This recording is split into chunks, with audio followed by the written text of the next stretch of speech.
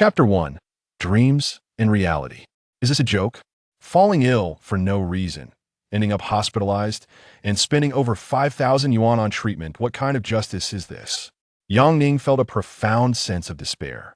Just a couple of days prior, after being caught in a torrential downpour, he fainted on the bus to work, and upon regaining consciousness, he found himself bereft of 5,000 yuan in medical expenses. Anyone in his predicament would feel the urge to weep. Yang Ning was a recent university graduate who had just begun his career at a reputable advertising firm. After receiving only 2 months' salary, he found it all consumed by hospitalization costs, a calamity that struck him like lightning. Damn it, financial losses avert disasters, ill endure this. Yang Ning spat, dismissing the vexing thoughts. Falling ill was not his choice. Who could have anticipated a fever of 43.6 degrees? Ridiculous, surely. The doctors were exaggerating. Hey, Yang Ning suddenly halted while walking. For reasons unknown, the scenes around him felt eerily familiar, as if something significant had transpired here before. He instinctively glanced around and spotted a dark object lying in an inconspicuous corner. A wallet? No way. Stealthily surveying his surroundings and finding no one in sight, he rushed over to retrieve the wallet. Upon opening it, he discovered 876 yuan inside. No way, this can't be real. Yang Ning stood there, momentarily dazed. It dawned on him that this was no coincidence. During his illness, he had dreamt of finding a wallet containing precisely 876 yuan down to the last cent. If the name on the ID is Yang Ziyuan, I swear, initially skeptical, he pulled out the ID to find that it indeed bore the name Yang Ziyuan, identical to that in his dream. Scratching his head in disbelief, he exclaimed, "This is just like in my dream." Indeed, anyone in his shoes would share Yang Ning's astonishment. The events of the previous night's dream had materialized in reality. How utterly surreal. Pushing aside his thoughts, he quickly tucked the wallet into his pocket. What else did I dream about? As he pondered while walking, he abruptly stopped, a cold sweat breaking out as he recalled a particularly chilling scene from his dream. He vividly remembered that after finding the wallet, he would encounter a woman attempting to leap from a building site so harrowing that it had jolted him awake. Could someone really be about to jump? Yang Ning murmured, "May the bad omens be dispelled, and the good prevail." Muttering prayers, he quickened his pace, though his mind was consumed by the gruesome imagery of shattered brains and blood splattered everywhere, with a corpse lying at his feet. Just thinking about it made his legs tremble. That moment, a voice from afar pierced the tension, one he dreaded most to hear. "Look, someone is about to jump." Instinctively, he turned toward the sound, only to see a crowd of onlookers gathering. Before him, atop a nearby skyscraper, stood a woman at the edge. Her long hair billowed in the wind, concealing her features, yet Yang Ning's pupils dilated in shock. "It's the woman from my dream." Yang Ning was nearly paralyzed with fear. The horrific scene from his dream replaying in his mind, igniting an impulse to flee. Not my problem. Yet, just as he was about to depart, a loathsome voice broke through the crowd. "Are you going to jump or not?" Frozen, Yang Ning faced away from the onlookers, reflecting on the apathy prevalent in today's society. Was he not just as indifferent in his dream? Witnessing someone on the brink of despair, he had neither intervened nor attempted to dissuade them, instead joining in with the jeers of the crowd. Did this mean he was as contemptible as they? Gazing at the spectators, he observed clusters of them, some indifferent, others mocking from the rooftop, while whispers circulated among them. In essence, none of these individuals were virtuous. The haunting images of his dream flooded his mind. Brain matter splattering on pant legs, blood cascading, screams erupting from the crowd, all juxtaposed with his own inner turmoil. Turning a blind eye to suffering is monstrous. I am not like them. Yang Ning urged himself, pivoting towards the building with a resolve to save the woman. He repeatedly assured himself, "Hurry. Even faster, saving a life is worth more than a grand edifice." Like many in modern society, he was initially reluctant to intervene, as it offered no personal gain. Yet, if he failed to save this woman, he would be haunted by guilt eternally. Though the building was only 14 stories tall, Yang Ning eschewed the elevator, sprinting to the rooftop, panting heavily as he reached the door. "Wait, beautiful!" A gentle breeze tousled her hair as she stood perilously close to the edge. Fortunately, Yang Ning arrived just in time. Had he been a moment later, she might have leaped. Gasping for breath, he managed to stammer, "Miss, what troubles you? Please don't act rashly." She turned her head slightly, revealing swollen eyes and tear-streaked cheeks. In his dream, Yang Ning had only witnessed her most tragic moment, never having seen her true visage. Now, all he could discern was her profile and silhouette.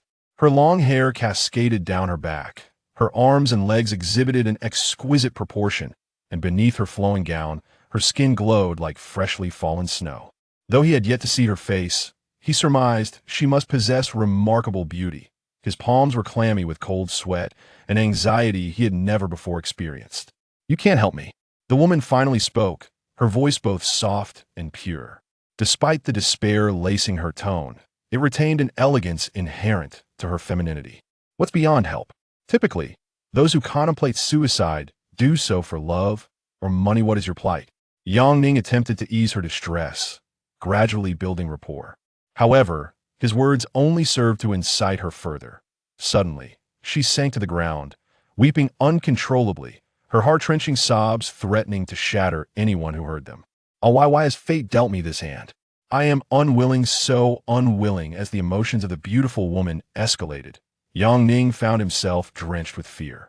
At this moment, he was merely 10 meters away from her. He yearned to rush forward, to leap over the railing and rescue her, but he hesitated. A sudden move might lead to unforeseen consequences, potentially endangering both their lives. "That I refuse to accept this. Yes, I too am reluctant. I lost 5,000 yuan today for nothing, didn't I? Yet, in times of crisis, one must think positively. Seeking death is not a solution, right? If you have troubles, share them, we can help you." The woman feigned an intent to jump. Yang Ning, alarmed, shouted, "Wait, I can assist you." Caught off guard, Yang Ning struggled to articulate his identity, unsure why the woman on the brink of despair would inquire if he were a police officer. In such a tense moment, he opted for honesty. "I am not a policeman, but I can help you." Upon hearing his words, the woman's expression flickered, revealing a glimmer of hopelessness as she murmured, "You cannot save me." Deciding to take a desperate gamble, Yang Ning pressed on, aware that her emotional state was deteriorating. It was a last-ditch effort, a chance he had to take. "Please consider this. Do you understand the outcome of jumping? It would result in your head shattering, blood and brains splattered everywhere, akin to a watermelon crashing to the ground. Is this truly the fate you desire?" His words seemed to resonate. The woman trembled, clutching the railing behind her, as if terrified of falling. Yet her tears continued to flow, as if reproaching herself for lacking the courage to end her suffering. Seeing that his words had some effect, Yang Ning took a cautious step closer, now within an arm's reach. "Please, let's talk. There must be a way to resolve this. Do not lose hope. Do not approach." The woman, now acutely aware of his proximity, tightened her grip on the railing, as if fearing his touch might drag her away from a precipice. Her sobs, though soft, pierced the heart. "Let me die. I have no attachments left in this world. Living only brings me more pain." Yang Ning attempted to inch closer, speaking softly. "Is it for a man? Or is it for money? If it's a man, tell me, and I will confront him for you." "No, no." The woman's cries grew louder, shaking her head violently, her body teetering dangerously at the rooftop's edge, causing Yang Ning's legs to weaken with dread. "All right, if it's not for him, then what is the reason? Please, share it, and we will find a way to help you." Her sobbing diminished, as if she were contemplating whether to reveal her reasons. Observing the slight shift in her demeanor, Yang Ning cautiously advanced once more, now capable of reaching her, yet he knew this was the pivotal moment. His mind raced with possibilities. That instant, he realized the situation was not as manageable as he had hoped. Every movement posed a risk, and he felt utterly powerless unless he could convince her to abandon her suicidal intent. What on earth could he do to change this outcome? As Yang Ning pondered, the wail of sirens pierced the air, and he inwardly cursed, wondering why the police had taken so long to arrive. Yet he still hoped for assistance. It was far preferable to risking his own life to save another. Chapter 2. A Traffic Accident. The beautiful woman sobbed, hesitating in silence for a long while before suddenly speaking. "Why do you want to save me?" Yang Ning was momentarily taken aback by her unexpected question. Without much thought, he blurted out, "Why? Two cannot bear to watch a stunning beauty perish just like that." "Yes, that is the reason. Also, you bear a striking resemblance to my ex-girlfriend." Even as he uttered these words, he felt a pang of insincerity. He had yet to see the woman's face clearly. How could he possibly judge her likeness to anyone? But given the circumstances, he realized that delaying was preferable to acting rashly. The woman continued to weep.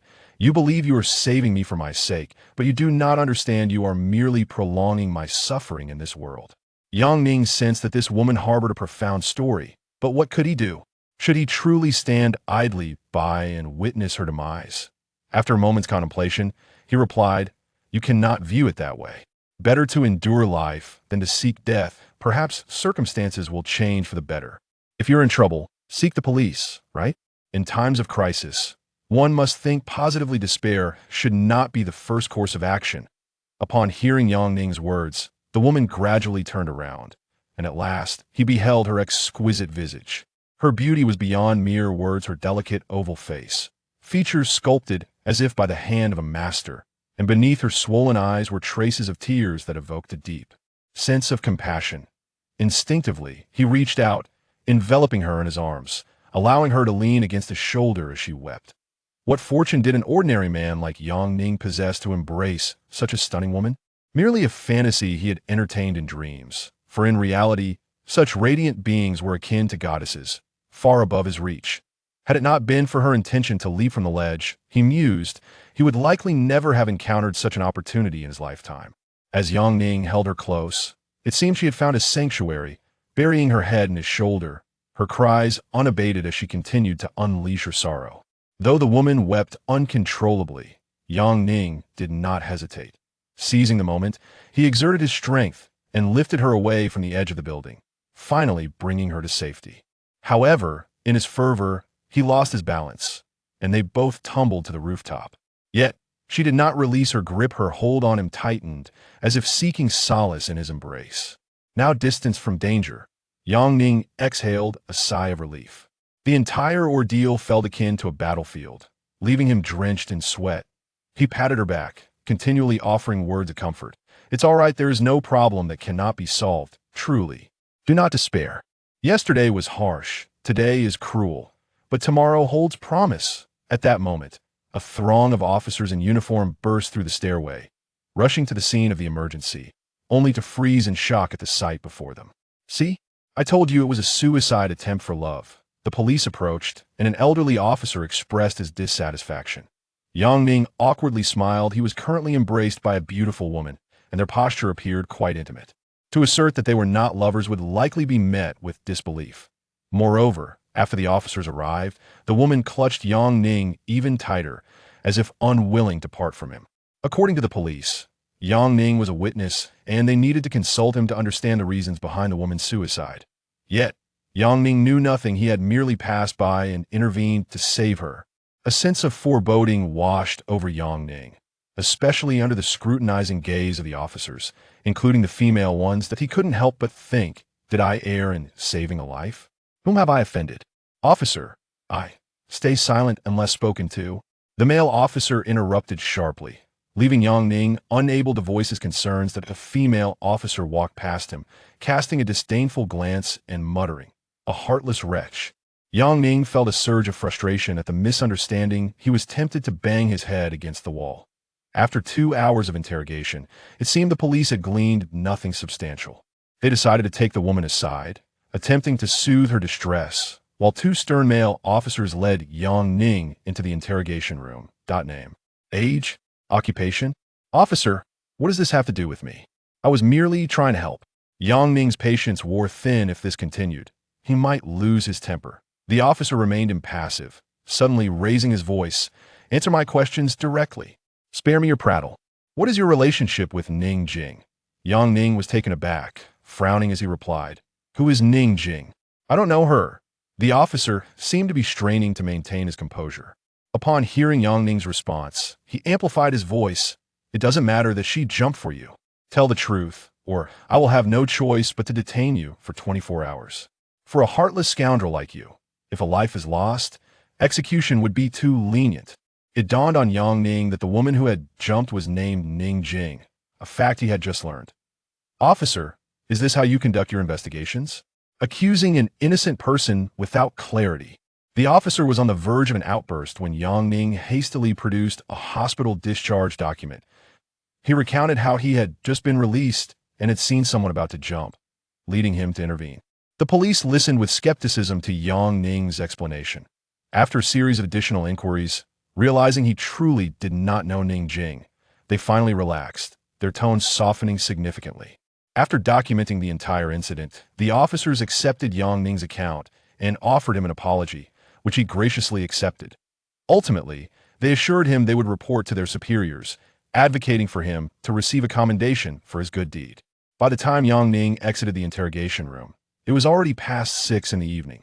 The female officers, having grasped the situation, lauded him, making Yang Ning feel for the first time that doing good could yield positive outcomes. However, when inquiring about the reasons behind Ning Jing's suicide, the officers furrowed their brows, as she remained inconsolable and silent. But a dream come true, I wonder if tonight's dream will manifest into reality. Beep, beep, beep. As the morning alarm blared, Yang Ning lazily stretched out his hand to grasp the device and glanced at it, then like a startled rabbit, hurriedly leaped out of bed. Oh no, I'm going to be late again.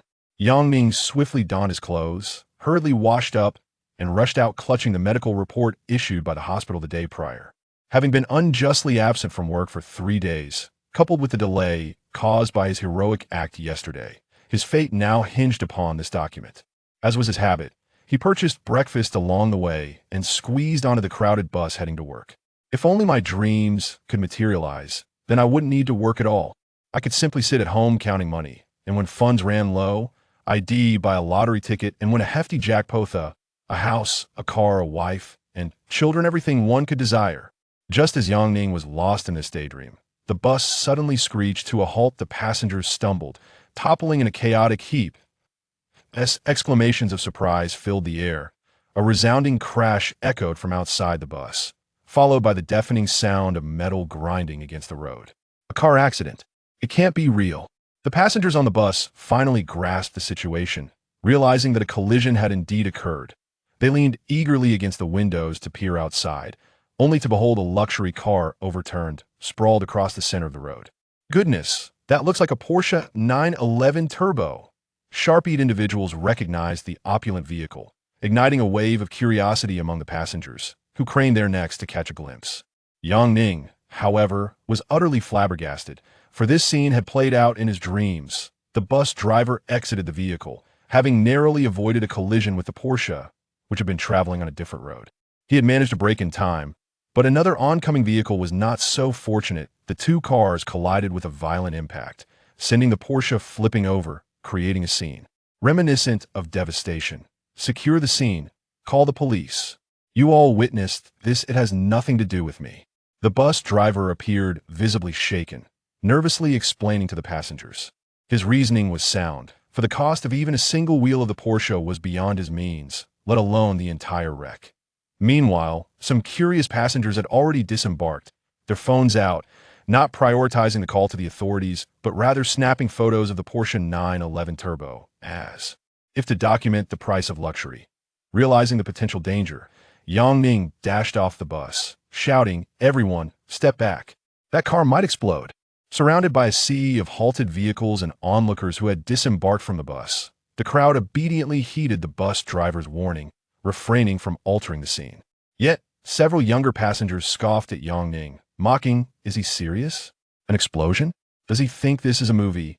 Ignoring their jeers, Yang Ning pressed forward towards the crash site, but just as he was about to open the car door, the bus driver intervened, speaking with a heavy accent from S-City. "I'm telling you, young man, what you're doing is tampering with the scene, you know? When the police arrive, I won't be able to explain this." Yang Ning disregarded the commotion, shaking off the bus driver's grasp, and exclaimed in anger, "Saving a life is of utmost importance. If he dies, even if you bear no responsibility, you will still be held accountable." Chapter 3. Dreams can come true. Perhaps intimidated by Yang Ning's determination, the driver did not intervene, but also refrained from offering assistance. Yang Ning forcefully yanked open the car door, which had become deformed, requiring immense effort to pry it open. Behold, the luxury vehicle indeed boasted an abundance of airbags. It was quite astonishing. To his surprise, the driver turned out to be a woman. He muttered under his breath, lamenting the wastefulness of resources. The onlookers, however, were indifferent to such matters, engrossed in recording videos, occasionally commenting on how reckless the female driver was. Upon opening the door, Yang Ning caught sight of the beautiful woman in the driver's seat. He paused momentarily, pondering the strange turn of events, having rescued a damsel yesterday and now another. Both strikingly lovely. Though unconscious, this woman's beauty rivaled that of the serene Ning Jing, her features exuding a sense of valor that rendered her almost goddess-like. After merely a glance, he quickly initiated a rescue operation, aware that according to his dream, an explosion was imminent in about a minute. Delaying further would not only doom the woman, but also jeopardize his own life. He unfastened the seatbelt and tugged at her body, which remained immobile due to the airbags. Cold sweat trickled down Yang Ning's brow as he surveyed the crowd, only to find no one willing to assist. Frustrated, he shouted at those recording the scene. "Are you all fools? Is there not a single person willing to help?" Yet, no one stepped forward. Their smirk suggested they relished the opportunity to witness his so-called heroism.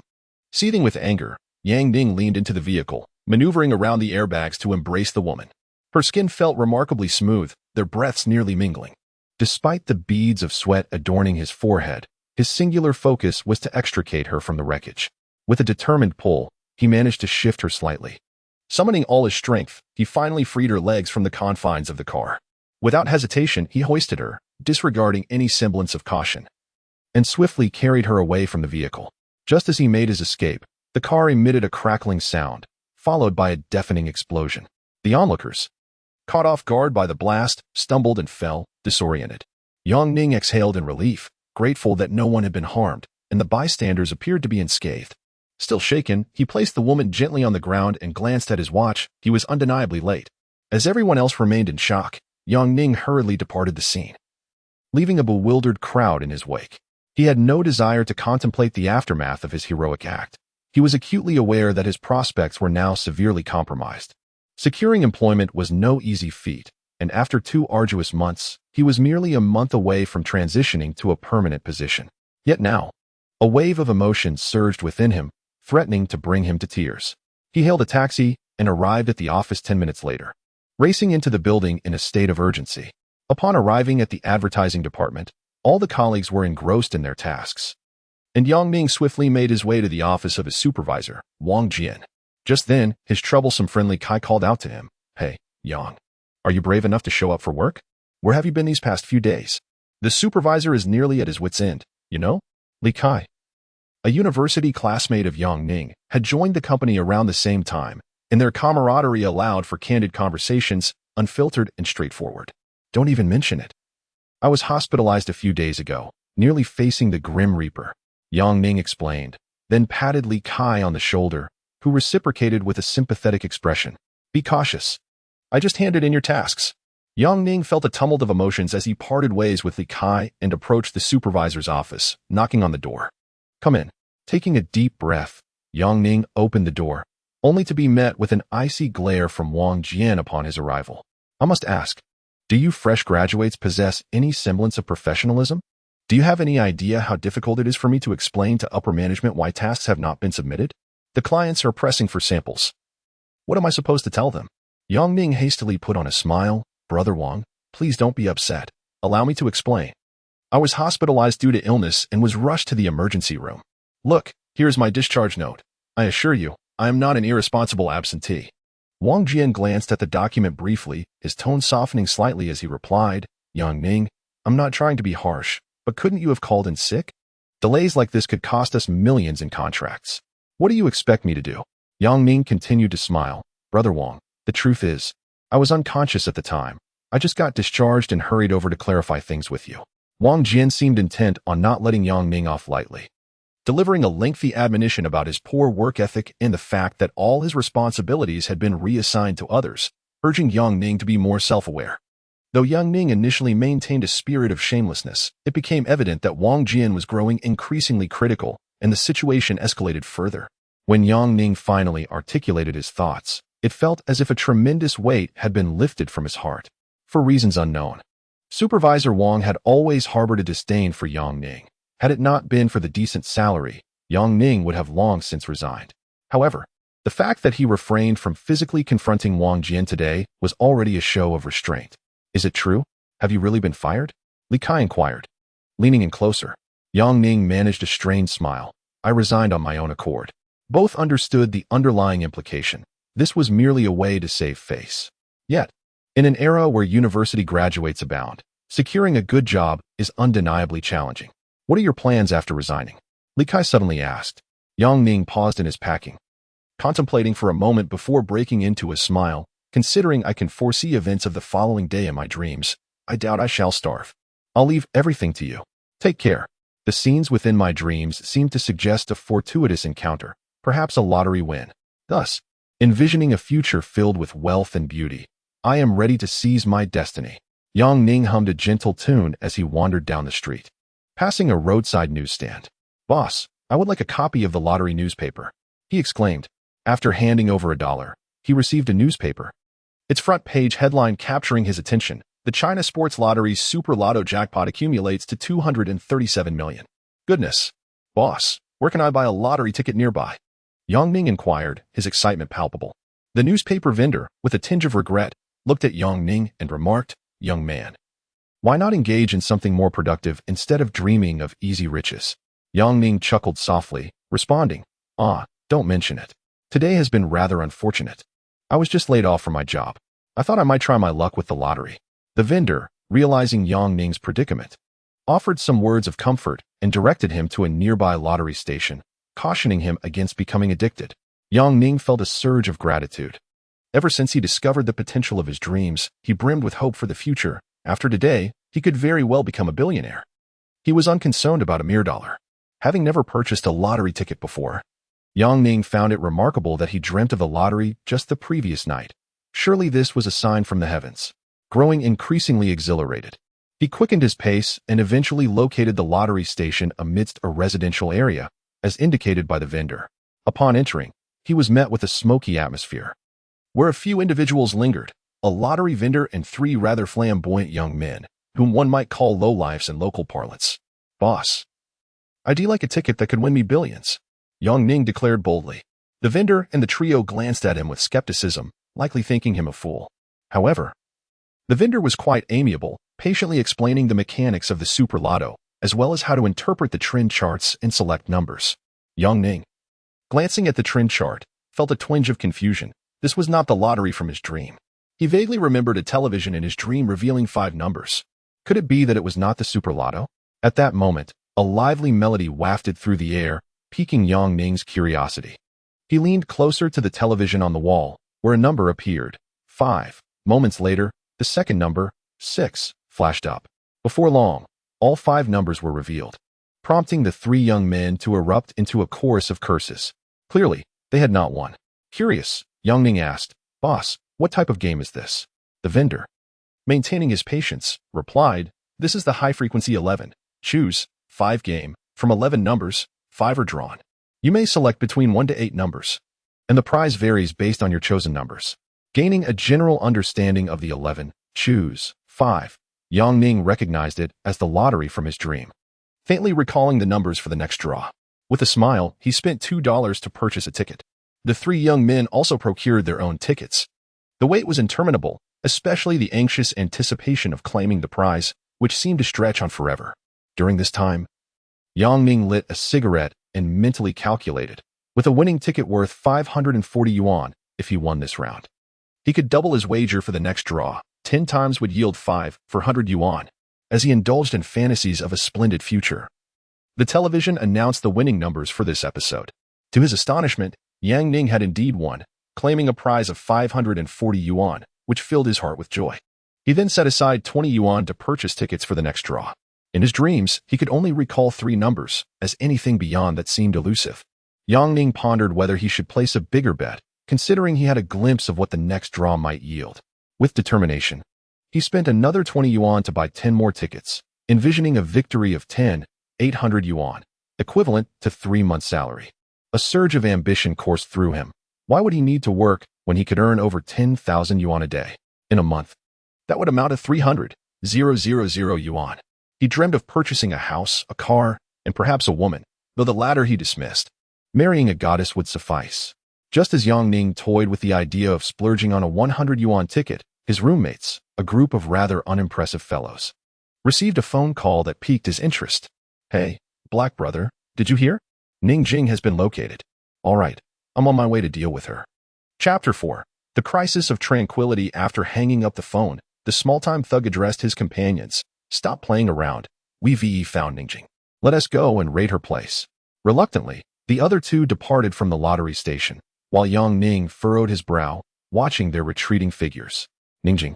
Is she the beautiful girl who jumped off yesterday?" At that moment, the television had begun the lottery draw, yet Yang Ning had lost all interest. He fixated on the direction in which the thugs had vanished, internally grappling with the dilemma of whether to follow them. These ruffians hardly appeared benevolent. Their hair a riot of colors, and their earlobes marred by large piercings that seemed painful to behold. It was evident that their intentions towards Ning Jing were far from noble. Perhaps it was not the same Ning Jing, but then again, how many individuals could bear such a name? I must investigate. Suddenly, the shopkeeper exclaimed in surprise, "Young man, you've won 20 tickets worth over 10,000.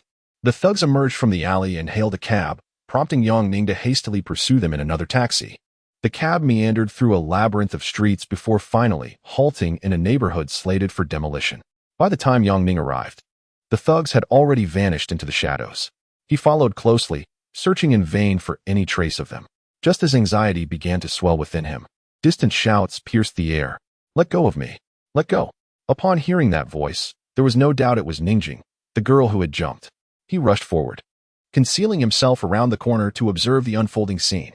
At that moment, Yang Ning felt akin to a covert operative, his heartbeat racing, threatening to leap from his throat. "You filthy wench, dare you try to run? I won't let you escape." One of the thugs struck Ning Jing violently across the face. "Listen here. Your gambling father owes our boss 5 million. Now that he is dead, it's your turn to repay the debt." Another thug chimed in. "Heike said if you don't have the money, we'll take you away and sell you. 50 years of servitude should suffice to clear the debt." "Brothers, this girl is quite attractive. Why don't we have some fun first? After all, she'll end up being used by countless men anyway." As they spoke, their expressions grew lewd, and when Ning Jing dared to resist, one thug struck her down again, sending her sprawling to the ground. "Damn it. You don't know when to quit. Let us find a secluded spot and enjoy ourselves." Ning Jing's eyes turned hollow, filled with despair and resentment. Witnessing this horrific scene, Yang Ning's hands trembled with fury. He finally comprehended why Ning Jing had contemplated suicide. If it were him in her position, he would certainly wish for death. "No. I cannot stand idly by. I am a man." Yang Ning, who had not dreamed of this dire scenario, found himself at a loss for how to intervene. Though he had engaged in fights during his youth, he harbored no fear of confrontation. As a man from the Northeast, he was hardly intimidated by a few petty thugs from the South. As I glanced around, I noticed discarded bricks from the demolition scattered on the ground. I picked one up in each hand and mused that no matter how skilled one might be, a kitchen knife could still pose a threat. Even the most adept fighter could be felled by a brick. Confucius once said that in a fight, one should wield a brick. Yet the breath of the unprepared may falter. Yang Ning continually bolstered his own resolve as the local ruffian hoisted Ning Jing into the abandoned corridor ahead. Following closely behind, Yang Ning observed that the two petty thugs trailing them remained oblivious to their surroundings. Seizing the moment, he swiftly turned and struck one of them. Perhaps the force was too great, for the unfortunate lad did not utter a sound before he crashed against the wall and lost consciousness. Without wasting a moment, Yang Ning hurled a brick at the nearest person. The impact was tremendous, splintering the brick into pieces, nearly causing a grievous injury. However, Yang Ning knew he could not afford to linger, for the thug carrying Ning Jing had regained his wits, dropped her, and began to shout threats at Yang Ning. Preparing to charge, Yang Ning, unyielding, threw a fragment of brick at the ruffian and, seizing the opportunity, advanced with his own brick, striking him again on the head. The force shattered the brick. Yang Ning swiftly kicked the man down, hurriedly lifting Ning Jing from the floor of the corridor. "Let us go. What are you staring at?" After a brief pause, the two fled once more, eventually escaping the demolition zone and hailing a taxi, where they finally felt a sense of safety. Inside the vehicle, Yang Ning's heart raced. He was uncertain why, but every time he found himself in a brawl, his hands would tremble, not from fear, but from exhilaration. Ning Jing, on the other hand, gazed at him in a daze, speechless. This man had saved her yesterday and had miraculously reappeared today. Could he be the one sent by divine providence to rescue her? Yang Ning noticed the peculiar look in her eyes and, fearing she had misunderstood, quickly clarified. I merely happened to pass by and overheard them mentioning your name, threatening to deal with you. I followed to see if it truly was you. Ning Jing lowered her head quietly and murmured, "This could bring you trouble." The more Yang Ning looked at her, the more beautiful she appeared, especially when she exhibited shyness or melancholy, which only enhanced her allure. Trouble? Do you think I fear it? Let any trouble come my way. Since childhood, I have understood that a man must not shy away from difficulties. When trouble arises, one cannot evade it. The more one hides, the more daunting the trouble becomes. His words resonated with the taxi driver, who chimed in, "Indeed, some matters cannot instill fear. The more you fear, the more they pursue you." During my time in the army, the captain once said that soldiers must not be afraid on the battlefield. Those who are fearful perish. While the fearless find that the bullets seem to avoid them, Ning Jing still had her head bowed and asked, "Would you like to hear about my experiences?" Yang Ning wiped his hands with a towel, gesturing for her to take a seat on the sofa. Lighting a cigarette, he said, "As I mentioned yesterday, sometimes it helps to speak about your troubles, for then others can assist you." Ningjing sat quietly on the sofa, her head bowed as she gazed at her toes, and softly spoke. "I was born into a single-parent household, having lost my mother at a young age. It was my father who raised me, and fortunately, he owned a company in S City, providing me with a life free from financial worries. My passion for dance led me to pursue a degree in this art form. Life was tranquil, without turbulence, until 3 years ago when my father succumbed to gambling. It seemed to have begun through a friend who introduced him to an underground casino. Initially, he claimed to have won some money, but soon he found himself losing more and more." Ningjing hesitated, as if recalling painful memories that tormented her. "It was not long before the collapse of my father's company. I felt as if everything had been lost. I had urged him to stop, but he would not listen. Friends and relatives, anyone connected to him, began to borrow money, and gradually, our family's fortune diminished." Ningjing wiped away the tears at the corners of her eyes as Yang Ning offered her a tissue. She accepted it, but did not use it, allowing the tears to flow down her cheeks and onto her clothing. "After the funeral, those individuals approached me, presenting my father's IOUs, demanding repayment."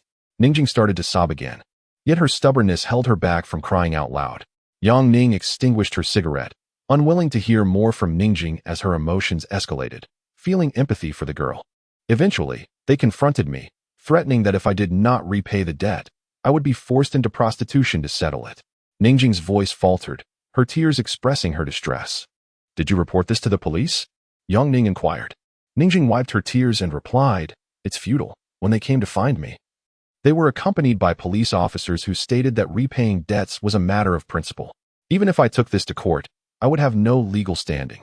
Yang Ning took a deep breath, the situation becoming increasingly troubling. It felt as if Ningjing's father had been ensnared in a trap, and the police she mentioned might very well be imposters.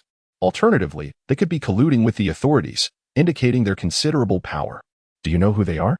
Yang Ning asked cautiously. Ningjing stifled her sobs and looked at Yang Ning, saying, "This is what I wanted to tell you.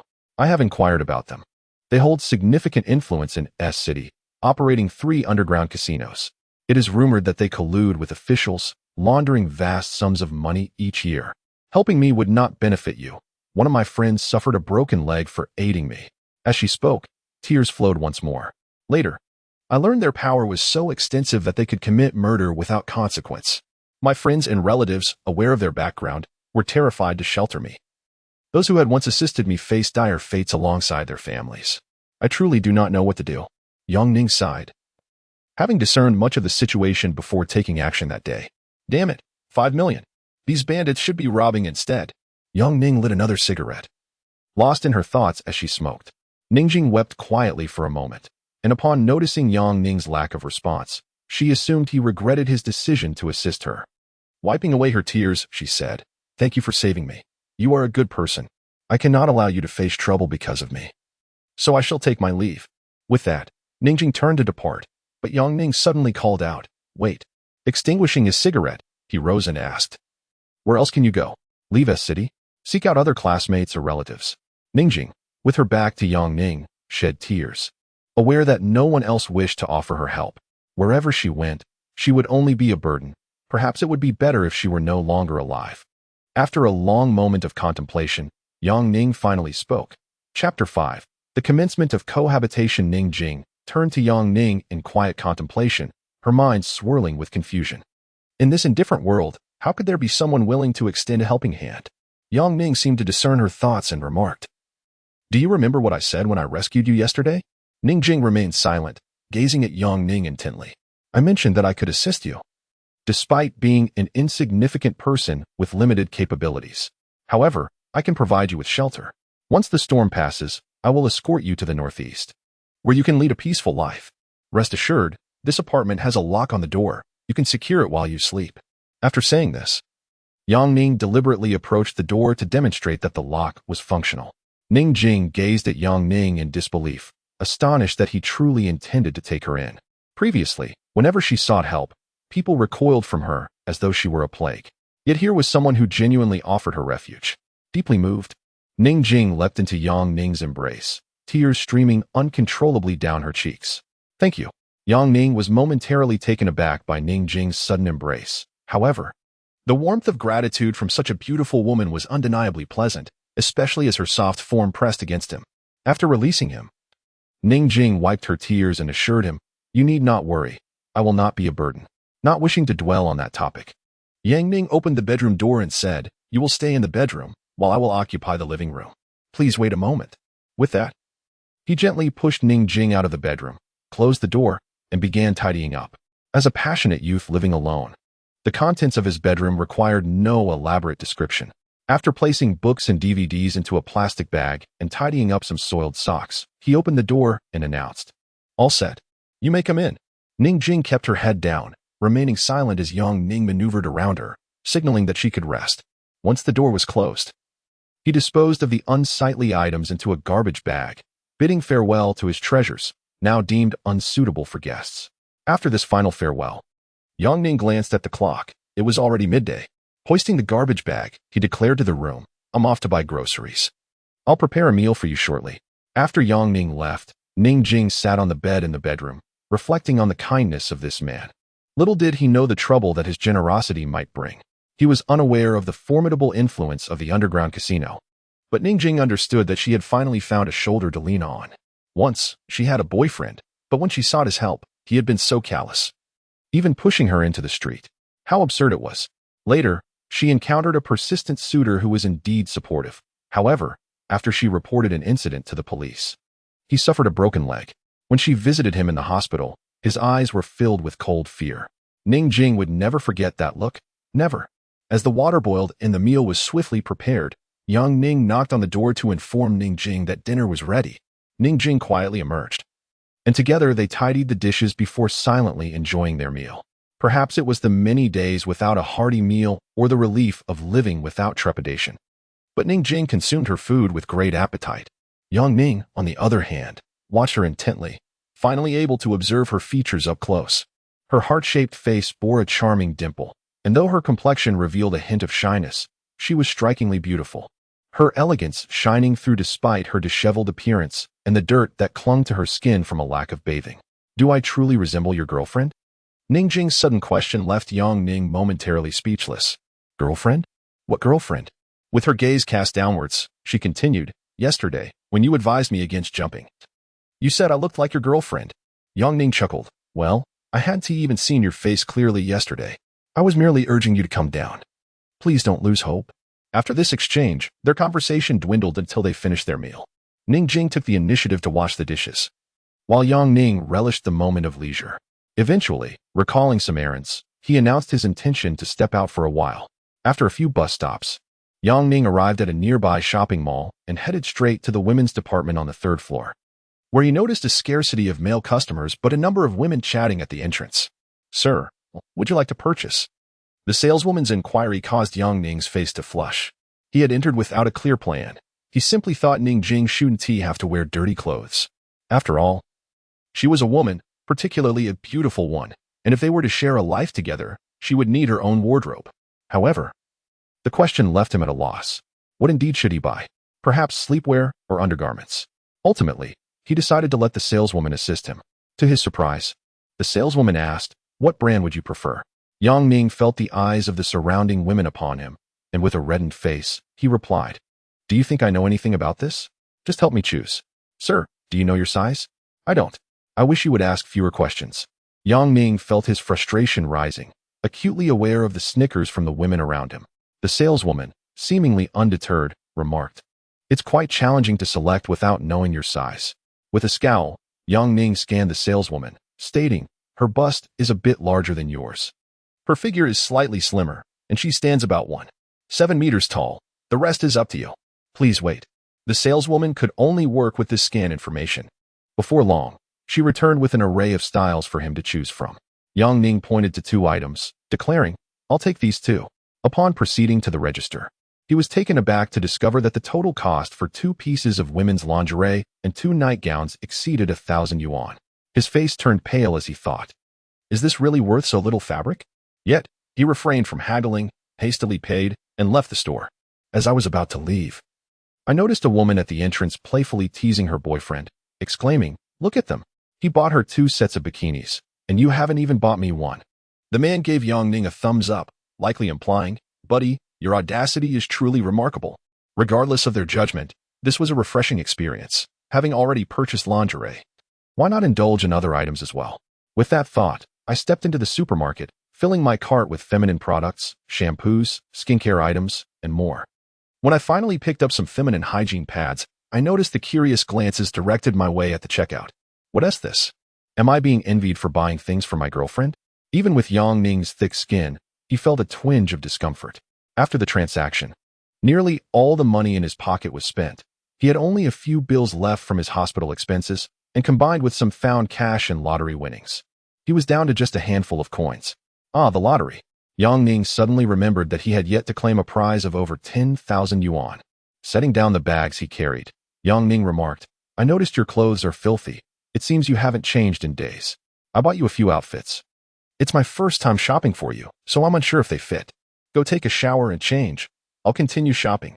After dropping off the bags, Yang Ning stepped out again, leaving Ning Jing somewhat bewildered. He actually bought clothes for himself? Upon inspecting the shopping bag, she discovered a women's robe and, surprisingly, a bikini, albeit a rather provocative one. Blushing at the scanty fabric of the bikini, Ning Jing hesitated before finally deciding to try it on. Fortunately, the robe was loose-fitting, providing some modesty. Once she had changed, she opened the shopping bag again and found it filled entirely with women's products, including a small nurse outfit, which caused a wave of melancholy to wash over her.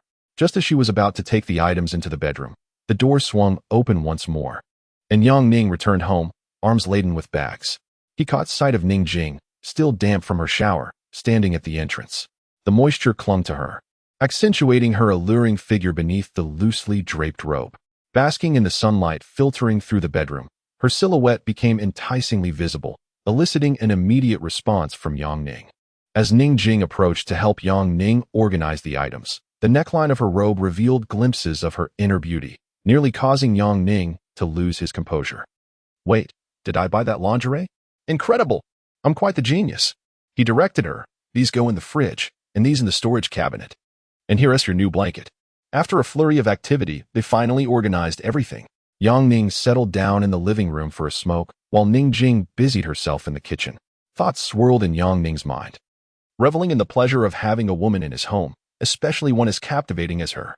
If this flawless beauty were his wife, he would have no regrets, even in death.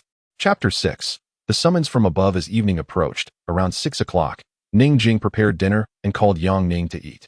At that moment, she was clad in Yang Ning's shirt and sporting his sweatpants, embodying the essence of a domestic woman, which accentuated her innocent charm akin to that of a neighborly girl. The two enjoyed a quiet meal together, after which Ning Jing cleared the dishes while Yang Ning, relishing his leisure, continued to browse the internet. As the night deepened, Yang Ning lost track of time and eventually succumbed to a deep slumber on the sofa. "Master, that fellow is calling again." Yang Ning, bleary-eyed, picked up his phone from the table. "Hello, who is this? I thought I had resigned." "I'm not sure about that," came the reply. "The executive secretary sent me a direct message, insisting you must come to the office today." After hanging up, Yang Ning felt all traces of sleep vanish. He stretched lazily and hurried to the bathroom, only to find Ning Jing brushing her teeth inside, her figure subtly outlined in her bathrobe. Swallowing hard, he uttered a quick apology and promptly closed the bathroom door. It dawned on him that having an unexpected woman in his home was quite an adjustment. Nevertheless, the fleeting glimpse he had just caught was enough to entice his imagination, even if he could not see much. Ning Jing emerged from the bathroom and stood to the side, indicating that Yang Ning could proceed. Without giving it much thought, he stepped into the bathroom, stating, "The company needs me for something. I have to leave. You should prepare something to eat for yourself."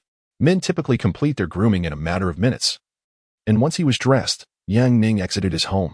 In his haste, he opted for a taxi instead of public transport, directing the driver straight to the company.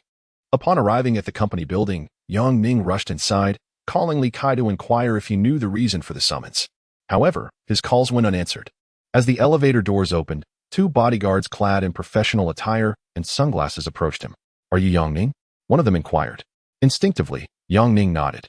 The bodyguards gestured for him to follow, and anxiety crept into his heart. He had no connections with the executives. Why were they seeking him? Could it be something related to Ning Jing? Surely, the gambling den's influence could not extend to the corporate upper echelons. Guided by the two imposing bodyguards, Yang Ning ascended to the executive floor, regretting that he had not dreamt of this encounter, which would have preemptively prepared him for what lay ahead. The bodyguards halted at a door, and a striking female secretary ushered Yang Ning further inside. After traversing several doors, she signaled him to relax. Taking a deep breath, Yang Ning braced himself as the secretary opened the door. Inside was Tang Guorong, the president of Shinrong Group, an executive at numerous top enterprises in China. In the business world, he was known as the head of the Tang Consortium. Yang Ning was taken aback to discover that the advertising company he worked for was, in fact, a part of his vast empire. Noticing Yang Ning lingering at the threshold, Tang Guorong smiled and beckoned him to enter. Flustered yet honored, Yang Ning hurried into the office. "Young man, you are quite impressive." Tang Guorong's words left Yang Ning somewhat bewildered. He found himself at a loss, unable to discern whether the remark was a compliment or a criticism. "Mr. Tang has praised me, but may I inquire about the purpose of your summons?" Tang Guorong smiled as he picked up the remote control and pressed it, causing the image on the 100-inch television to flicker to life. "Are they all fools? Can't anyone come over to lend a hand?" Indeed, the footage displayed on the screen was that of the day he had rescued someone. However, the individual recording appeared slightly shaky, preventing Yang Ning's heroic demeanor from being fully captured, though his features remained somewhat recognizable. The image froze post-explosion. Tang Guorong inquired with a smile, "Do you understand why I've called you here?" Yang Ning shook his head, still puzzled as to what his act of bravery had to do with the esteemed gentleman. Just then, the door swung open, and a stunning woman stood at the threshold. Upon her arrival, Yang Ning felt a surge of delight. This was the very woman involved in the car accident. Today, however, she radiated beauty akin to cherry blossoms in spring, her elegance reminiscent of autumn orchids kissed by frost. Her cheeks glowed with warmth, her eyes sparkled like the icy river. And with a devilish figure and an angelic visage, she was the goddess men spoke of, and the envy of women. Moreover, she emanated an air of affluence, akin to a queen whose mere presence commanded reverence. "Daddy," the beauty exclaimed as she stepped into the office. Now Yang Ning understood. No wonder Tang Guorong wished to meet him. He had inadvertently saved his daughter. While Yang Ning's demeanor could not be compared to the woman's, he still extended his hand with utmost seriousness, making a symbolic gesture of greeting at the tips of Tang Yinru's fingers. "Hello, my name is Yang Ning. It was merely a small act on my part." Tang Yinru, far from being naive, cut to the chase. "That may be so, but I do not wish to owe you a favor. Speak plainly, what do you desire?" "I apologize, Miss Tang, but I had no ulterior motive in saving you. Nor do I wish for anything in return. If you have summoned me merely to express your gratitude, I graciously accept. However, if you intend to belittle my character with material offerings, I must decline. I lack for nothing." To Yang Ning's surprise, Tang Yinru burst into laughter, saying, "Is that so? You've just graduated this year. Although you are a distinguished alumnus of the renowned Tsinghua University, your lack of work experience makes it quite challenging to secure stable employment. Am I not correct?" Yang Ning nodded, acknowledging the truth of her statement without reservation. Tang Yinru continued, "You hail from northeast China, with parents who are farmers. It is safe to say you come from humble beginnings, is it not?" Yang Ning's expression darkened slightly. This was private information. And while he recognized that they meant no harm, he felt a twinge of discomfort at having his background so thoroughly unveiled. Yet, Tang Yinru pressed on. "During your university years, you had two girlfriends. The first left you for a handsome man, and the second for a wealthy one. I speak the truth, do I not?" Seeing a hint of anger in Yang Ning's demeanor, Tang Yinru smiled and said, "Please do not misunderstand. Coming from a wealthy family, I must consider matters meticulously. Although you saved me, I still need to investigate whether you were already aware of my identity or if that car accident was orchestrated by you. Yang Ning felt somewhat speechless. Indeed, living in a prominent family was exhausting. Tang Yinru continued, of course, after my investigation. It appears you are not the type capable of devising such a scheme. Hence, I asked my father to invite you. The investigation revealed that you lack nothing. Yet how can you claim to be devoid of all needs? Money, status, even women. Choose anyone. It was absurd, now that Yang Ning possessed extraordinary abilities. He could earn money on his own. With wealth, what status could not be purchased? As for women, it seemed he already had one at home. Although she was not yet his, he could cultivate that relationship over time. Perhaps in the future, it might become something more. Upon hearing Yang Ning's words, Tang Yinru was taken aback and glanced at her father, while Tang Guorong clapped his hands in amusement, saying, "Excellent. In this day and age, individuals like you, who are both talented and virtuous, are exceedingly rare. By the way, I heard you resigned yesterday. Was it because you were late to work after saving my daughter?" "No worries. I'll take care of it, and it will be forgotten." Throughout this exchange, Yang Ning remained silent, only able to interject once Tang Guorong finished speaking. "Mr. Tang, that may not be appropriate. I have a minor disagreement with my department head, Wang Jian.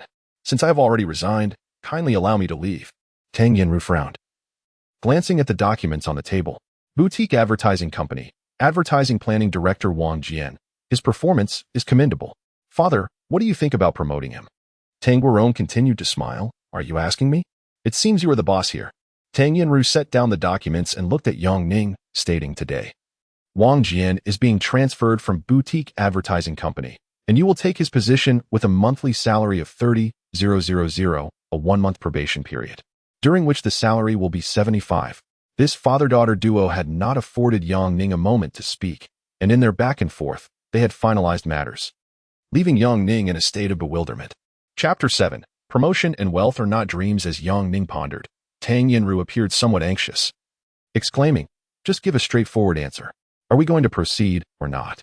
Reluctantly, Yang Ning acquiesced, reasoning that should he choose not to continue in the future, he could always resign. After all, there was little on his agenda, and he couldn't rely solely on dreams of wealth. Yesterday's dream had yielded no lottery numbers, leaving Yang Ning uncertain of what to play. Tang Guorong pressed the intercom on his desk, summoning his secretary. Tang Yinru announced the new appointment and instructed the secretary to escort Yang Ning downstairs. Within the confines of the president's office, Tang Yinru and Tang Guorong exchanged glances. A man of cunning and experience, Tang Guorong had encountered countless individuals throughout his life. Yet, he felt he had not fully understood Yang Ning. Meanwhile, Tang Yinru was evidently displeased, leaning against the corner of the desk with a pout, muttering, "This brat truly has no sense of gratitude. I intended to assign him a more prestigious position, but in a fit of anger, I relegated him to a mere department head." Hearing his daughter's complaints, Tang Guorong chuckled. "Patience is a virtue. True character is revealed over time.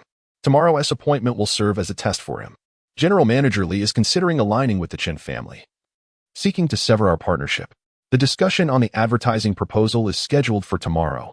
Let us observe how this young man handles it. I heard that a new appointment has been issued from above. Manager Wang Jian has been reassigned. Excellent. No more scoldings for me. But who knows what the temperament of the new manager will be? What if they are even more difficult?" Colleagues gathered in small clusters, chatting away, oblivious to Yang Ning's presence behind them. "Everyone, what are we discussing?" Yang Ning interjected. The colleagues finally noticed him, particularly Lin Kai, who dramatically rushed over to embrace Yang Ning. "All right, enough of the antics. What are you all talking about?" Yang Ning pushed Lin Kai away, inquiring. The sole beauty of the advertising department, Han Fei, pouted, "Oh, it's just the new upper management appointment.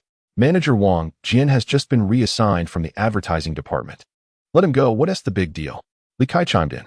Yet Han Fei frowned. "We had just established a good rapport. Now it's all gone. Who knows what kind of person the new manager will be, or if they'll be easy to work with." Seeing his colleagues engrossed in discussion, Yang Ning cleared his throat with theatrical flair, producing the appointment letter and declaring, "Ahem, everyone, please listen. The appointment letter from the Boutique Advertising Company states that Yang Ning is promoted to the position of supervisor in the Boutique Advertising Planning Department, effective immediately."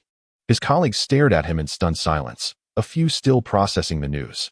Li Kai instinctively took the letter, glancing at it. Wow, it's real. Finally, the reality dawned on everyone. The chatter ceased as they stood respectfully, gazing at Yang Ning with a mixture of embarrassment and admiration. Only Li Kai, in his typical boisterous manner, clapped Yang Ning on the shoulder, exclaiming, "Bravo, Yang Gu! You're my superior now. You must treat us." Yang Ning chuckled and said, "Of course.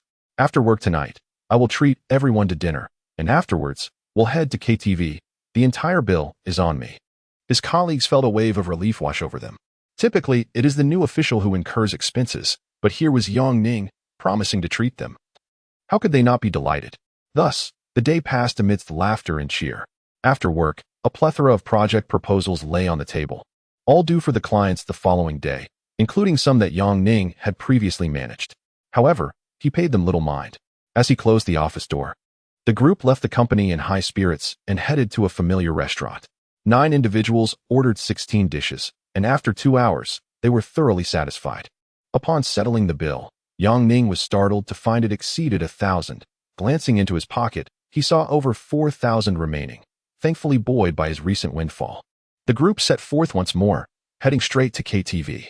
Li Kai, however, had no intention of letting Yang Ning save money, ordering an abundance of items. Filling the table to the brim, he demanded several boxes of beer, and had the lovely Han Fei not been present, he might have even ordered entertainment. Singing, drinking, and indulging in spirited conversation, curiosity arose among the group. "Brother Yang, how did you ascend to this position?" They pressed. "Come on, share with us." The room fell silent in anticipation, only Li Kai jesting. "What is there to be curious about? She must have charmed the president's daughter." "Shut up." Han Fei snapped at Li Kai, then tenderly leaned closer, brushing against Yang Ning. "Brother Yang, do tell. We're all eager to know." Yang Ning, laughing, downed a bottle of beer and, with a burp, replied, "What is to tell? Li Kai is right. I did charm the president's daughter." "Haha. Is that true?" The group, even Li Kai, exchanged bewildered glances, while a slightly inebriated Yang Ning chose a song to sing, belting out, "My future is not a dream." That night, Yang Ning drank heavily, unaware of who ultimately settled the bill. He vaguely recalled reaching for his wallet, but the events that followed became a blur. However, when he saw Ning Jing in her home attire, approaching him, they exchanged understanding glances. Li Kai, chuckling, explained, "Sister-in-law, I sincerely apologize. Today, Brother Yang was promoted, and we celebrated a bit too enthusiastically." Ning Jing's face turned crimson as she guided Yang Ning to a nearby room, not elaborating on their relationship. Observing a beautiful woman attending to Yang Ning, Han Fei pouted and took her leave, while Li Kai bid farewell and eagerly followed her out. Ning Jing gazed at the inebriated Yang Ning sprawled on the bed, feeling a surge of emotion. This man had a promising future. Would she inadvertently bring him harm? Lost in her thoughts, an odd notion struck her. How wonderful it would be if this man were her husband. At that moment, Yang Ning instinctively grasped her hand, pulling her closer into his embrace, murmuring, "Having a woman to hold while sleeping is truly delightful." Ning Jing found herself in Yang Ning's arms, torn between breaking free and remaining. Perhaps this is quite agreeable. Ning Jing gently embraced Yang Ning from behind, nestling against his side as they lay down together. The following day, Yang Ning was roused from slumber by the insistent beeping of his alarm clock. Instinctively, he reached for it, only to be jolted awake by the realization that he had an important client meeting scheduled for that day.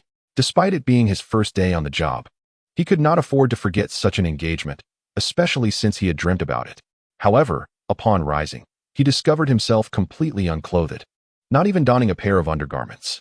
To his astonishment, he found himself in his own room, which should have belonged to Ning Jing.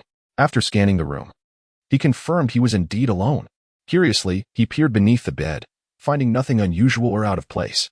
When he glanced down at his arousal, he struggled to recall whether he had engaged in any activities the previous night. Oh no, Yang Ning could not remember anything from last night.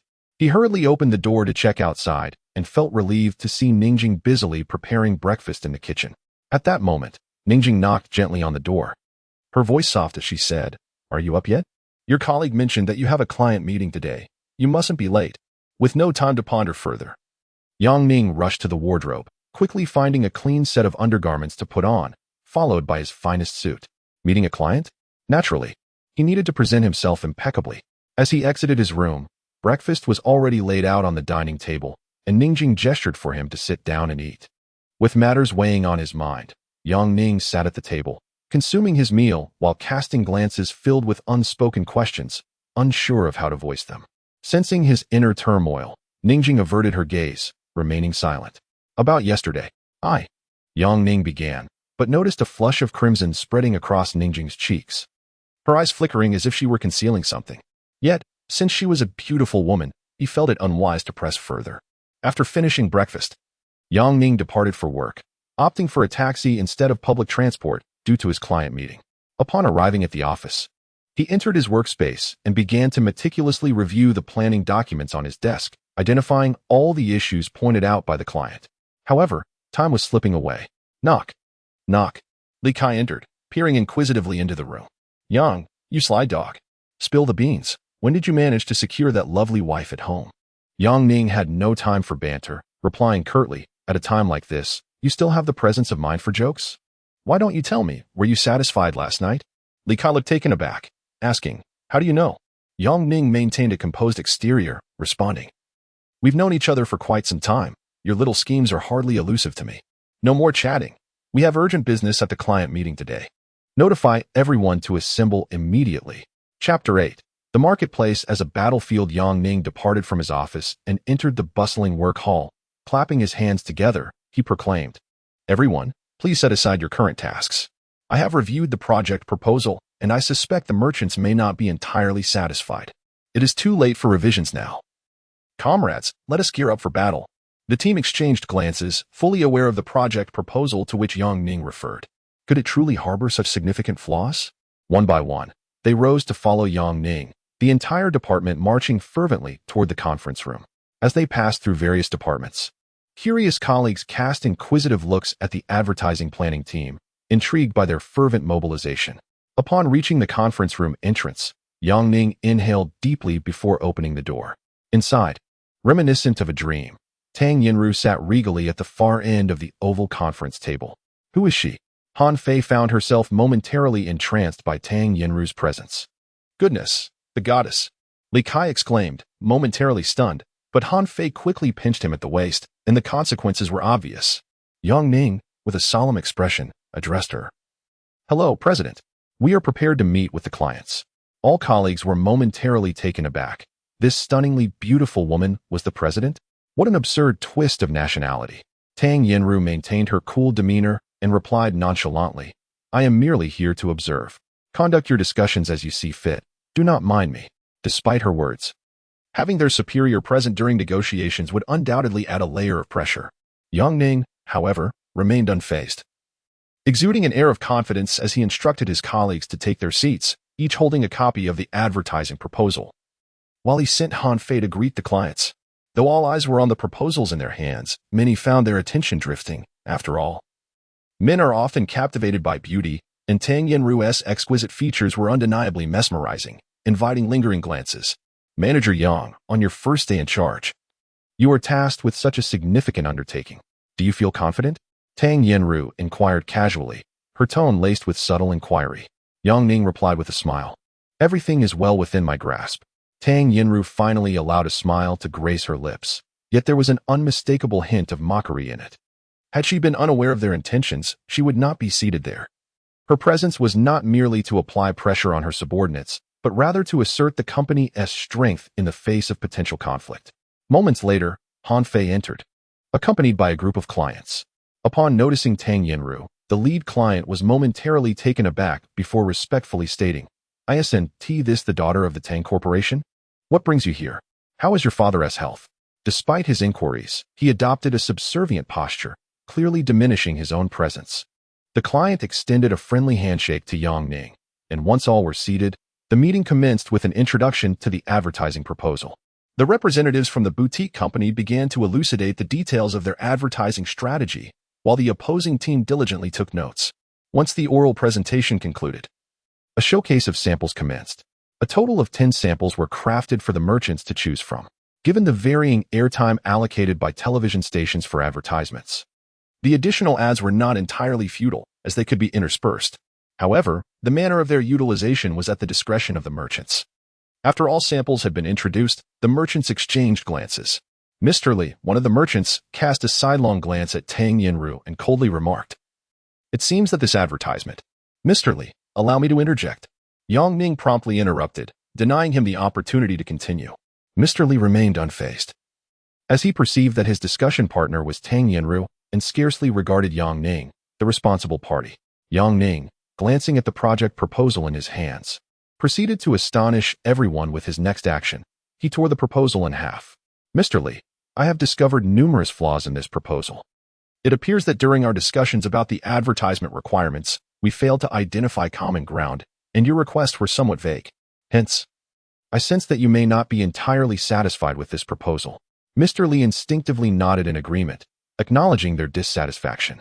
Yang Ning smiled and continued, "I comprehend your company's intent to present your industry through a series of advertisements that leverage storytelling to engage viewers, ensuring they develop a fondness for your products rather than averse feelings towards the ads."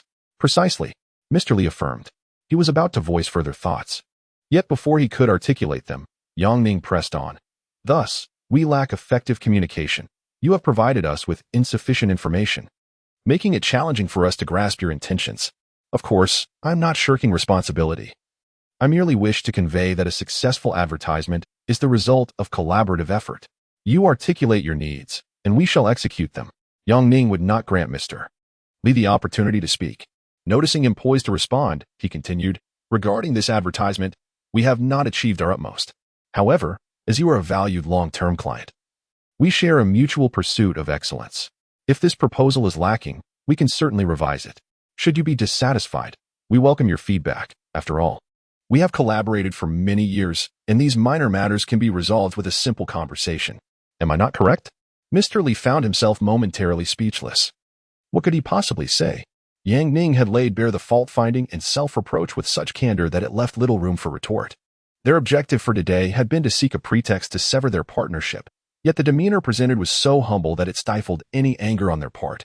To forcefully contrive a grievance would be too blatant. How could they face each other in the future? The representatives from the opposing company exchanged furtive glances and whispered among themselves for a moment. Ultimately, Mr. Li rose with a grim expression and, with a tone of resignation, stated, "Since you have articulated it so, I shall grant Miss Tang some consideration. You may revise this proposal with a time frame of 1 month." The two parties shook hands and bid farewell. Subsequently, Yang Ning slumped into a chair, utterly exhausted by the meeting. Nevertheless, preserving this client was paramount. And no matter the fatigue, it was a task worth undertaking. "Yang, what do you truly mean? The other party has said nothing, yet you seem to discern their dissatisfaction. Moreover, do you comprehend the effort involved in reconstructing an entire proposal? My goodness, there are only 2 individuals present who truly understand the situation, Yang Ning and Tang Yinru. Both are acutely aware of each other's intentions, and this course of action is the ideal resolution." Throughout the meeting, Tang Yinru remained in a daze, her mind replaying the vivid scenes she had just witnessed, and the more she pondered, the more enthralling they became, prompting her to instinctively applaud. What a spectacular display! Absolutely magnificent. All eyes turned to Tang Yinru. With the president having spoken, they felt compelled to await his subsequent remarks. "You've turned today's meeting into a battlefield. Haven to you? You have accurately grasped the other party's psychology from start to finish. The moment they began to speak, you anticipated their intentions. And the responsibility is shared rather than shouldered by us alone. Impressive." Colleagues exchanged glances with Tang Yinru, then with Yang Ning, who was smoking. Tang Yinru rose and approached Yang Ning, stating firmly, "Smoking is prohibited within the company." After seizing the cigarette from his hand, she extinguished it in the ashtray on the table, glaring at him as she commanded, "Come with me to the office." As Tang Yinru departed, Yang Ning could only shrug and follow suit, his colleagues regarding him with expressions of sympathy as they watched him leave. Upon entering the executive office, which was spacious and exuded a sense of clarity and elegance with a hint of modernity, she casually gestured for him to sit. Tang Yinru settled into the president's chair, her gaze filled with curiosity directed at him. Yang Ning disregarded her and took a seat, inquiring, "Boss, what did you wish to discuss?" Tang Yinru, perplexed, asked, "How did you discern the other party's intentions to breach the contract?" Though Yang Ning's face betrayed no emotion, internally he was rife with dissent. Tang Yinru continued, "In S City, a global financial hub, we stand out, and thus we are susceptible to the winds of adversity. You understand this principle, don't you? Yang Ning nodded in acknowledgement. The Tang Corporation is not the sole powerhouse in S-City, nor is it the leader nationally, but we are among the strongest enterprises. Although contracts bind merchants and businesses, if one's heart desires to depart, excuses will always be found. Today, President Li may not have found the opportunity to erupt, but that does not imply he lacks the capacity to do so. What are your thoughts on this matter? After hearing Tang Yinru's words, Yang Ning furrowed his brow and asked, "Are you implying, boss?" Yang Ning chuckled. "If it were that simple, I would have it figured out. While they may nitpick, do we even have any faults to find in our eggs? We must execute our current tasks flawlessly, leaving them with no room to criticize." Tang Yinru smiled, still laced with sarcasm, responding, "It sounds simple, but executing it is quite the challenge." Yang Ning stood and declared, "You attended our meeting today out of concern that I might not manage the situation effectively, believing I am inadequate. Then why assign me to this position at all?" Yang Ning's words were utterly unrelenting, and after delivering them, he afforded Tang Yinru no opportunity to retort before departing the president's office. As she watched him leave, a flicker of anger ignited within her. How could her encouragement be misconstrued as distrust? Truly, he possessed a heart as cold as a wolf's and as treacherous as a dog's. Tang Yinru's chest heaved with indignation as she struggled to catch her breath, attempting to divert her attention by surveying her surroundings. Yet, the more she pondered, the more incensed she became. Rising to her feet, she exclaimed, "You heartless wretch." After releasing that outburst, Tang Yinru gradually calmed herself. Nevertheless, upon reflection, she recognized her own skepticism towards him. She had not anticipated such a conclusion to their meeting. And despite Yang Ning's articulations, her trust in him remained unshaken. Perhaps he spoke the truth. Perhaps he possessed the capability to effect change. If he could indeed accomplish that, it would be a true waste of his talents. Chapter 9. The Thoughts of Tang Yinru. How are you? The beautiful boss hasn't lost her temper with you, has she? Brother Yang, you looked incredibly handsome during the meeting today. Enough of the flattery, Brother Yang. Quickly share the boss's intentions. Yang Ning took a deep breath and said, "What intentions could the boss possibly have? She even asked me what my thoughts were. Everyone is to devise a new plan. It must be completed within a month. Ah, goodness. This is overwhelming." In a basement in S-City, the casino owner, He Go, slapped his subordinate across the face and shouted furiously, "You bunch of useless fools. It's been 2 days, and you still haven't found her. She might have already fled to another city." A nearby subordinate flattered, "Rest assured, He Go, we have people keeping watch at the train station, the airport, and even on the highways. That girl hasn't left S-City, I swear." He Go took a deep puff of his cigar and retorted angrily, 5 million is a trivial matter. If she escapes, the blame will fall on us, and we cannot bear that. Go out and search diligently." The subordinates hurriedly dispersed, and He Go suddenly recalled something, asking, "By the way, how are San Air and the others? Do we know who attacked them?" A respectful subordinate replied. Sangu said that the assailants were seen at the lottery station, likely trailing them. He Go frowned and inquired, "Have you checked with that lottery station?" "Yes." The owner mentioned he remembers that person. They won over 10,000 on an 11 select 5 ticket that day, but didn't he claim it there? He Go took another puff of his cigar and murmured. The subordinates hurried off to carry out their tasks. Meanwhile, the advertising planning department had toiled throughout the day, everyone utterly exhausted. Fortunately, tomorrow is the weekend, allowing everyone to enjoy a well-deserved rest. Despite the heavy workload, Yang Ning did not impose overtime, and as the workday concluded, everyone packed their belongings and prepared to leave. After tidying up, Yang Ning bid farewell to his colleagues and exited the company. As he reached the entrance, a sleek new vehicle came to a halt directly in front of him. Evidently, the previous Porsche had met its end. "Get in. I need to discuss something with you." Without hesitation, Yang Ning opened the door and climbed inside. Wealthy individuals are indeed different. This car is simply exquisite. Relishing the luxury of the high-end vehicle, Yang Ning couldn't help but marvel. Tang Yinru, however, dismissed him with a scoff.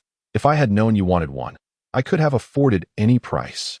Yang Ning smirked and replied. After a moment of contemplation, Tang Yinru continued, "I apologize for my previous attitude. I indeed had some doubts about you." Yang Ning stared, momentarily taken aback by the CEO's apology directed at someone like him. "Is this real? The beautiful president is apologizing to me. I am quite flattered. Aren't you done? Why do you keep referring to me as the beautiful CEO or a wealthy person? Don't you know my name?" Tang Yinru took a deep breath.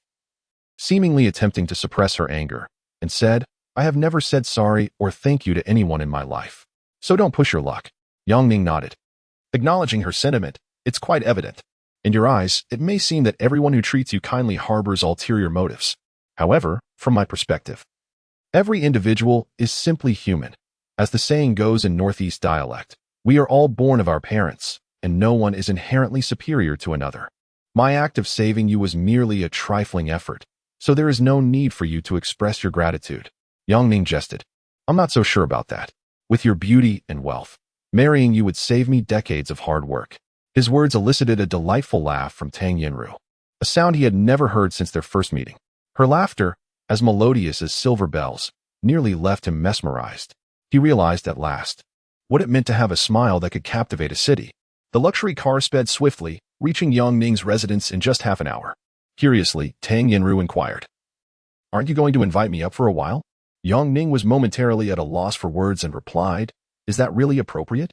Tang Yinru, slightly vexed, retorted, "What are you thinking? I merely wish to visit." Yang Ning, sweating under the pressure, clarified, "It seems you may have misunderstood.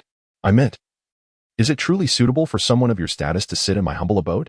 Stepping out of the luxury vehicle, Tang Yinru responded, "It's fine. I have seen all sorts of homes, but I have yet to witness what a doghouse looks like. What else with that expression?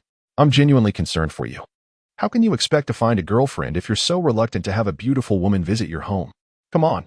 If you're willing to take the risk, I'm willing to visit your humble abode." After some hesitance, Yang Ning surrendered, leading Tang Yinru to his door.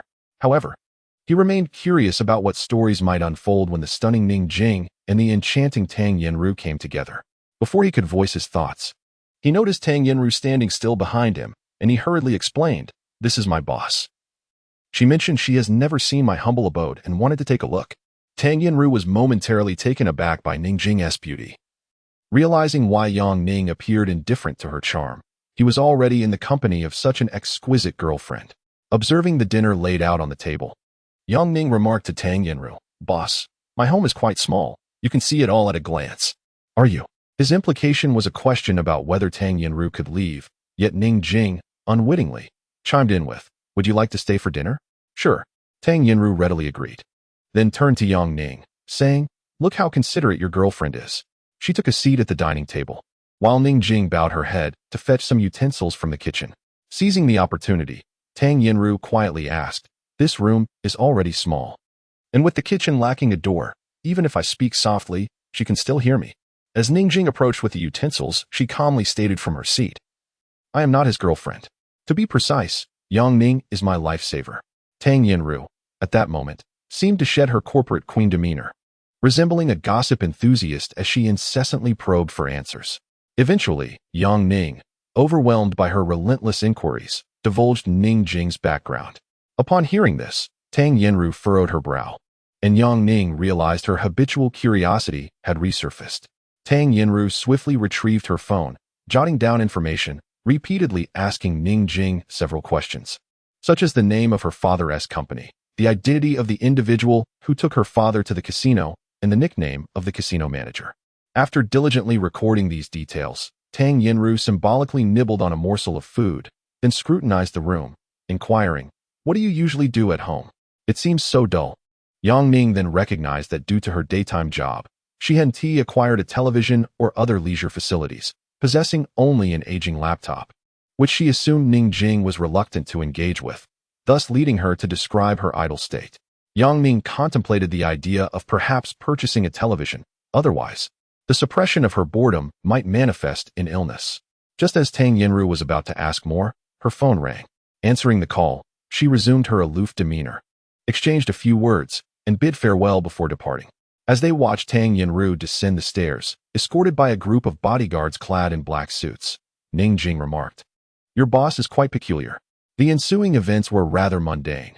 After dinner, Ning Jing tidied the dishes, while Yang Ning immersed herself in online research about dreams. Silence enveloped them for a while. Soon enough, the information Tang Yinru had gathered was transmitted to her computer.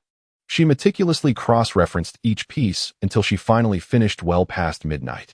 Before stepping away from the computer, Tang Yinru unexpectedly wiped away her tears. Although Ning Jing's story was straightforward, lacking in melodrama, once she had perused all the relevant material, Tang Yinru found herself weeping. This was a brazen conspiracy, instigated merely by one person's rejection of Ning Jing, leading to a vengeful grudge. The subsequent events unfolded tragically, with Ning Jing abandoned by her boyfriend, desperately seeking help in vain, ultimately driven to leap from a building. The Chen family's peripheral casino, you are truly despicable. Tang Yinru lay in bed, imbued with profound resentment. While she felt deep sympathy for Ning Jing, her admiration for Yang Ning grew. If he was aware of the formidable adversaries lurking behind Ning Jing, yet still chose to harbor her in his home, then Yang Ning was indeed a man of audacious courage. Chapter 10. Unexpected events inside the underground casino of City S. Brother He was indulging in a cigar while observing the surveillance footage. Suddenly, his phone rang. Hello, Brother He. We have located the lottery station where that kid exchanged his ticket. They say he lives nearby. Understood, Brother He. We shall take care of it immediately. The night passed in silence. The following day, a weekend free from work, Yang Ning did not set an alarm. However, Ning Jing rose early to prepare breakfast. Her voice soft, fearful of disturbing Yang Ning's slumber. Who is it?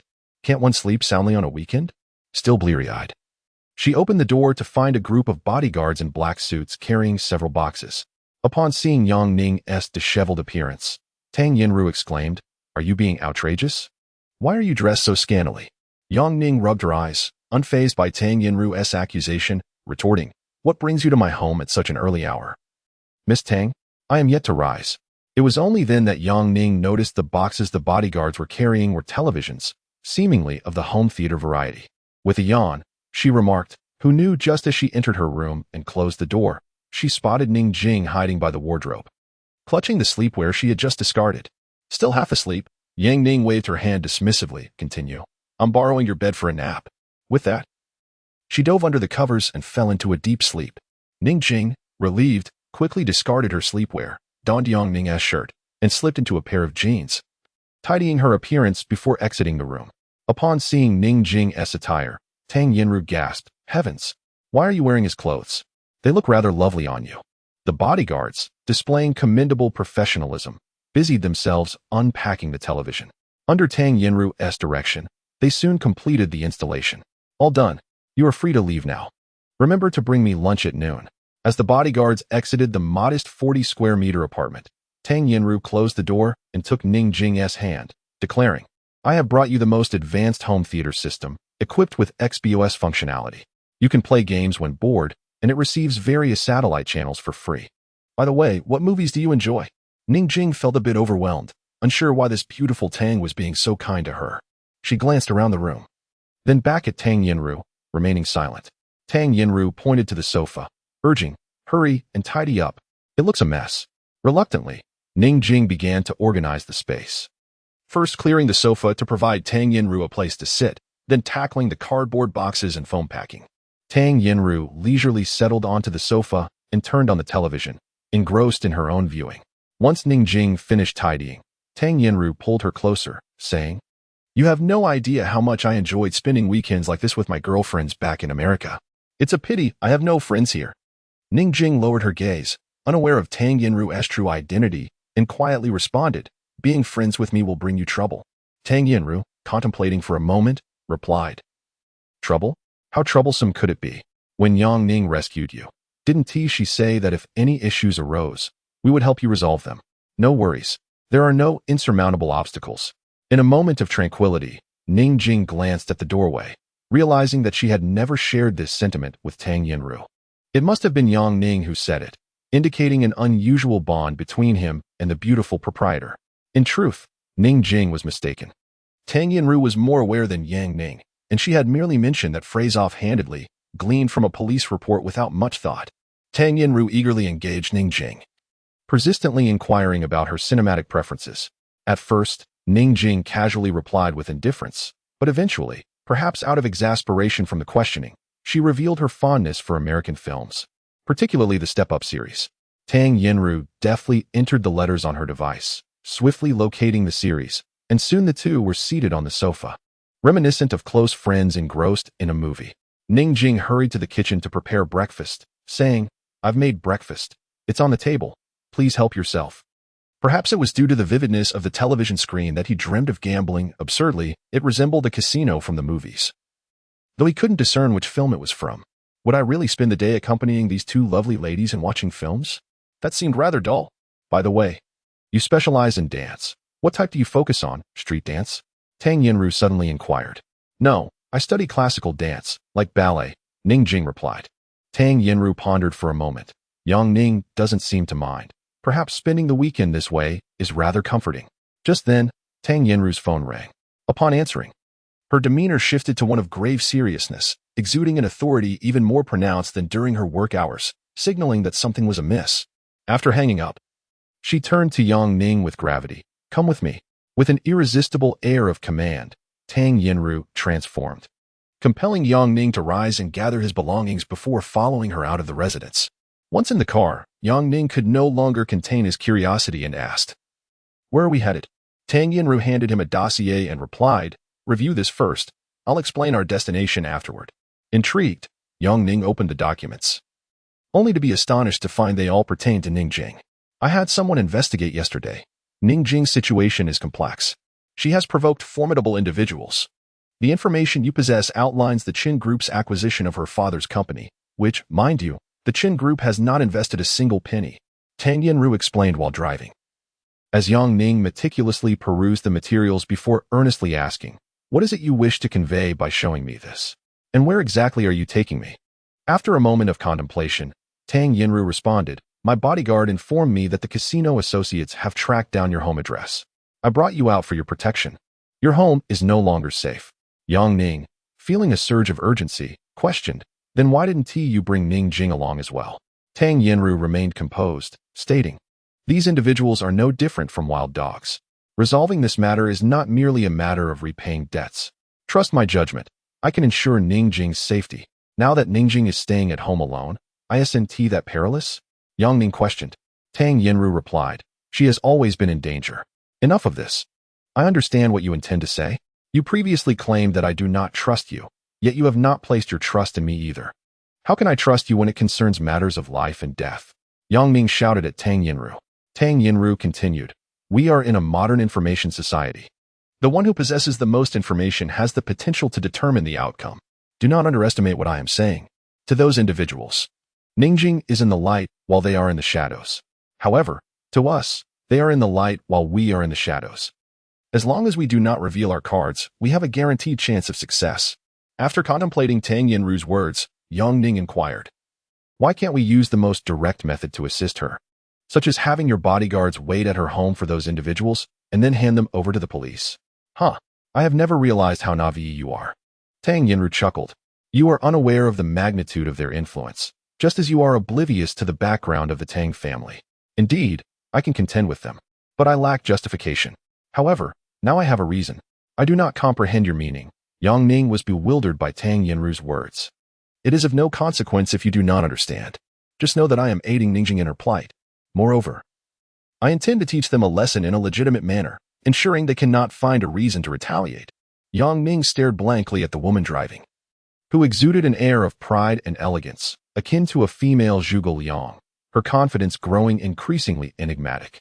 The car slowly approached a five-star hotel, parked, and the two proceeded directly to a CAF on the second floor, where they sat in a booth by the window, guided by a server. After casually ordering 2 cups of coffee, they sat there, leisurely gazing at each other. "What are we doing?" Yang Ning asked. "Waiting. I'm quite curious. Why do you wish to assist Ning Jing?" Yang Ning probed. Tang Yinru elegantly sipped her coffee and replied, "Am I not allowed to help out of boredom?" Yang Ning fixed his gaze intently on Tang Yinru, who suddenly smiled and said, "All right, I won't tease you any longer. In truth, I have a favor to ask of you. My assistance to Ning Jing will serve as my repayment to you. We shall discuss it further once this matter concludes." Yang Ning was left speechless. What more could he say? Tang Yinru's intentions remained an enigma to him. Chapter 11. The Confrontation Before Long. A bodyguard clad in black approached, whispering a few words into Tang Yinru's ear. After their exchange, she picked up her phone and calmly stated, "Ning Jing has been captured and just sent to the underground casino beneath this 5-star hotel. I will call them. You tell them we are coming with the ransom." As she spoke, the call was already initiated, and she handed the phone to Yang Ning. Beep, beep. Who the hell is this? Yang Ning inhaled deeply, striving to maintain his composure, and replied, "I am a friend of Ning Jing. A brief silence ensued on the line before a voice erupted. So, you were the one who injured my godson? It was an accident. Spare me your excuses. I just raided your place but couldn't find you. However, that girl Ning Jing is with me, and I trust you are already aware. So what does your call signify? Leave Ning Jing alone. I am coming with the money to rescue her. Have the guts to come. I will be there shortly. After hanging up, Tang Yinru rose promptly. And to Yang Ning's surprise, she linked her arm through his in an overly intimate manner, and together they exited the CAF. Don't overthink, remember? We are merely playing our roles, Tang Yinru instructed. I understand the need for theatrics to save someone, but your approach is perplexing. Yang Ning retorted. Tang Yinru chuckled. I am merely enhancing your presence. A few steps later, they arrived at the hotel lobby, where Yang Ning was taken aback to find several rows of burly men dressed in suits and dark sunglasses standing in formation, approximately 80 in total. Those in the know recognized them as bodyguards, while the uninitiated might presume that a high-ranking government official was residing there. The hotel staff was clearly shaken. Had it not been for the watchful eyes of the bodyguards, they likely would have called the authorities long ago. With Tang Yinru still linked to his arm, they strode directly to the elevator, where a bodyguard was already poised to summon it. In a hushed tone, Tang Yinru cautioned, don't look around. They are all allies. Yang Ning sighed. I am aware they are allies, but this is all rather excessive, don't you think? As the elevator doors opened, only Yang Ning and 3 bodyguards stepped inside, descending to the 3rd underground level. When the doors opened once more, they were met by another 10 bodyguards. Do you still think this is exaggerated? Tang Yinru inquired. Yang Ning nodded, while the leading bodyguard opened the casino doors. They surged inside, and it was then Tang Yinru linked her arm with Yang Ning once more. Before they could fully enter, a voice called out, We are not open yet. Who are you? Upon entering, Yang Ning and Tang Yinru surveyed their surroundings, discovering that the underground casino was extravagantly adorned, reminiscent of a scene from a film, complete with an array of gaming tables and equipment. The dim lighting added an air of mystery to the opulent setting. Who the hell are you? Demanded a line of impeccably dressed individuals who resembled croupiers from the movies. Tang Yin gently tapped Yang Ning's hand, signaling him to speak. Yang Ning, undeterred, asserted with confidence, Bring your boss out. The dealers, dressed in their formal attire, exchanged glances, realizing they had encountered someone formidable and dared not delay. Several hurriedly rushed into the back room, only to be met at the doorway by their leader, who dared to cause trouble here, risking their lives. Approaching them was the notorious figure known as Brother He, flanked by a cadre of anxious subordinates, visibly tense in the presence of the unfolding scene. Suddenly, Tang Yin snapped her fingers, prompting her bodyguards to produce boxes of cash and lay them upon the table. Brother He, taken aback, struggled to comprehend the situation. Yang Ning interjected. We are here to ransom someone. Release Ning Jing. Brother He, still processing the rapid turn of events, recalled their recent phone conversation. Ning Jing had only just arrived. Not even 2 minutes had passed since her arrival, leaving him bewildered as to how they had located this place so swiftly. Approaching the boxes, Brother He coldly remarked, It seems that amount is insufficient. Yang Ning, aware of the provocation intended to buy time, retorted, How much do you want? Let me calculate. Ning Jing's debts aside. You injured 3 of my associates, each with significant medical expenses. Isn't that worth something? And Li Zhongguang, have the funds brought down. I want to ascertain precisely what he desires. One of the bodyguards produced a phone, connecting the call with a terse command, Bring them all down. Brother He found himself perplexed, uncertain of the power these individuals wielded. Given the situation, they appeared no less formidable than his own connections. However, being a seasoned individual, he was curious to see just how much money was to be brought forth. In a short while, 10 individuals emerged from the elevator, each carrying a briefcase. Brother He couldn't help but smirk. Merely 10 people, each with 500,000, totaling 5 million. Even with the addition of these newcomers, it amounted to just 10 million. Yet, to his astonishment, after placing their money down, they stepped aside, allowing another 10 to descend, each similarly equipped. This pattern continued for 5 rounds.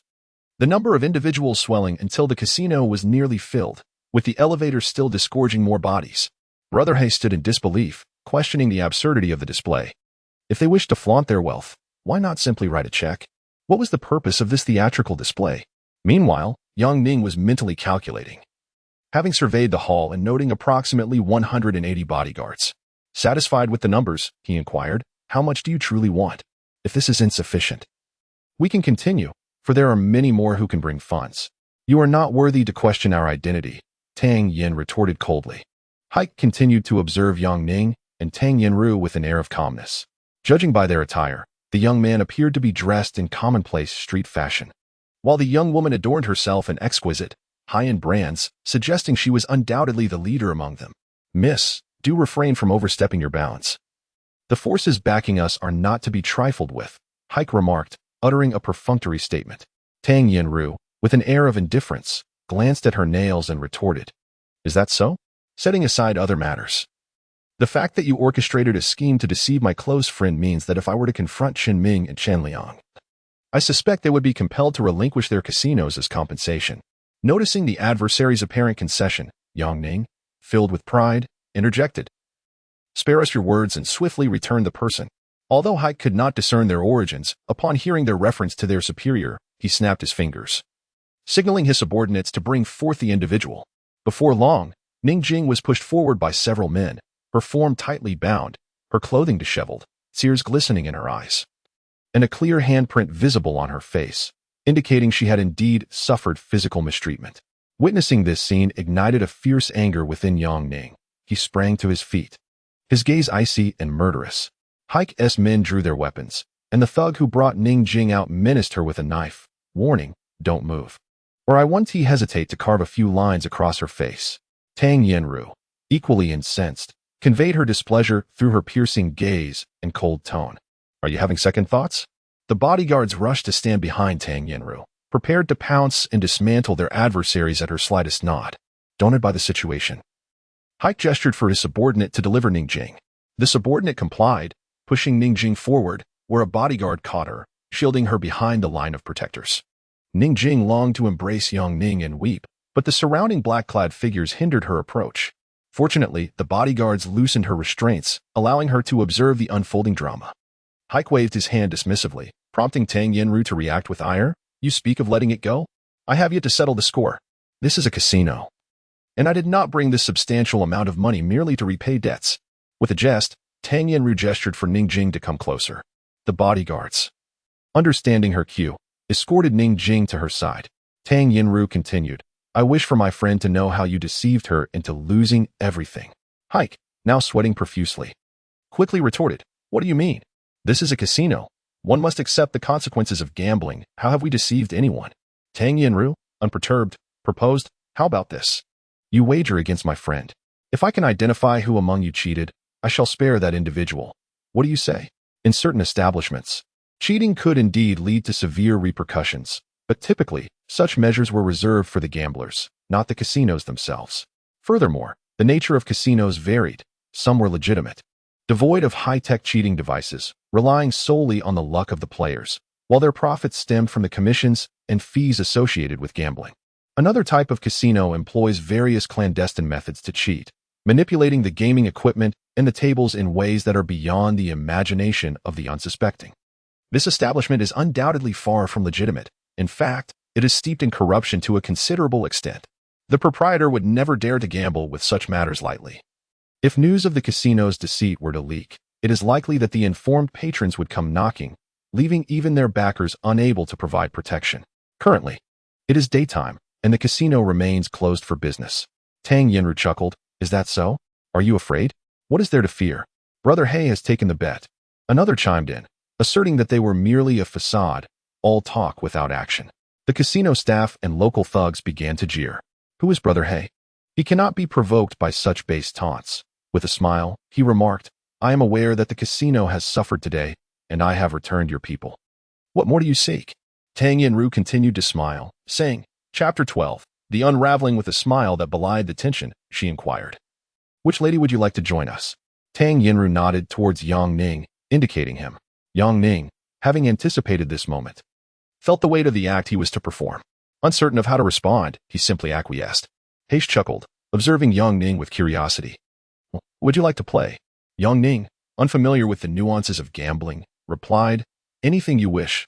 I shall follow your lead." "Then let us play blackjack," Heish announced. Under Heish's guidance, the group moved to the blackjack table, where the bodyguards arranged 3 chairs. Yang Ning took the seat on the far right, with Tang Yinru and Ning Jing sitting closely together. Little Li, come join them.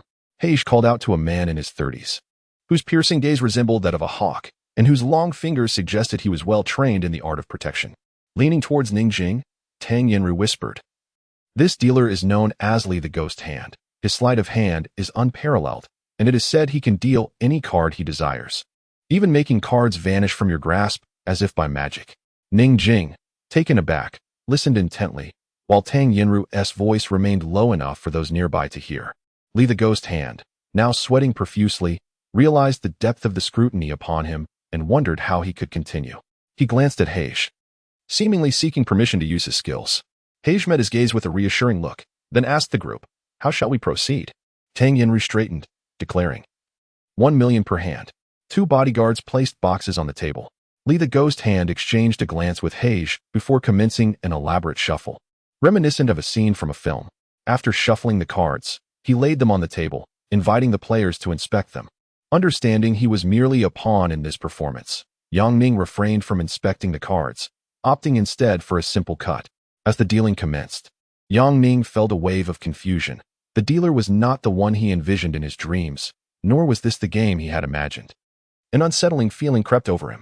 In the midst of his contemplation, a flash of silver sliced through the air, followed by a piercing scream. The gathered crowd turned to see a gleaming throwing knife embedded in the right hand of Li the Ghost Hand. The event transpired so swiftly that none could discern from whence the knife had come or why it had struck him. Tang Yinru, with a mocking tone, remarked, "It seems Li the Ghost Hand shall henceforth be known as Li the One-Handed." As Heish and the casino staff stood in stunned silence, a figure emerged from among the bodyguards, the very one Tang Yinru had summoned. Li Zhongguang's eyes were icy as he seized the knife's hilt and forcefully yanked it free, the blade slicing through the card that had been concealed in Li the Ghost Hand's palm. "Do you have anything to say?" Li Zhongguang inquired coldly. At this moment, there was nothing left to say. Black Brother's complexion had turned the color of liver, as he had assumed that this group was merely putting on a brave front. Little did he know, there were indeed experts among them. He had failed to notice Li Gui's card switch, while the opposing party had detected it in an instant. Sighing, Tang Yinru remarked with a cold smile, "This game of blackjack is rather dull. Let's go over there to the dice table and have some fun." The bodyguards and casino staff all rose in unison to follow. Meanwhile, Black Brother chuckled, believing they might be aware of card tricks, but they would surely be oblivious to any dice manipulation, even if the dice were smashed open. Tang Yinru, linking her arm with Ning Jing's, pointed at the dice on the table and said, "You see, in a casino, the methods of manipulating dice are the most technologically advanced. The lead-pouring tricks you see on television are child's play. With truly high-tech dice, even if you break them open, you won't be able to tell a thing." Ning Jing was momentarily taken aback, pondering how one could determine if the dice were faulty if they couldn't even discern the truth by smashing them. Why then? She wondered, would they even approach this table? Tang Yinru, with a self-satisfied smile, recounted, "When I was in Las Vegas, someone shared with me some advanced techniques regarding dice. Ordinary cheating dice are manipulated via remote control, situated either at the dealer's waist or knee. With just a press, the numbers on the dice can change." Tang Yinru glanced at the ashen-faced Black Brother and continued with a smile, "Identifying rigged dice is quite simple. Just grab a magnet or scrape the color off the numbers with a knife, and you'll discover the discrepancies. Am I right?" Black Brother wished to nod in agreement. Yet he refrained, as the woman spoke of the very dice they were using. Good heavens, who exactly was this woman? Tang Yinru suddenly laughed, recognizing from his demeanor that the dice surely had issues. "Well, since you were brought here in a rush today, I won't press further on this dice table." The dealer at the dice table felt as though he had been granted a reprieve, trembling as he listened to Tang Yinru's words. His legs felt weak, for the remote control was right beneath him. If they truly decided to play, a body search would spell his doom. Observing Li Gui, who was crouched on the ground, trembling all over, it was clear that not just this dealer, but nearly all the dealers at the table were quaking in fear. Tang Yinru looked around and then said, "Which table shall we go to next?" Seeing the situation unfold, Black Brother realized this woman intended to expose all the operations here. This was untenable, for if word got out, how could the casino continue to function? "Wait, we'll return your people. Can't we just forget the money? Is it acceptable if you take away the 5 million? Tang Yinru, unwavering in her stance, replied, "No, it is only right to repay one's debts. My friend indeed owes you money. Why shouldn't it be repaid? Moreover, you pursued them so relentlessly before, driving them to desperation. Now, why the sudden change of heart? Black Brother felt a desperate urge to plead for mercy, wondering why those in the background had yet to arrive. If they didn't come soon, he truly wouldn't be able to endure this any longer. However, the situation on the floor was too precarious to withstand. He lowered his voice and humbly begged, "My dear lady, please spare us. We are merely laborers, and your actions leave us at a loss when it comes to reporting to our superiors." Tang Yinru chuckled. "Didn't you send someone to seek out the higher-ups? You need worry about reporting. When they arrive, I shall speak on their behalf." She then glanced towards a nearby table, her excitement palpable as she declared, "I know about this. Come, let me show you." With that, Tang Yinru took Ning Jing by the hand and led her toward a specific table. The ruffians had already received a signal from Brother He, and just as they were about to intervene, the bodyguards clad in black effectively barred their entry. Young Ning, intrigued, edged closer, recognizing it as a baccarat table. He recalled that this very table had featured in his dreams the previous night, identical in every detail. Tang Yinru turned to Ning Jing and explained, "This game is called baccarat. It is quite popular in America, and it is also where cheating is most easily executed." She pointed at a transparent glass box used for dealing cards, a sight familiar from television. The box held shuffled playing cards, from which the dealer would draw one for both the banker and the player. With an air of authority, Tang Yinru gestured toward the transparent box. "Do you see this dealing aperture? It is crafted from stainless steel. When the cards are drawn, their reflection reveals their identity, and beneath this, there lies a concealed compartment. Cards can be hidden there for the dealer's nefarious use." To demonstrate the validity of her claims, Tang Yinru produced a dagger and pried open the transparent box, revealing 2 playing cards within. Brother He, realizing that intervening would be futile, chose not to obstruct her any longer. However, he was not one to back down easily. "So you wish to dismantle this setup? Very well, proceed. When the reinforcements arrive, I shall see how you manage the outcome. Should you falter, do not blame us for our ruthlessness," he thought to himself. Holding the 2 cards, Tang Yinru elaborated on the methods of cheating in baccarat, her demeanor resembling that of a teacher imparting knowledge to her students, ensuring everyone understood the intricacies of the deception involved. At that moment, the elevator doors to the casino swung open, and a crowd surged forth, led by a vociferous individual who bellowed, "Who dares to come here and stir trouble?" As he spoke, another wave of individuals rushed through the casino entrance, suggesting there was likely an alternate entry point. The newcomers were numerous, estimated to be around 100, wielding machetes and similar weapons, clamoring to push their way inside. Sensing the impending chaos, Yang Ming hurriedly positioned himself in front of Ning Jing and Tang Yinru, while the bodyguards formed a protective barrier around them. With reinforcements at his disposal, Brother He decided against restraint. His pent-up frustration was considerable, and regardless of the newcomers' identities, he resolved to strike first. "Brothers, let us teach them a lesson," he commanded, launching the first attack, prompting the dealers and ruffians within the casino to rush forward. However, Tang Yinru's bodyguards were no novices. They acted with remarkable agility, swiftly neutralizing anyone who dared to approach, regardless of the weapons they wielded. None of those ruffians could gain any advantage over them, nor could the newcomers. One by one, the delinquents were sent flying, toppling tables and surfaces around them, plunging the entire casino into chaos. Suddenly, a gunshot rang out, and everyone ceased their actions. The loudmouth fired a shot into the ceiling, and after silencing the turmoil, bellowed, "Whoever dares to move again, I shall be the first to take them down. Stand aside and stay in line." Chapter 13. Debt Collection Following the Gunfire. The casino's personnel grew increasingly arrogant, while Tang Yinru's bodyguards remained steadfast in their protective stances. The raucous individuals, seeing their inaction, shouted in anger, "Are you all deaf? Stand against the wall and let me see who dares to disrupt my domain." One of the brazen men pointed a gun at a bodyguard's head, but the guard, caught unawares, swiftly retaliated. With a decisive motion, the weapon was effortlessly seized from the assailant's grip, and the bodyguard, while not overly aggressive, merely disarmed him without inflicting harm. The man stumbled back in terror, beads of cold sweat forming on his brow as he gazed at the bodyguard now wielding the gun, seemingly dissatisfied with the firearm. The guard executed a few fluid movements, reducing the weapon to a mere heap of disassembled parts. He then drew a sleek silver handgun from his waist, aiming it at the belligerent man. It was an American Desert Eagle. The man stood petrified, drenched in fear, unable to comprehend the situation or the identities of these formidable individuals. At that moment, Tang Yinru spoke up. I am truly astonished that anyone in City S would dare to threaten me with a firearm. The frightened man glanced nervously at the bodyguards, attempting to discern the source of the voice, yet the guards formed an impenetrable barrier, obscuring any view of the speaker.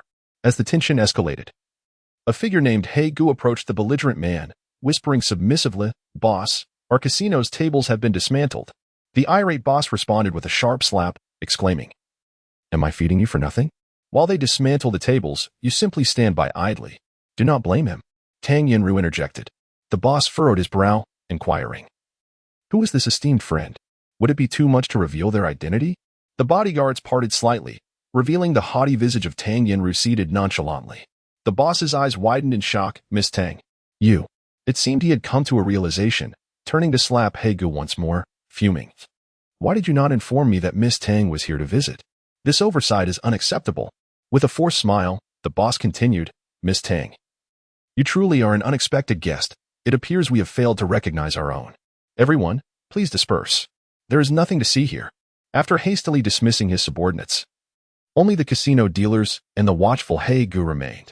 Tang Yinru smiled, her words still laced with an air of superiority. "One cannot speak so casually. Who among us is family? If you consider family, you have driven my dear friend to the brink of ruin and even resorted to abducting her, demanding a pure young woman as compensation. Am I to be blamed for that?" The boss turned pale, casting a cold glance at He Gu as he asked, "Is this true?" He Gu lowered his head, leaning closer to the boss's ear, whispering, "It is indeed that Ning Jing." "Oh, but wait. When did she become?" The boss, too, was taken aback. It is said that Ningjing's family lacks the prowess to ascend to the Tang family's esteemed status. If they possessed such connections, they would certainly weigh the consequences of any orders issued. The manager, with a forced smile, quickly interjected, "Miss Tang, this is truly a misunderstanding. We were utterly unaware. The truth is, we are merely following orders. You are familiar with this person." "I know," Tang Yinru interrupted, continuing, "It must be either Qin Ming or Qin Liang. Neither of those brothers harbors any good intentions. Enough of that. I will speak with them privately tomorrow. For now, let's focus on today's events." Upon hearing those names, Ningjing seemed to recall something, her head spinning as she nearly lost her balance. But fortunately, Yang Ming was quick to catch her. The manager, ever the opportunist, quickly remarked, "Having someone of your esteemed stature visit our humble establishment truly elevates us. Thus, we will consider our previous actions a mistake, and we are prepared to offer compensation. Please state your demands, and our casino will comply without hesitation." Tang Yinru, toying with her nails, replied haughtily, "Do you think I lack money?" The manager broke into a cold sweat, realizing that with her vast wealth, a mere sum would be trivial. "How about this? As I previously mentioned, let your people play a few rounds with mine. Whatever is won will be counted, and any losses will go unchallenged." He sighed, contemplating that at least the casino could not afford to lose excessively. However, upon surveying the surroundings, he noted that only the baccarat table remained intact, which would have to suffice. With a forced smile, he stepped forward, inquiring, "Miss Tang, how would you like to proceed?" Tang Yinru, with a disdainful glance, declared, "The manner of play is unimportant. The key is that it must be fair." This implied a demand for honesty, and the manager, being astute, understood that the offspring of affluent families are often well-educated. Although they may not be adept at gambling, they are certainly not gullible. Deceiving them is no easy feat, especially with the technological tricks that might have been devised by their manufacturers. Tang Yinru, however, would not relent, stating, "I do not trust you. Find someone here who knows nothing to serve as the dealer. Ningjing, that would be you. But I don't know how." Ningjing hastily protested. Tang Yinru laughed, "Precisely because you don't know. If you did, I wouldn't need you." Left with no choice, Ningjing was reluctantly thrust into the role of dealer. The bodyguards parted to create a path, and the manager approached, smiling as he asked, "Miss Tang, will you be playing, or?" Tang Yinru dismissively responded, "Does such a trivial affair require my presence? Let him play with you." Seeing Tang Yinru point to Yang Ning, the casino manager was uncertain of his background, but his demeanor suggested he was no ordinary individual, which led him to believe that the losses today could not be insignificant. Alas, he could only swallow his grievances in silence. The manager had new decks of cards brought forth, unwrapped, and handed to Ningjing. It was evident that she was indeed inexperienced. Shuffling the cards took an eternity, resulting in a chaotic mess on the table, necessitating a complete redo. Black brother, watching from behind, furrowed his brow.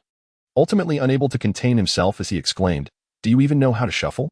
Why must it take you so long?" Ningjing seemed to harbor a profound fear of Brother He, her body trembling slightly as her hands came to a halt. If she were capable, would you all be able to deceive her out of her family's fortune? Silence. Tang Yinru suddenly rebuked, rendering Brother He speechless. Turning to comfort Ningjing, she reassured her. "Take your time with the shuffling. It matters not how long it takes." Ningjing was indeed a novice who had never handled playing cards before, and her clumsy attempts were quite amusing. However, the seasoned gamblers present were less than forgiving. Having spent their days entwined with cards, they could not tolerate Ningjing's ineptitude. Eventually, even the casino owner could no longer bear the sight, yet he dared not voice his discontent and opted instead to have Brother He instruct Ningjing on the proper technique. Under Brother He's patient guidance, Ningjing finally managed to shuffle the cards. When she laid them out on the table, she looked at Tang Yinru with an expression of bewilderment, as if inquiring how to proceed. The casino owner requested Brother He to explain the rules of Baccarat while also directing Ningjing on how to deal and draw cards. Once everything was in order, the owner turned to Tang Yinru and inquired, "Young Miss Tang, how would you like to play the first hand?" Tang Yinru maintained her haughty demeanor, stating, "For the first hand, my dear friend owes you 5 million. Although you insist that the debt is forgiven, we still intend to repay it to avoid any reckoning later. Therefore, I wager 5 million. Any winnings are yours, and should we lose, you cannot hold us accountable for repayment." True to her lineage, Tang Yinru's words were clear and concise, articulating the reasoning and outcome with simplicity. The chance of reclaiming the money rested solely on fortune, leaving no room for blame. After speaking, she glanced at Yang Ning, signaling that the outcome rested upon him. "I bet on the player," Yang Ning declared resolutely, his eyes wide open. The casino owner chuckled, "If you bet on the player, then I shall bet on the banker." Tang Yinru signaled to her bodyguard to place the money in the designated betting area, while the casino owner refrained from placing a bid himself, considering Ningjing's debt. This game would serve to offset any losses. Under Brother He's direction, Yang Ning and the casino owner each received 2 cards. Yang Ning chose not to touch his cards, while the casino owner nervously studied his hand. 4, 4. The casino staff gathered anxiously, joining in the commotion, rallying behind the owner. Impressive. The owner revealed the first card, a 5 of diamonds. While not a winning hand, it was still a promising omen. The second card was turned over, and to everyone's surprise, it was a queen of clubs. According to Baccarat rules, the hand totaled 5 points, as the queen holds no value. As the banker revealed his cards, all eyes turned curiously toward Yang Ning, wondering what he was waiting for after having refrained from touching his cards throughout. With everyone's gaze upon him, Yang Ning smirked and casually flipped over his 2 cards, 2 fours, totaling 8 points. "Incredible! The player wins." The casino owner chuckled softly. Although he lost the first round, he remained unconcerned, for the individual before him was a complete novice, utterly ignorant of the simplest strategies of gambling. It was evident that he was merely a fool, destined to leave the casino with nothing but his losses. The casino owner turned to Tang Yinru and remarked, "Miss Tang, fortune has favored you. You won the first hand, and the debts are forgiven. I shall have someone fetch the IOU." Tang Yinru smiled at Ningjing and said, "It's all right now. You are free from any debts." Ningjing appeared quite pleased, her eyes darting as she tentatively suggested, "Shall we leave?" Upon hearing Ningjing's desire to depart, Tang Yinru beamed, while the casino owner could only nod in a perfunctory manner. Tang Yinru then took out her phone to check something and continued, "Well, I must say, your situation is rather substantial. Ningjing's father has borrowed 67,845. 000. To round it off, let's play with 8. 5 million. Ningjing, you still have debts to settle, don't you?" Ningjing lowered her head in silence, while Tang Yinru cast a peculiar glance at Yang Ning, as if implying that the outcome might hinge upon him. Chapter 14. A frantic victory. Yang Ning managed a reluctant smile. Fortunately, he possessed some skill and knew what card was coming next. Otherwise, with such high stakes, it was likely his hands would tremble. "I will bet on the banker, Ningjing, deal the cards." In Baccarat, the banker is typically the dealer. But with only 2 players at the table, the one who bets on the banker is dealt first. Under the guidance of He Go, Ningjing distributed the cards to both players. This time, the casino owner did not scrutinize the cards but glanced at Yang Ning instead. Yang Ning smiled and revealed his cards, a diamond 8 and a heart J, totaling 8 points in Baccarat. The banker had a formidable hand. And both He Gu and the casino owner lost their confidence, cautiously revealing a single card. AK, damn. The crowd erupted in uproar. Then the owner started to fumble with the cards, muttering, for corners, for corners. To their astonishment, another K appeared on the table. In Baccarat, such a hand is virtually worthless. Even a single ace from the opponent could easily secure victory. In the casino, this hand could be deemed a strong blunder. I want another card. The owner insisted, unconvinced. Indeed, there is a rule in Baccarat allowing players who are dissatisfied with their hand to request an additional card. Ning Jing dealt another card to the owner, and the onlookers erupted in laughter at the absurdity of the scene, typical for a casino. While only someone like Yang Ning stood out as an anomaly. To the owner's dismay, he tossed the card onto the table, revealing a 7, just shy of 8 points. The banker emerged victorious. Seeing Yang Ning win, Ning Jing appeared somewhat exhilarated. She glanced at Tang Yinru, signaling that it was time to leave. However, Tang Yinru seemed oblivious, casting Yang Ning an approving look before coolly inquiring, will you be paying by check or cash? The owner, his expression dark, retrieved a checkbook from his pocket, swiftly filled it out, and handed it to Tang Yinru, his tone subdued. Let us call it a day. My luck is running low. The owner attempted to withdraw, but Tang Yinru was unwilling to leave. Boss, conducting business this way lacks any thrill. This amount is but a trifling sum for your casino. Do you truly care about losing such a negligible amount? The owner, still scowling, took a seat and coldly asked, what more do you wish to play? Tang Yinru replied, I had a professional appraisal done for my father's company. It is valued at 10 million. You have not invested a single penny. You merely facilitated a name transfer. I shall wager 10 million. As Tang Yinru increased the stakes, Ning Jing hastily gestured for her to reconsider. Ignoring Ning Jing's warning, Tang Yinru snapped her fingers, prompting the bodyguards to place stacks of money on the table, making their intent unmistakably clear, to compel the game to continue. The owner, now fully grasping the gravity of the situation, understood the rumors surrounding the untouchable Tang family heiress. It was said that when she was just 5 years old, a businessman sought to leverage his daughter's relationship with Tang Yinru to strike a deal with her father. That deal was indeed finalized, but soon after, the company was reportedly acquired overnight. Gazing upon the regal and imperious figure of Tang Yinru, it appears that the affluent elite of S City cannot possibly compare to Her Majesty. While the casino owner pondered this, Yang Ning had already placed his bet, and Ning Jing commenced dealing the cards. The casino owner scrutinized the cards on the table, burdened with an overwhelming sense of gravity. The casino could certainly afford the tens of millions at stake, yet explaining the situation proved to be quite the conundrum. After all, confronting Ning Jing was at the behest of the upper echelon, and prolonging this standoff with Tang Yinru was hardly justifiable. In gambling, one cannot afford to lose. The casino owner could only hope for a stroke of luck as he observed Yang Ning's nonchalant demeanor, seemingly uninterested in his cards, prompting him to start evaluating the game. A group of anxious onlookers behind him urged him to call, blow, blow, blow. How dashing. The cards were revealed, displaying an ace and a 7, an impressive total of 8. Yet, Yang Ning merely glanced at his opponent's cards before casually unveiling his own. What the? A 3 and a 6, totaling 9.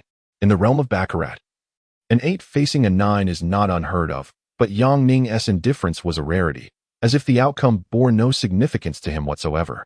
We won again, Ning Jing exclaimed with excitement. Meanwhile, Tang Yinru observed Yang Ning with a serene composure, devoid of any hint of anxiety despite the stakes exceeding 10 million. How could he maintain such calmness? Yang Ning's demeanor was as if he were entirely unfazed by the situation. Ordinarily, he would go unnoticed, but the current stakes warranted scrutiny. He must be hiding something. This was the casino owner's initial reaction, and indeed, this sentiment resonated throughout the establishment. Yang Ning's composure incited suspicion in everyone. His self-assured demeanor suggested he was privy to his impending victory. But how had he achieved such a win? All eyes were fixed on Yang Ning, who remained unperturbed, surveying the room with ease, and nonchalantly uttered a phrase that could provoke a collective groan. Just a novice with good luck. Nothing of great consequence. Good heavens. He had just won nearly 20 million in the blink of an eye, and he treats it so casually. The casino owner discreetly signaled to Brother He, silently inquiring if he had discerned anything unusual. Brother He, equally perplexed, regarded Yang Ning with scrutiny. Truth be told, he perceived nothing amiss. From start to finish, Yang Ning had exhibited an unwavering calmness, devoid of any suspicious behavior. Brother He would stake his life on the fact that Yang Ning had not cheated. As someone who monitored the games, he was well acquainted with every trick in the book, and no subtleties escaped his keen eye. If it was not Yang Ning, could it be Ning Jing? Observing the flushed and excited face of Ning Jing, he pondered the possibility. What a jest! Unless she possessed skills surpassing even the legendary Li Gui, she would be truly formidable. The mere thought elicited an involuntary chuckle. It seemed utterly implausible that Ning Jing could cheat. If she could, how could her father have lost everything? With neither of these two being the source of suspicion. The question remained, how had he triumphed? This situation is undoubtedly suspicious. Luck is merely a fallacy in gambling. In casinos, deception prevails. One might say that 9 out of 10 bets are rigged, with the sole exception being a fishing endeavor. Consequently, this particular game must harbor some underlying issue. Brother He scanned the surroundings anxiously, noticing that no one approached the poker table. Yang Ning merely glanced at the cards during the deal. While Ning Jing remained an oblivious simpleton, the casino owner, somewhat incredulous, suppressed his doubts and inquired, "It seems we have a master at the table today. Miss Tang, how would you like to proceed with the next round?" Tang Yinju, her attention fixed on Yang Ning, pondered how he managed to secure his victories. In truth, she was not one to lose her composure easily. She understood the wisdom of knowing when to withdraw. If matters escalated, the Chen family might not extend any favors. However, the current predicament, with Yang Ning's consecutive wins, placed her in a quandary. Should she concede? That would be out of character. Should she persist? Well, whatever. Yang Ning might not win the next round either. Upon hearing her words, the casino owner became incensed. "Miss Tang, one must adhere to evidence. You cannot make baseless accusations." Tang Yinju realized her words were too blunt and chose not to argue, replying coolly, "Why are you so agitated? Am I suggesting an inquiry? However, did my friend's father truly pass away? Was it not due to your oppressive debts?" The casino owner, visibly vexed, dared not respond. Engaging in a serious discussion with her was ill-advised, as he was not her equal, and arguing with a woman seemed futile. Noticing his silence, Tang Yinju continued. "This round shall gamble with lives at stake. We previously wagered 10 million, so let us maintain the same amount." Yang Ning interjected, "Well, since Yinju has spoken, I shall place my bet on the player instead." The casino owner cast a cold glance at Tang Yinju, then at Yang Ning, ultimately directing his attention towards Brother He, signaling him to remain vigilant. "Deal." With that command, Ning Jing's hands trembled slightly, yet another wager of over 10 million was at stake. After distributing the cards, she clenched her hands tightly, her gaze fixated on Yang Ning's concealed cards. "May my father's spirit watch over us," Ning Jing murmured, sending shivers down everyone's spine. Brother He mused whether their victory was indeed influenced by supernatural forces. He had been observing closely, and Ning Jing's card dealing was notably slow, leaving no room for trickery. In contrast, Yang Ning maintained his composure, exuding an air of someone who appeared to have already foreseen the outcome. Even the gods of gambling would not possess such tranquility. As all eyes fell upon him, Yang Ning allowed a faint smile to grace his lips, casually revealing his 2 cards on the table, a 3 and a 2, totaling 5. A collective sigh of relief emanated from the crowd. Tension dissipated as they relaxed, believing the odds favored the owner. The ensuing moments found everyone fixated on the owner as he gradually revealed his cards, cautiously pressing his hand upon them, inching them into view. Chapter 15. The deep-seated feuds of affluent families. As the first card was revealed, it displayed an ace. The proprietor inhaled deeply, turning to the second card with deliberate slowness, causing the casino staff to break into a sweat. Ultimately, by the time this card had been thoroughly scrutinized, a 3 was tossed onto the table. With an ace and a 3, the total was 4 points. Unwilling to concede defeat, the proprietor urged Ning Jing for another card, hoping to surpass Yang Ning with this draw. "No more cards, please." As the next card was turned over, it was shockingly a 9, culminating in a mere 3 points. This left the casino owner on the brink of despair. Ning Jing sighed in relief, her tense demeanor easing, expressing gratitude to her late father. With her hands clasped in prayer, she gazed upwards, embodying a picture of reverence. "So it shall be. Tang Xianjin, the casino's fortunes do not rest solely upon my word. The funds you have won are still within my reach, but should this continue, I might as well sell my undergarments to settle the debts." The gambling owner, with a carefree flourish, produced a checkbook and swiftly drafted a check. Tang Yinru, seizing the moment, accepted the check with a nonchalant thank you. Following this, a group trailed behind Tang Yinru as they exited the casino. Once they had departed, the casino owner's previously smiling visage turned frostily cold. He hastily instructed. Call the young master and review the footage. I must ascertain how he managed to win. As the group emerged from the five-star hotel, Tang Yinru chose not to drive her own vehicle, but instead entered a stretched Lincoln, with her bodyguards promptly following suit.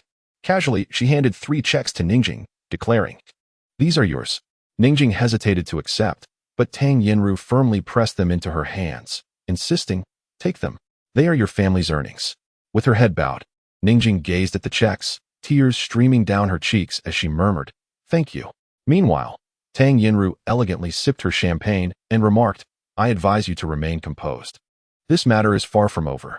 From my perspective, it has only just begun." Ningjing and Yang Ning were both taken aback. What did she mean that it was not over? Tang Yinru continued, "Ningjing, you trembled at the mere mention of Qinliang.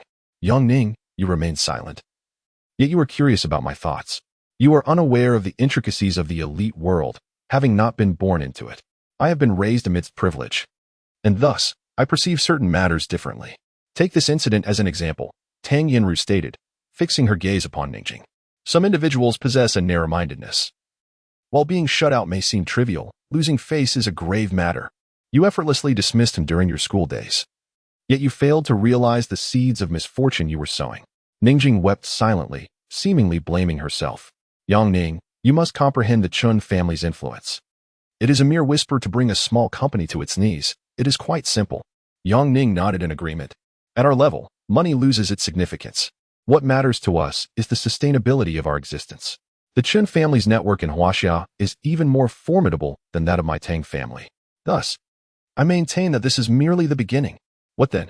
Yang Ning could no longer restrain his curiosity. Tang Yinru suddenly smiled and said, "That will depend on your attitude." I, Yang Ning, was taken aback, and even Ningjing curiously lifted her head, looking at Tang Yinru in confusion. "Since I have extended my hand to assist you, it must be for a purpose. Otherwise, I would not wade into such murky waters." Yang Ning, unwilling to engage in riddles with Tang Yinru, asked directly, "Just say what you need." Tang Yinru continued to smile, saying, "Do you remember what I mentioned earlier? I would like you to do me a favor." "I remember. Just say it. I will certainly help if I can." Yang Ning's interest was entirely piqued. Tang Yinru set down her wine glass and declared, "I want you to be my boyfriend." "What?" Yang Ning exclaimed in astonishment. Ningjing looked at Tang Yinru and then at Yang Ning in bewilderment. "Don't misunderstand. When I say boyfriend, I mean the kind that is merely pretending. To be precise, I need you to be my shield." Tang Yinru explained, "As daughters of affluent families, we must be very cautious in our actions. We cannot simply act on impulse, especially when it comes to choosing a partner. If I agree to date a certain wealthy heir, the stock market of our family's companies would soar. However, if any gossip arises between us, it could lead to a sharp decline in the stock market. This is the rationale." "Then why did you choose me?" Yang Ning asked in confusion. Tang Yinru smiled, saying, "There are things you are unaware of. When my father wanted to meet you, he mentioned that you might be a suitable candidate for this shield role. I considered it for a moment and decided to give you a little test." Yang Ning and Ningjing listened quietly. "In terms of character, you are undoubtedly without issue. If I were not born into a wealthy family, marrying you would be a commendable choice." Ningjing silently lowered her head. Tang Yinru's words seemed to unveil her innermost thoughts. "As for your work abilities, we are still observing. It is difficult to reach a conclusion. The key is today's gamble." Only then did I dare to confirm that you are indeed an excellent candidate. "Just because of a gamble?"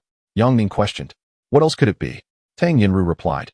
"You may not be a gambler, yet you managed to win repeatedly at the gambling table, risking millions without flinching.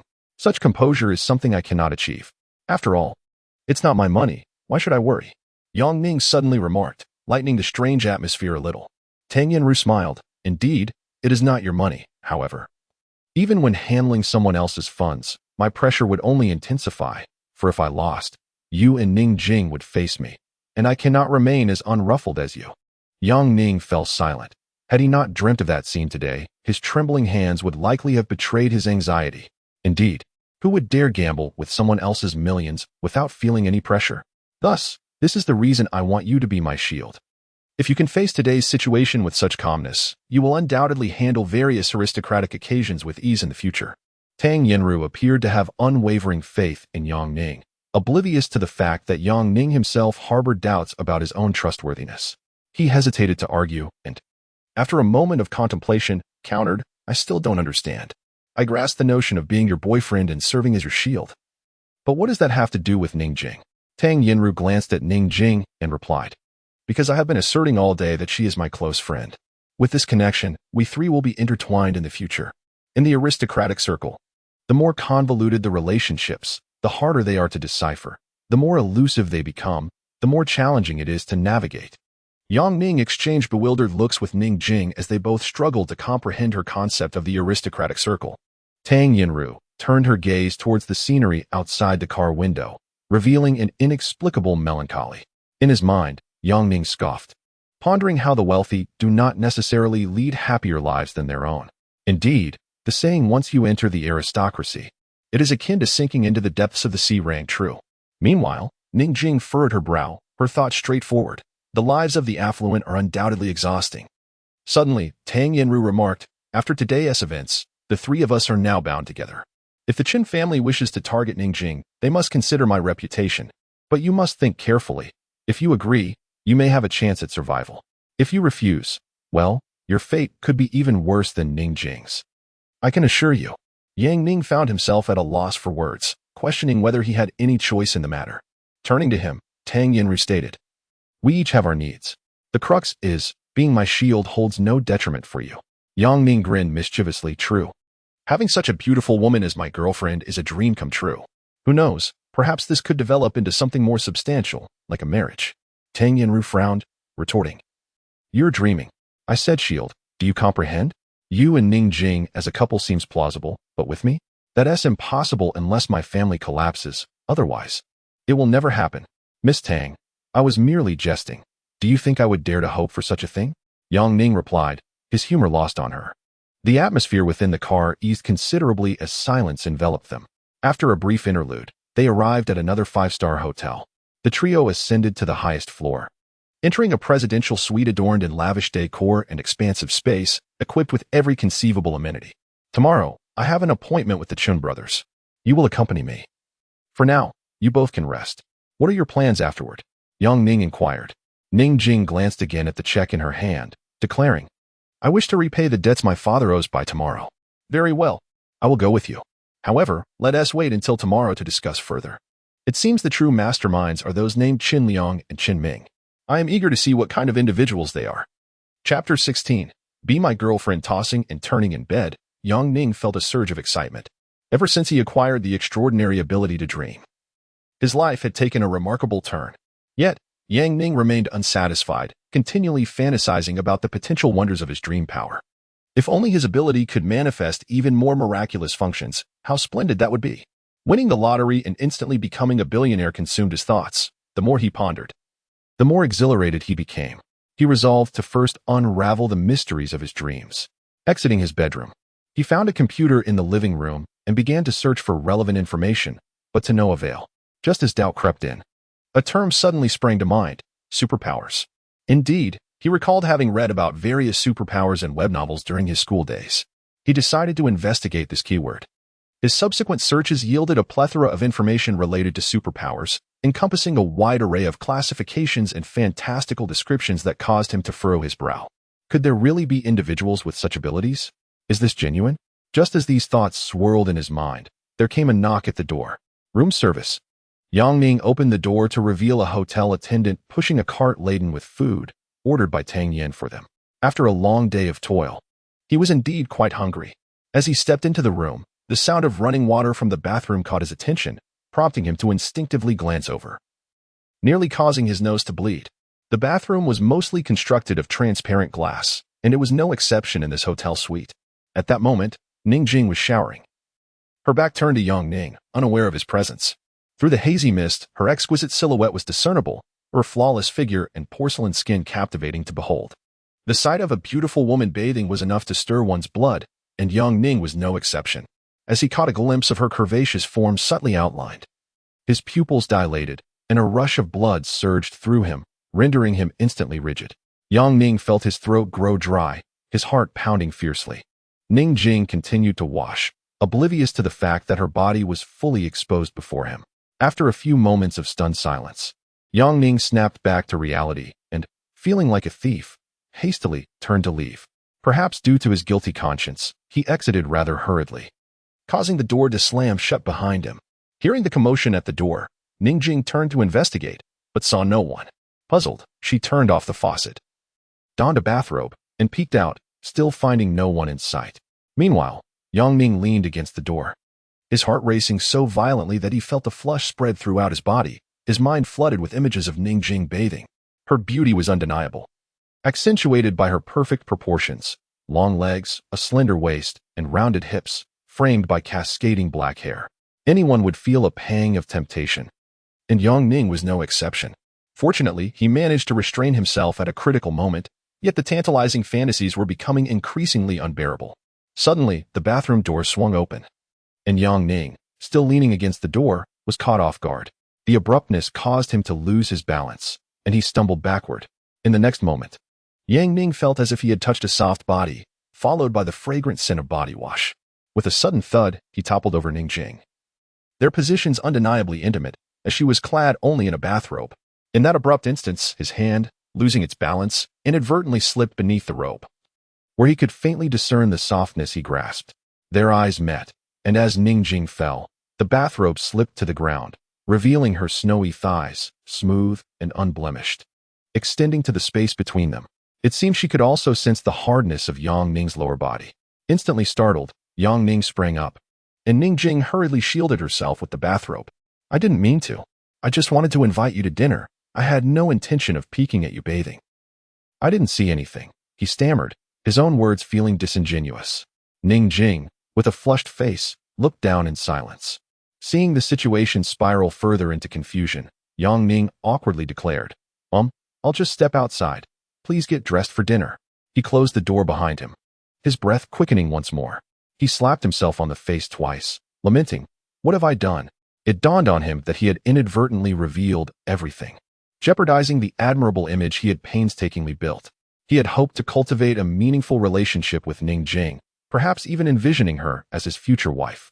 Alas, the moment had passed. Seated at the dining table, Yongning blushed as he eyed his right hand, the very hand that had foolishly ventured into Ningjing's bathrobe. What if she were angry? What if she decided to leave? With her threats gone, his life would stabilize, yet she was so beautiful. He feared he had squandered his chance. While Yongning was lost in these anxious thoughts, the door to Ningjing's bedroom opened, revealing her dressed and composed. His heart raced with trepidation, fearing she might announce her departure. Yet, his concerns proved unfounded. Ningjing merely cast a shy glance his way before quietly taking her seat at the dining table, her head bowed in silence. Feeling guilty, Yongning promptly fetched her a bowl and chopsticks, eagerly serving her food, anxious to avoid any resentment that might lead her to leave him. The atmosphere at the table was palpably awkward, both absorbed in their meals, heads down, devoid of conversation. That was purely accidental. Yongning ventured to break the silence, seeking to clarify the earlier incident. "I know." Ningjing's succinct reply conveyed her lack of concern. A sigh of relief escaped Yongning as he hurriedly served her more food, the room once again enveloped in quietude. After a considerable pause, Yongning shifted the topic, asking, "By the way, now that your matters are settled, have you contemplated your future plans?" At that, Ningjing's body trembled slightly. To mask her reaction, she turned slightly, still looking down, remaining silent. Yongning, with his head down, failed to notice Ningjing's subtle gestures and continued, "I've thought it over. Now that your debts are resolved, you'll have a substantial amount left for living expenses, allowing you to live well." Suddenly, Ningjing interjected, standing up to bow respectfully to Yongning. "I will no longer disturb you. I know I am a source of trouble for you, and remaining by your side will only cause you more problems. I will move out tomorrow to alleviate your burden." Her words were resolute, and after speaking, tears streamed down her face as she turned and walked towards her room. "What is happening?" Yongning felt bewildered. "That's not what I meant." Ningjing, seeing her enter her bedroom, he hurriedly followed, bursting into the room. "Don't misunderstand me. I mean, there are boundaries between men and women. I'm not good with words. I just wanted to ask you." "I understand," Ningjing replied, her back to Yongning, refusing to meet his gaze. "Your boss wants you to be her shield. It's inappropriate for me to impose on you any longer. I can leave. There's no need for you to say anything." Yongning was even more confused and quickly defended himself. "That's not what I meant. I could never be with my boss. I can't handle her luxurious lifestyle." You've misunderstood. I just wanted to ask. Ning Jing sat on the bed, still turned away from him, silent, though her body seemed to tremble with quiet sobs. Taking a deep breath, Yang Ning said, I want to ask if you would be willing to live with me in the future, as a couple. Would you be my girlfriend? Ning Jing suddenly turned to look at Yang Ning, her eyes brimming with tears. Yang Ning found himself at a loss for words, unsure of her thoughts, and resorted to clumsy chatter. I don't have much to offer, and my looks are average, but you are beautiful. I know I don't deserve you. Yet I like you and want to protect you, truly. Seeing her tear-streaked face, he continued, every time I see you cry, it pains me. When you're sad, I'm sad too. This must be love at first sight. Ugh, I'm not good with words, but I genuinely like you. Ning Jing sniffled and wiped her eyes. Suddenly, without warning, she threw herself into Yang Ning's embrace. I thought you despised me. As she clung to him, her tears flowed freely.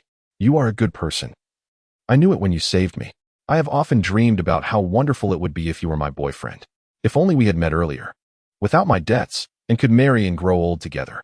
Hearing her heartfelt confession, Yang Ning embraced her tightly, allowing her to cry on his shoulder. Yes, we will grow old together, and we'll have 2 plump little ones, 1 boy and 1 girl. Ning Jing chuckled through her tears, pulling away from Yang Ning's embrace, looking at him with misty eyes. But if one day you find me unworthy, I will quietly leave. Just promise me you'll let me know. Yang Ning smiled, embracing Ning Jing once more, vowing that it would never end, never. The two remained in a tranquil embrace, enveloped in a warm silence. Once I have earned enough money, I will first purchase a house, then a car, and thereafter, we shall wed, he declared. I have the means. No need, she replied. I am a man. Your earnings should be reserved for our future retirement or for our children's education. Together, Yang Ning and Ning Jing envisioned a beautiful future. After their meal, Ning Jing nestled in Yang Ning's arms, and the two quietly watched television until the late hours of the night, seemingly oblivious to the notion of sleep. Chapter 17, The Upscale Entertainment Club. I wish to inquire about something. Do you recall that I got intoxicated the night before last? Yang Ning pondered for a considerable time before deciding to address the events of that evening. Ning Jing, her cheeks flushed, nodded slightly, indicating she remembered. Upon waking that morning, I discovered I was without my undergarments. Did anything inappropriate occur that night? Ning's face turned an even deeper shade of crimson as she remained silent. Was it true or not? Yang Ning, feeling a sense of urgency, pressed on. Ning Jing's embarrassment intensified. How could a young lady openly discuss such matters? Yang Ning, bewildered, concluded that something indeed had transpired. Having consumed too much alcohol that night, he remembered nothing. Should he attempt to rekindle the evening's events tonight? How vexatious. Seeing Ning Jing's hesitant demeanor, Yang Ning's heart raced uncontrollably.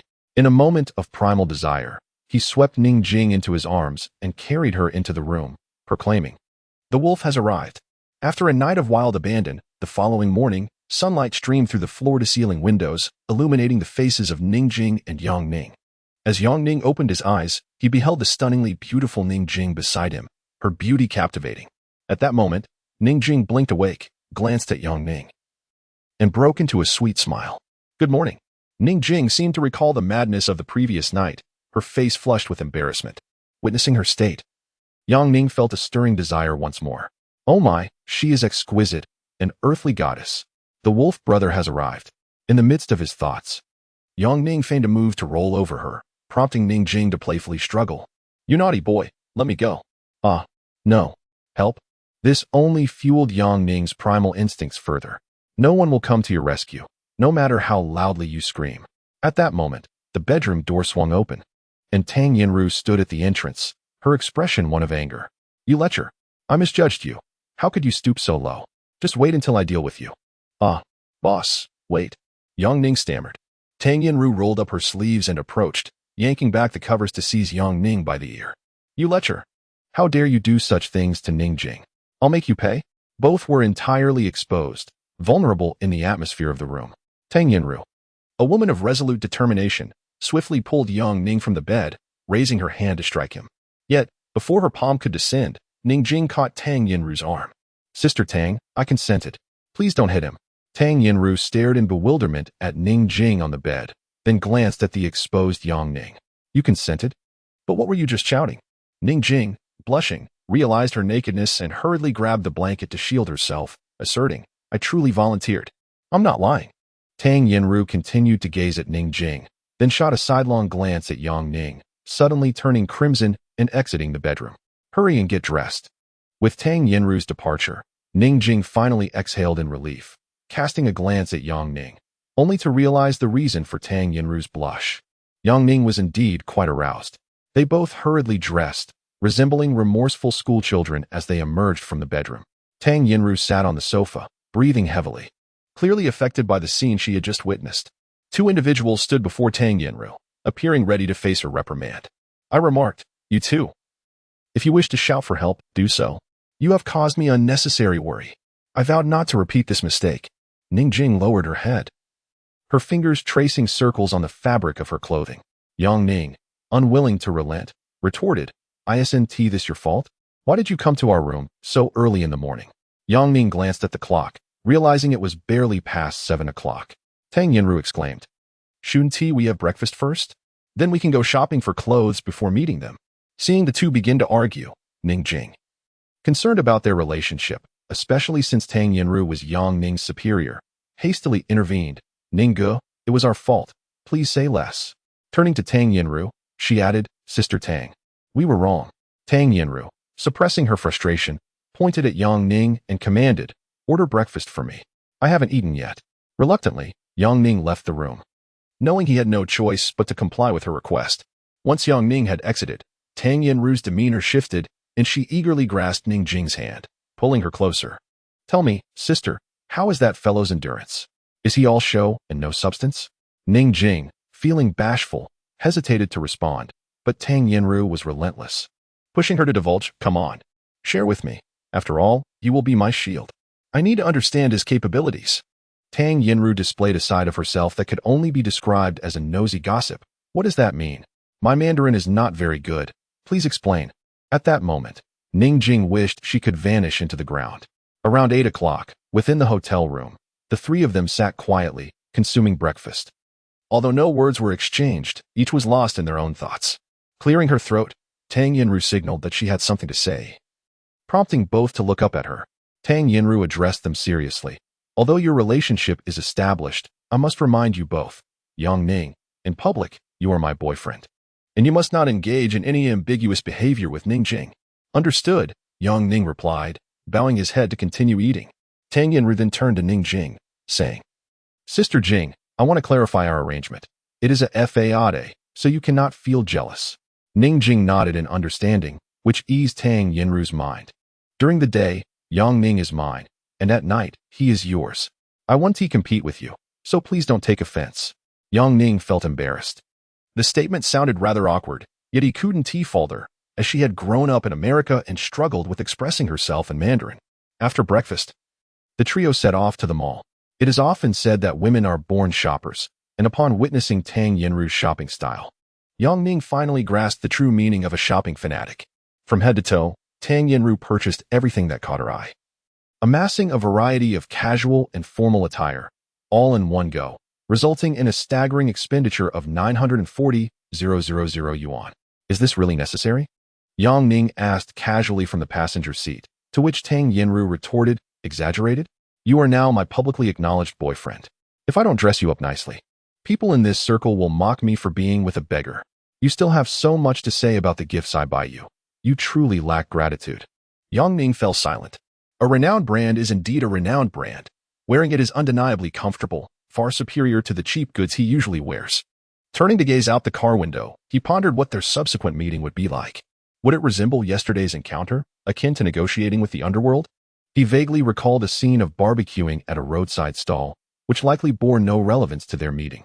After approximately 20 minutes of travel, the car halted before an upscale private club in S-City. Upon disembarking, a steward approached to retrieve the car keys, while Tang Yinru led the trio into the establishment. This luxurious, high-end venue exuded sophistication. According to Tang Yinru, each member here possessed a fortune exceeding 100 million, indicating that all who frequented this place were prominent figures in society. More crucially, this establishment was a property of the Tang family. Tang Yinru instructed the manager to issue 2 top-tier VIP cards, which she presented to Ning Jing and Yang Ning. "Congratulations. You are now members of the Billionaire Club. Yang Ning regarded this with indifference, fully aware that it was all a facade, not rooted in reality. Nevertheless, he remained undeterred, knowing that one day he would truly become a member of the wealthy elite through his unique abilities. The club was expansive, boasting 7 stories and reportedly covering an area of 50,000 square meters. In the financial metropolis of S-City, the value of such a space was astronomical. The trio proceeded directly to the second floor, which housed a fitness club. Yang Ming was intrigued to find that aside from the VIPs, the remaining occupants were bodyguards of the Tang family, most of whom he had encountered the previous day. Among these bodyguards, the one who piqued his interest the most was the knife thrower, whose name seemed to be Li Zhongguang. "Boss, may I train with Brother Li? His knife skills are incredibly impressive." Tang Yinru shot him a stern look and replied, "Mind your address. From now on, refer to me as Yinru." Yang Ning scanned the vicinity, noting that no one was paying attention, and thus brushed it off. Tang Yinru continued, "Well, a shield must be willing to stand up for me when necessary. After your work, you should come here to exercise. It's a perfect opportunity for Li Zhongguang to teach you some self-defense." Upon hearing Tang Yinru's words, Ning Jing pouted in the back, not out of jealousy, but rather due to the implication of standing up for someone. In her mind, Yang Ning was already her man. What if he were to encounter danger while protecting Tang Yinru? Unaware of Ning Jing's discontent, Tang Yinru seemed to recall something and turned to her, saying, "By the way, this private club is hiring dance instructors. Are you interested? The salary is 20,000 a month." "That's excellent," Yang Ning interjected, "if you work here, I can come to train after my shifts and conveniently pick you up." With Yang Ning's encouragement, Ning Jing reluctantly agreed. Tang Yinru summoned the manager and, after a brief exchange, instructed Ning Jing to inspect the dance studio.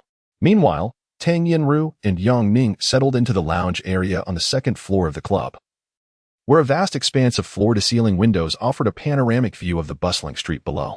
At that moment, several luxury vehicles, the kind only the affluent could afford, came to a halt at the entrance of the club, indicating that the esteemed guests had arrived. Chapter 18. Familial affection. Tang Yin pointed below and remarked, "The individual emerging from the Lamborghini is Chun Liang, the second son of the Qin group. He is perpetually idle and possesses a rather lascivious disposition. His vindictiveness stems from Ning Jing's rejection of his advances, which incited his desire for retribution." Yang Ning's gaze fixated on Chun Liang, his fists clenched tightly. He pondered whether a confrontation might erupt during their upcoming negotiation. Should matters escalate, he was resolute in his intent to render Chun Liang unrecognizable. Tang Yin then gestured towards another figure stepping out of a Ferrari, stating, "This is Chun Ming, Chun Liang's elder brother.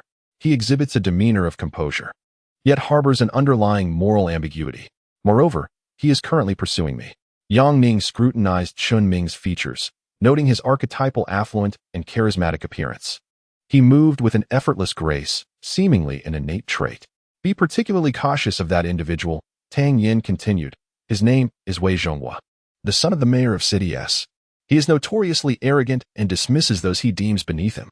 Yang Ning committed the appearances of these 3 men to memory, recognizing that as he navigated the upper echelons of society, encounters with them were inevitable. The manager of the club welcomed the trio and escorted them upstairs. Tang Yin flashed a reassuring smile, saying, "Do not be anxious. Act as you normally would."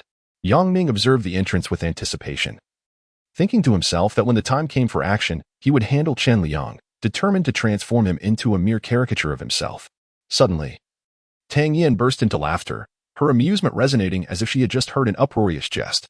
Once her laughter subsided, she stood and declared, "I find myself increasingly fond of you." At this moment, the 3 men had entered the fitness club, and Tang Yin approached them, exchanging embraces as though greeting close friends. Subsequently, she led them over and introduced Yang Ning, saying, "This is my boyfriend, Yang Ning." The 3 men displayed visible surprise, particularly Chun Ming, whose astonishment was apparent in his eyes. "Greetings." Chun Ming extended his hand in a gesture of goodwill. Yang Ning reciprocated, replying, "Hello," with smiles. Chen Ming and his companions took their seats, revealing no overt signs of anger or mockery, which took Yang Ning by surprise. "Yang Ning, you were the one who won 28 million at the casino yesterday, correct? Your gambling skills are quite impressive," Chun Ming commented, his demeanor remarkably composed, betraying no hint of unusualness. "Oh, I hardly gamble. It was merely good fortune yesterday," Yang Ning felt compelled to clarify. The trio appeared astounded, exclaiming, "You don't gamble?" My goodness, it's hard to believe that someone in this world doesn't gamble. What do you do for entertainment? On the way here, Tang Yin had explained that affluent heirs often gather for gambling as their primary source of amusement. Yang Ning, however, chose not to divulge the truth, replying, I prefer tranquility. I am unaccustomed to the clamor of gambling. Qinming chuckled. No worries. Our methods of enjoyment need not be raucous. When time allows, we shall engage in a more leisurely pastime. Chun Ming recalled something and remarked, although you are Yinru's boyfriend, I must inform you of a matter. Our Chun group intends to collaborate with the Tang group, and at my father's behest, I am currently pursuing Yinru. Henceforth, we shall become rivals. Qin Ming's words were delivered with a gentlemanly demeanor, devoid of any pretense. However, the superiority reflected in his gaze left Yang Ning feeling utterly uncomfortable.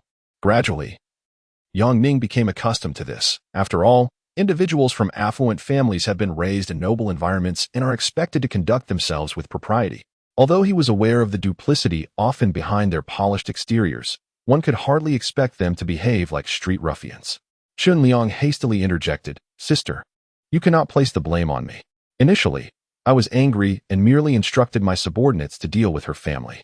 I never anticipated it would escalate to this point. It was all the doing of those underlings. Wei Zhong was suddenly chimed in, You scoundrel!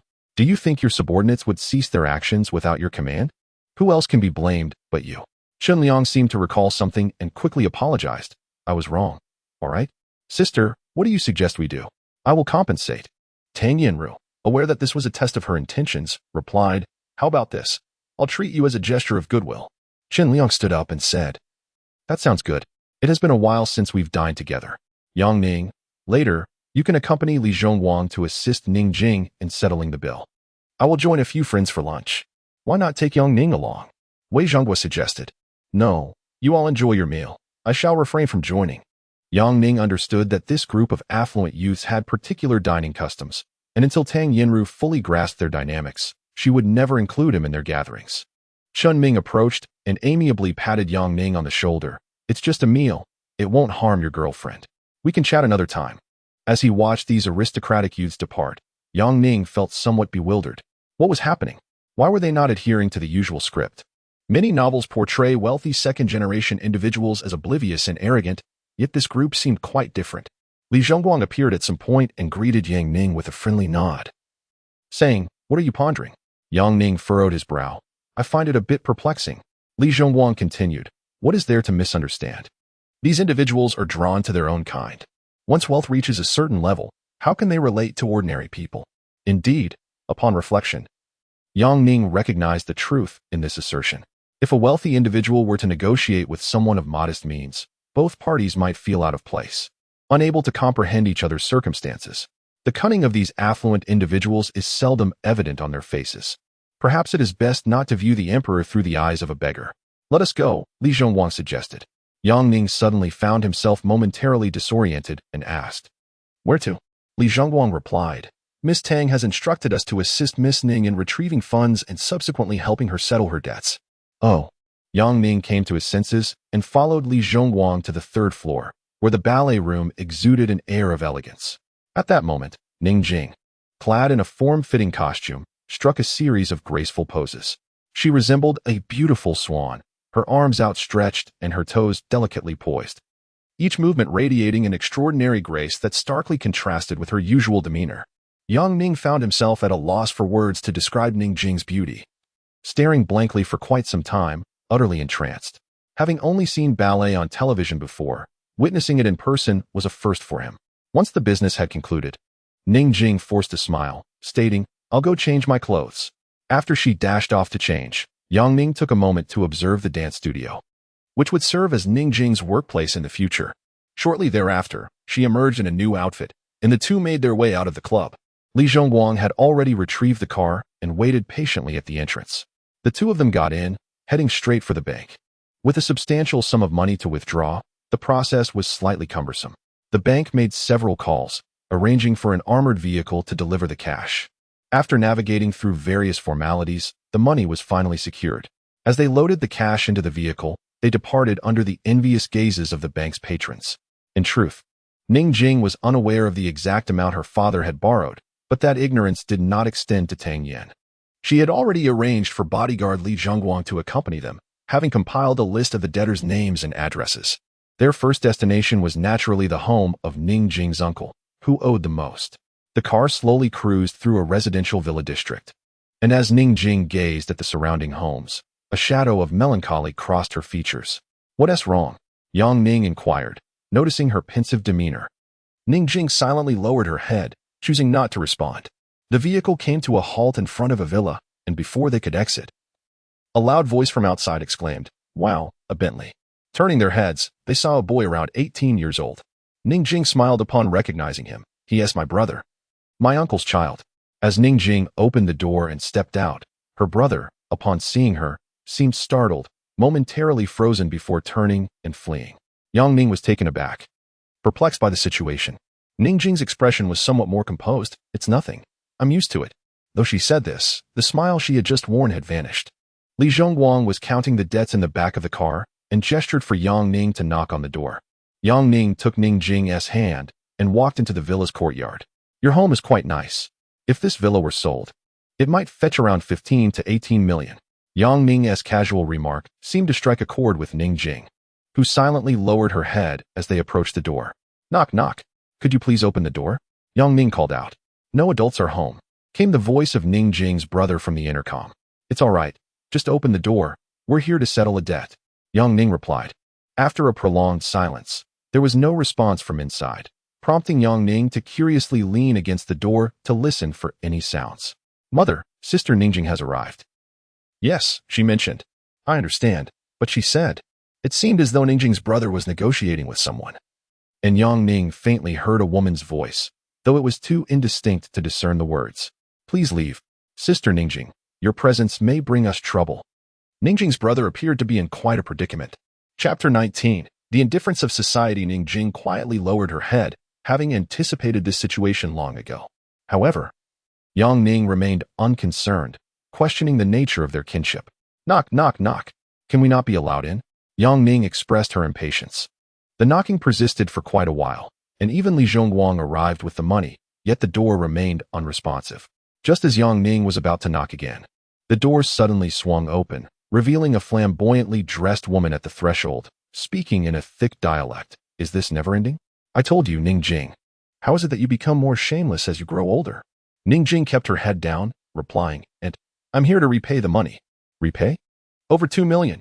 If you had the money, you would have run away with it by now, wouldn't you?" Before her aunt could finish her sentence, Li Zhongguang opened the money bag, causing her eyes to light up.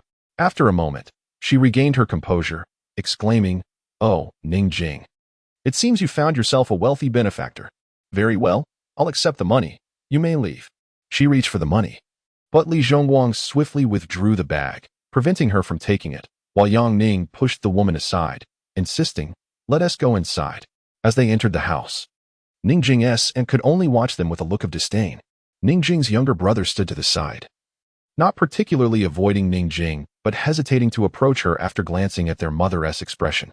Once they were in the living room, Li Zhongguang was the first to speak. Mr. Ning Changlong, during his lifetime, owed Mr. Ning Changxing 2 million. Due to a debt dispute, Mr. Ning Changlong mortgaged his villa to Mr. Ning Changxing for residence. This sum totals 2,200,000, including both principal and interest. Please verify the amount. Ning Jing's aunt did not rush to count the money, her expression darkening as she scrutinized Ning Jing and the others, likely contemplating how to retain possession of the villa, which was worth significantly more than 2 million in this era. "Ning Jing, how have you been lately?" Her aunt feigned concern, sitting next to her. "Has that trouble been resolved? If not, you should use this money to repay others. My money can wait." Yang Ning felt nauseated by her aunt's insincere demeanor. Her words were not out of a genuine desire for the money, but rather a reluctance to return the villa, which was valued at nearly 10 million. "Aunt, why not call uncle?" Ning Jing preferred to avoid further entanglements with her aunt. Her aunt's expression soured upon realizing Ning Jing was unyielding. After a few dismissive remarks, she turned to leave. Ning Jing's brother approached, seemingly genuinely concerned about her well-being, appearing sincere rather than pretentious. At that moment, a voice echoed from upstairs. It was her aunt on the phone. "Your niece has come to repay her debts." "Well, how should I know? She has found herself a wealthy benefactor." "It seems." "What? Are you out of your mind? Give it back to her. You must be crazy. It appeared that her aunt had not closed the door while on the phone, and her voice was loud enough for everyone in the living room to hear, especially Ning Jing's brother, who awkwardly rushed upstairs. Mom, lower your voice. They can hear everything downstairs. Upon hearing the conversation, one cannot help but ponder its implications. Initially, when money was borrowed, it was agreed that the house would serve as collateral. Had it not been for my generosity, the property would have long ceased to belong to the Ning family. Sister, I am here to repay the debt. Just hand it over. Enough, when adults converse. Children ought to remain silent. Mother, such remarks are uncalled for. Sister Ning has her own struggles. Returning the house to her is a fair compromise. We shall not suffer loss. Be quiet. I intend to use this house as your marital residence. Let her sell it? Dream on. This unreserved dialogue left many speechless, with Ning Jing bowing her head in silence, while Yang Ning and Li Zhongguang wore displeased expressions. Finally, Yang Ning could no longer endure it. He never imagined such despicable relatives existed in the world. Just as he stood up, Ning Jing grasped his hand tightly and said softly, "Let us leave the money and go." Yang Ning felt a surge of defiance. "Why? This is your house." Ning Jing simply shook her head, pulling him towards the exit. It seemed their conversation had caught the attention of the two upstairs, as footsteps quickly followed. "Sister, please don't leave yet." Ning Jing gently caressed her brother's hand and said, "Ning Rong, this house is for you. I do not want it. My intention here was never to reclaim the house, but merely to express gratitude to our uncle." "Sister Ning." Ning Rong clung to her, unwilling to let go. After her words, Ning Jing bowed to her aunt, causing the flamboyant woman's complexion to shift between red and pale. Ultimately, Ning Jing and the others departed, leaving the shallow aunt and Ning Rong at the door, bewildered and speechless. Inside the car, silence enveloped the trio. Although Yang Ning felt regretful, it was ultimately Ning Jing's decision regarding her own property. The efforts to repay debts continued, with relatives fleeing at the sight of Ning Jing. Yet when she articulated her intentions, they hesitantly opened their doors to her. The ensuing interactions were rather casual, marked by insincere pleasantries, yet the matter of money remained unmentioned. After visiting all the relatives, they turned their focus to acquaintances of their father. Some were business partners, others social contacts, most of whom Ning Jing did not know. The repayment of these debts was handled solely by Li Zhongguang, who followed the records, while Ning Jing merely greeted them and returned the recorded sums before leaving. Once everything was concluded, it was already past 3 in the afternoon, and the trio finally exhaled in relief, having visited over 40 families that day, a rather exhausting endeavor. "Li Gu, Ning Jing, allow me to treat you both to dinner." Ning Jing remained silent, while Li Zhongguang appeared quite casual. He parked the car in front of a popular barbecue stall. "Shall we eat? This place serves my favorite barbecue." The three exited the vehicle, drawing the attention of many passers-by, for a Bentley worth millions parked at a roadside stall was indeed a rare sight. Upon entering the establishment, Li Zhongguang ordered barbecue and a few beers. "Li Gu, is it difficult to practice knife throwing?" Yang Ning was most curious about Li Zhongguang's skills with the flying knife. And naturally, this was his first question. "I began my training at a tender age. What do you think?" Li Zhongguang spoke with a casual air. Yang Ning raised his bottle and clinked it with Li Zhongguang's, and they both consumed half of it. "Brotherly, I have always been quite curious about you. That day, you were so adept at gambling, yet today you present yourself like a professional lawyer. I must say, if you are a bodyguard, I find it hard to believe." Upon hearing Yang Ning's words, Ning Jing also seemed intrigued. Meanwhile, Li Zhongguang took a meaningful sip of his drink. "I have had a rather unusual life experience. By all accounts, my background should not qualify me to be a bodyguard for a young lady." "Why is that?" Both Yang Ning and Ning Jing inquired in unison, their astonishment palpable. "Those were events from my youth. In my early years, I enlisted in the military, fueled by youthful exuberance and bolstered by my exceptional physical condition. I became a member of the Snow Leopard Special Forces, akin to the U.S. Navy SEALs." The two remained silent, listening intently as he recounted his experiences. "During 3 years, I participated in various missions. However, on one occasion, I defied a superior's orders and took a group of my comrades to carry out a task. The result was devastating. Though the mission was successful, I inadvertently killed someone who turned out to be one of the hostages." Li Zhongguang paused after taking another sip of his drink. "Subsequently, I was brought before a military tribunal and sentenced to a suspended death penalty. It was Mr. Tang who saved me, for I had once assisted him during a mission. To repay that debt, he extended his help to me. Upon my release from prison, I fell into despair, feeling as though life had utterly destroyed me. I saw no future, no hope, and the harshness of the world made life seem devoid of meaning. This led me to develop a penchant for gambling. Li Zhongguang chuckled softly, almost mocking himself. 9 out of 10 gambles are fraught with deceit. And you can guess the outcome. I thought my keen perception could unearth some hidden truths and yield profits. But I was gravely mistaken. I lost a substantial amount, accruing significant debts to the point where relatives and friends dared not contact me. I truly understand Miss Ning's feelings. As Li Zhongguang spoke, Ning Jing lowered her head in contemplation.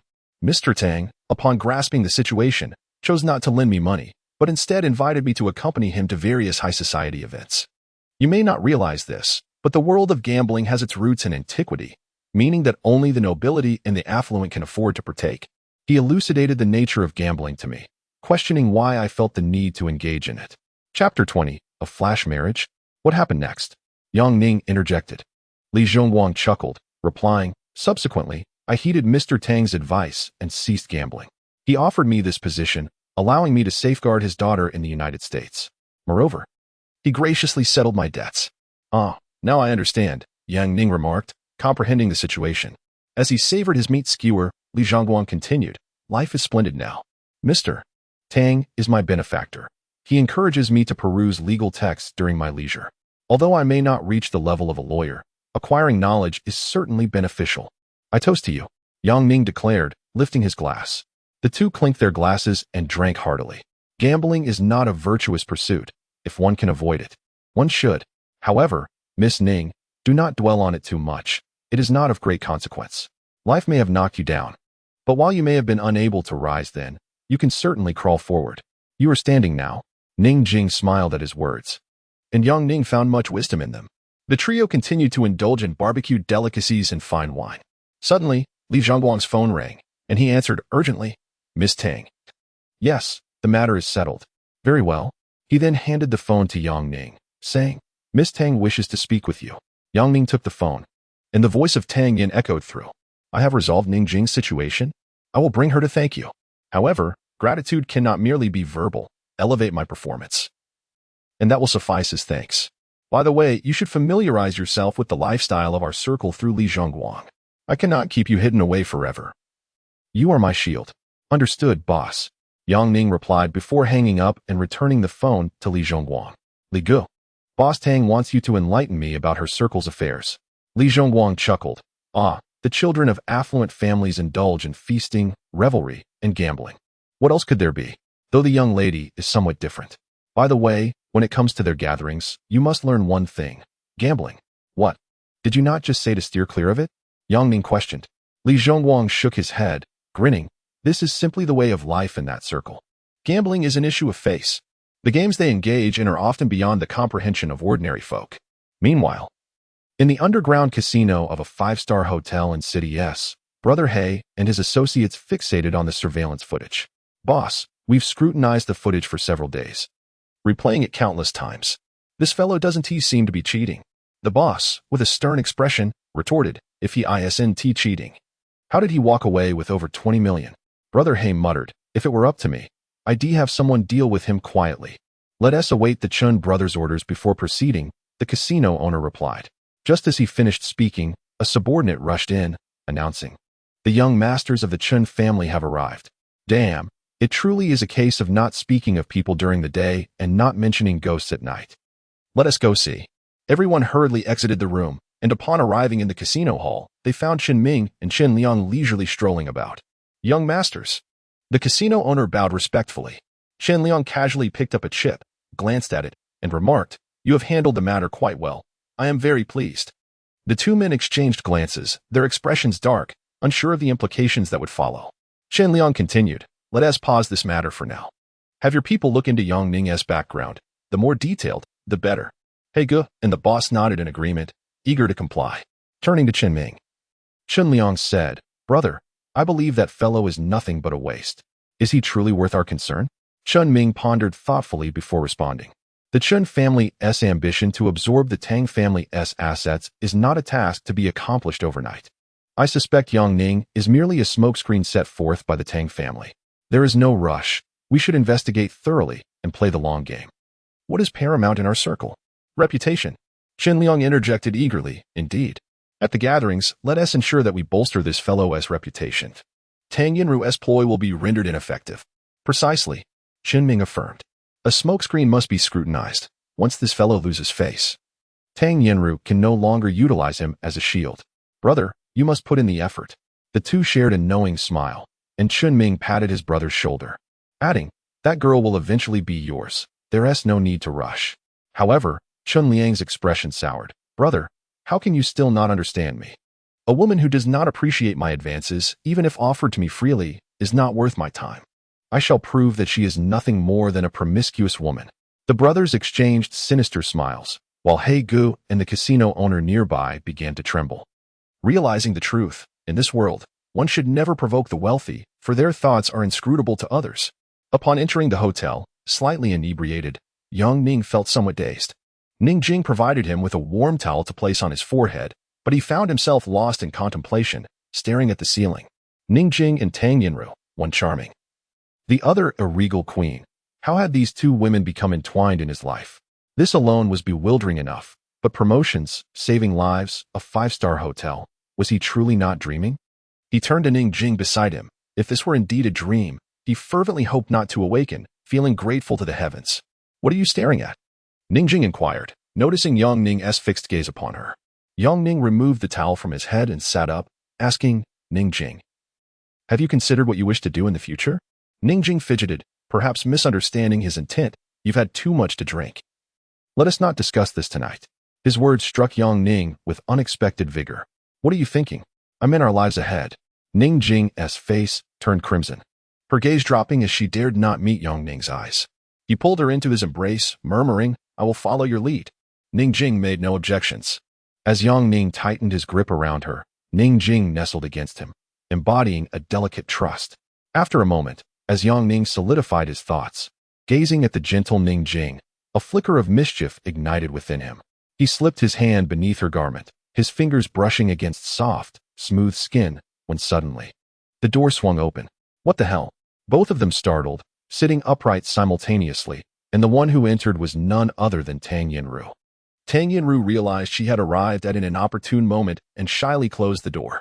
Ning Jing, blushing, hurriedly adjusted her clothes, while Yang Ning, feeling quite vexed, sauntered out of the bedroom and found Tang Yinru watching television. Boss, couldn't you knock when you arrived?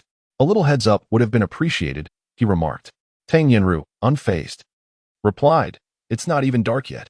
Who could have guessed you two were so careless with your timing? Don't forget, during the day, you are exclusively mine.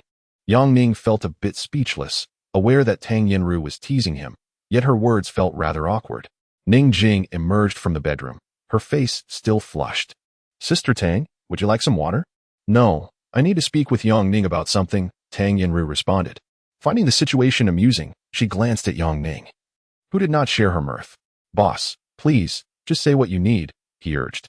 Tang Yinru shot him a glare and said, I was just worried that you two might be too engrossed in your work, so I came to check on you.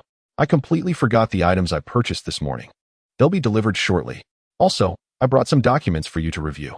Tang Yinru retrieved a stack of papers from her bag, and Yang Ning sat down to examine them. These documents contained advertising proposals, showcasing award-winning foreign ad templates. As he scrutinized the materials, there was a knock at the door. After Tang Yinru opened it, she instructed the delivery person to toss all the packages into the bedroom, then joined Ning Jing in tidying up. The materials Tang Yinru provided were immensely helpful to Yang Ning, especially concerning the advertising proposal from Boss Li, as his paramount task was to maintain the partnership with the two companies.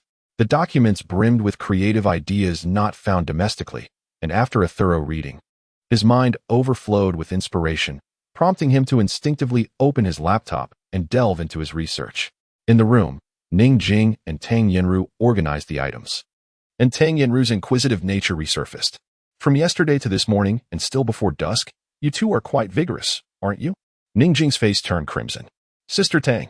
Tang Yinru chuckled and replied, it's nothing. I've seen far more in my lifetime. I'm an experienced woman.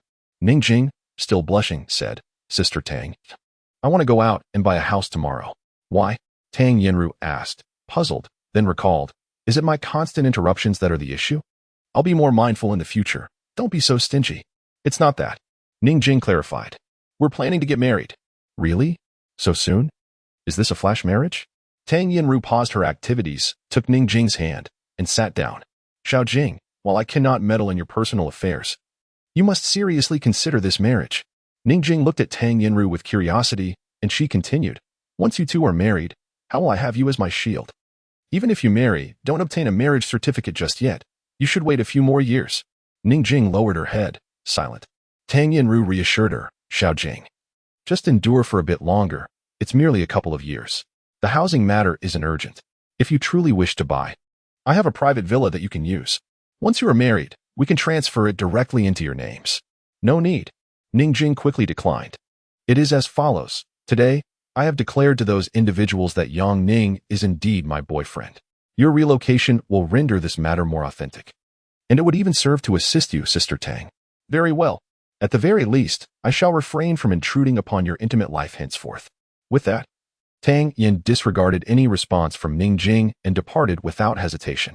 Ning Jing, left speechless, could only stare blankly at Yang Ning, who was engrossed in his work. Chapter 21. The revenge plan. In the midst of a conversation between two women, Yang Ning was completely unaware, engrossed in his study of advertisements. Perhaps due to the influence of alcohol, his mind was brimming with whimsical ideas, fanciful and quite impractical.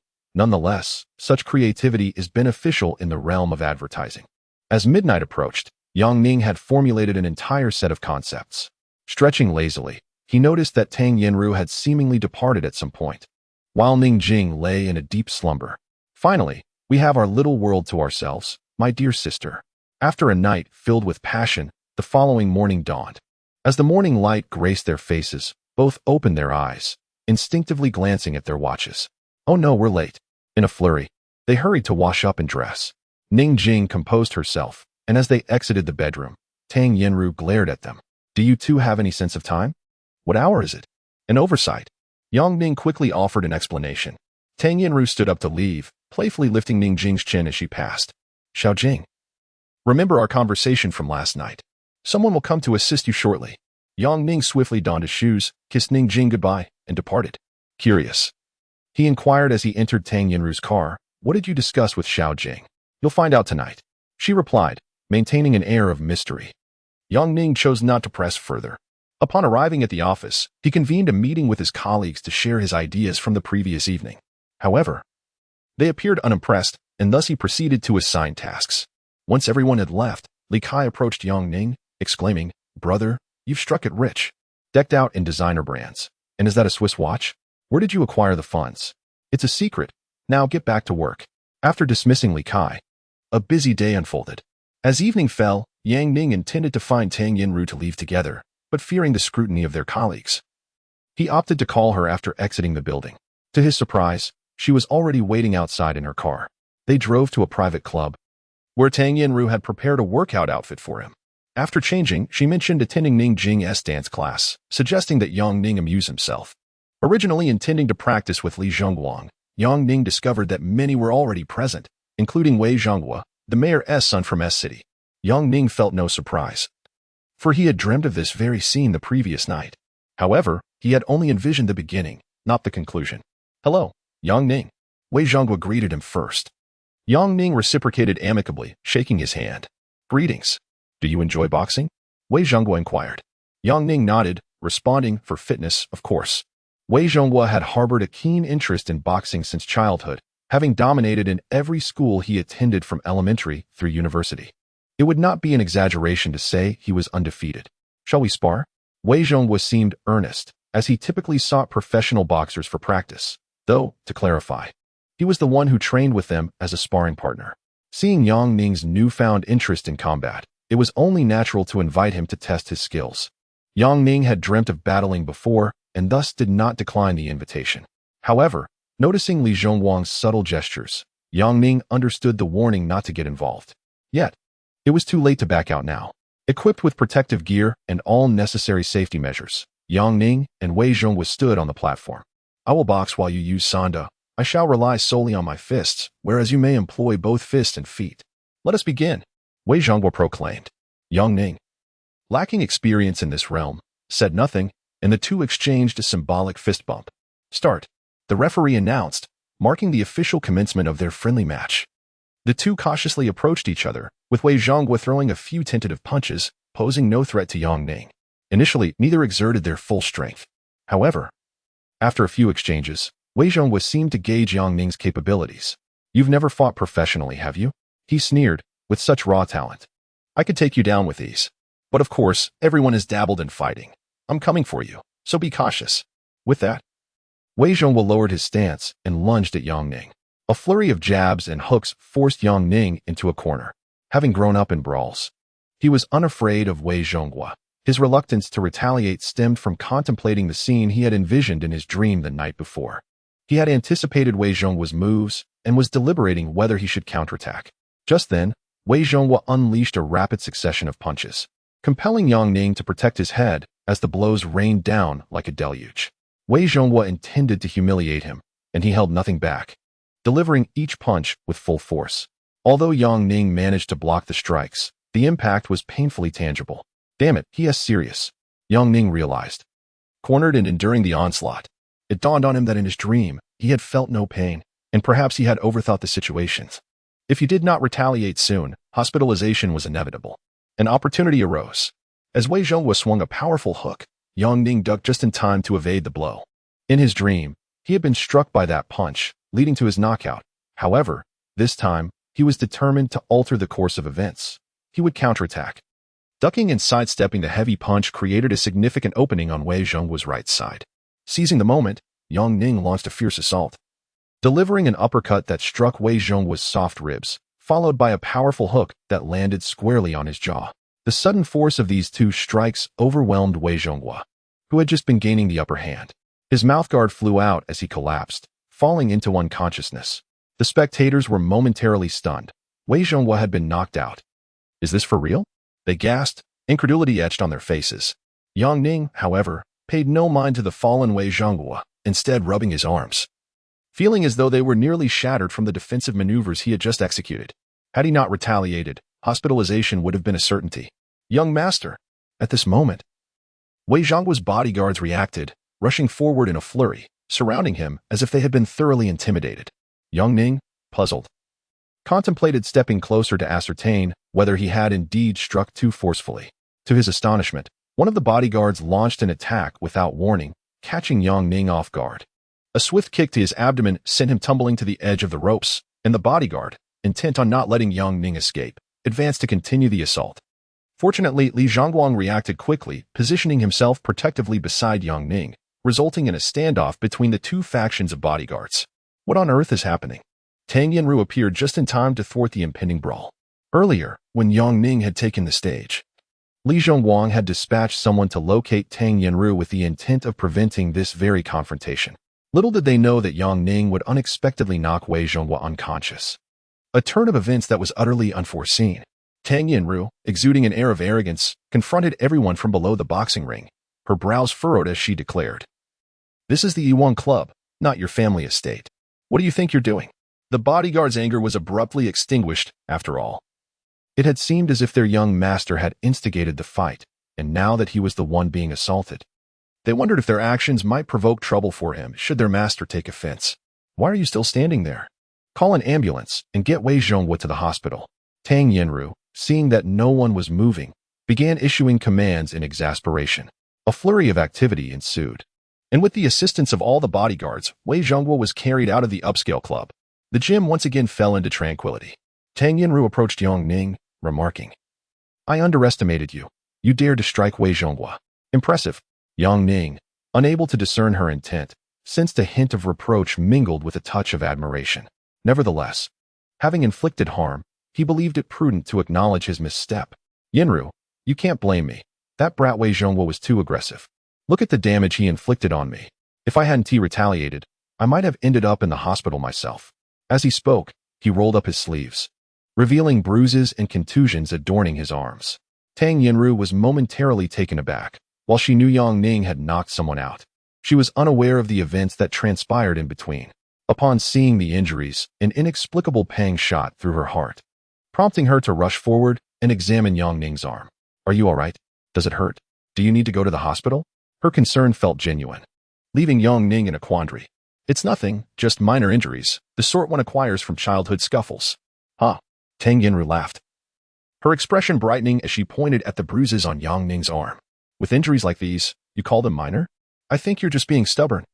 Their banter resembled that of a couple, while the surrounding bodyguards discreetly withdrew, and the gym members observed from a distance in silence. Unbeknownst to them, at the entrance, Ning Jing stood quietly, witnessing the exchange before lowering her head and turning away. On the way to the hospital, Wei Zhonghua finally regained consciousness.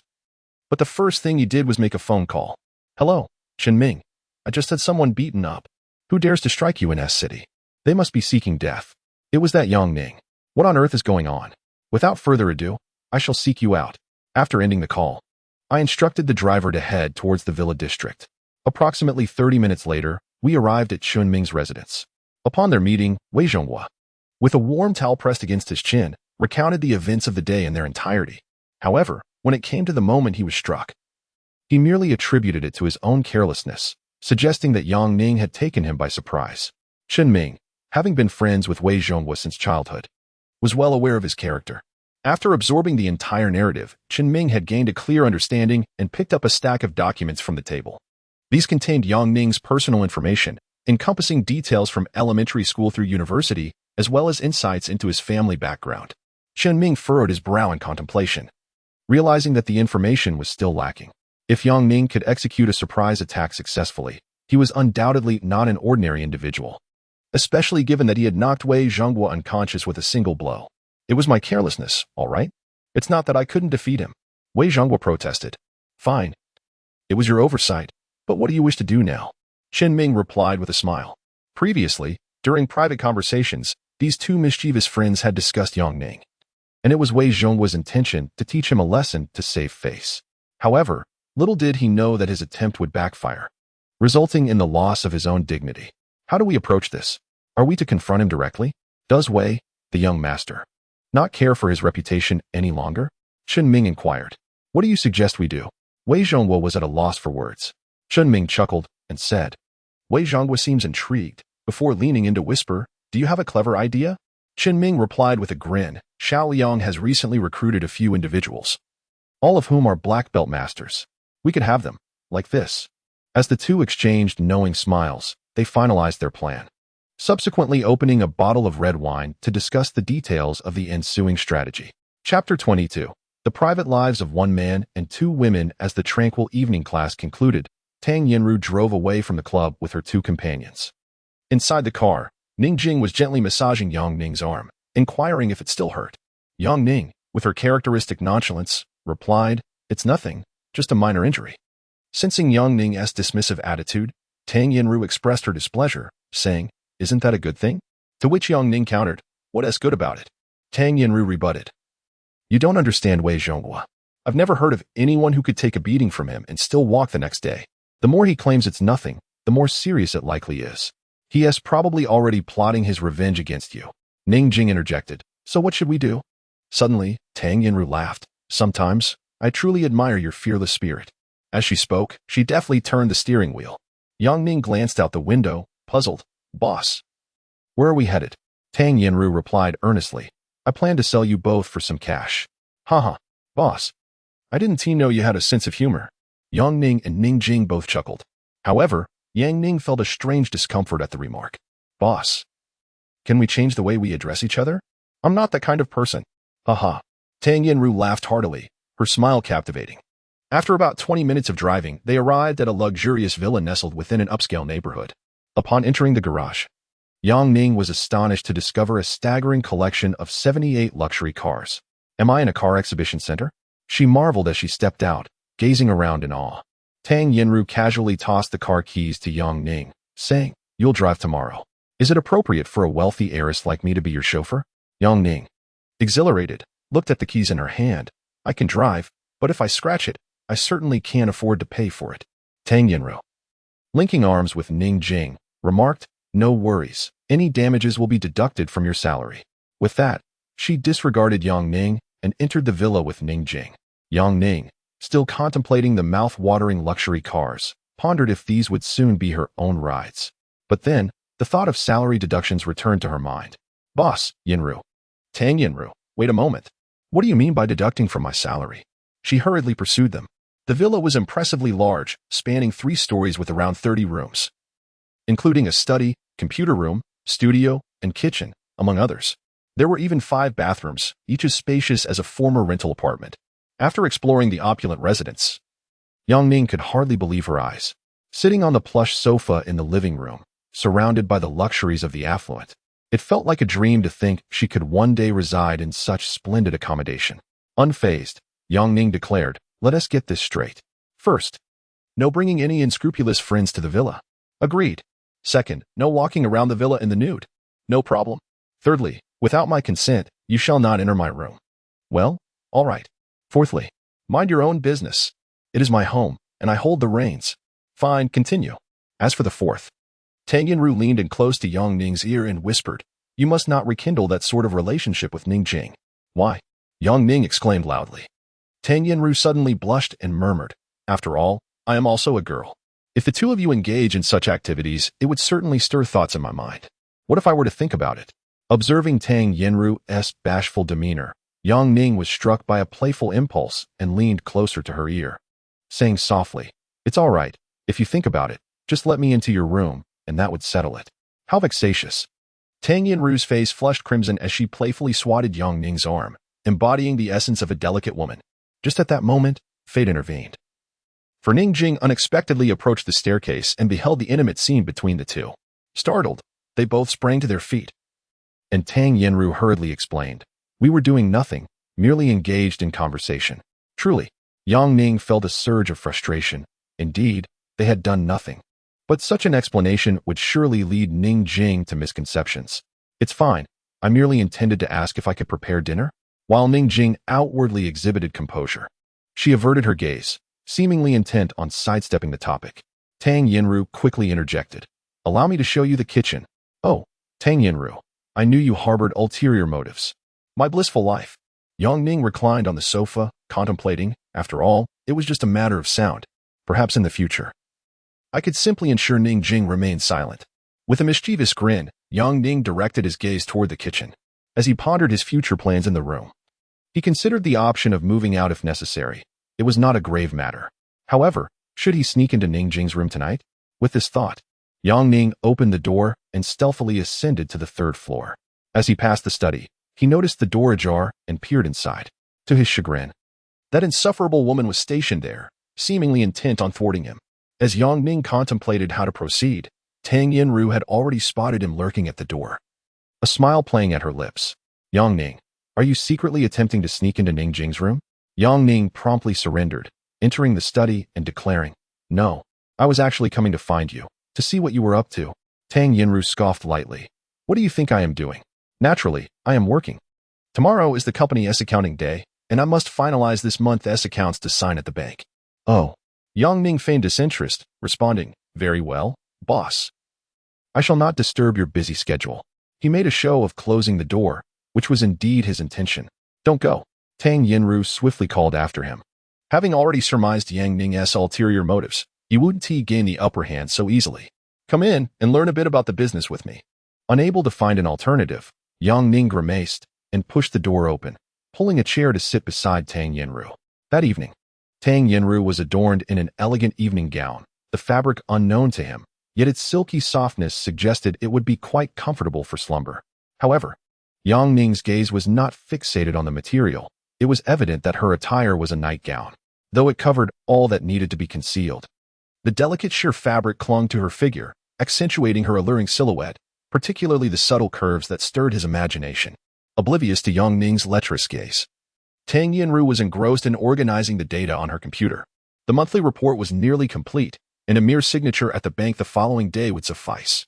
Yang Ning quickly masked his inappropriate thoughts and glanced at the computer screen, pondering why the financial secretary couldn't handle such tasks. Did she truly need to exert herself? Tang Yinru shot him a glance and replied, "If it were as simple as you suggest, the CEO would hardly need to lift a finger." Yang Ning conceded her point. Indeed, tomorrow marked the day for salary disbursement, a day they had once eagerly anticipated during their employment, and now he felt a twinge of excitement. "Pray tell, esteemed boss.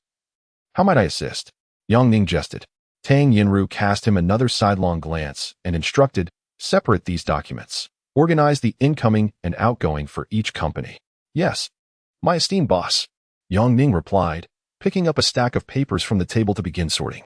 To be honest, most of these documents had already been organized. He merely categorized them. Once everything was in order, he inquired again. Is there anything else I can help with, boss? Tang Yinru appeared slightly irritated, turning to Yang Ning. Are you so reluctant? No, you've misunderstood, boss. He quickly clarified. Tang Yinru stood up and said, this is company confidential information. I trust you to assist me, as I wouldn't dare involve just anyone. As she spoke, she began to step outside, but after just a few strides, she suddenly felt something snagging at her garment. The fabric, already delicate, tore with a sharp rip, exposing her form beneath the evening gown. Chapter 23. Nightmare, remove your foul feet. Yang Ning finally realized that he had inadvertently stepped on her nightgown, leading to this predicament. He dared not dwell on it and quickly lifted his foot. Tang Yinju, pulling up her nightgown to shield her modesty, demanded, what did you see? You are wearing. No, I saw nothing. You. I will kill you. Tang Yinju, infuriated, sat on Yang Ning's lap, her hands gripping his neck. How dare you look around?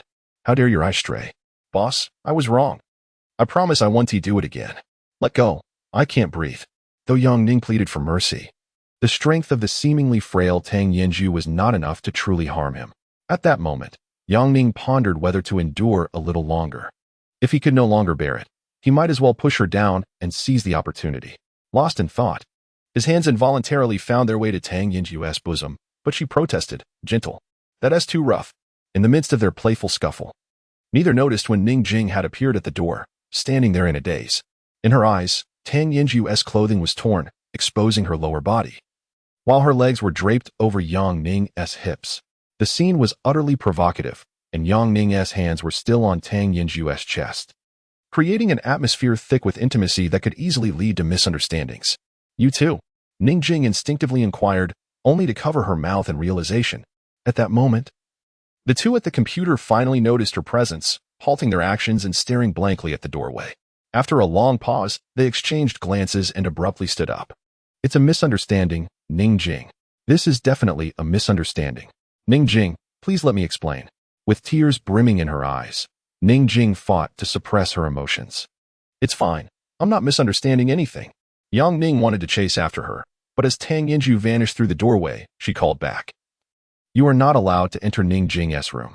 Following that, the sound of her shutting the door echoed, and Yang Ning faintly heard her say, Ning Jing. It's not what you think. With a heavy sigh, Yang Ning slumped back in front of the computer, beginning to organize his materials. After completing everything by the data, it was already deep into the night. He had lamented countless times this evening and finally collapsed onto his bed, drifting into a deep slumber. The villa lay silent under the night's embrace, and around midnight, Yang Ning awoke with a start, sitting up in fear, frantically patting his body.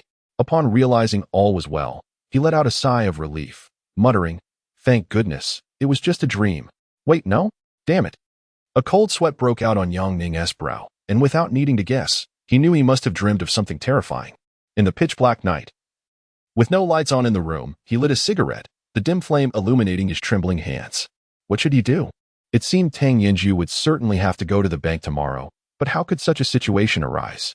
All right, call the police. Yang Ning picked up the phone, but as soon as he dialed 110, he hung up. It was not for lack of reason. It was 10 minutes past midnight. And informing the police that a bank robbery was set to occur tomorrow seemed nothing short of absurd.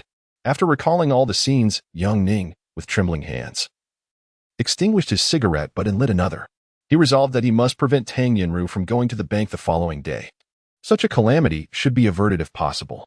After much contemplation, Yang Ning extinguished his cigarette and attempted to lie down, hoping to resume his slumber and uncover what would transpire next. Perhaps due to overwhelming anxiety, he tossed and turned for a long time without succumbing to sleep. Fear, tension, and dread ignited an unnameable fury within him, causing him to break into a cold sweat. Eventually, after an unknown duration, Yang Ning finally drifted into slumber, murmuring in his dreams, no, don't kill, no. Even as dawn broke, he remained trapped in that nightmare. Ning Jing entered Yang Ning's room, finding him drenched in sweat, repeatedly muttering, no, don't kill. Realizing he had endured a nightmare, she sat at the bedside, gently wiping the sweat from his brow. Suddenly, Yang Ning sat up in terror, startling Ning Jing.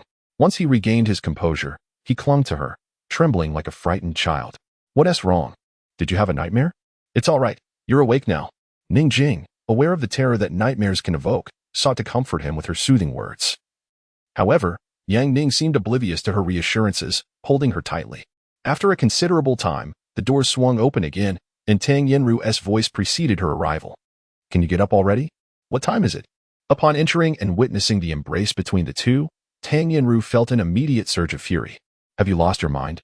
It's only been one night. Is this necessary? Ning Jing hastily interjected. Sister Tang, you've misunderstood. Yang Ning Yinru, are you planning to go to the bank today? Yang Ning interrupted, releasing Ning Jing to directly address her. He quickly rose and insisted, Yinru, please listen to me. Don't go to the bank today. It's crucial. Tang Yinru shot him a cold glare. Are you out of your mind? If I don't go to the bank, what will happen to the thousands of employees? Hurry up and get ready for work. Boss. Yang Ning attempted to say more. But Tang Yinru raised her hand to silence him, sniffing the air intently. Have you been smoking? You're not allowed to smoke in the room. After delivering her reprimand, she turned to leave. Yang Ning hastily dressed and pursued her. Tang Yinru was already waiting for him in the car. Once Yang Ning climbed in, he attempted to speak. But she was engrossed in various work reports, clearly unwilling to engage with him. Drive. We're going to be late. Faced with Tang Yinru's resolute demeanor, Yang Ning had no choice but to drive away from the villa. On the road, images of the bank scene replayed incessantly in his mind, gunshots ringing out. Bodies collapsing, each moment more harrowing than the last. Ultimately, Yang Ning lost track of how he arrived at the company as his thoughts remained consumed by the impending robbery. What if it could not be avoided? After parking the car, the two of them took the elevator to their workplace. Yang Ning, lost in thought, pondered the absence of Tang Yinru from his dreams. She should be attending to business in the VIP area, while he had witnessed the entire robbery process in the lobby. After much contemplation, he shook his head and glanced at his watch. No, I must report this immediately. He picked up the phone from the desk, hesitated for a moment, then ultimately set it down. Rising from his seat, he exited the building in search of a public telephone booth. Upon dialing 110, he heard the familiar tone. Hello. 110 Emergency Center. Hello. There's an attempted robbery at Huaxia Development Bank around 10 o'clock today. Please send more police. He patted his chest, hoping the authorities would take it seriously. After resolving this initial matter, he wondered how he could prevent Tang Yinru from going to the bank. Just then, his phone rang, and he answered to hear Tang Yinru's furious voice. Hello, where have you been? Do you know it's working hours? Boss, I'm feeling unwell, really.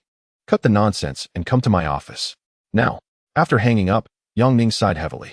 If Tang Yinru insisted on going to the bank, he planned to drag her around the streets to dissuade her.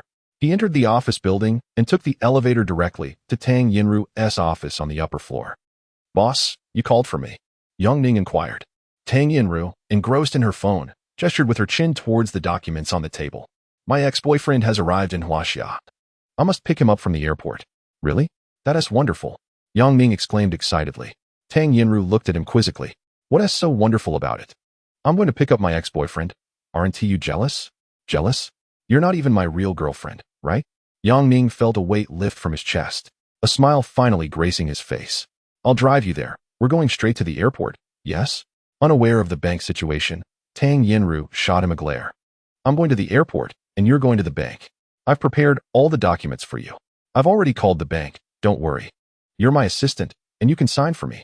This is the company's authorization. Boss, you can't do this to me. Yang Ning felt a wave of despair wash over him.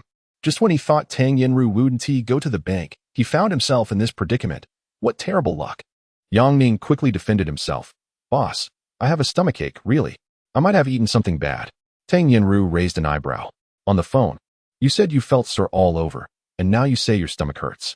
I don't have time for your jokes. I'm leaving. With that, Tang Yinru hurried out, phone in hand, while Yang Ning rushed after her. They descended the elevator together, but no matter what Yang Ning said, Tang Yinru ignored him. In a last-ditch effort, he squeezed out a few crocodile tears, attempting to persuade her. Chapter 24. The bank heist. Tang Yin was the kind of person who was resolute and unwavering. Once she made a decision, it was seldom altered. Given that this matter pertained to the salaries of thousands of employees and the financial circulation of several projects, she could not afford to be careless. Enough of the idle chatter. Get in the car. I shall take you to the bank. Yang Ning, his face a mask of despair, climbed into the vehicle, feeling an unwillingness that was futile, for he was but a subordinate in her eyes. Both were preoccupied with their own thoughts, oblivious to the vehicle trailing closely behind them. Inside that car, a figure was on the phone. "Boss, the target has been confirmed. We can act at any moment. Do not engage while Tang Yin is present. Handle the rest as you see fit. I want his 2 legs and 2 arms." The voice on the line commanded. "Understood, boss." After ending the call, the vehicle continued to follow Tang Yin's car to the bank. Tang Yin, perhaps truly anxious, abandoned Yang Ning and drove off, leaving him bewildered by the bustling streets. "Damn it, you wretched woman. Just wait." Yang Ning lit a cigarette, fixating on the bank behind him. "I'll just not go in. I'll stand right here. Even if chaos erupts within, it has nothing to do with me." Surrounding the development bank, numerous vehicles were parked, among which were several disguised police cars. A female officer pointed at Yang Ning and remarked, "Captain, this individual seems suspicious." The police captain had been observing Yang Ning for some time and nodded in agreement. His anxious demeanor suggests he may indeed be involved. "It's likely he has alerted someone. Call for reinforcements. Don your bulletproof vests and prepare to apprehend." All personnel in the police vehicle sprang into action, but at that moment, the female officer exclaimed, "Captain, look. He appears to be reacting." Everyone turned their attention to Yang Ning, who stood transfixed, watching a middle-aged woman and a girl enter the bank, his eyes filled with compassion. In his dreams, Yang Ning vividly recalled the gunfight, where that middle-aged woman was shot, and the girl was taken hostage by the robbers. Gazing upon the innocent visage of the girl, he could not bear to see them step into the bank. Then, a familiar face approached, a middle-aged man, bald, clad in a black leather jacket. Upon sighting him, Yang Ning felt a heavy weight in his heart. He was one of the robbers who had once fired upon the police and the crowd, ultimately turning the gun on himself. Seeing this man sent a shiver down Yang Ning's spine. It was none of his concern. He turned to leave. Yet as he took a few steps, haunting images flashed through his mind, bullets piercing heads, living beings collapsing in pools of blood, every face etched with terror. Glancing again at the street, he saw that each person was alive, and 5 police officers, both men and women, were bravely advancing toward him, selflessly charging into the line of fire. And what of him? He felt so insignificant, so cowardly. As he observed these 5 courageous souls approaching, Yang Ning let out a deep sigh. If death awaited him, so be it. Lives were at stake. He would save as many as he could. With this thought, he resolutely turned and walked into the bank. "Captain, he has entered the bank."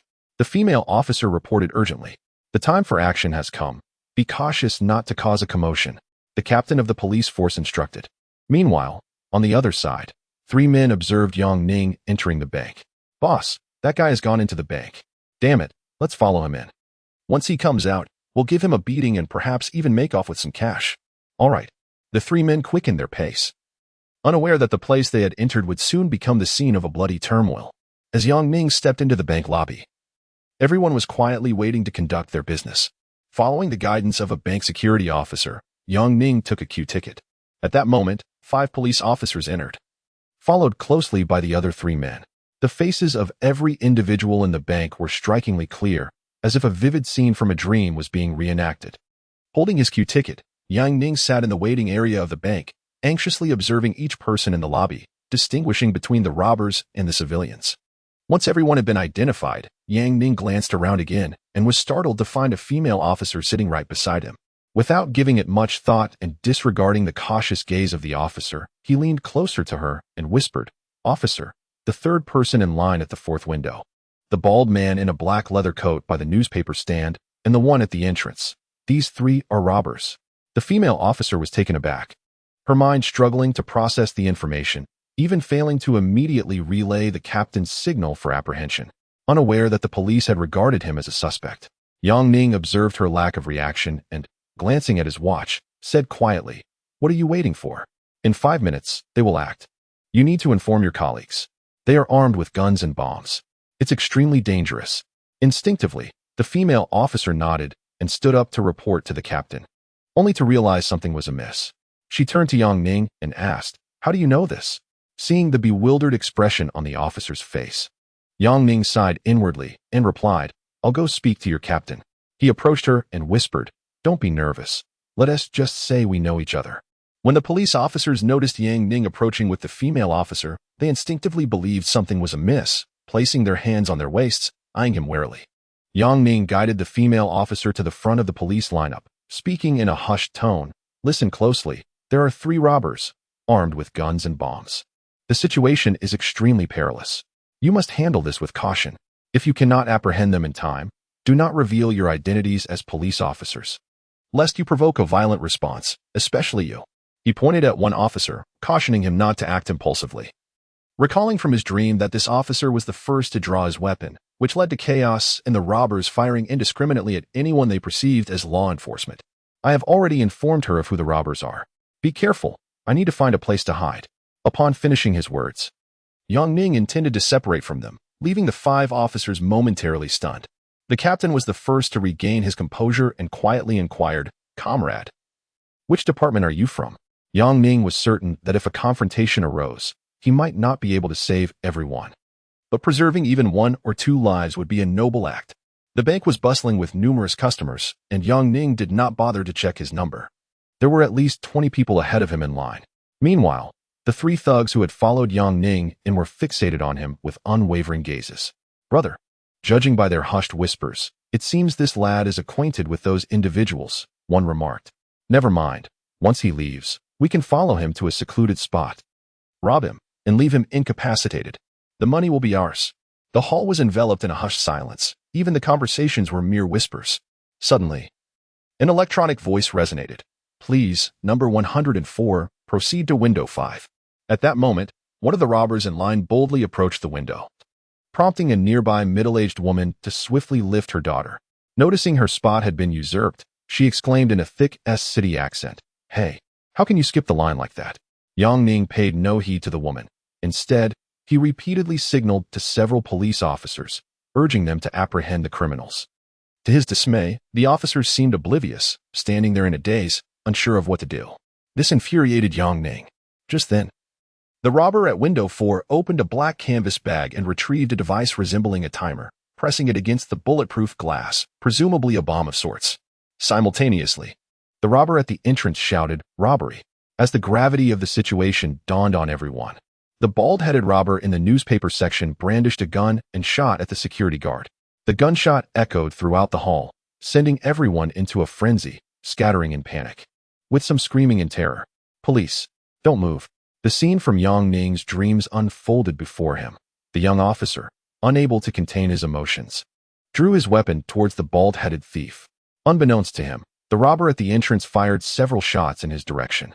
Bang, bang, bang. The officer fell valiantly to the ground, plunging the scene into further chaos. Yang Ning was livid, thinking, "Are these officers completely foolish? I even warned them." He swiftly restrained the middle-aged woman, instructing her and her daughter to crouch on the floor. "Stay quiet if you wish to live." The woman, seemingly in shock, clutched her daughter tightly, casting a fearful glance at Yang Ning, likely mistaking him for a robber as well. Meanwhile, the robber at the entrance, having shot the officer, exclaimed excitedly, "Boss, I killed a cop." The bald thief replied, "What are you panicking for? Killing one cop is nothing. I plan to take out a few more." As he spoke, he aimed his gun once again, this time at a female officer. Witnessing the imminent threat, Yang Ning felt a surge of adrenaline. Despite having dreamt of this scenario repeatedly, being in the moment was exhilarating. As the bald thug prepared to fire, Yang Ning, unable to restrain himself, shouted, "Wait, don't shoot." At that moment, the robbers had subdued all civilians, their firearms gleaming ominously in their hands, leaving no one daring to utter a word. Even the remaining 4 officers began to tremble, fearful of an accidental discharge. All eyes were fixated upon Yang Ning.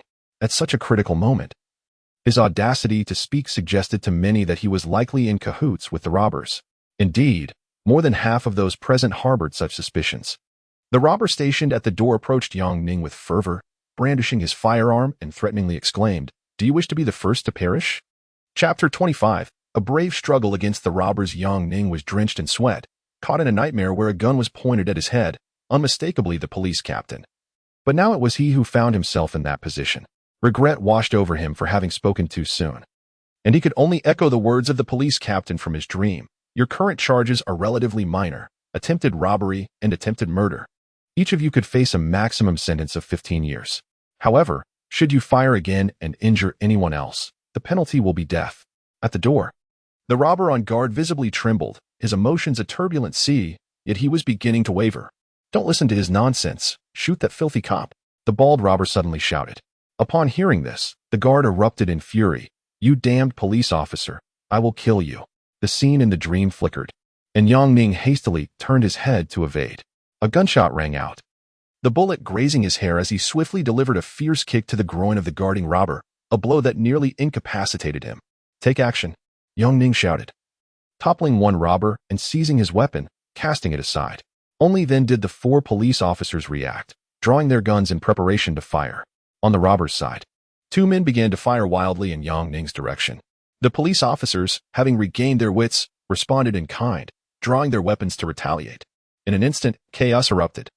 The civilians, having never witnessed such pandemonium, scattered in terror, many collapsing in fear, some even succumbing to the police's gunfire. Amidst the cacophony of gunfire, over a dozen shots rang out. Thanks to Yang Ning's control over the guarding robber, the robbers were down 1 man, leading to a significant loss of coordination. The robbers preparing explosives pressed their guns against a few individuals, using them as shields, while the bald robber, seemingly wounded in the fray, took cover behind a table to reload, blood pooling on the ground. "Curse you, police. We have bombs. Drop your weapons, or I'll blow you all to smithereens." The bald robber's shout sparked a realization in one of the concealed robbers, who rushed toward the window. Yang Ning, sensing the impending danger, shouted urgently, "Don't listen to him. The remote control is not in his hands." His words jolted the 4 police officers into action, each aiming at the robbers. Realizing their ruse had been uncovered, the robbers turned their furious guns upon Yang Ning, firing twice. Yang Ning, caught off guard, crouched down. He evaded the first bullet but was struck by the second, a sharp pain coursing through his arm, rendering it nearly useless.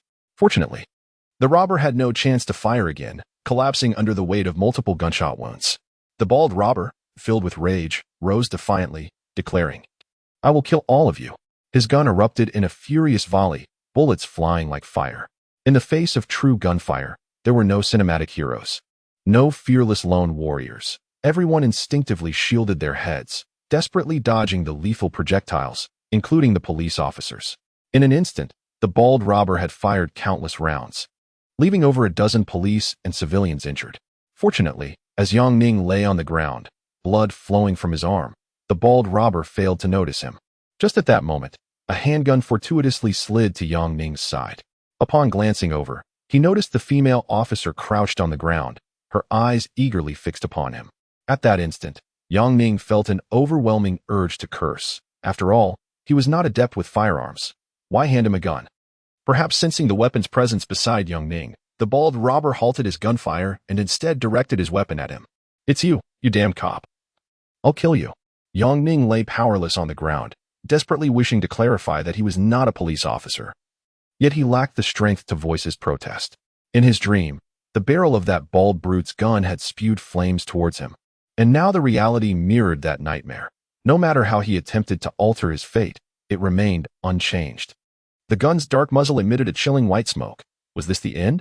As the gun fired, the ominous barrel unleashed a searing tongue of flame, causing Yang Ning's eyes to widen in horror, fixating on the muzzle from which the bullet would emerge. This was it. Surely not. Suddenly, the world seemed to slow, and the bullet sliced through the air, hurtling towards Yang Ning's head, drawing ever closer, ever closer. No. Though he lay motionless, a strange clarity enveloped him. He watched the bullet approach, its trajectory sharp and vivid, even the expressions of terror frozen in time.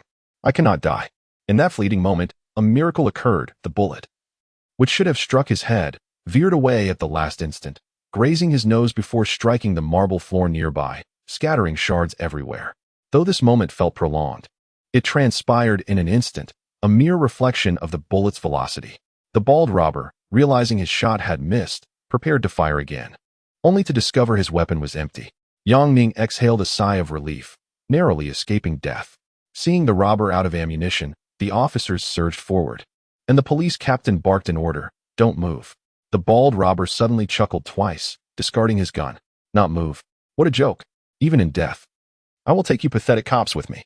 As he spoke, he ripped open his black leather jacket, revealing a harrowing array of homemade explosives. "Step back. There are bombs." The captain instinctively ordered a retreat, But the civilians, witnessing the scene, disregarded caution and screamed as they rushed for the exit.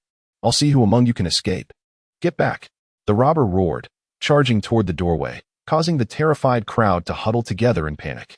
The police captain hurriedly attempted to placate the robber, asserting, "I am in charge of this operation. You can call me Captain Xing. We can talk this out. There's no need for violence." The bald robber glared at his fallen accomplices. "My brothers are dead. What is there to discuss? You will pay for their lives." As he spoke, he lunged into the crowd, forcefully pulling the detonator's cord. All present recoiled in fear, except for 4 steadfast policemen who rushed forward, including a brave female officer who charged ahead fearlessly.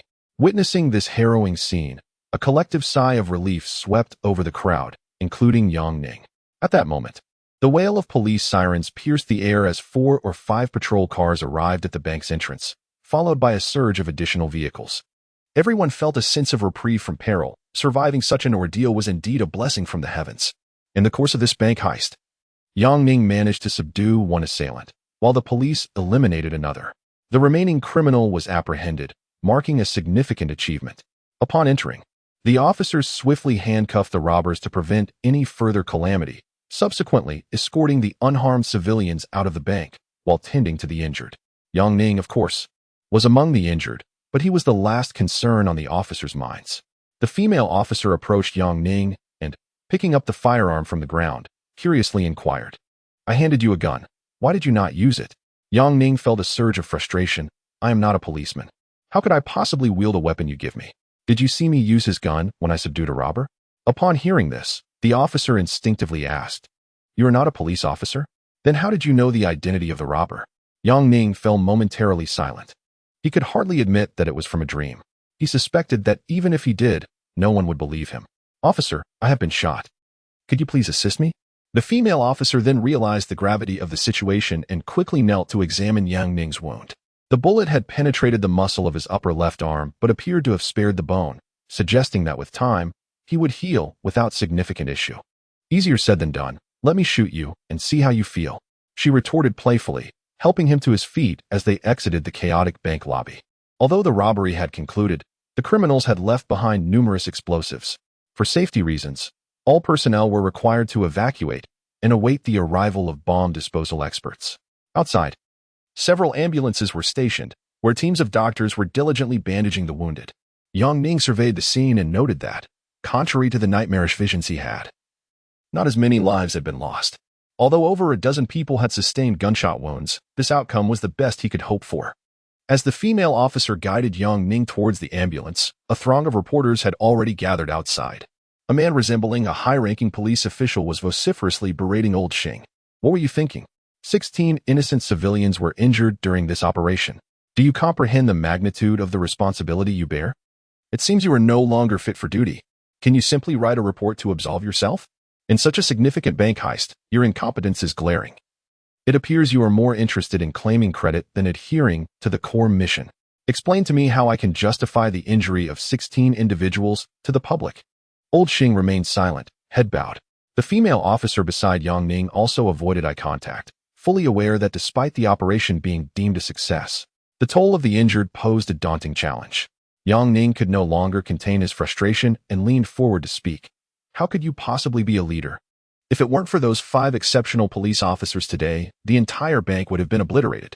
How can you lay blame on your subordinates? It is truly unbearable to witness." Director Zhang shot a dark look at Yang Ning, although anger coursed through him. He dared not unleash it upon a member of the public. Yang Ning, with a serious demeanor, continued, "I am one of the victims, a member of the populace. I witnessed the entire robbery unfold. If it weren't for Captain Xiang, who, at the most critical moment, shoved the fuse into his mouth, we would all be dead. So spare me your incessant complaints. They are utterly vexing." Though Zhang was furious, he refrained from exploding at the citizen. He gave Captain Xiang a pat on the shoulder before turning to leave. Captain Xiang glanced back at Yang Ning, expressing his gratitude with a silent thank you. Chapter 26. You would not believe even if I told you under the careful ministrations of the doctor, Yang Ning's arm was wrapped tightly, resembling a zongzi. The female police officer remained by his side, tending to his needs. The ambulances, with their distinctive sirens, arrived without hindrance at the First People's Hospital. Once all the patients were assigned to their respective wards, The nurses promptly attended to their care. Shortly thereafter, a throng of reporters descended upon the hospital. However, the police and medical staff effectively prevented them from flooding into the wards. Observing the bustling scene, Yang Ning felt an unexpected sense of embarrassment. Although he had indeed sustained injuries, he was, by all accounts, among the least affected. The female officer shyly lowered her head, murmuring, "Oh, all right." Her presence was primarily to take Yang Ning's statement, as Captain Xing had persistently signaled her to ensure that this young man did not escape, suspecting he might possess crucial information. As the two exited the ward, a swarm of reporters immediately converged upon them, with the police escorting Yang Ning as if he were a criminal, perhaps due to the live broadcast. The news of the bank robbery had spread across the entire city of Est that morning. Under the siege of numerous television reporters, footage of Yang Ning being escorted into a police car was broadcast to the public. Tang Yinru, having just met with her ex-boyfriend and preparing to leave the airport, caught sight of this footage on the airport's large screen. She felt as though struck by lightning, and after watching the reporter's coverage, her anger surged. In a flurry, she grabbed her phone and dialed Yang Ning's number. By this time, Yang Ning had arrived at the police station and was just about to give his statement when his phone rang. With the assistance of the female officer, he retrieved his device. She pressed the speakerphone button, and Tang Yinru's voice resonated through the receiver. "Hello, what on earth are you doing? You said you couldn't go to the bank this morning. It turns out you knew all along. Which police station are you at? I'm bringing a lawyer over right now. Remember, don't say anything until I arrive." "Boss, you've misunderstood." The line went dead with a busy signal. The officers exchanged puzzled glances at Yang Ning, who merely smiled sheepishly. "My boss." Once all the statements had been recorded, an officer coldly inquired, "According to your account, you were at the bank for business purposes, yet how do you know the robbers? Furthermore, you reported them to the on-duty officers. If I said it was a dream, would you believe me?" Yang Ning asked tentatively. "Be honest and stop with the nonsense. Confession leads to leniency. Resistance leads to severity." The male officer shouted with irritation, his voice devoid of courtesy. Taking a deep breath, Yang Ning closed his eyes. "Then I shall wait for my lawyer to arrive." The male officer's anger intensified. "Let me make this clear. Participating in a bank robbery incurs a minimum sentence of 10 years in prison. Failing to report or being involved in the planning carries a minimum of 20 years. Think carefully about your situation." Yang Ning remained with his eyes closed when the door to the interrogation room swung open and Captain Xing entered. He glanced at Yang Ning, picked up the statement from the table, and then retrieved a cigarette from his pocket, igniting it. "My friend, we are genuinely curious about how you came to know about the robber's actions." With a sigh, Yang Ning gestured for a cigarette, and Captain Xing obliged by lighting one for him. Yang Ning took a deep drag and confessed, "I can't precisely explain it myself. I possess an innate sixth sense that allows me to predict these dangers. Whether you believe me or not is inconsequential. I made the call to alert you." The other officers exchanged skeptical glances, for the notion of a sixth sense was hardly believable. One male officer, visibly irritated, retorted, "It seems you've been spinning quite the tale. Captain Xing, why not just arrest him?" Captain Xing chuckled lightly and replied, "Arresting someone requires evidence. Setting aside the matter at hand, he indeed assisted us significantly during our operation today. Moreover, I could tell the robbers did not recognize him and mistakenly regarded him as one of us." This statement effectively silenced the male officer, prompting Captain Xing to signal him to leave. The officer shot an irritated glance at Yang Ning before exiting. Captain Xing then pulled up a chair beside Yang Ning and proposed, "Let me pose a different question. Today, I nearly mistook you for a fellow officer. Tell me, how did you know we were the police? And please, spare me the sixth sense.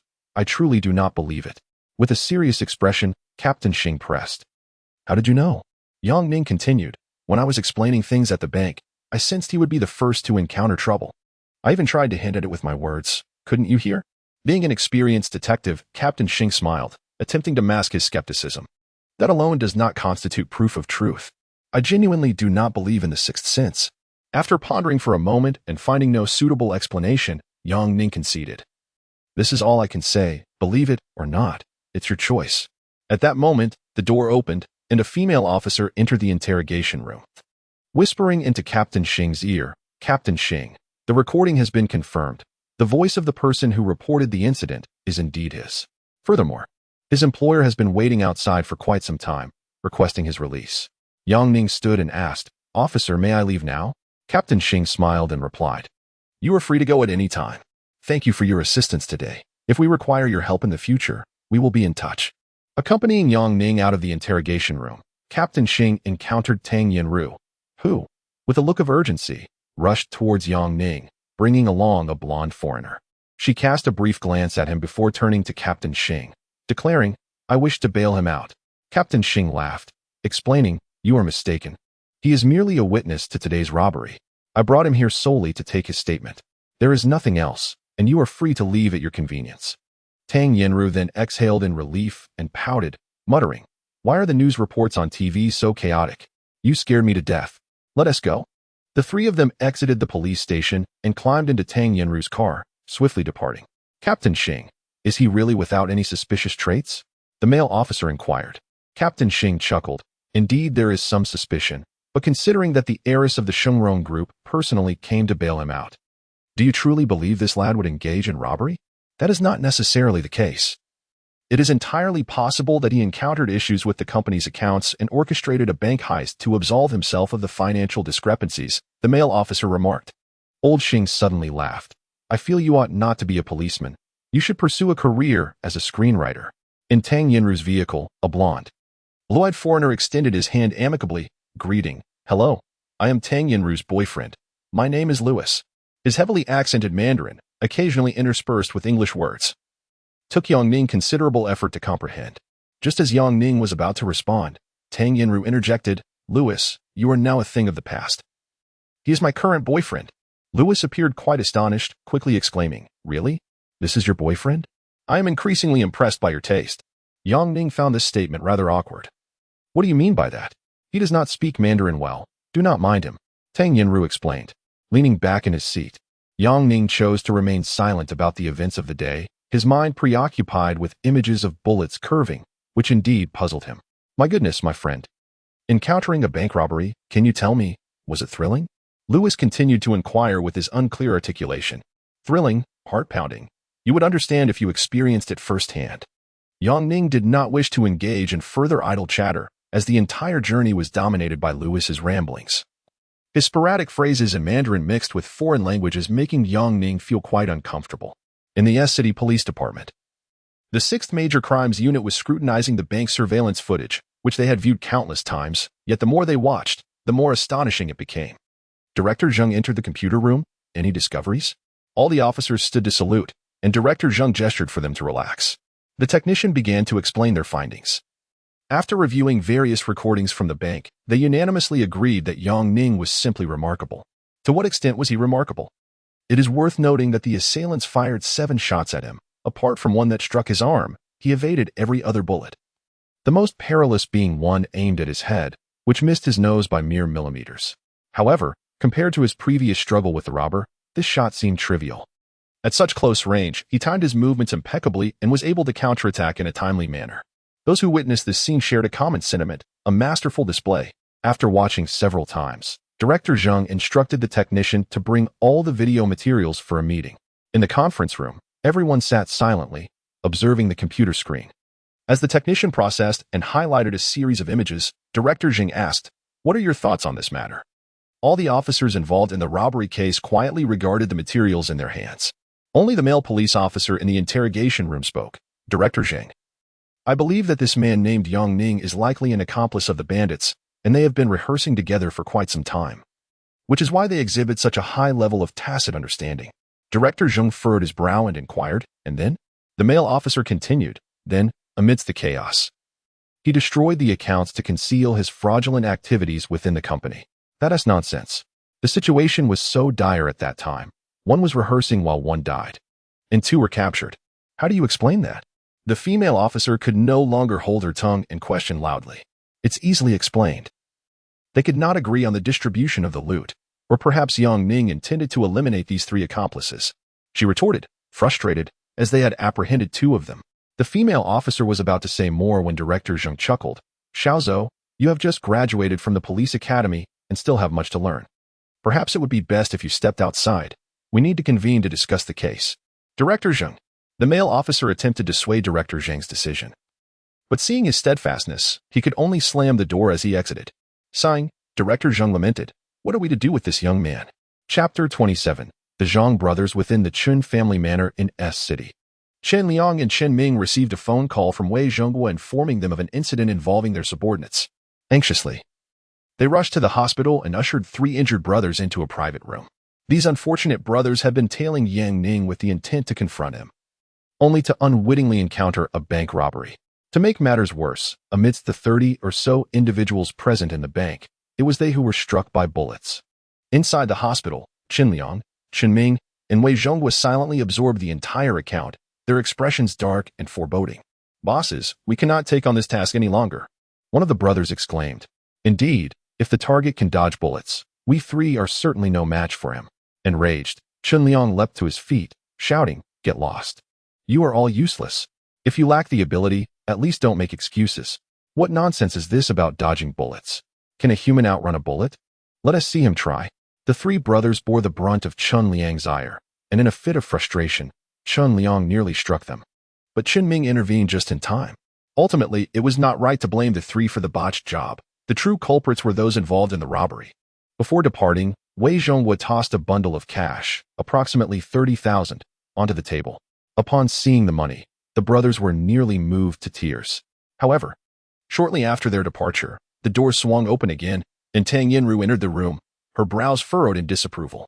The 3 brothers felt a wave of anxiety wash over them. "Doctor, why are there people in this ward? I reserved a luxury suite," she demanded sharply. Yang Ning, unfazed, replied, "It's fine, the more, the merrier. It would be dull to be alone." Aware that this was all a performance for Li Weixi's benefit, he mustered his resolve and added, "No worries, I'll stay here. I'll check out once I've healed in a couple of days. Just know that I want to be able to accompany you to and from work during this time." As Yang Ning spoke, he entered the ward and greeted the 3 brothers with a friendly nod. He then lay down on a hospital bed, stating, "Yinru, I'm quite tired today. Please allow me to rest for a while." Tang Yinru had initially intended to spend more time with him, but with the doctor's arrival, she reluctantly took her leave with Li Weiqi. The doctor examined Yang Ning's gunshot wound. Though it had been painful at the time of injury, it was not severe. The bullet had merely grazed his flesh. After a brief examination and some inconsequential instructions, everyone vacated the room. Silence enveloped the room, creating an oddly tense atmosphere. The 3 brothers exchanged glances, unable to remain still, while Yang Ning curiously observed them. "What's the matter with you 3? Your injuries aren't serious, are they?" "Not serious at all," they hastily assured him. Noticing their evident apprehension, Yang Ning chuckled. "We've shared a brush with danger together. That's a bond of fate. Let us befriend one another." The brothers exchanged glances, outwardly agreeing, and then left the ward to head to the hospital restroom. As they smoked, the second brother, Zhang Hu, remarked, "Brother, do you think the expert has caught on to us? How else could this happen?"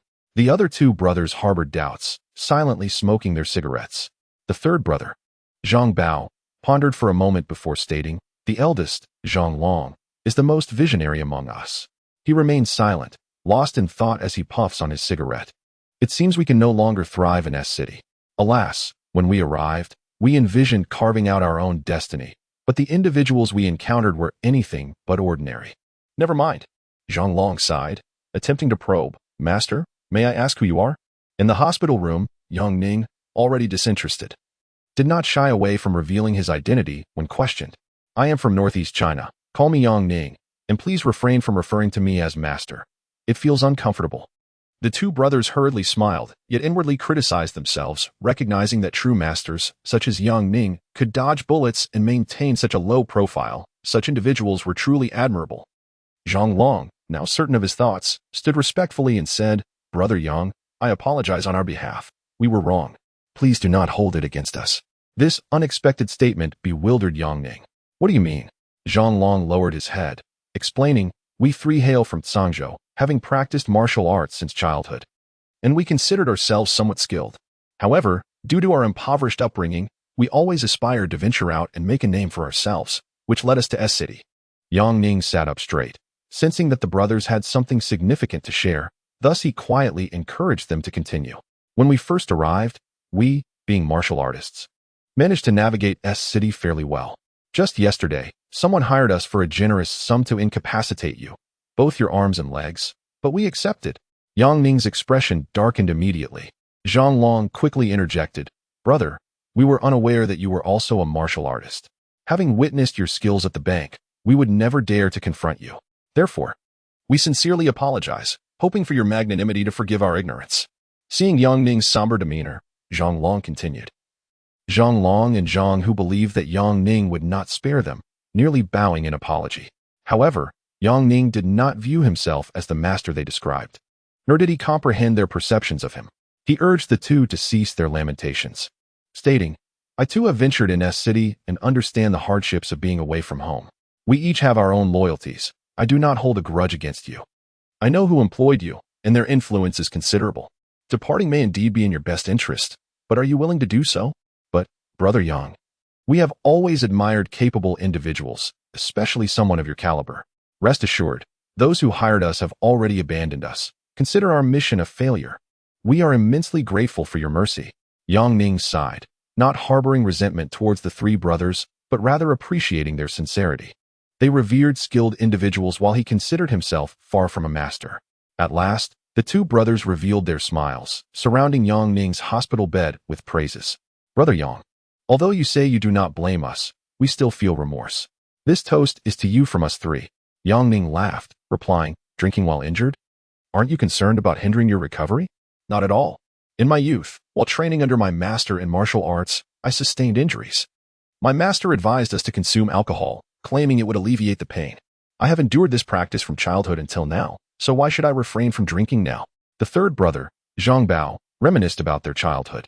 Yang Ning, intrigued by the stories of these three individuals, listened attentively as they shared their experiences. Through their conversation, Yang Ning gleaned much information. These three brothers were orphans, having followed their master since childhood. They recounted their impressive skills, having won numerous titles in the underground boxing matches of S City. They expressed admiration for Yang Ning's prowess, showering him with compliments that nearly lifted him into the air.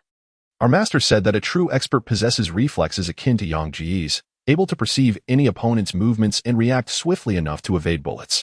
We were skeptical before, but now we believe it. Just like you, Yang Go," they exclaimed. "How did you train to achieve this? Please, share your secrets."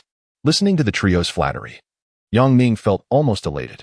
"I attribute it to luck. Do you believe that?" He jested. "Absolutely. Our master taught us that one must always be attuned to the opportunity. Even luck requires a foundation of reflexes.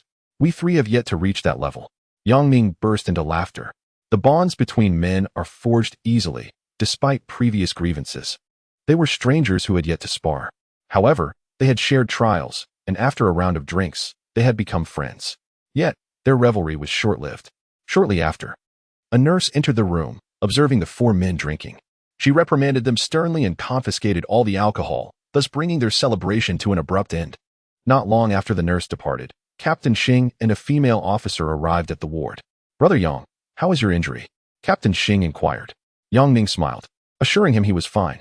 Captain Xing, taking a seat beside the bed, stated earnestly, "Brother Yang, I have come to seek your opinion on a matter. Speak freely. If it is within my power, I shall assist." Perhaps due to the effects of the alcohol, Yang Ning exhibited a straightforward demeanor typical of Northeasterners. Captain Xing chuckled and asked the female officer to open her laptop. Yang Ning, along with the Zhang brothers, gathered around the computer. The entire sequence of the bank robbery was documented therein. Upon viewing the footage, they were astounded. The situation had been perilous, and Yang Ning had focused solely on evading bullets to minimize casualties. Little did he know that the recorded video was so impressive, which explained the misunderstanding of the Zhang brothers. Chapter 28. Embodiment of a hero. In the video, every action of Yang Ning can only be described as miraculous. Bullets ricocheted off the ground and the walls behind him, each narrowly missing his body, while Yang Ning's movements were marked by an effortless elegance. From the footage, he indeed resembled an unparalleled master, which explains the misunderstanding by the Zhang brothers. With a casual smile, Yang Ning turned to Captain Xing and remarked, "It's nothing. The government can do as it pleases without needing my consent." Upon hearing Captain Xing's words, the Zhang brothers fell silent, and Yang Ning began to ponder. The female police officer, who had remained silent since entering the room, said, "Yang Ning, I'll leave the notebook to you. Do as you see fit. I have no objections, so there is no need to consult me." After leaving a phone number, Captain Xing departed the hospital room with the female officer. Yang Ning and his three brothers, feeling somewhat bored, reclined on the hospital beds and began to chat. That evening, news outlets, including S-City News and even the Central News, broadcast the bank robbery video. Upon witnessing the shocking footage, the public became immensely curious about the young man, Yang Ning, who bravely confronted the criminals. Penguin News reported, S-City's local hero captures armed robber. Old Wave News headlined, armed robber encounters a civilian master during a bank heist. Search Europe News proclaimed, police and citizens unite in a clever capture of the armed assailant. Major forums also erupted in discussions about the incident, questioning the authenticity of the news footage. Was it a hoax? Could a person truly dodge bullets? Was it mere bluster or reality? Responses varied across the nation. Some believed the video was genuine since it was officially released, while others, self-proclaimed experts, cited various scientific data to vehemently criticize the event. Regardless of media interpretations, internet users expressed a cacophony of opinions, each as diverse as the last. As Tang Yinru entered the hospital room, she unleashed a torrent of rebuke upon Yang Ning, most of which revolved around her criticism of his meddling. When faced with a robbery, one should lie low and play dead. Why engage the criminals? What if something went wrong? She ranted. Eventually, even the three Zhang brothers could no longer bear her tirade, yet knowing her identity, they dared not intervene and retreated to the restroom for a smoke. Once they left, Ning Jing could no longer maintain her composure and fell into Yang Ning's arms, tears streaming down her face. Although Tang Yinru had quieted, Ning Jing's emotional impact was no less potent.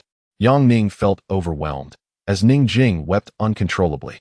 Despite his reassurances, her tears persisted like a relentless flood, and ultimately, he surrendered. I swear, I will never act like this again. Ning Jing stifled her sobs and ceased crying.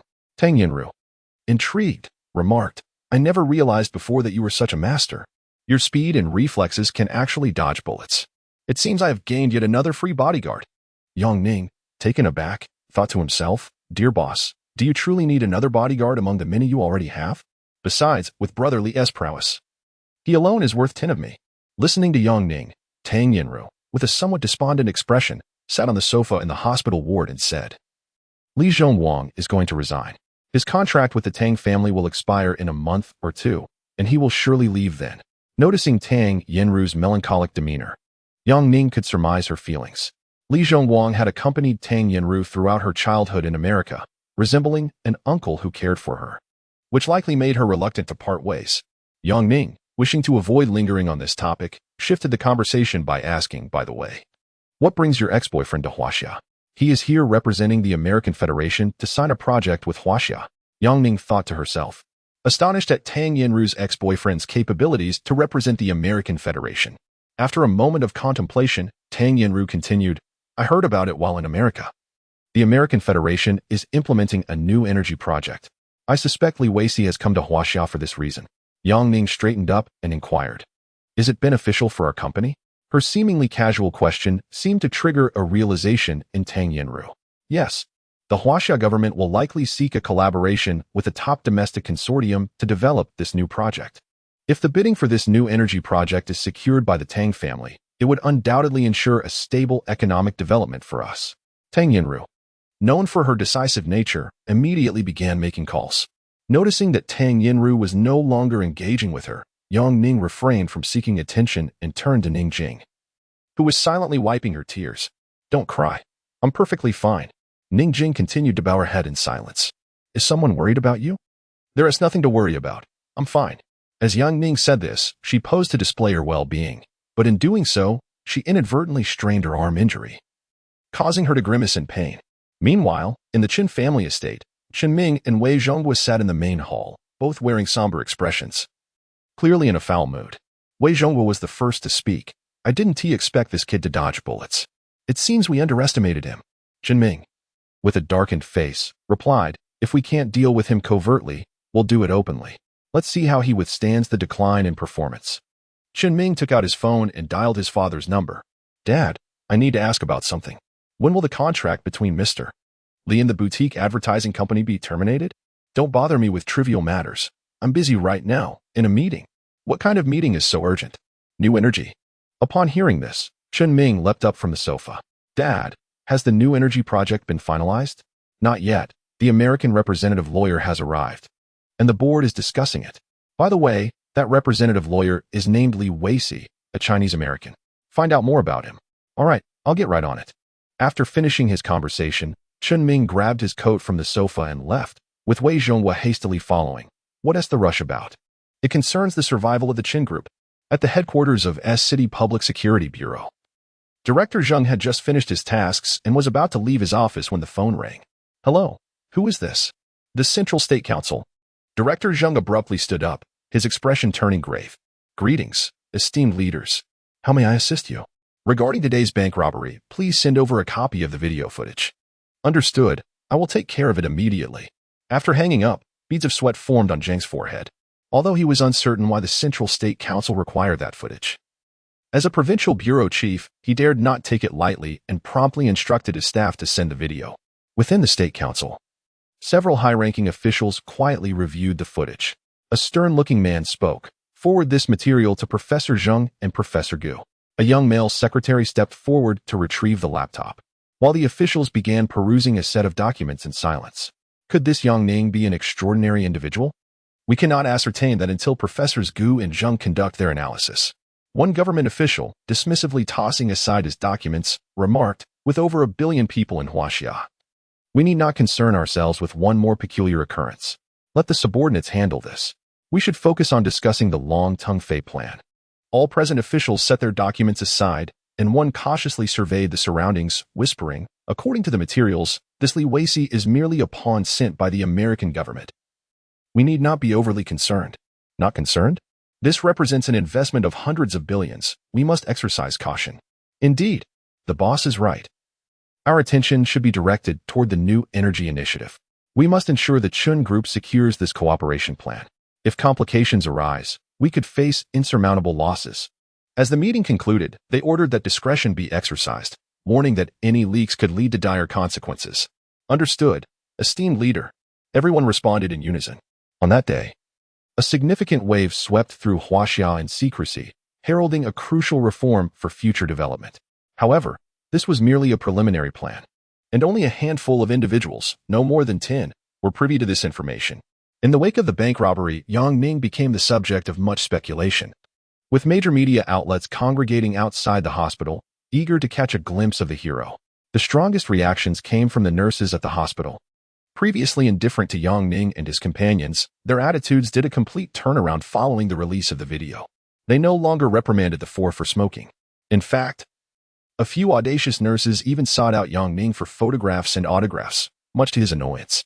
Over the following days, the number of nurses visiting Yang Ning increased, leading him to feel overwhelmed. Eventually, he requested Ning Jing to assist him with his discharge paperwork. Before leaving, Yang Ning exchanged contact information with Zhang Long and the others, assuring each other that they could reach out if needed, and they exchanged brief pleasantries before parting ways. Yang Ning and Ning Jing left the hospital room wearing masks. Despite this, they could not evade the relentless pursuit of reporters, granting Yang Ning a taste of what it feels like to be a celebrity. Chapter 29. Business trip to the capital. Where has Tang Yin been? I haven't seen her for several days, Yang Ning remarked instinctively. Ning Jing pouted and replied, You miss her after just a few days? Noticing Ning Jing's jealous demeanor, Yang Ning chuckled and clarified, Not at all. I'm merely curious about what she has been busy with these past few days. Since I've suddenly been hospitalized, I haven't had the chance to hand over my work responsibilities. Reclining comfortably on the sofa, Yang Ning sighed. The feeling of being injured is quite pleasant, especially when it's work-related. It grants me the opportunity to rest without guilt. Ning Jing shot Yang Ning a disapproving glance and said, That's nonsense. Being injured is never good. Don't forget your promise to me. Yang Ning mischievously looked at Ning Jing and assured her, All right, I promise it won't happen again. By the way, I haven't showered in days. I feel rather unpleasant. I'm going to fill the tub and take a bath. With that, Yang Ning rose and left for the bathroom. Since it was noon and Ning Jing was preparing lunch, Yang Ning took it upon herself to head to the bathroom. Managing to remove her clothes was quite a chore due to her bandaged arm, but fortunately, the wound had healed enough to allow for a bath. Goodness, when will this heal? I hope it won't leave a lasting disability. Yang Ning muttered to herself, hesitating as she entered the tub. Just then, the bathroom door swung open, and Ning Jing entered, her head lowered, a blush adorning her cheeks as she handed Yang Ning a bath towel. You forgot this. Seeing the expression on Ning Jing's face, Yang Ning felt a surge of desire. It had been days since their last intimate encounter, and at this age, The yearning was difficult to withstand. Jing, my arm is inconvenient. Could you help me with my back? Ning Jing did not turn to leave, nor did she refuse. Still avoiding Yang Ning's gaze, her bashful demeanor only fueled Yang Ning's playful intentions. As Ning Jing leaned closer, her fingers gently caressed Yang Ning's back, eliciting a mischievous smile from Yang Ning, who seized Ning Jing's slender hand and, with a swift motion, pulled her into the tub. The bathtub, spacious at 4 square meters, could comfortably accommodate not just the 2 of them, but even 10 more. Startled by the sudden pull into the water, Ning Jing gasped, but Yang Ning seized the moment. Pressing her fervent lips against Ning Jing's, Ning Jing feebly struggled for a moment before succumbing to the passionate kiss. Yang Ning reclined on a lounge chair, a grand floor-to-ceiling window before her, bathing her in warm sunlight, enveloping her in a serene bliss. Ning Jing sat quietly beside her, peeling an apple for Yang Ning. The blissful sensation prompted Yang Ning to stretch contentedly. Ah, this feels so wonderful. If I could have this every day, I would gladly accept death. Ning Jing gently swatted Yang Ning's arm, admonishing, no more nonsense. She then playfully stuffed a piece of apple into Yang Ning's mouth, who ate it absent-mindedly. I find it uncomfortable to stay in someone else's house. Why don't we move out together? Ning Jing possesses a certain shyness. Such is her nature. She tends to acquiesce and is adaptable in various situations, yet this does not imply that she harbors her own opinions. I have money. Ning Jing pouted. Your wealth is your own. As a man, it is only natural that I handle these matters. If I were to use your money to purchase a house, I would be reduced to living off your generosity. Yang Ning exhibits a somewhat patriarchal disposition. Though he is open to discussion on most topics, this particular matter is non-negotiable. Ning Jing pouted again, insisting, I still believe it would be better to move out soon. Observing her steadfastness, Yang Ning sat up straight, curiosity piqued. Why is that? While I too am not fond of feeling like a guest in someone else's home, I find our current living arrangement quite comfortable. Because, Ning Jing began, only to fall silent, unable to articulate the thoughts weighing on her mind, for reasons she could not quite comprehend. Her intuition as a woman suggested that Tang Yinru's intentions were far from innocent, at least concerning Yang Ning. Yang Ning offered Ning Jing a word of comfort before casually lighting a cigarette. After taking a couple of puffs, the front door swung open, and Tang Yinru entered the villa, looking quite disheveled. You are not allowed to smoke in my house, was the first thing Tang Yinru declared upon entering. Yang Ning, resigned, extinguished his cigarette. Understood. My esteemed boss. Tang Yinru shot him a glare before heading straight upstairs. Yang Ning, curious about her recent activities, contemplated following her upstairs, but halted at the sight of Tang Yinru busy organizing her belongings. Boss, what are you up to? Yang Ning inquired, intrigued. At that moment, Tang Yinru was sorting through documents, and, upon noticing Yang Ning, replied, Perfect timing. Help me sort these files. We need to head to Jinghua. Jinghua? Yang Ning was taken aback. What business do we have there? Of course, we are going to conduct some affairs. What else would we do? Tang Yinru retorted, somewhat exasperated. All right then, Yang Ning conceded, stepping forward to assist with the organization. His right hand, though healed, still lacked full mobility, limiting him to simpler tasks. I have news regarding the renewable energy project. Through my inquiries, I discovered that the person in charge from Huaxia is from the National Development and Reform Commission. I need to go to Jinghua to seek out this official and hopefully gather some crucial information. Yang Ning, intrigued by Tang Yinru's statement, asked, Why not just ask your ex-boyfriend? Why go all the way to Jinghua? Li Weiqi is merely a representative for the American side in this project. He plays the role of a mere pawn.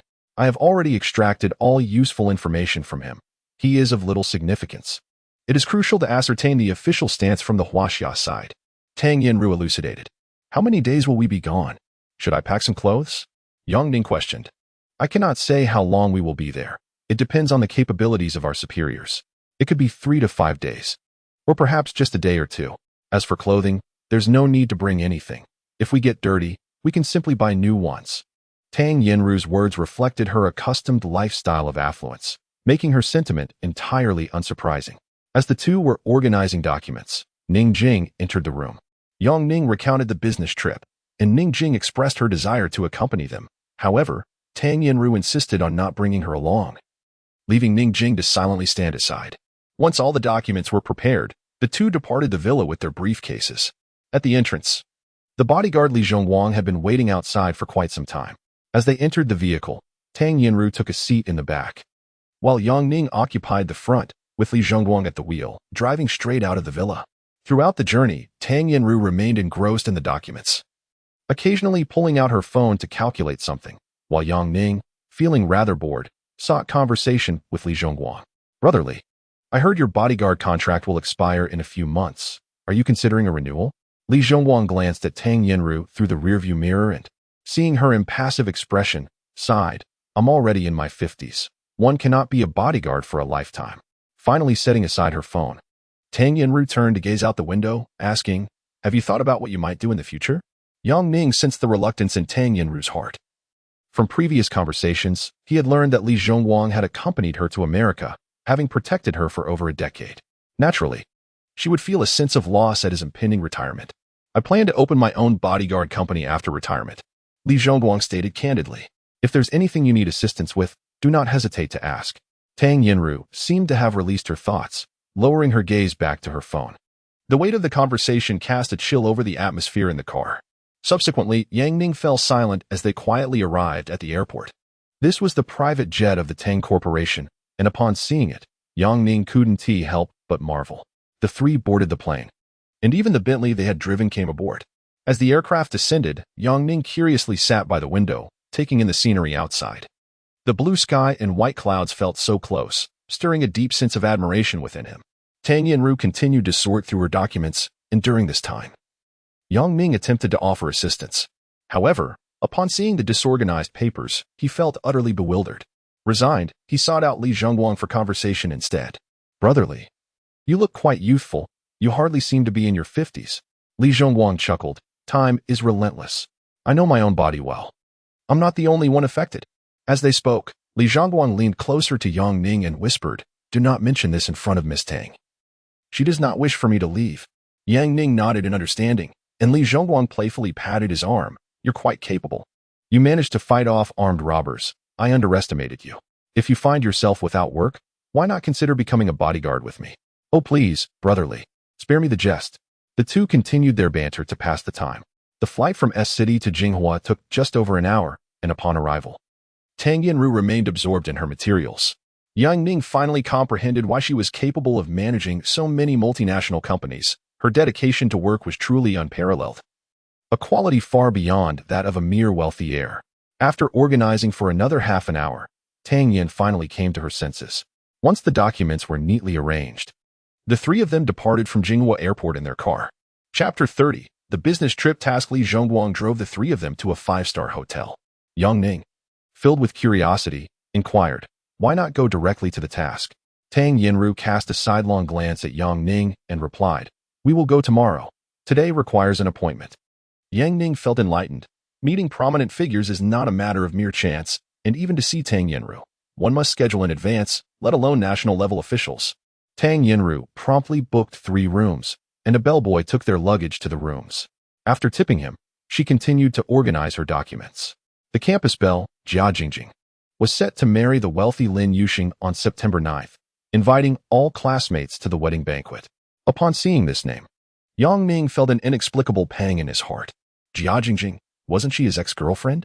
She was getting married in just 3 days. Closing all web pages. Yang Ning lay on the bed. After graduating, his girlfriend vanished following their breakup. He never anticipated she would marry so soon. Ah, the state of the world. Dreams can indeed be designed. With a surge of excitement, he opened the campus website, located Professor Zhang's contact information, and sent him an email, hoping he could spare some time to meet. Meanwhile, Professor Zhang sat before his computer, reviewing Yang Ning's video materials. This was a task assigned by the central authority, instructing them to ascertain whether Yang Ning was indeed an extraordinary individual. He casually clicked to watch, and upon seeing Yang Ning, Professor Zhang stood up in shock, hastily exiting his office. Lao Gu, come quickly. In the teaching building of Jinghua University, Professors Gu and Zhang were esteemed faculty members. Yet few knew their true identities. They belonged to a mysterious organization in China, researchers of the Huaxia Dragon Group. Upon entering the room, Professor Zhang repeatedly toggled the fire switch at the door 6 times, instantly locking the door and shrouding the windows in darkness. Only when all security measures were in place did they dare to speak freely. Lao Gu, Yang Ning actually sent me an email. Do you think he knows we are investigating him? Professor Zhang pondered for a moment, approached the computer desk, glanced at the email's content, and furrowed his brow. It doesn't seem likely. Moreover, is there any record of such a strong perception ability among the extraordinary types documented? It appears there is none in the world. Then that settles it. It must be a coincidence. The two elderly gentlemen, both past their 60s, sat at the computer desk, analyzing every word Yang Ning had sent over and over again. After a long while, Professor Gu said, "Lao Zhang, tell him to come after 5 days." Professor Zhang, puzzled, asked, "Why 5 days?" Professor Gu replied, "Preparation takes time, doesn't it? 5 days from now will coincide with the weekend. And I can conveniently have a young fellow from the Dragon Group come to assist when Yang Ning arrives. You'll keep him occupied while I feign a casual encounter and ask him to assist with a brainwave experiment." "What? You intend to conduct that experiment on him? Keep your voice down. It's science, and won't kill him." Professor Zhang, slightly incensed, retorted, "Do you realize that if he is an ordinary person, that experiment could render him a fool?" Professor Gu remarked nonchalantly, "But what if he possesses extraordinary abilities? Let us not forget that only that experiment can truly identify a genuine, extraordinary individual."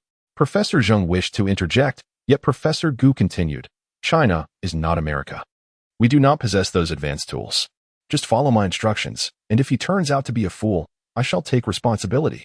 Helplessly, Professor Zhang also desired to ascertain whether the individual was indeed extraordinary.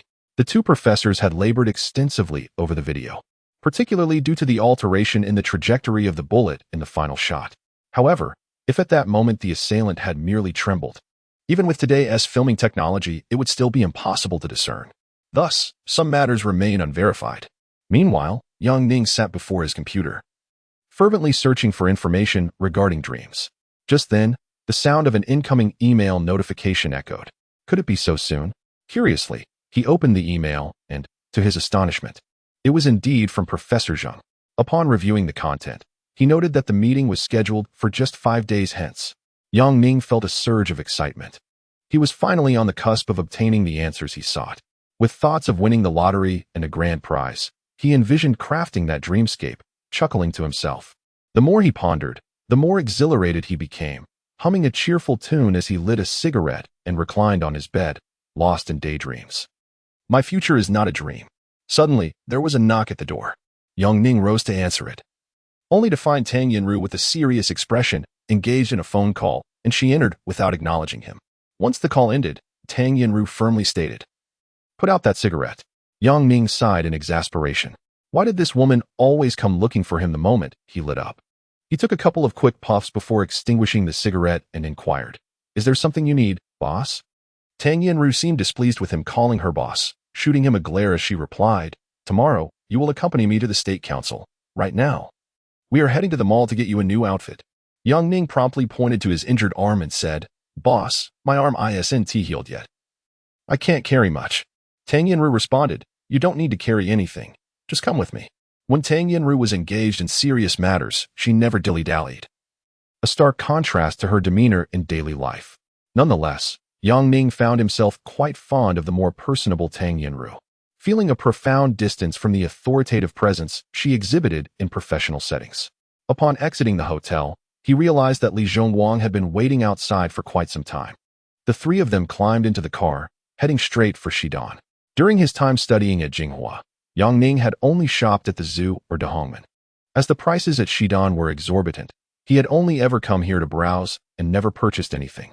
Tang Yinru linked her arm with Yang Ning's and said, "This project will greatly benefit the Tang Group. If we succeed in our bid, the government will collaborate with us to develop it, and the stock price will surely soar. The Tang Group will remain prosperous for years to come." Her words awakened a realization in Yang Ning. Stocks. How had he never considered that avenue for wealth? He felt utterly foolish. Tang Yinru's words were like a sudden awakening from a dream for Yang Ning, who now possessed an almost limitless foresight. Why rely solely on the lottery for wealth when the stock market offers equally lucrative opportunities? With a plan forming in his mind, Yang Ning felt a surge of joy. "What are you thinking? Why are you so happy?" Tang Yinru inquired. "Nothing much, just contemplating whether I should invest in some stocks for a profit," Yang Ning replied. "Making money through stocks is relatively easy for us, but for you, well, it might be quite challenging. Would you like me to share some insider information? It could lead to substantial gains for you." Tang Yinru said, half-jokingly. Yang Ning smiled at her, but remained silent. The two of them entered a suit store in the mall, where the price tag started at over 10,000. Yang Ning glanced around, feeling a surge of frustration at the prices. However, unlike him, Tang Yinru was unfazed by the costs and chose several suits for Yang Ning to try on. He raised his arms, signaling his reluctance, but to his surprise, Tang Yinru insisted on taking him into the fitting room. There are two important matters to attend to in Jinghua, and your attire must be impeccable. Upon hearing this, Yang Ning asked, I understand meeting the leaders at the State Council, but what is the second matter? Tang Yinru smiled faintly, a smile that often graced her features, carrying a hint of mockery and a touch of disdain. Having lived together for a while, Yang Ning had grown accustomed to it. Previously, he might have thought this smile indicated her disdain for him, but now he perceived it as merely her habitual, inscrutable expression. Wait, what is the second matter? By this time, Tang Yinru had already removed Yang Ning's shirt and helped him into a suit. She looked at him with admiration, saying, Not bad, quite handsome. I almost found myself captivated by you. Her words revealed no trace of inner turmoil. The next moment nearly caused Yang Ning's eyes to bulge in shock, though fortunately, events did not unfold as he had imagined. Tang Yinru tugged at his tie, pulling them face to face, their breaths mingling in the air. Just as they were on the brink of a kiss, she turned her head slightly, her lips brushing against Yang Ning's ear as she spoke in an exceedingly gentle tone. You already know the second matter. I'm simply waiting for you to tell me, not the other way around. With a playful laugh, Tang Yinru exited the fitting room, leaving Yang Ning in a state of utter confusion. What is this enchantress up to? Can you please clarify? Your words are so vague. What are you even implying? Chapter 31. Bribery. When Yang Ning chased after her, Tang Yinru had already completed the payment and handed the exchanged clothes to Li Zhongguang. The three of them then continued their shopping excursion. During this time, Yang Ning inquired about a certain matter, but Tang Yinru remained tight-lipped, leaving Yang Ning in a state of agitation. What could it be? Both he and Tang Yinru were aware of this issue, yet neither dared to broach it. After pondering for a considerable time, Yang Ning suddenly broke out in a cold sweat. Could she be hinting at something? His affections for her were merely fantasies. He had never contemplated making them a reality. Surely, she couldn't possibly harbor feelings for him as well. Yang Ning's thoughts became increasingly chaotic, wandering into the realm of imagination. Every man has his secrets. Although he was engaged to Ning Jing, he still harbored fantasies about his beautiful superior. Who knows? Perhaps one day they might share a fleeting night together. However, these remained mere imaginings. Akin to the idealized objects of desire that dwell in the hearts of men, Yang Ning was no exception. At this moment, he questioned whether Tang Yinru was contemplating the same issue. After much deliberation, he dismissed the notion. Tang Yinru had stated her purpose was business-related, and mutual affection between them was certainly not the same matter, which he could firmly deny. Thus, while Yang Ning furrowed his brow in contemplation, he unwittingly wandered through the entire mall, emerging with a completely transformed appearance.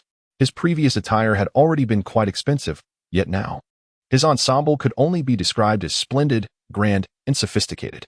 Upon exiting the mall, Yang Ning sat in the car, utterly perplexed by Tang Yinru's enigmatic behavior, and finally pleaded, Yinru, please enlighten me. What is the second matter? I truly cannot deduce it. Tang Yinru regarded him with curiosity, as if observing an intriguing creature. Are you aware of your ex-girlfriend's wedding? She asked. Yang Ning nodded affirmatively.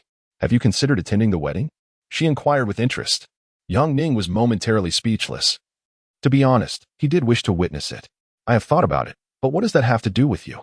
He replied. Tang Yinru scoffed lightly. Your ex-girlfriend's wedding may not concern me, but her husband, Lin Yushan, is a partner of our Tang group. My father has entrusted me to attend the wedding. So, don't you want to dress nicely for the occasion? Furthermore, with me, a stunning beauty, by your side, wouldn't you want to show off a bit in front of your classmates? Yang Ning was left utterly speechless. How could he have such a boss? What more could he say? Fine.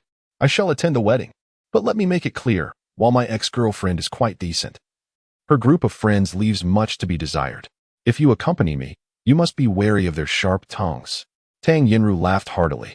I cannot make any promises. But if I attend Lin Yushan's wedding, should anyone dare to embarrass me, I assure you the wedding would likely end in divorce before it even concludes. Yang Ning believed her words wholeheartedly. However, while he had previously harbored a hint of anticipation for the wedding, that expectation had now morphed into apprehension. During this visit to the capital, the primary objective was to meet with leaders of the State Council, followed closely by attending a wedding. Thus, Yang Ning was rather indifferent about the latter, placing greater emphasis on the meeting. The following day, the three of them donned formal attire and arrived at the reception area of Zhang. Li Zhongguang awaited them in the car while the two entered the office building. Due to a prior appointment, the secretary directly escorted them into the office. "Ingru, you are becoming more and more beautiful. I remember the last time I saw you. You were just a little over 4 years old. How has your father been?" The leader from the National Development and Reform Commission exchanged pleasantries with Tang Ingru. Engaging in casual conversation, Yang Ning stood quietly to the side, embodying the role of a dutiful secretary. Tang Ingru and the leader subtly avoided certain topics during their discussion, leaving Yang Ning somewhat perplexed. "Uncle Wang, the main reason for my visit to the capital is to gain insights into the new energy project. I have heard." The leader interjected appropriately, continuing, "As for the new energy project, the state has yet to finalize any decisions. It is merely in the preliminary stages of consideration." "I see." Tang Ingru pondered aloud. "Uncle Wang, if this matter comes to fruition, will the state employ a bidding process to select suitable partners?" The leader adjusted his glasses, replying, "Nothing has been definitively decided yet, but there is an inclination from above." Tang Ingru felt a surge of excitement as they finally broached the main topic. "Uncle Wang, do you think our Tang family has the honor of collaborating with the state?" The leader chuckled. "At your age, still so playful. However, I have been instructed not to disclose too much." Tang Ingru pouted, expressing her dissatisfaction. Noticing her reaction, the leader remarked, "You have known your Uncle Wang for quite some time now. Matters assigned by the state are to be adhered to. I won't withhold what I can share with you." He rose with a smile, saying, "Dear niece, since you've made this trip to the capital, come to my home for dinner tonight and reunite with Rong. It's been ages since you last saw each other, and she misses you greatly." Tang Ingru's face brightened with a satisfied smile. "Thank you, Uncle Wang. I know you have official duties to attend to, so I shall not disturb you further. I will visit you this evening." As they spoke, the two exited the office and left the National Development and Reform Commission headquarters, guided by the secretary. Once in the car, Yang Ning inquired, "So, did this turn out to be a bust? Did you glean any useful information?" As the vehicle traversed the road, Yang Ning curiously asked, "Boss, what exactly did Leader Wang mean?" Tang Ingru, deep in thought, replied, "What else could it mean? He wishes to gauge our sincerity. Some matters need not be explicitly stated. The three of us in this car are astute individuals, and we all understand the implications." Tang Ingru retrieved a pen from her bag, then plugged in her earphones to commence recording. Upon witnessing this, Yang Ning's eyes widened in astonishment. It was evident that Tang Ingru had just recorded the conversation, a testament to her preparedness. Upon returning to the hotel, Tang Ingru locked herself in her room, leaving Yang Ning with no choice but to occupy his time online. Around 4 p.m., Tang Yin approached Yang Ning, stating that they were ready to depart. The trio embarked on their journey to the government compound. During the ride, Yang Ning, filled with curiosity, inquired, "Shouldn't we bring a gift?" Upon arriving at the government compound, Tang Yin chose not to take Yang Ning with her this time, opting to visit alone. Seated in the car, Yang Ning lit a cigarette and engaged in conversation with Li Zhongguang. "Brotherly, do you think this matter can be resolved?" Li Zhongguang responded with a smile. "Whether it can be accomplished depends on what tasks the young lady assigns to me upon her return." "What do you mean?" Yang Ning asked. Li Zhongguang continued to speak in riddles. "The more challenging the task she gives me, the greater the chances of success." "Come on, brotherly, stop with the riddles," Yang Ning exclaimed, growing anxious. Li Zhongguang pressed on, "What are your thoughts on bribery?" Yang Ning found himself at a loss for words. He had always believed that any official would be corrupt, yet he was unaware of the complexities involved, realizing it wasn't merely about handing over cash as a gift. Observing Yang Ning's contemplation, Li Zhongguang remarked, "There is much to learn here. The young lady brought you along mainly to expose you to this world. Once I retire, these matters will rest upon your shoulders." With this revelation, Yang Ning fell into deep thought. Time passed, and by around 8 p.m., Tang Yin emerged from the government compound, escorted by security. Once inside the car, her previously cheerful demeanor shifted to a serious expression, causing Yang Ning to worry that perhaps the mission had failed. "Drive," Li Zhongguang commanded as they exited the compound. Tang Yin handed a recording device to Li Zhongguang, who adeptly connected it, and a series of dialogues filled the air. Since Tang Yin entered, most of the conversation had revolved around mundane topics, lacking any significant substance. even when Tang Yin mentioned the new energy project. Wang Lingdi deftly deflected the discussion. Yang Ning finally understood why Tang Yin had emerged with a grim expression. The endeavor had indeed faltered. After 3 hours of playback, Tang Yin asked Li Zhongguang for his assessment. Sister Yin, this afternoon my cat went missing, and my father forbade me from searching. I was beside myself with worry. You foolish girl, sending my secretary to look for a cat is no joke. If certain ill-intentioned individuals were to catch wind of this, it would be disastrous. Li Zhongguang turned off the audio and said, Miss, therein lies the issue. Did you inquire about the breed of her cat or ask for a photograph?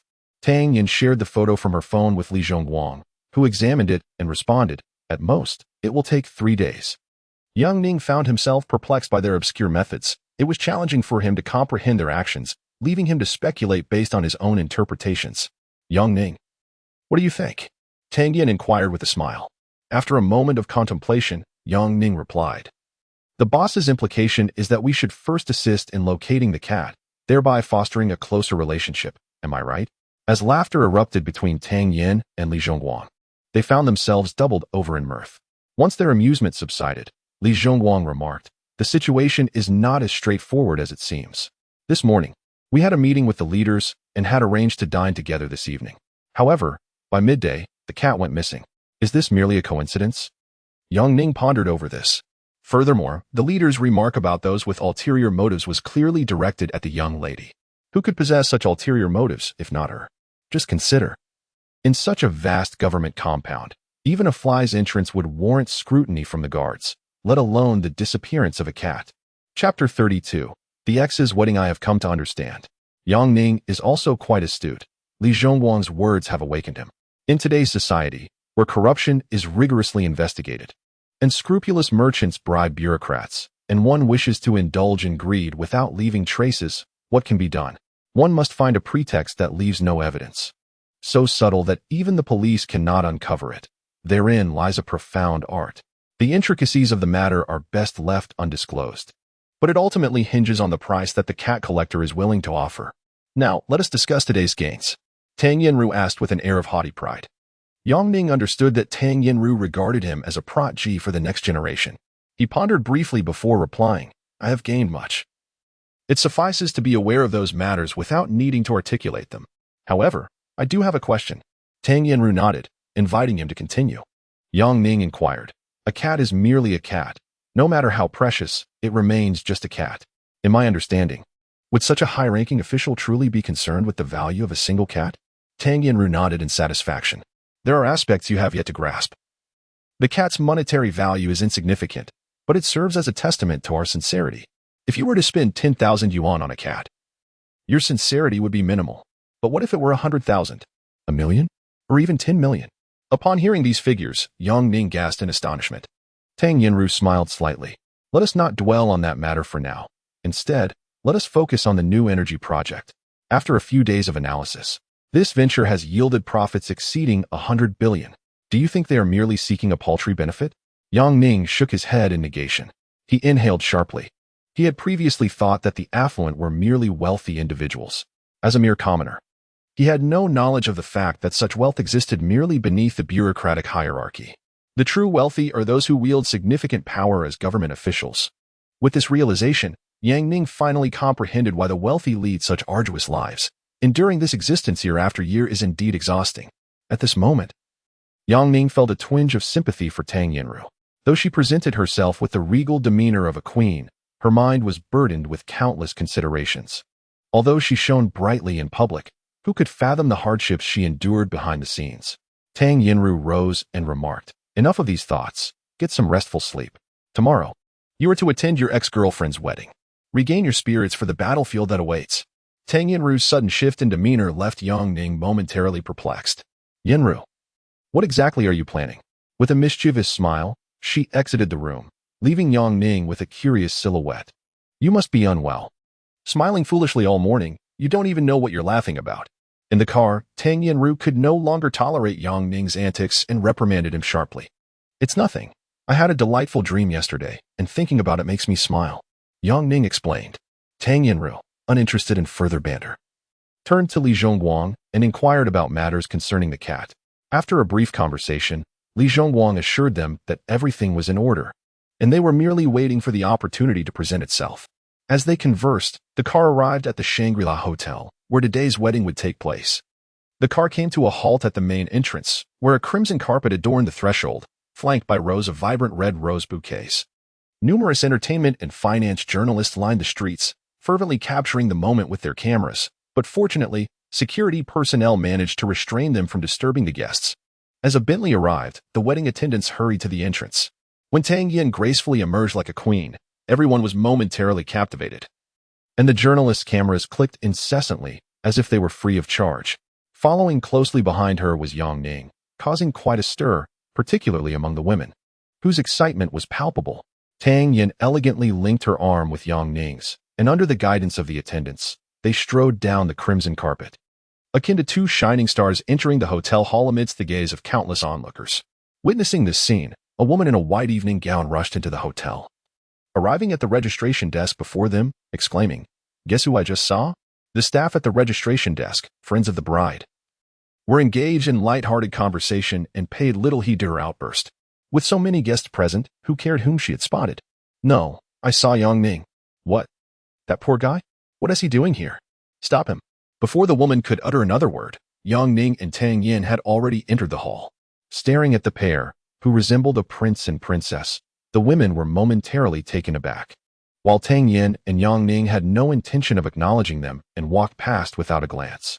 Once they had passed, realization dawned on the women. Was that really Yang Ning? Am I seeing things? It must be him, but how? He must have spent money to maintain appearances. "Ladies, we cannot allow this scoundrel to ruin Jingjing's wedding. Let us go." These women shared a close bond, and together with the bride, they referred to themselves as the Four Flowers of Jingda, with one of their sisters marrying a wealthy man. They were keen to seize this golden opportunity and not let anyone spoil it. Fuming, they approached Yang Ning from behind. Yang Ning, the women had intended to confront him, but upon seeing his charming appearance, they were momentarily speechless. "Who are they?" Tang Yin whispered flirtatiously in Yang Ning's ear. "My goodness, Yang Ning looks incredibly handsome today. I must get his phone number." The woman who had initially alerted them exclaimed, rushing after him. However, the other two quickly blocked her path. "What phone number? Have you forgotten the task Jingjing entrusted to us? We cannot allow anyone to disrupt the wedding." "Understood. But let us utilize our skills. I refuse to believe he has turned his life around in these 3 months. He must have paid to put on a fayade. He is here with ill intentions." Look at the woman beside him. She exudes an air of disgracefulness, utterly repugnant. "Absolutely," the women muttered as they walked, and when they caught up again, one of them declared, "Yang Ning, you stop right there." The woman who spoke cast a disdainful glance at Tang Yanru and said, "Yang Ning, come with us. I have something to discuss. I apologize, but we have matters to attend to." "Whatever you wish to say can be expressed here," Yang Ning replied candidly. The woman, filled with indignation, leaned closer to Yang Ning's ear and whispered, "I know why you are here. You'd best abandon this futile endeavor. Jingjing is thriving and flourishing. Instead of offering her your blessings, you attempt to undermine her. While I can endure, my aunt cannot. If you do not leave, do not blame us for lacking civility." This woman had been quite domineering during her school days, and she remained so now. However, Yang Ning, upon hearing her words, merely smiled and replied, "I am here to wish her well. You misunderstand. There is no misunderstanding. Your departure is the best blessing. Hurry and take your hired lady of the night away." Although the woman spoke softly to Yang Ning, Tang Yanru could hear her clearly. To her surprise, Tang Yanru remained unfazed and curiously asked, "A lady of the night? Who are you referring to?" "The lady of the night refers to you." The woman turned and shouted at Tang Yanru. Her voice was loud, drawing the attention of everyone in the vicinity. Their expressions darkened instantly. Under the scrutiny of so many affluent individuals, even their thick skins could not withstand the embarrassment. Yang Ning found their predicament amusing but managed to suppress his laughter, allowing them to continue their charade. Soon enough, they would face the consequences. Tang Yanru appeared unperturbed, replying with confusion, "Why are there ladies of the night at Boss Lin's wedding? If it were true, why not just say it outright?" Yang Ning nearly burst into laughter but was prepared. He took Tang Yanru's arm and said, "Do not speak carelessly. They are not that sort, though they only recognize money. Akin to ladies of the night. Let us go." "Stop right there." The group of women approached, extending their hands. "Since you are here, you ought to present a gift." You cannot be so shameless as to arrive empty-handed at a wedding. They were convinced that Yang Ning was there to cause trouble, their tone laden with hostility. Seeking an opportunity to belittle him while driving him and his companion away, Tang Yinru smiled, opened her bag, and produced a brown paper envelope, handing it to the woman, saying, "I intended to personally deliver this to Lin Yushin. Would you kindly pass it along?" The woman, curious, took the envelope and opened it, only to scowl in anger at Yang Ning. "Are you serious? You present a few scraps of paper as a gift? What a joke. Security, escort these two out." Yang Ning had anticipated this scenario. Everyone present was of notable stature, and anyone chosen at random could discern the value of the stack of paper. Only they feigned ignorance to provoke him. Yang Ning remained unruffled, smiling as he faced them, awaiting the unfolding of the drama. Chapter 33. The long overdue apology. After several calls, the security personnel did not arrive. A corpulent middle-aged man hurried towards them. He was the wealthy Lin Yushin. Even before he reached them, his voice echoed, "Mr. Tang, I sincerely apologize for the delay. Today's gathering has attracted an overwhelming number of guests. My apologies." Tang Yinru, exuding an air of regal authority, pointed at the document bags held by the women and declared, "Today is your wedding, and I have come with my father to present you with a congratulatory gift. It consists merely of a few worthless papers. The gift may be rather meager, but I hope you accept it." She emphasized the phrase "worthless papers," causing the faces of the women to flush with embarrassment. Lin Yushin, with a forced smile, replied, "You jest, Miss Tang. To think you would casually toss me a few sheets of paper. Each one represents a contract worth over 100 million. I should be grateful to you." Yang Ning observed the rapid change in the expressions of the women beside her, their faces shifting more swiftly than pages in a book. This provided her with a sense of satisfaction. Previously, these women had often belittled the less fortunate, but now, believing they had latched onto a powerful ally, they were unaware that, in the presence of Miss Tang, even Lin Yushin was merely a commoner. Lin Yushin respectfully led Tang Yinru into the main hall. As the surrounding guests instinctively parted to create a path, their eyes filled with obsequious admiration for both Tang Yinru and Yang Ning. "Mr. Tang, who is this esteemed companion at your side?" Lin Yushin inquired. "Ah, indeed, a pair of talents," he exclaimed. "Congratulations, Mr. Tang. Best wishes to you both." After a flurry of compliments, Lin Yushin casually opened the document bag presented by Tang Yinru, only for his expression to abruptly freeze. "Mr. Tang, what does this signify?" The crowd halted, sensing Lin Yushin's change of demeanor, and speculated that the contents of the bag were far from favorable. The women, noticing this shift, rushed over, eager to discover what Yang Ning had brought. With a smile, Tang Yinru remarked, "It is your wedding. Naturally, a more substantial gift is in order. However, this gift seems rather..." Lin Yushin began, but was swiftly interrupted by Tang Yinru. One mustn't speak in such a manner. Our two companies have collaborated for many years and are well acquainted with each other as circumstances. This gift is merely to enhance our collaborative relationship." The hall fell silent, all eyes fixated on the exchange between the two. At that moment, a man with gold-rimmed glasses examined the contract, his face transforming in astonishment. A purchase contract. The revelation sent ripples through the crowd, stirring a cacophony of whispers throughout the hall. "I knew you were here to stir up trouble," someone shouted. "Security, remove them." "Enough," Lin Yushin suddenly commanded, silencing the women. He then turned to Tang Yinru, saying, "Ms. Tang, please forgive the impoliteness of the bride's friends. They are unfamiliar with proper etiquette." Tang Yinru smiled graciously. "It is of no concern. I see no reason to be angered by a few courtesans." Upon hearing the term courtesans, the women's faces turned crimson. Nevertheless, Lin Yushin refrained from defending them and merely nodded in agreement. "Mr. Tang, did we not previously discuss cooperation? Why has it suddenly shifted to an acquisition? This change has taken me completely off guard," Lin Yushin inquired, attempting to curry favor. Noticing Tang Yinru's reluctance to delve into the matter further, Lin Yushin suppressed his thoughts, his previously sullen expression transforming into a smile as he led the two deeper into the hall. He occasionally glanced back at the women, signaling them to invite the bride out, as it is customary for esteemed guests to meet her. The women appeared puzzled, wearing innocent expressions. Lin Yushin felt a surge of frustration, yet with so many witnesses, he refrained from expressing his ire. He guided Tang Yinru and Yang Ning to the VIP area for a brief respite while he went to fetch the bride. "Yang Ning, you've done well to catch such a wealthy partner." After Lin Yushin left, the women shot a glare at Yang Ning and muttered a few words before attempting to leave. However, Tang Yinru was no pushover. Wait, she called, causing the women to halt and turn towards her.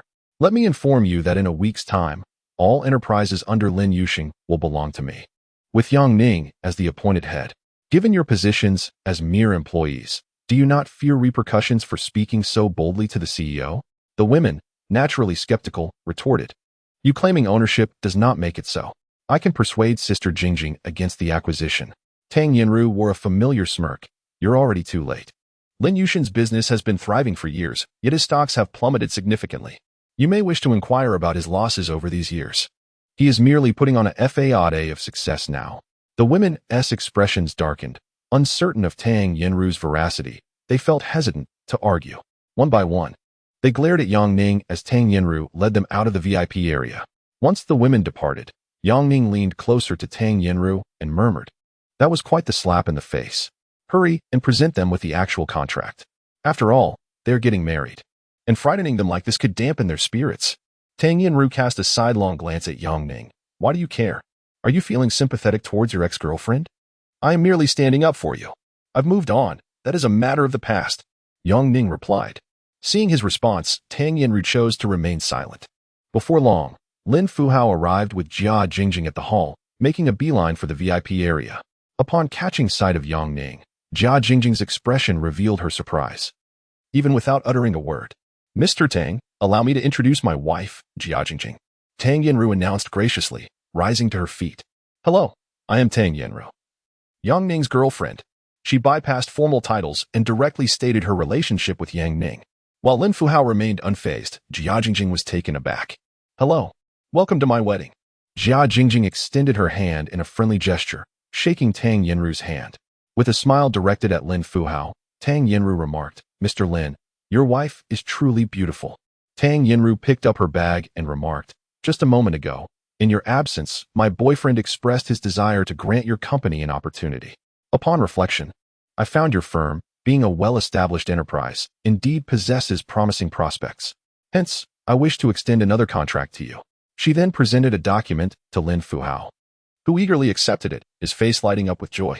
Thank you, President Tang, for choosing to collaborate with our company. Tang Yinru gracefully took her seat and added, You should thank my boyfriend. He bears no grudges. Lin Fuhao was unable to decipher the underlying meaning in her words, but behind him, Jia Jingjing's complexion fluctuated between pale and flushed as she wished to vanish into the ground. Lin Fuhao continued to flatter Yang Ning until the host approached him, prompting his departure while instructing Jia Jingjing to take good care of the two esteemed guests. Once Lin Fuhao had left, Jia Jingjing stood frozen, unsure of what to say, creating an awkward atmosphere. Observing the bride's expression, Tang Yinru felt a surge of delight.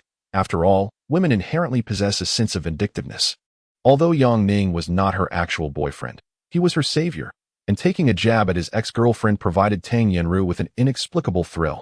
After a prolonged silence, Tang Yinru linked her arm with Yang Ning's and, with a tone of disdain, inquired, Your ex-girlfriend is passably attractive.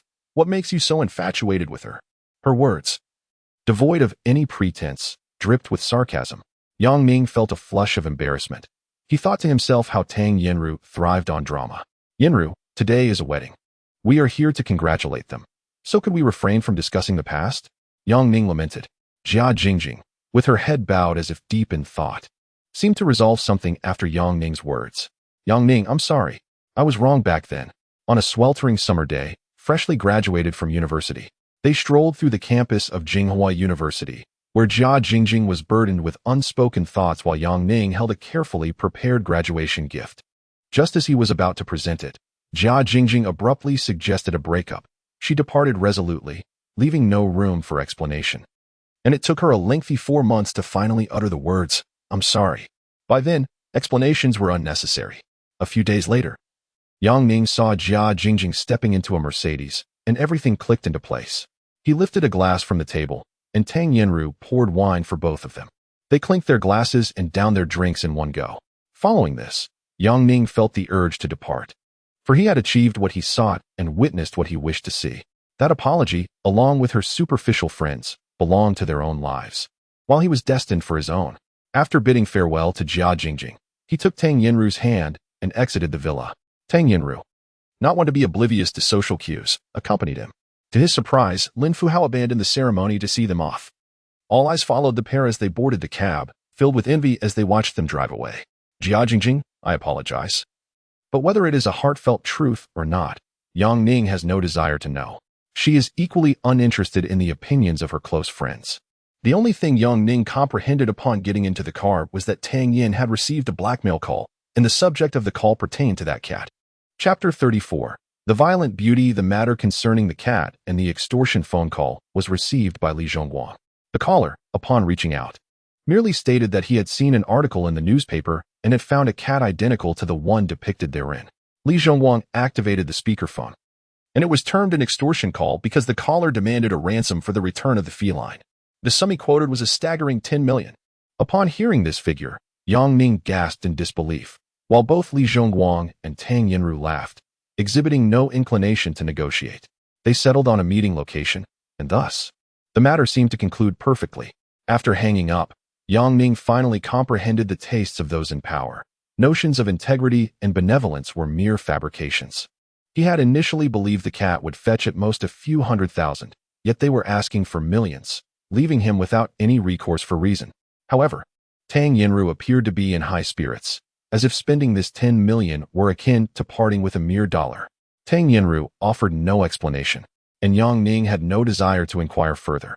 After all, she claimed this was merely the beginning and not his concern. They could proceed as they wished.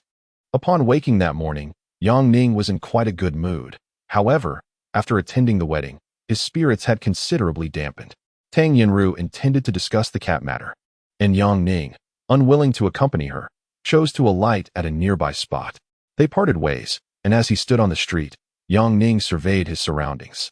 Today held profound significance for him. Whether it was the wedding of his ex-girlfriend or the mere apology uttered, he felt an overwhelming sense of powerlessness, particularly when confronted with the uncertainties of the world, where he sensed his insignificance. Strolling along the familiar streets, Yang Ning ambled through a well-known alleyway. During his university days, he and his fellow students often meandered here, as such alleys were abundant in Jinghua, filled with various inexpensive eateries. Having consumed only a single drink at the wedding and not having eaten anything, Yang Ning's stomach began to grumble as noon approached. He instinctively wandered through the alley, seeking out a beloved northeastern restaurant he frequented. Bro, look at that guy. Doesn't he resemble a wealthy man? In a discreet corner, 3 young ruffians with dyed yellow hair loitered in the alley. Noticing Yang Ning's attire, which suggested he was no ordinary person, they fixated their gaze upon him. We got internet money now, let us follow him. The trio stealthily trailed behind Yang Ning, who was lost in nostalgia, oblivious to the fact that he was being followed. After traversing several street corners, he arrived at a bustling food stall and called out, "Boss, one serving of fish-flavored shredded pork over rice." This was a staple lunch during his university days, a dish he had relished for nearly 4 years due to its affordability. Seated at a table outside, the establishment was as crowded as ever, filled predominantly with students from the nearby university, a lively mix of both genders. He picked up a pair of disposable chopsticks from the bamboo holder, splitting them in two, and quietly awaited the arrival of his meal. Just then, the 3 young men with red-dyed hair took a seat nearby. "Dude, dressed so well yet eating here? Doesn't he quite fit, does it?" Yang Ning recognized that these individuals were not of good character. Numerous petty criminals frequented this area near the university, and it seemed he had unfortunately encountered 3 of them today. Yang Ning snapped the disposable chopsticks apart and asked nonchalantly, "What brings you here?" The trio of ruffians exchanged amused glances. One of them replied, "Nothing much, just a bit strapped for cash lately. Thought I might borrow some internet fees from my buddy." Yang Ning curled his lips in disdain. He had encountered such individuals numerous times during his school days, and he had never feared them then, let alone now. The farther your thoughts stray, the better. Go where it's cool. Yang Ning showed no mercy, his voice resonating loudly enough to draw attention from the surrounding students. "How dare you disregard our presence?" One of the pierced ruffians rose, poised to strike, but the speaker restrained him, casting a cold glance at Yang Ning. "Buddy, your outfit must be worth a few thousand. Isn't it a waste to dirty or damage it?" His words were a blatant attempt at extortion. Yet Yang Ning had no intention of yielding to these 3. "Is my message unclear? Get lost." His voice was deep and commanding, loud enough for everyone nearby to hear. The trio of ruffians, enraged by Yang Ning's defiance, began to curse as they stood up. One grabbed a nearby beer bottle, ready to swing it. However, just as Yang Ning prepared to retaliate, a slender leg appeared behind him, delivering a swift kick to the abdomen of the ruffian wielding the beer bottle. The force of the kick was astonishing, sending the thug tumbling backward. Yang Ning swiftly turned to see a sporty beauty with a ponytail and an oval face standing behind him. Until now, he had not seen her face.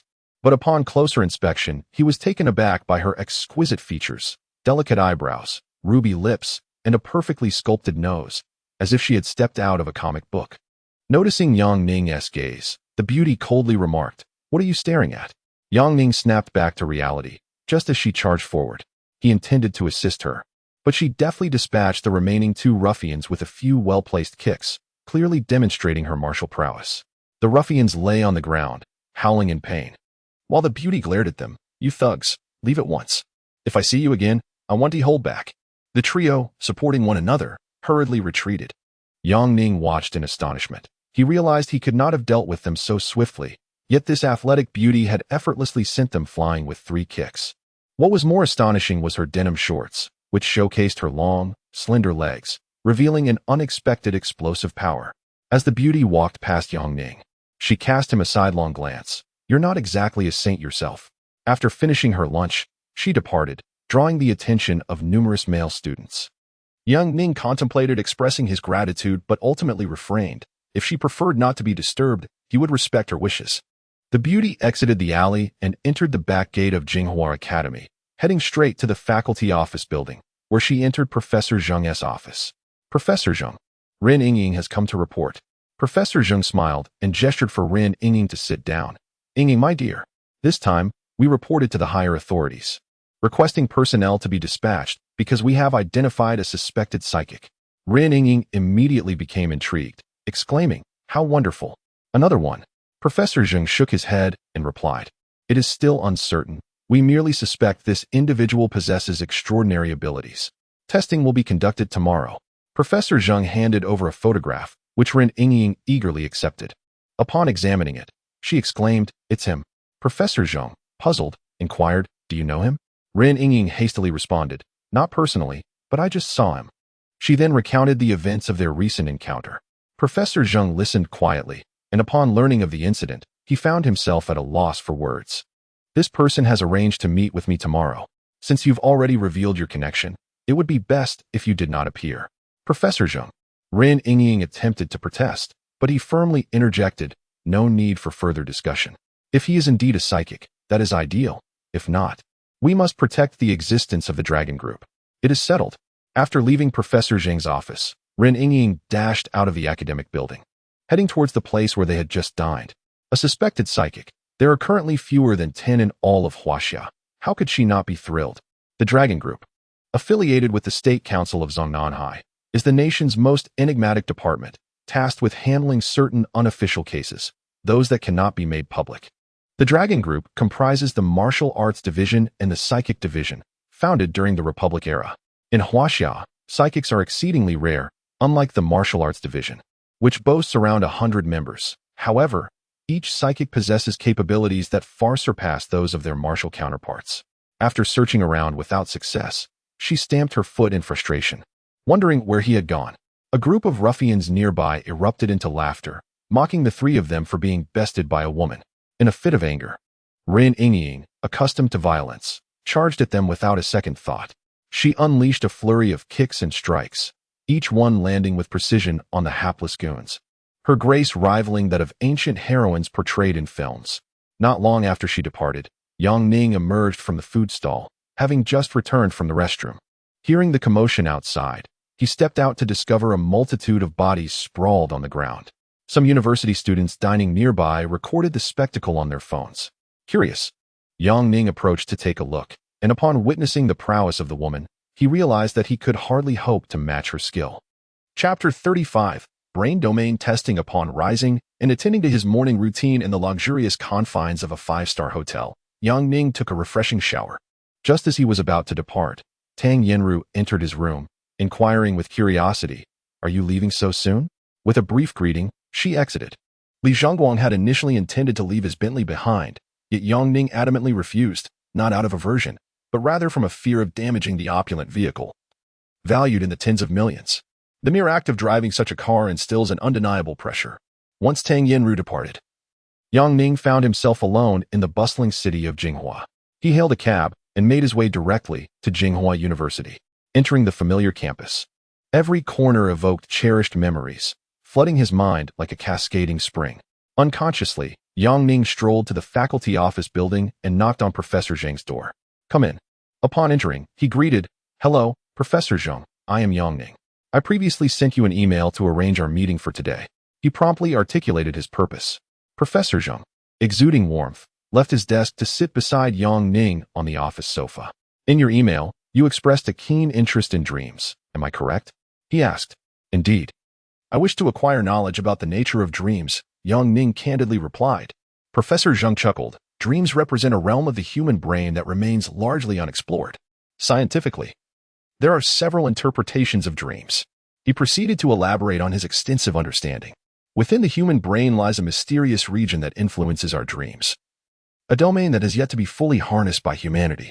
It is noteworthy that the vast majority of our brain's potential remains untapped, with most individuals utilizing merely 2% of their cerebral capacity.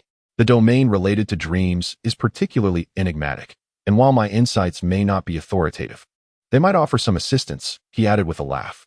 As the saying goes, what we ponder during the day often manifests in our dreams at night. If we dedicate 8 hours daily to fantasizing about a singular subject, that subject is likely to appear in our dreams. Yang Ning furrowed his brow in contemplation. For this was not the answer he sought. He inquired further, "Professor Zhang, is it possible for me to design my dreams at will? To dream of whatever I desire without needing to realize it?" Professor Zhang paused in thought. "May I ask why you wish to design your dreams in such a manner?" Noticing Yang Ning's reluctance to elaborate, he continued, "Your theory is scientifically feasible. However, such a method of dream design has yet to be realized in our country." Feeling somewhat disheartened, Yang Ning sensed that this visit might be in vain. Professor Zhang, a bit irked, remarked, "It is Saturday, so naturally, there are no students around." Both Professors Gu and Zhang are renowned figures at Jinghua University, not merely for their eccentricity, but for their remarkable competence. Yet, they tend to operate according to their own whims, leading to a general disfavor among the students toward the two venerable scholars. Yang Ning saw Professor Gu and respectfully stood up to greet him, saying, "Hello, Professor Gu. Do you know me?" Professor Gu inquired. Professor Zhang is a leading authority in psychology within the country, while Professor Gu excels in the field of biology. They belong to different academic domains. "Perfect timing. Come and assist me with an experiment," Professor Gu said without any formality, pulling Yang Ning outside. Yang Ning offered no resistance. He was already familiar with the scene from his dreams and was intrigued by the experiment, so he curiously followed along. As they departed, Professor Zhang's expression suddenly changed. He hurriedly picked up the recording pen from the table and replayed their previous conversation. After listening through once, he found no suspicious issues. He then left his office to visit the laboratory and observe Professor Gu's experiment. Yang Ning accompanied Professor Gu to the laboratory. "Young man, this is a human brain experiment. I will administer an injection, after which your brain will function at full capacity for a brief period. I will then measure your brain's developmental extent with my instruments." Calculating the brain development of students from Jinghua University, Yang Ning curiously gazed at the advanced MRI equipment, exclaiming, "I've seen this in a hospital." Professor Gu scoffed, "Hospital? What a joke. This is my latest invention. It can detect various functions of the human brain. The equipment in hospitals can only determine concussions, and it pales in comparison to mine." In the midst of their conversation, Professor Gu unexpectedly administered an injection to Yang Ning's neck, catching him completely off guard. He felt a slight sting akin to a mosquito bite, but soon experienced no further sensation. "Just lie back." Yang Ning felt a bit dizzy, overwhelmed by drowsiness. "Professor Gu, is this experiment safe? Get on with it. You talk too much," Professor Gu replied impatiently. At that moment, Yang Ning felt utterly weak, his eyelids growing heavier, making it difficult to keep them open. Lying on the apparatus, his surroundings began to blur, and he felt a sense of being deceived. Thus, Yang Ning succumbed to unconsciousness. Just then, Professor Zhang entered, possibly in a rush, and immediately asked, "Did you give him the injection?" Professor Gu raised his hand to halt Zhang's inquiries, lifting Yang Ning's eyelids for an examination. Upon realizing that Yang Ning had entered an unconscious state, he leisurely remarked, "Yes, I did. How else can we assess his brain development?" Zhang, growing anxious, said, Those experts in the organization cannot withstand such injections. What if something happens to a student? Professor Gu remained unconcerned, replying, "Why are you becoming more muddled with age? You can't catch a wolf without risking the lamb. Enough chatter, focus on the computer data." Unable to argue with Professor Gu, Zhang reluctantly began monitoring the data on the computer screen, while Professor Gu manipulated the equipment to induce resonance in Yang Ning's brain. Suddenly, a red alert sounded. Although the two elderly gentlemen were somewhat prepared, a twinge of tension lingered in their hearts. The brain test commenced, and the subject fell into a deep coma. An electronic synthesized voice issued a warning. Brain detection has begun. The cerebral domain test has reached 1 completion, then 5. Beep. Beep. Beep. Alarm, alarm. The subject's body temperature continues to rise. 39-40. Both professors are drenched in sweat in previous experiments. Reaching this juncture meant that if they did not halt the procedure, the subject could either become a simpleton or a vegetative state by the end of the test. "Old Gu, stop it," Professor Zhang urged anxiously. "What's the rush? He can endure a little longer." Professor Gu, though equally concerned, was reluctant to concede so swiftly. The cerebral domain test reached 40 completion. Amidst their quarrel, both glanced at Yang Ning, who was drenched in sweat, as if he had plunged into a pool. His sudden rise in temperature rendered him terrified, reminiscent of someone trapped in a nightmare. "Old Zhang, look at his temperature." Professor Gu pointed towards the thermometer, noticing an anomaly. Professor Zhang turned his gaze towards the display, momentarily stunned. Yang Ning's temperature hovered around 40 degrees, which was implausible. Previously, when members of the Dragon Group's martial arts division had their cerebral domain tests reach 40, their temperatures soared to 44 degrees. What could this signify? "I told you. One must be willing to sacrifice in order to gain," Professor Gu exclaimed with fervor. In contrast, Professor Zhang felt an unusual tension once he grasped the situation. He fixated intently on the computer screen, urging, "He must hold on. He must hold on." The cerebral domain test proceeded to 60 completion. With the subject's temperature at 41 degrees, it climbed to 80, now at 42 degrees. The two elders could no longer contain their excitement. This was irrefutable evidence that Yang Ning was indeed an extraordinary individual. Otherwise, at this juncture, he would have long succumbed to a cerebral handicap. An extraordinary individual. "I would stake my life on it," Professor Gu exclaimed excitedly, his hands rhythmically pounding on the desk like a child in delight. In stark contrast, Professor Zhang maintained a semblance of calmness, though it did not mitigate his exhilaration. Just then, in his excitement, Professor Gu inadvertently brushed against the keyboard, causing an unforeseen disruption in the test. The cerebral domain test accelerated to 89, then 90. "Ah!" Yang Ning let out a horrific wail, sending chills down the spines of the two professors. "What have you done?" Professor Zhang demanded loudly. "I did nothing."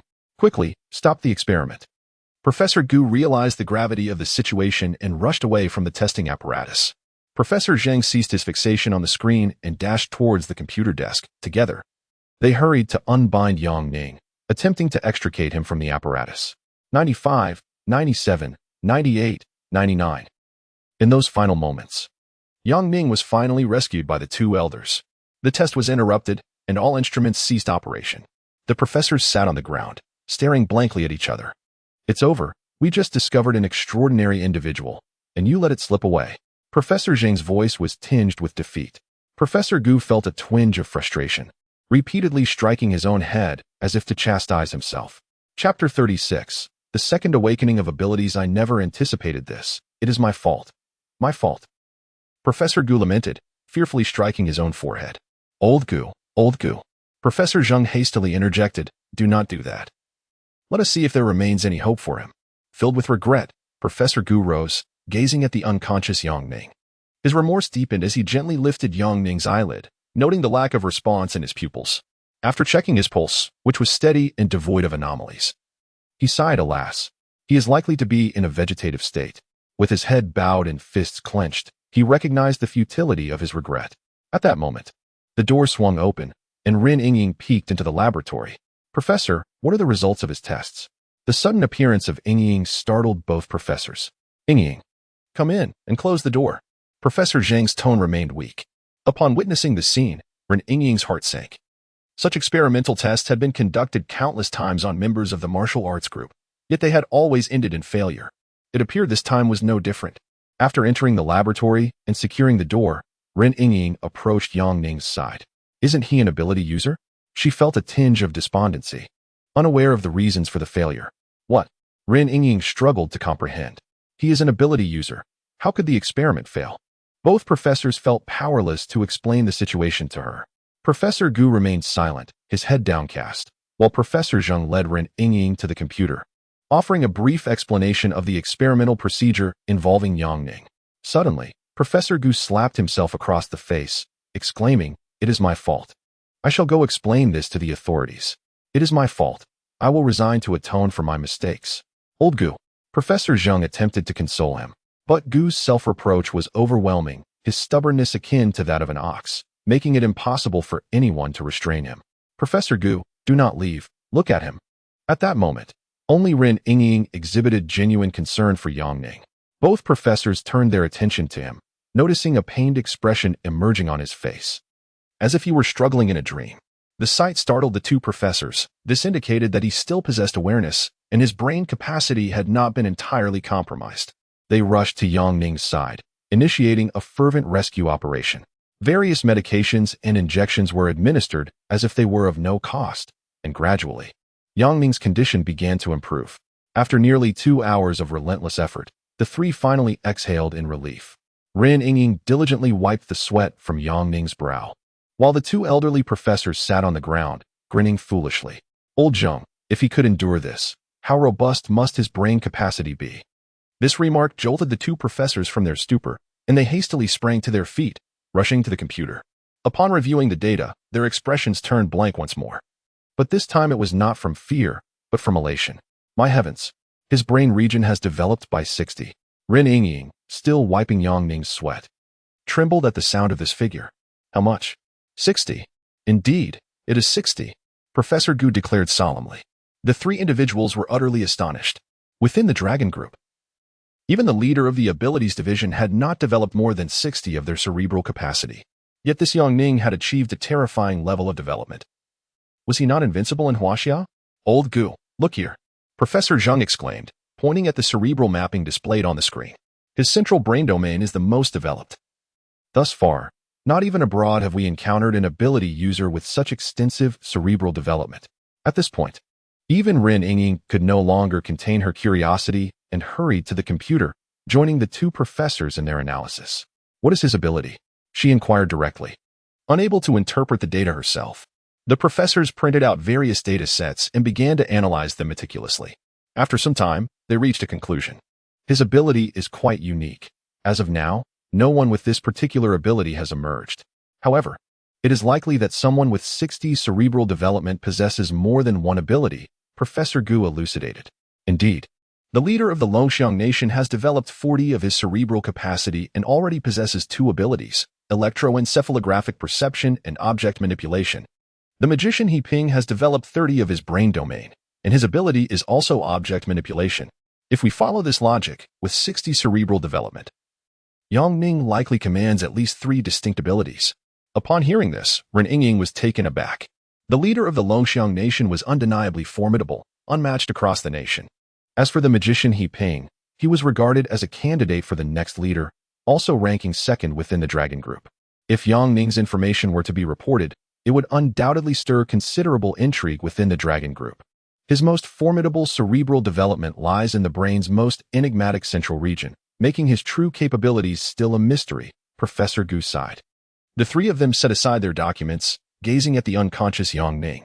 Suddenly, Professor Zhang snapped back to reality and commanded urgently. The trio moved with remarkable agility. Ren Yingying approached Yang Ning and effortlessly lifted him onto her back. Despite Yang Ning weighing at least 120 jin, she felt no strain whatsoever.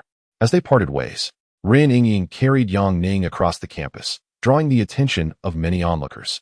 Although Yang Ning was unconscious, inexplicably, upon hearing Ren Yingying's words, the hand resting on her shoulder instinctively tightened, inadvertently grasping her firm bosom.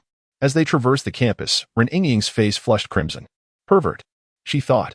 Just moments ago, she had felt a fondness for Yang Ning, but that sentiment vanished in an instant. Nonetheless, Ren Yingying did not deter his unconscious touch. Aware that he was entirely oblivious to his actions, Upon exiting the campus, they hailed a taxi, heading straight for the airport. In the taxi, Yang Ning resembled a drunken man, nestled in Ren Yingying's embrace, fast asleep. The taxi driver, assuming they were a young couple, engaged in conversation typical of romantic partners. Upon arriving at the airport, Ren Yingying continued to carry Yang Ning, while the taxi driver sighed, observing their retreating figures, remarking on the remarkable strength of today's women. Regardless of the taxi driver's thoughts, Ren Yingying made her way directly to the airport. She had already procured 2 plane tickets through government connections during their journey and proceeded to the waiting area. After placing Yang Ning down, Ren Yingying gazed at his handsome visage, her heart brimming with resentment. It was the first time a man had touched her chest, and the recollection irked her immensely. Just wait until you awaken. I shall deal with you then. Shaking off such thoughts, she retrieved Yang Ning's phone and scrolled through it until she found Ning Jing's number and dialed. Hello, is this Miss Ning Jing? I am an employee of Southern Airlines. Your friend Yang Ning has had too much to drink and has fallen asleep at the airport. His flight is about to depart. Please come to S City Airport by 4 o'clock to pick him up. All right, she responded. Hanging up the phone, Ren Yingying sighed. This is all I can do for you. The flight to S City was currently boarding. Ren Yingying hoisted Yang Ning onto her back once more and made her way directly to the boarding gate. Once on the plane, she continued to sit beside Yang Ning, caring for him, to the extent that even the flight attendants mistook them for a couple. I have never catered to a man in my life. You are truly a first for me. When you awaken, you must treat me to a meal.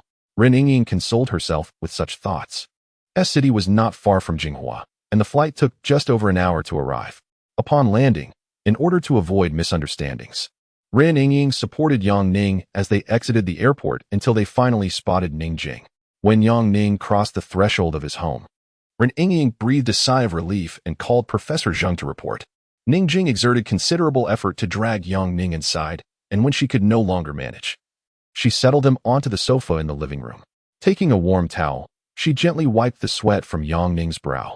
Once everything was done, Ning Jing sat quietly beside him, lowering her head to inhale his scent. There was no trace of alcohol. Did you truly drink too much? Ning Jing was no fool. Although Yang Ning appeared to be inebriated, he bore no scent of alcohol this time. The reason for his unconsciousness remained a mystery. In Yang Ning's mind, he felt uneasy. At first, it was as if he had plunged into a fiery pit, discomfort enveloping him entirely. Gradually, it became somewhat better, yet all he could perceive was darkness. Although Yang Ning lay in a stupor, he retained a degree of awareness, realizing that he was dreaming.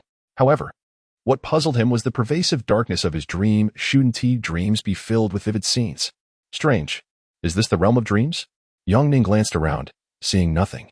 Not even his own hands. Where am I? Is anyone here? Damn it. What experiment did you conduct on me, Professor Gu? Yang Ning vaguely recalled the events preceding the experiment, but aside from this nebulous awareness, he was left with no knowledge. The surroundings remained eerily silent, and this dark stillness instilled a profound sense of dread within him. Chapter 37. Haunted in the high-level meeting of the Dragon Group, all members gathered in this enigmatic base.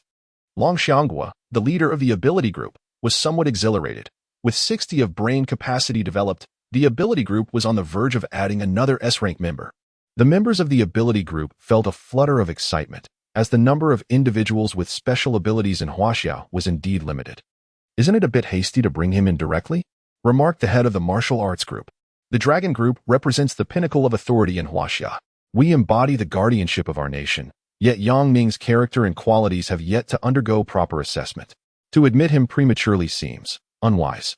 After reviewing the situation, the atmosphere shifted and no one felt inclined to argue further. Long Xianghua chuckled and stated, all members of the Dragon Group without assignments will head to S City. Let us endeavor to approach Yang Ning, attempt to understand him better, and when the time is ripe, we shall invite him to join us. Understood. In S City, within Tang Yenru's villa, Yang Ning awoke to find it was already deep into the night. Rubbing his temples, he sat up and realized he was sprawled on the sofa, with Ning Jing peacefully asleep beside him. He gently draped a blanket over her, then made his way to the refrigerator, retrieving a bottle of beverage. After twisting off the cap and downing its contents, he still felt parched. Why do I feel like I've overindulged?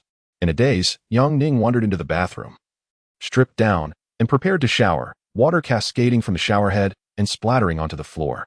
As he pondered the events of the day, goosebumps erupted across his skin. Suddenly, The flow of water ceased. He twisted the faucet, yet it remained unresponsive. Great, just my luck. Stepping out of the bathroom, he stood before the mirror, only to witness the showerhead springing back to life. Seriously? Are you messing with me too? Turning to face the mirror, he was startled to see a shadowy figure above his head. Looking up, he was astonished to discover a sphere of water forming atop him. What on earth? In a shock, the water sphere suddenly plummeted, drenching Yang Ning. Good grief, is this a haunting? Panic surged within him, though an atheist.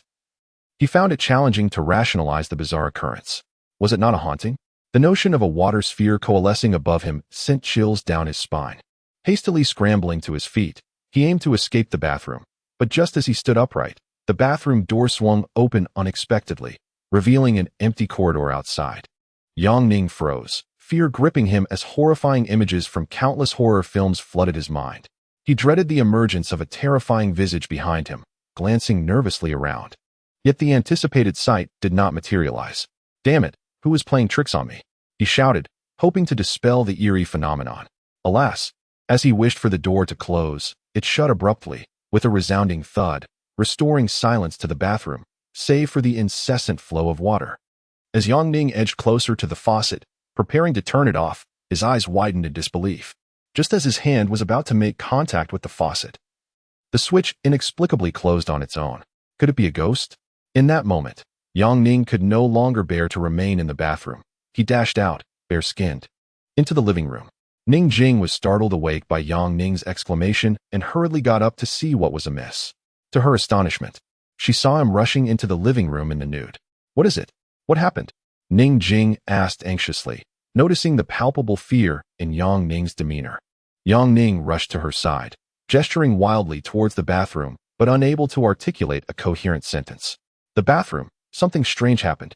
I encountered a ghost. Ning Jing furrowed her brow. Don't scare me. There are no such things as ghosts. She wrapped Yang Ning in a blanket, and he resembled a frightened child, hiding behind her. Go see for yourself. Thus, they proceeded toward the bathroom, Yang Ning leading the way. Upon re-entering, no trace of the earlier peculiar event remained. Ning Jing curiously observed Yang Ning. The faucet was functional, the water flowed freely, and the door remained firmly shut, not having opened or closed on its own. I'm not lying. It truly opened by itself, Yang Ning exclaimed, his earlier terror re-emerging as he struggled to articulate his thoughts. Sighing, Ning Jing linked her arm with Yang Ning's and guided him back to the living room, gently urging him to sit down. Yang Ning, do you think perhaps you drank too much and are hallucinating? I haven't had any alcohol. How could I possibly hallucinate? Yang Ning protested. Just then, an odd occurrence transpired. As Yang Ning gazed intently at Ning Jing, although she remained silent, he heard her voice in his head. Indeed, you must have been on drugs. Yang Ning stared at her in disbelief, his eyes widening. Ning Jing, do you suspect that I've been using drugs? She remained silent. Yet her expression conveyed everything. The strange voice echoed in Yang Ning's mind again, declaring, what else could it be? Just look at your arms.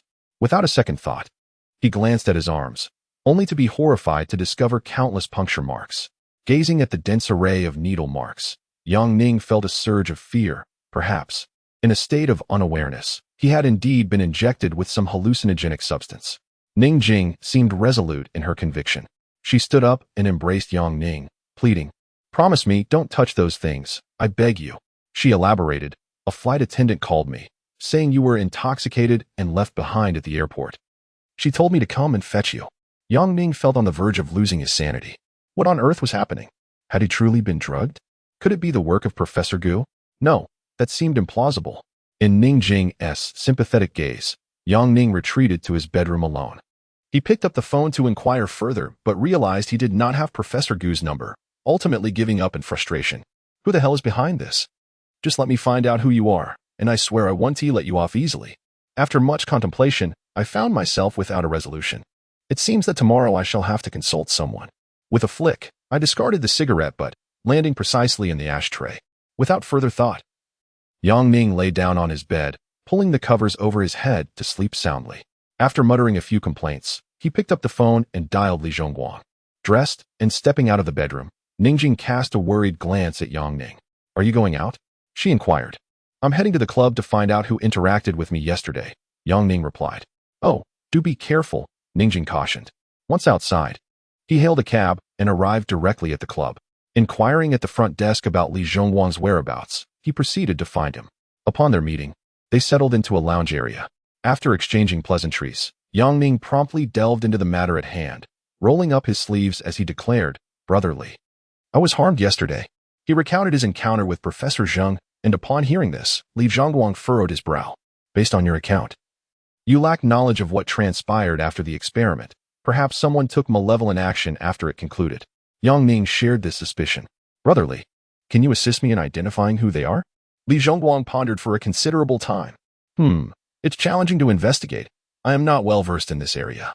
However," he said, glancing around cautiously, "the Chun brothers are the most likely culprits. Their influence in Jinghua is considerable." Yang Ning clenched his fists tightly.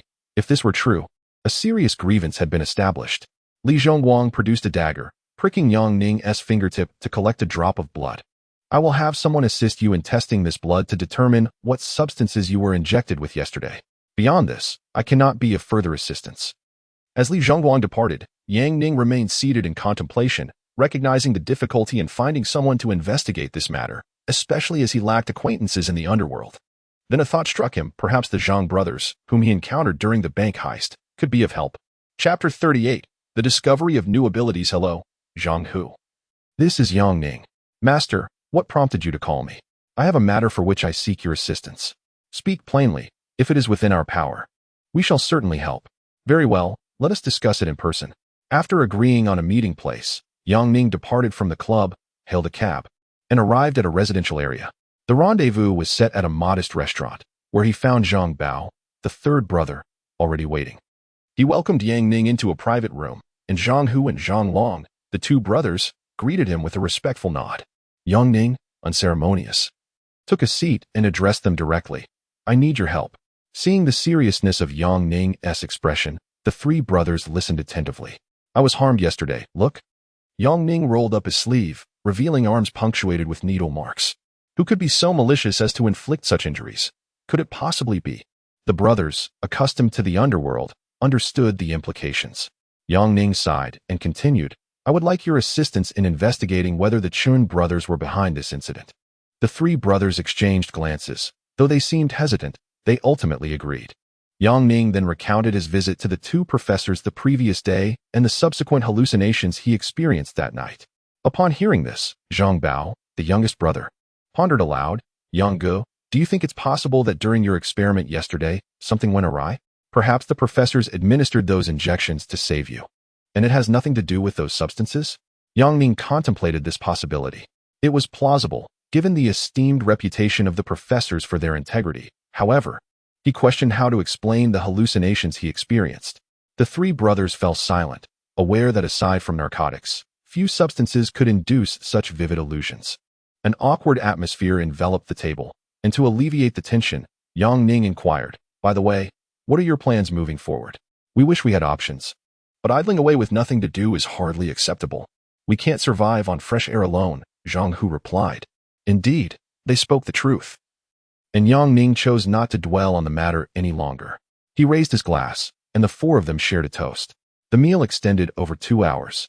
And just as the clock approached 2, Yang Ning's phone rang. Upon checking, he saw it was Li Zhongguang calling. "Hello, Li Gu.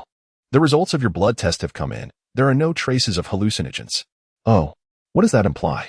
"My friend mentioned that your blood is quite unique, containing a significant amount of adrenaline, as if you had just been resuscitated. It likely is not drug-related." With the confirmation that drugs were not implicated, Yang Ning felt a weight lift from his shoulders. "Thank you, Li Gu. I'll treat you to drink sometime." "All right, I'll hang up now. Just let me know when you want to drink. By the way, Li Gu, if you're free, why not join us now? I have 3 friends I would like you to meet." "Haha, you're quite the host." "Very well, I'll head over right away."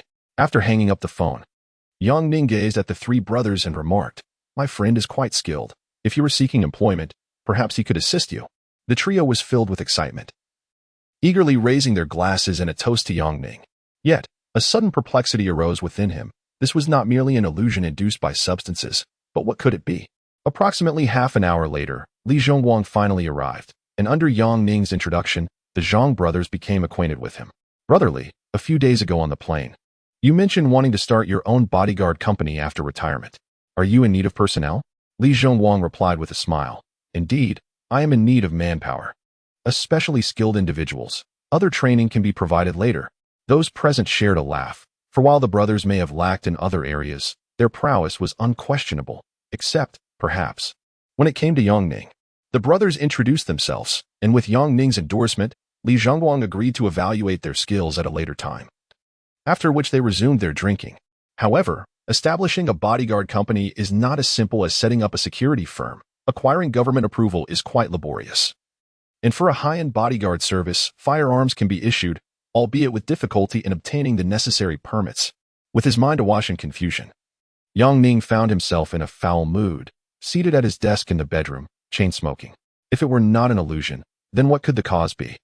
He sank into contemplation, pondering whether it might be related to his vanishing dream abilities or a potential evolution of those powers.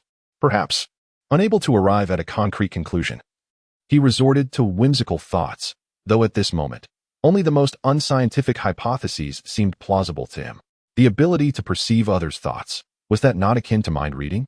Listening to Professor Zhang's explanation, he understood that this phenomenon could theoretically arise from brainwave resonance. Yang Ning picked up a pen and paper, diligently documenting his musings. And after careful consideration, he concluded that mind reading was a conceivable notion. He would simply need to find someone to test it within due time. However, recalling the floating water balloon and the self-closing faucet, Yang Ning furrowed his brow. That was rather implausible, was it not? No matter how he pondered. It felt like something straight out of a science fiction film, yet he could not devise a satisfactory explanation. Ultimately, Yang Ning resolved to experiment, to see if he could make objects levitate. He focused intently on the cigarette box on the table, attempting to will it to move. Recalling that online novels claimed such feats were achievable through concentration, at this moment, Yang Ning had placed his hopes in the assertions of these digital tales. Yet, after considerable effort, the cigarette box remained utterly unresponsive. Just as he was intensely fixated on it, the door suddenly swung open, startling him into a quick turn of his head. In that fleeting moment, the cigarette box unexpectedly tumbled to the floor. Yang Ning stared blankly at the box, then glanced at the tranquil figure who had entered, unsure how to explain the recent events. In truth, Yang Ning was overthinking. Ning Jing had just stepped into the room and had not witnessed how the box fell, assuming instead that Yang Ning had inadvertently dropped it. Moreover, upon seeing Yang Ning's startled expression, she instinctively believed he was up to no good, perhaps recalling the incident with his arm from the previous day. Ning Jing entered the room and closed the door, stating, "Yang Ning, we need to talk." Yang Ning felt a surge of anxiety and quickly stood up, urging Ning Jing to continue. "I am unaware of what transpired outside, nor do I wish to know. Yang Ning, I love you, and I desire to grow old with you, but I implore you not to stray onto the wrong path." Yang Ning exhaled a sigh of relief, his mind occupied with the image of the cigarette box tumbling to the ground, failing to grasp Ning Jing's intentions. "Rest assured, I have never engaged in such actions. Today, I underwent a blood test. It is not drugs that have caused my current predicament.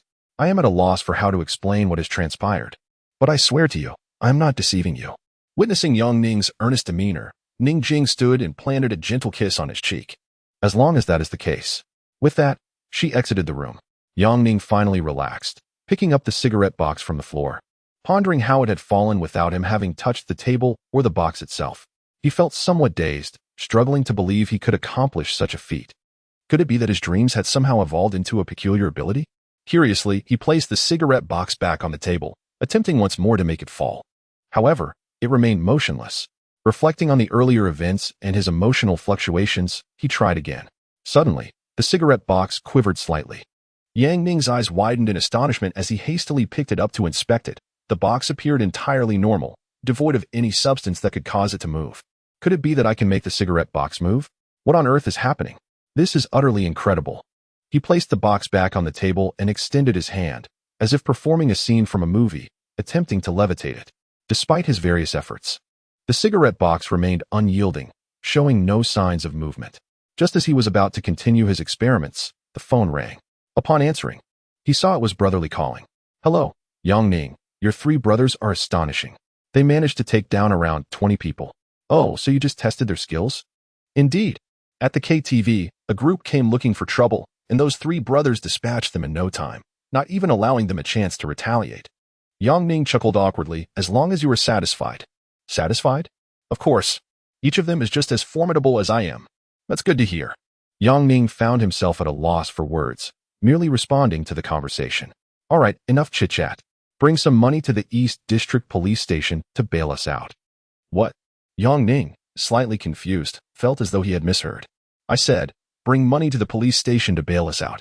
We just took down over 20 people and caused quite a ruckus at the KTV. What on earth? Have you all lost your minds? How did you create such a scene? What? Is it so difficult to assist me when I ask? Come now, just tell me how much you need. I'll bring it right over. A few thousand will suffice. Hurry. After hanging up, Yang Ning felt his waist pouch, realizing he might not have enough money. With Tang Yin absent, it seemed he would have to borrow some from Ningjing. Chapter 39, The Altercation in a Rush. I left the bedroom to find Ningjing and recounted the events. Without hesitation, she handed over 20,000 yuan to Yang Ning, expressing her unwavering trust in him. Nevertheless, Yang Ning insisted on accompanying her to the police station. The two hailed a taxi and arrived at the precinct, only to be greeted by a cacophony reminiscent of a bustling market. Individuals within the station were bandaged, some moaning in agony while others were busy filing reports. The scene resembled that of a crowded marketplace, with well over 20 people present. Approaching the duty officer's desk, Yang Ning inquired, "Excuse me, where is Li Zhongguan?" Though her voice was soft, the surrounding clamor ceased instantly, and all eyes turned to her. "Are you here to bail him out?" the officer asked. Yang Ning nodded affirmatively, prompting the officer to rise and lead her into the main area. At that moment, a familiar and unwelcome voice pierced the air. "Hey, isn't that girl Ningjing? How infuriating." A ruffian, recognizing Yang Ning, charged towards her, anger radiating from him. Despite the officer's attempts to intervene, they were unable to contain the situation. The ruffian rushed to Yang Ning's side, causing Ningjing to instinctively hide behind her. Yang Ning, undeterred, delivered a swift kick to the ruffian's abdomen, exclaiming, "Get lost." The force of the kick sent him sprawling to the ground, prompting others to rise, some brandishing chairs as they prepared to join the fray.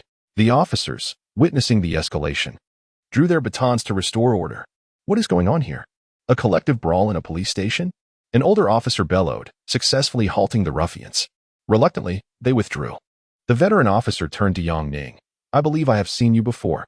With composure, Yang Ning replied, 2 weeks ago, during the bank robbery, I assisted the police in apprehending the criminals."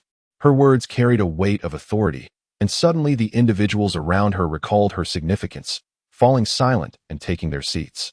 Indeed, these troublemakers were more susceptible to intimidation than they cared to admit. Compared to Yang Ning, who had faced armed criminals, they were inconsequential. The older officer, finally recognizing her, remarked, "Ah, so it is you. What brings you to the police station?"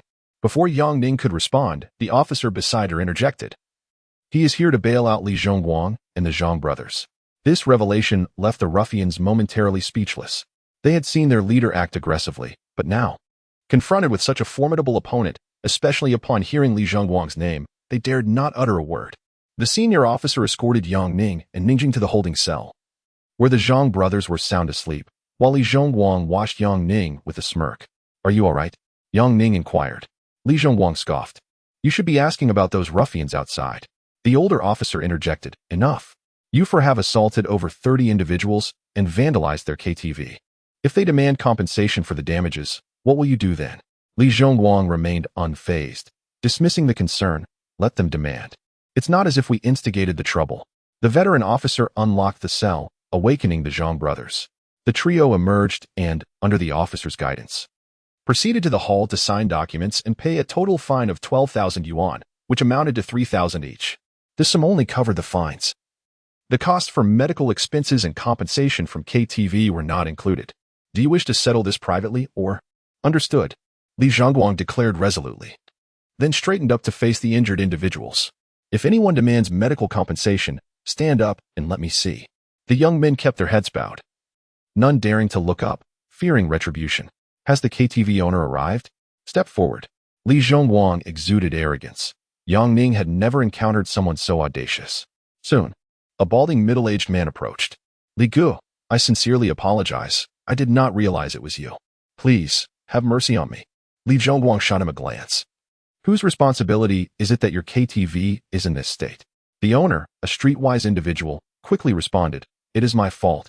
It has nothing to do with you." Li Zhongwang glared at him. Get lost. The KTV owner scurried away, and Li Zhongwang turned to the officer. All settled. The officer disapproved of Li Zhongwang's arrogance, questioning why he stayed. With a cold smile, Li Zhongwang entered the hall, approaching a young man nicknamed Third Brother. He tapped the man's forehead. Listen closely. The three of them are now under my protection. If you dare create trouble again, I will go directly to your boss to settle this. Test me if you dare. Before leaving, Li Zhongwang slapped the young man, while the officers remained silent, and the young men said nothing in response. Once outside the police station, Yang Ning, puzzled, asked, Li Gu, they seem quite afraid of you. Why would they still dare to act against you?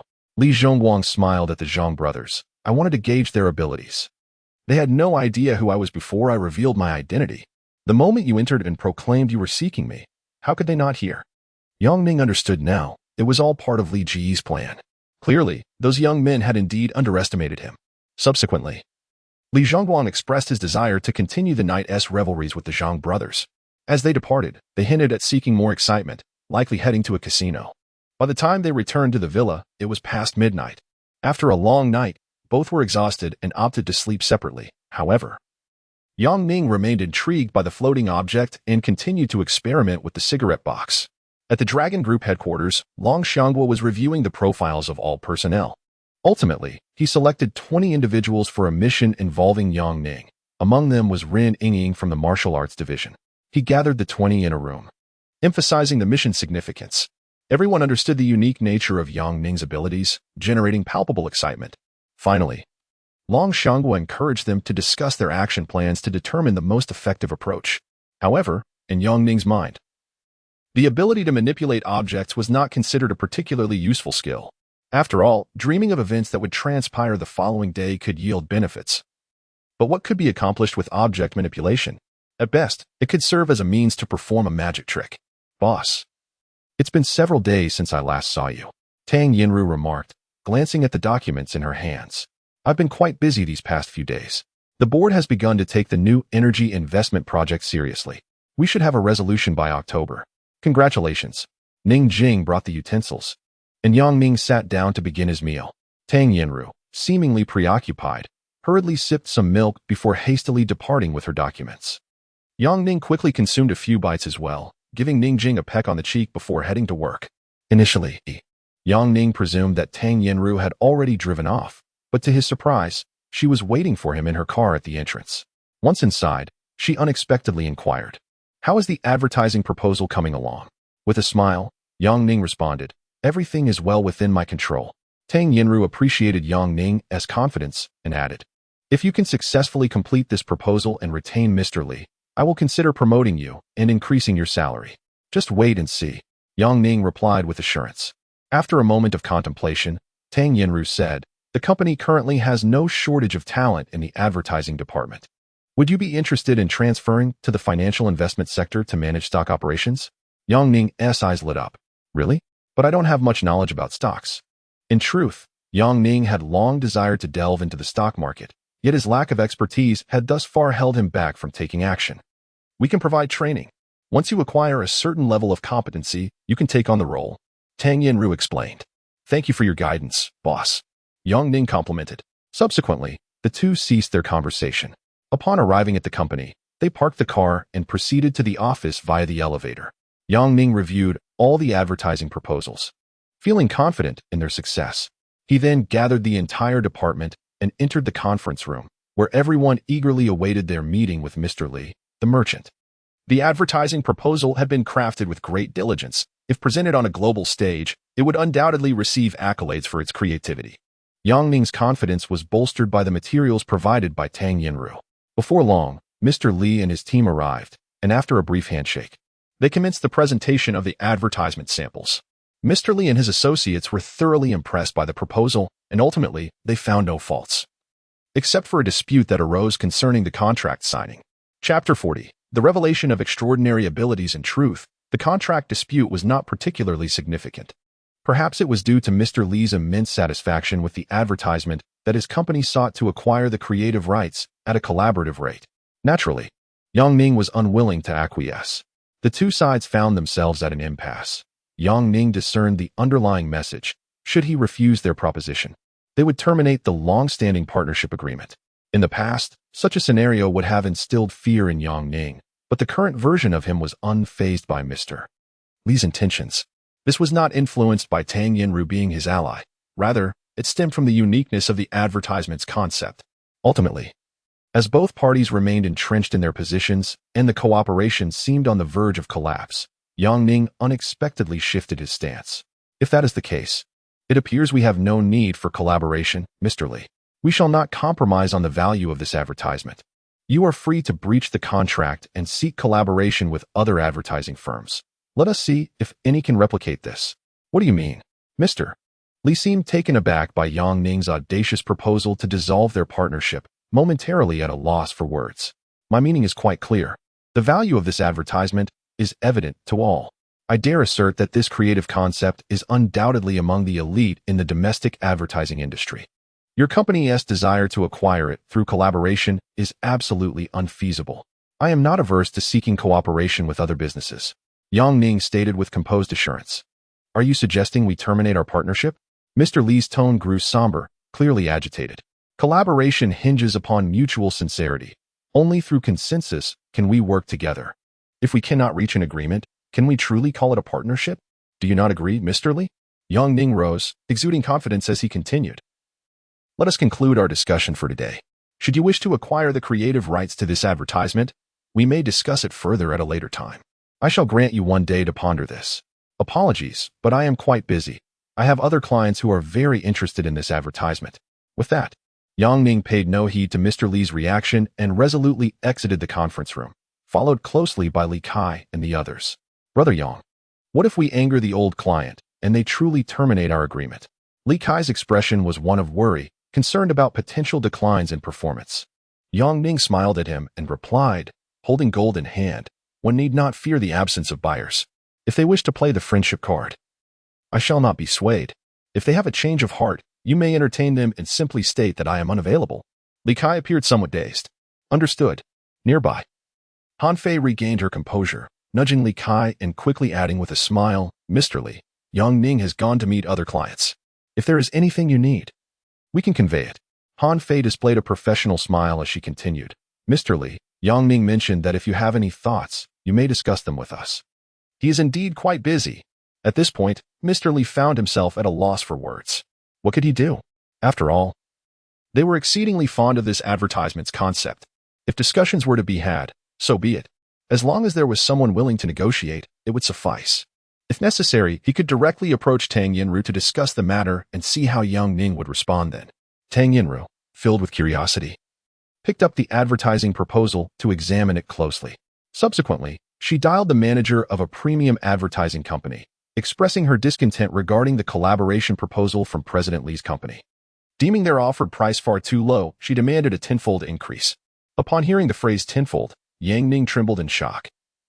He had anticipated that a 2 to 5 times increase on the original price would suffice, but he never imagined Tang Yinru would leap straight to a tenfold augmentation. On the call, the advertising company manager did not delve into further inquiries and quickly hung up. Tang Yinru cast aside the proposal and casually picked up a document to read. Recently, the higher-ups had channeled all their focus into the new energy project, dismissing proposals under 10 million as insignificant. Noticing Tang Yinru's engrossed demeanor, Yang Ning dared not intrude and took his leave. Just then, Tang Yinru's phone rang. Without a moment's hesitation, she answered, only to be greeted by President Li's furious voice. President Tang, have you lost your mind? We've been collaborating for so many years. And you're treating me this way? Tang Yinru maintained an air of indifference, seemingly unfazed by President Li's outburst. The value of this advertising proposal is commensurate with its worth. A tenfold increase is already generous, considering you are a long-time partner. Were you a new client, I would have demanded 20 times. She exhibited a habitual smirk, adding, however, I've entrusted this matter entirely to Yang Ning, who is already engaged with several potential partners. I apologize for any inconvenience. One day. Yang Ning has granted us one day. President Li finally relented. Tang Yinru glanced curiously at Yang Ning, who was by the door, and softly remarked, in that case, let it be one day. After hanging up, she flashed Yang Ning a charming smile, filled with both approval and encouragement, before returning her focus to her work, allowing Yang Ning to exit the office. A weight had finally lifted from Yang Ning's heart. Since assuming the role of head of the advertising planning department, he had successfully navigated his first crisis, preserving and even enhancing performance. He could finally breathe a sigh of relief. The manager approached Yang Ning, patting him on the shoulder, and remarked, "Well done. Keep up the good work." Yang Ning exchanged compliments with the manager, and as everything settled, the workplace returned to its usual tranquility. The following day, President Li's company refrained from further haggling, and both parties signed a buyout contract. The company manager lavished praise upon Yang Ning and his colleagues, promising each of them a share of the bonus, thus bringing the matter to a satisfactory conclusion. Of course, such practices were to be conducted discreetly, away from the watchful eyes of Ningjing. Yet, as the saying goes, to want to keep it a secret, one must not act. It was an eventful day. Yang Ning was amusing himself in his bedroom, leisurely smoking while gazing at a myriad of floating objects. Unbeknownst to him, Ningjing had entered his room. And as Yang Ning was absorbed in his activity, he failed to notice her until she startled him with her soprano voice. As Yang Ning observed Ningjing collapse onto the floor, a wave of anxiety washed over him, leaving him at a loss for words to explain the situation. He approached her and embraced her, reassuringly murmuring, "Do not fear, do not fear. This is a magic trick I recently learned." Ningjing pointed at the scattered array of miscellaneous items throughout the room, incredulously asking, "Did all of this come from your magic?" Yang Ning, noticing her astonishment, recognized her skepticism. Yet, his talent for deception was indeed remarkable, as he confidently asserted, "What else could it be if not magic? Could it possibly be ghosts? I just learned it a couple of days ago. If you don't believe me, step inside, and I shall demonstrate." With a hint of doubt, Ningjing entered the room. Yang Ning, eager to showcase his skills, gestured toward the cigarette box resting on the bed, declaring, "Watch closely. The moment of miracles is upon us." He extended his hand and, with careful precision, the cigarette box began to levitate slowly from the bed to his grasp. To avoid overwhelming her, he controlled the movement deliberately and gradually. Ningjing, intrigued, picked up the cigarette box and inquired, "How is it that there are no visible strings? How did you accomplish this?" Yang Ning, with a mischievous grin, replied, But if I reveal the secret, it would spoil the magic. Would you like to see more? My greatest feat is making a stool levitate. It took considerable effort to achieve that." He approached the stool, attempting to lift it off the ground, again proceeding slowly to elevate it. Meanwhile, Ningjing curiously examined the stool from all angles, failing to detect any strings or mechanisms, her intrigue only growing deeper. Sensing the moment was right, Yang Ning lowered the stool and shifted the conversation, asking, "By the way, what brings you here today?" Ningjing's cheeks flushed instantly as she lowered her gaze and softly replied, "Ever since your arm was injured, we haven't. I am currently in my safe period, and I wanted to ask if you would like to." Upon witnessing the shyness in her demeanor and the suggestive undertone of her words, Yang Ning embraced her tightly, leaning close to her ear, playfully asking, "Have you been thinking about this, little girl?" "Little girl, big brother is here," he exclaimed, pretending to pounce on her. Just as they were in the midst of disrobing, a middle-aged man's voice suddenly echoed from the living room below. "Daughter, are you home?" Yang Ning and Ningjing froze in shock. "Daughter? Oh no, it's Tang Yinju's father, Tang Guorong." Without a moment's hesitation, they hurriedly scrambled to dress, their frantic movements reminiscent of lovers caught in a clandestine affair. Chapter 41. A new task. Hearing the footsteps drawing nearer, Yang Ning felt a surge of anxiety. He hastily donned his clothes and rushed to the door, but just as he was about to open it, a sudden screech of brakes echoed from the courtyard, and Tang Guorong's footsteps abruptly ceased. However, a moment's reflection reassured him. Ningjing was his girlfriend, and he had not engaged in any indiscretions with Tang Yinru. Surely, this amiable president would not be so petty. "Daddy," came Tang Yinru's playful voice from downstairs. Yang Ning steadied himself, tidied his appearance, and descended to the living room. There, he found Tang Yinru warmly embracing Tang Guorong, the two appearing as if they hadn't seen each other in ages. Upon noticing Yang Ning's arrival, Tang Yinru released her father and pointed at Yang Ning, saying, "Daddy, you've met Yang Ning. He is currently staying here with Ningjing." "Oh." Tang Guorong smiled at Yang Ning without uttering much, his gentle demeanor exuding warmth. "Hello, Mr. Tang." Yang Ning initiated the greeting. Tang Guorong nodded with a smile. "Good. Come, sit with us." Tang Guorong bore no air of superiority, radiating the essence of a kind father or a friendly neighbor, making it difficult for anyone to decline his hospitality. The father and daughter soon settled down to converse, while Yang Ning stood awkwardly to the side, resembling a mere server eavesdropping on their dialogue. Through their discussion, he learned that Tang Guorong had recently traveled to the island nation due to issues with the funding of a joint venture. As a native of northeast China, Yang Ning held no fondness for the islanders, given their historical grievances during World War II.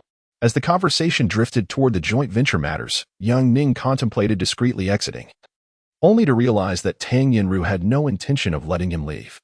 Daddy, since there are issues with the funding chain, how about I introduce someone to you if negotiations are to be held in Huaxia? Oh, Tang Guorong inquired with curiosity.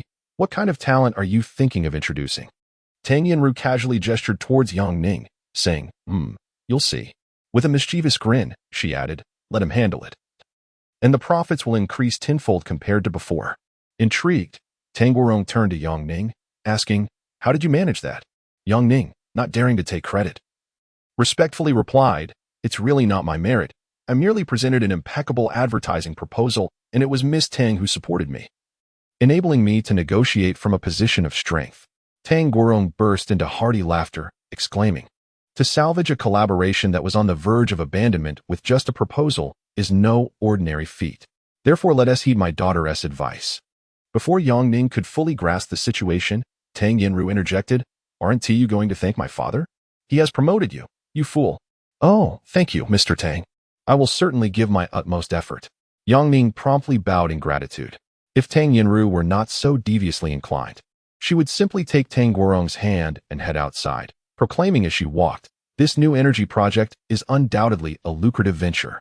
Tang Guorong, being pulled along by Tang Yinru, was followed closely by Yang Ning, who finally exhaled in relief only after watching the two drive away. Reflecting on their earlier conversation, he pondered the financial troubles of the joint venture, primarily stemming from the constraints of capital turnover in the island nation. Given Yang Ning's character, there was little room for negotiation. If they could partner, they would, and if not, they could leave. Did the Tang family enterprise really lack for funds?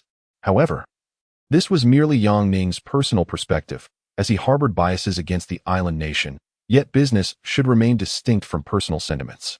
Upon returning to the bedroom, Ning Jing's cheeks were still flushed, likely a result of being interrupted during a moment of joy. Yang Ning chuckled as he recounted the events he had overheard in the living room. Ning Jing listened attentively for a while, though Yang Ning harbored doubts about her comprehension. After he succinctly explained the situation, Ning Jing grasped one significant fact. Yang Ning had received a promotion. For a woman, the advancement of her partner is perhaps the most delightful news.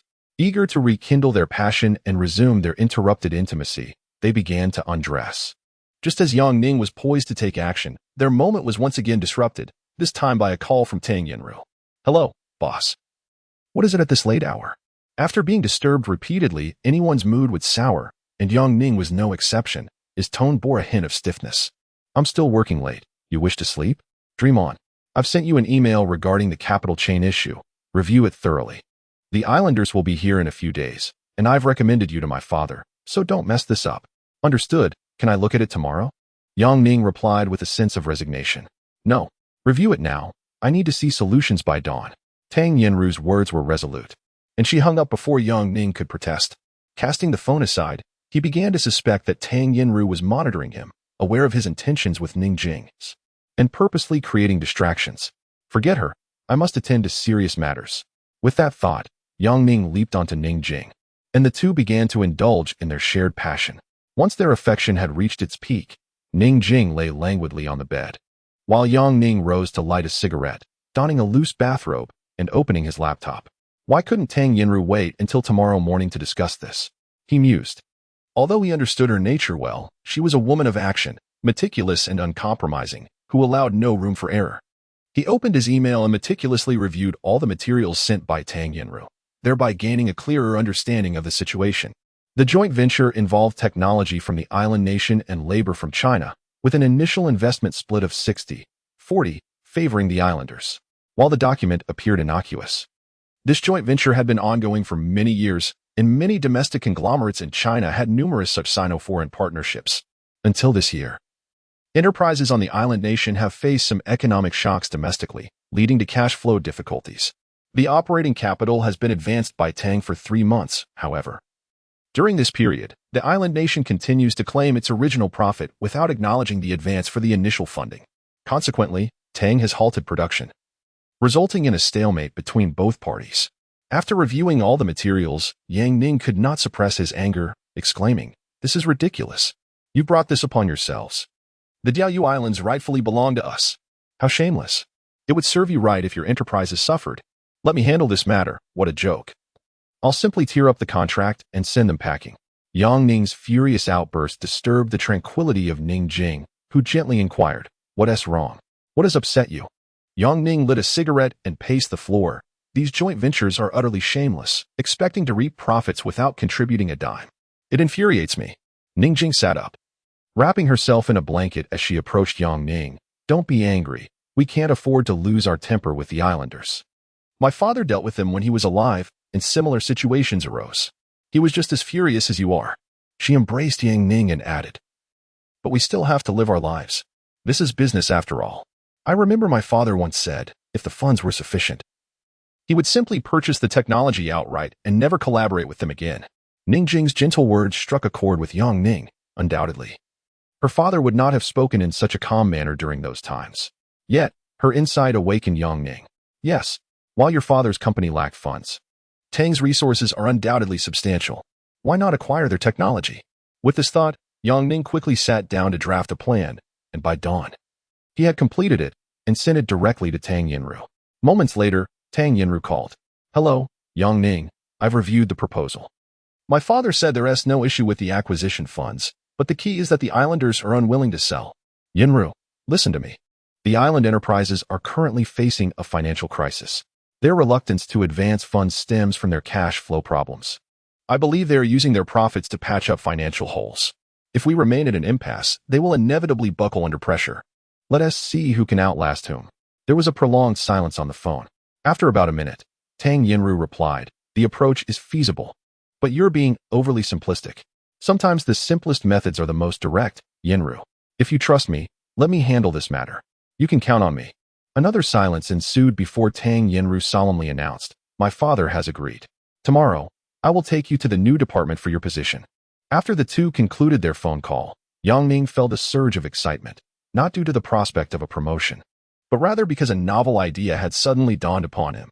The island nation was grappling with a financial crisis. If they refrained from selling their technology, why not disrupt the island's financial landscape by investing heavily, ultimately acquiring the entire enterprise from the stock market?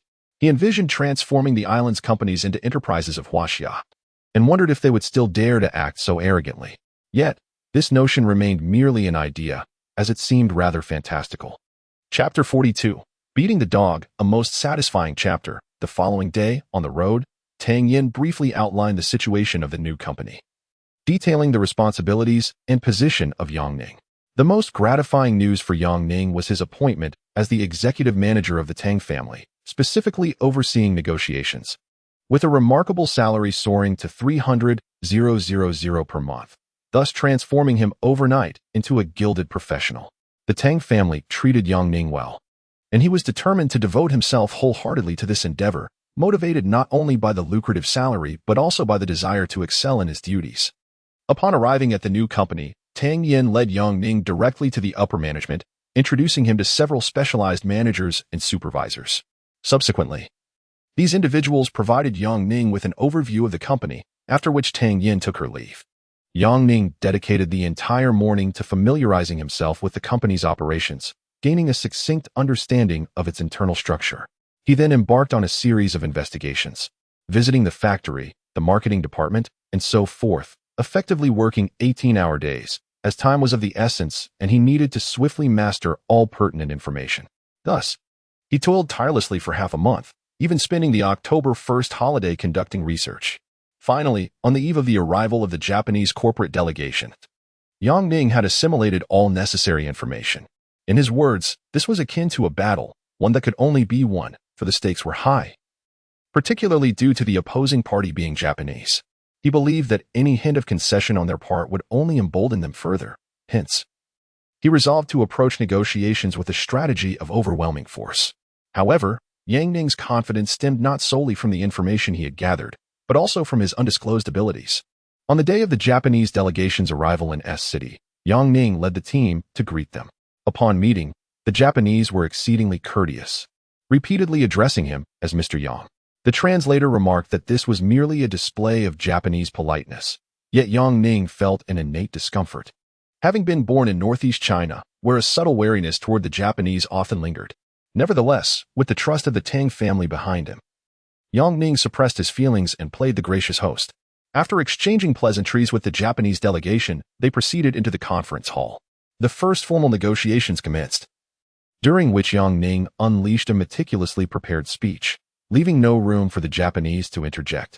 Consequently, the first day of negotiations ended in a stalemate. That evening, Yang Ning unexpectedly received a call from Tang Guoro. "Yang Ning, you're doing well," he remarked. "Those Japanese called me, complaining about your approach."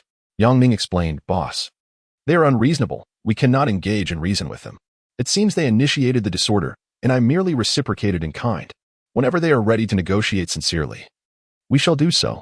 After all, we are not in a hurry, are we?"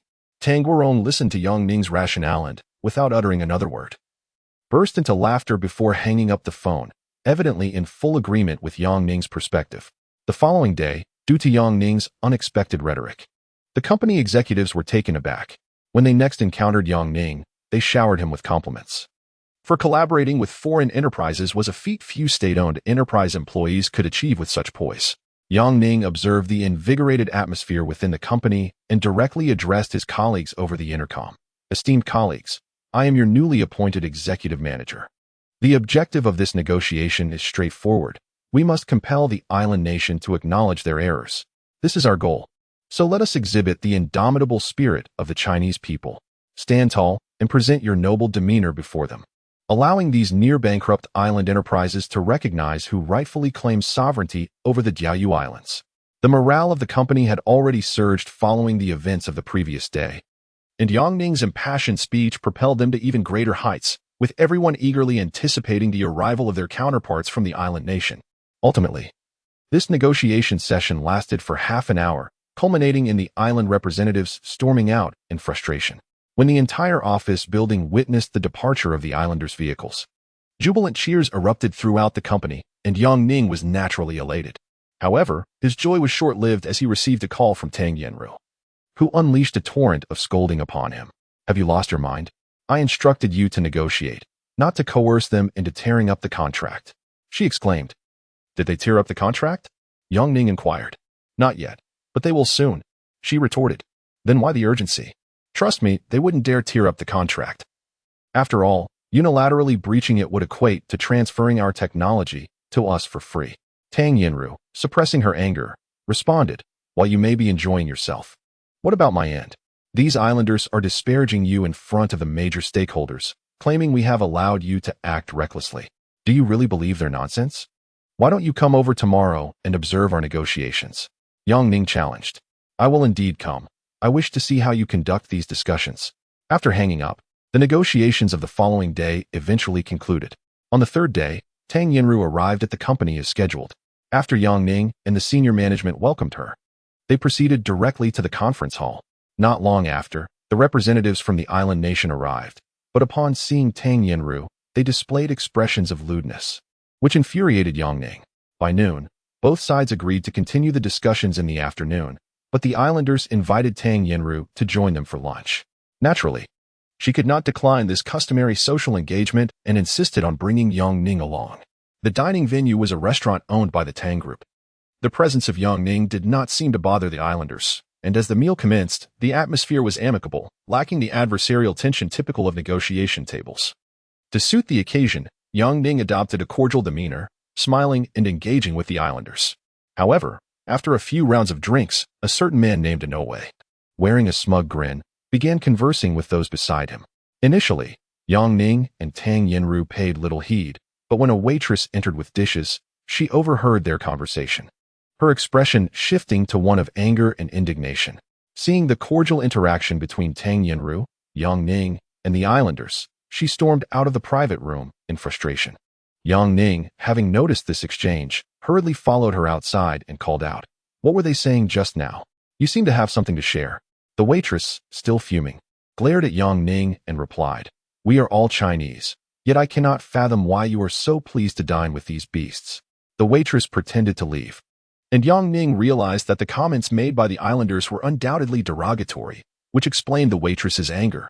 He hastily grabbed her arm and inquired, "What exactly did they say?" The waitress glared at Yang Ning with indignation, responding, "They called you a Chinese pig, claiming you are unworthy to challenge them. Once they have your female boss in bed, they expect you to grovel." A surge of fury ignited within Yang Ning, and he coldly asked, "Are you certain that is what they said? Did you mishear or exaggerate?" The waitress, dismissively shrugging him off, departed, no longer restraining her. Yang Ning glared at the private room, seething, "How dare you insult me?" Consumed by rage, he stormed into the room, flinging the door open, seizing the hair of the man named Ishiyama, and forcefully slamming his head against the wall. Without pausing, Yang Ning unleashed a flurry of punches and kicks upon Ishiyama. The room was momentarily stunned, but soon all the islanders rushed forward to separate Yang Ning and Ishiyama. The chaos in the room reverberated throughout the hotel, prompting the waitress to summon security. By this time, Yang Ning had been pulled away, and Tang Yinru, bewildered, confronted him with fury, asking, "What are you doing? Are you insane?" Yang Ning pointed at Ishiyama and declared, "He insulted us, calling us Chinese pigs." Before Tang Yinru could respond, a group of islanders began hurling insults at Yang Ning in their native tongue. The waitress, understanding their words, translated, "They say, 'Why did this Chinese pig attack for no reason? They will report you and have you imprisoned.'" Tang Yinru, grasping the meaning of their words, trembled with rage and pointed at the islanders, declaring, "Hit them. If you kill them, it's on me." Already infuriated, Yang Ning, upon receiving Tang Yinru's command, disregarded everything else. He seized a bottle of red wine from the table and smashed it over the head of the nearest islander. Yang Ning, known for his reckless fighting style, spared no mercy, especially given the animosity he held towards the islanders. One bottle brought down one opponent, and he continued to unleash a barrage of fists and feet upon the remaining islanders. However, the group of islanders, despite their initial shock, grew increasingly agitated after losing two of their members and charged at Yang Ning. Yet, Yang Ning was undeterred. The confined space prevented their numbers from providing any advantage. He fought ferociously, and with the security's intervention favoring him, he suffered no losses while incapacitating the islanders. The room was strewn with 7 defeated islanders, their pained cries echoing through the air. Yang Ning reveled in the chaos, unrestrained, adopting the mindset that each fallen opponent was a victory. As he relentlessly stomped on their faces, particularly targeting the one known as Ishiyama. The altercation lasted approximately 5 minutes, during which 7 individuals from the island nation succumbed to unconsciousness. The security personnel of the restaurant, witnessing the unfolding chaos, feared the potential repercussions and intervened to separate Yang Ning. In the midst of their intervention, the guards discreetly delivered a few kicks, mindful of their own livelihoods. Unlike the ferocity displayed by Yang Ning, a mere 10 minutes later, the police arrived, conducting a brief inquiry into the situation. The female server recounted what she had overheard, which only incited further ire in Tang Yin, whose gaze was even more piercing than that of Yang Ning. The officers, with somber expressions, waved their hands dismissively, disregarding who instigated the violence or bearing any responsibility, and proceeded to take everyone to the station. As they departed, both hotel staff and dining patrons pointed at the disheveled individuals from the island, exclaiming, "These wretches are truly deserving of a beating." Chapter 43. Acquiring an island nation's enterprise engaging in a brawl is hardly a significant matter, even when it occurs within the confines of a 5-star hotel. It is still somewhat trivial. However, when the altercation involves foreigners, particularly with individuals from a nation with strained relations, the implications can vary greatly. Before Yang Ning and Tang Yinru arrived at the police station, numerous individuals had already disseminated videos of the fight, and in an instant, these uploads went viral, each garnering over 100,000 views. The public, in their typical fashion, rallied in support of the assailants, vociferously championing their cause. Various media outlets, including television stations, promptly arrived at the scene and subsequently pursued information at the police station. Naturally, the officers were unwilling to grant interviews, as the station's chief was engaged in interrogating the perpetrators. Inside the chief's office, Yang Ning and Tang Yinru sat on the sofa while the chief reviewed the statements. After perusing the documents, he solemnly declared, "Regarding this incident, we shall act in accordance with the law. Since you engaged in a public brawl, you will each be fined 3,000 yuan. I will cover this fine for you. Should such an occurrence arise again, I shall gladly pay your fines once more. Taken aback, Tang Yinru and Yang Ning had anticipated a reprimand from the chief. But his unexpected words revealed a profound truth. None among the descendants of Huaxia can be deemed cowardly. With a sense of righteousness, Tang Yinru rose, extracted a thick bundle of cash, approximately 10,000 yuan, and placed it assertively on the desk. Those who dare to strike us should not fear the consequences. Why should we pay? The chief merely chuckled at her audacity. After all, individuals frequenting five-star hotels are hardly ordinary. However, Tang Yinru's magnanimity seemed excessive. Once the fine was settled, she calmly inquired, "Officer, may I ask how you intend to handle those islanders?" The chief responded with a smile. "Causing a disturbance in public and engaging in insulting behavior will result in a detention of 7 days. Even if the consulate intervenes, it will be of no avail." Both Tang Yinru and Yang Ning found amusement in this punishment, recognizing the officer's fairness in handling the situation. Yang Ning quickly rose and said, "Thank you, officer. Now that the fine is settled, may we take our leave?" The chief extended his hand and replied, "I can only do so much regarding the brawl. As for the compensation from the hotel, that is a matter for you to resolve privately. And take this money with you. Leaving it here would invite scorn from my fellow countrymen. Hurry, take it." Indifferent to such trifling sums, especially since that five-star hotel belonged to her family, Tang Yinru showed no concern. However, Yang Ning, not one to stand on ceremony, picked up the bundle of cash from the desk and said, "Thank you, officer. We shall be on our way now." As Tang Yinru wished to say something further, Yang Ning pulled her out of the office. Upon reaching the corridor, they encountered Tang Guorong, who approached with an anxious expression. "Is my daughter unharmed?" Tang Guorong asked, grasping Tang Yinru's hand. "Father, look, they've injured my hand," Tang Yinru exclaimed, playfully waving her hand before Tang Guorong. Yang Ning was at a loss for words. Had Tang Yinru truly been harmed? It seemed her nail was merely chipped. And that had occurred during a scuffle when she had struck a certain individual from the island nation, leading to the damage. Yet, how had her narrative transformed into a tale of her being assaulted by that very individual? Meanwhile, Tang Guorong tenderly grasped Tang Yinru's hand, reassuringly saying, "It's all right, dear." "Does it hurt?" Tang Yinru rarely displayed such a playful demeanor in front of others, and Yang Ning had only witnessed it twice, including this instance. As the father and daughter exchanged warm words, Yang Ning felt increasingly uncomfortable. After considerable contemplation, he resolved to apologize, hoping Tang Guorong might overlook his transgressions for Tang Yinru's sake. "Boss, I was impulsive today. I failed to manage my emotions. It was wrong of me to resort to violence, and I accept the consequences." Tang Guorong regarded Yang Ning with a dispassionate gaze. "Yang Ning, how can you be so oblivious? I once thought you were quite astute." Yang Ning was taken aback. He hadn't anticipated Tang Guorong to be so combative. The reprimand made him feel a twinge of embarrassment, prompting him to question whether he had indeed held back too much.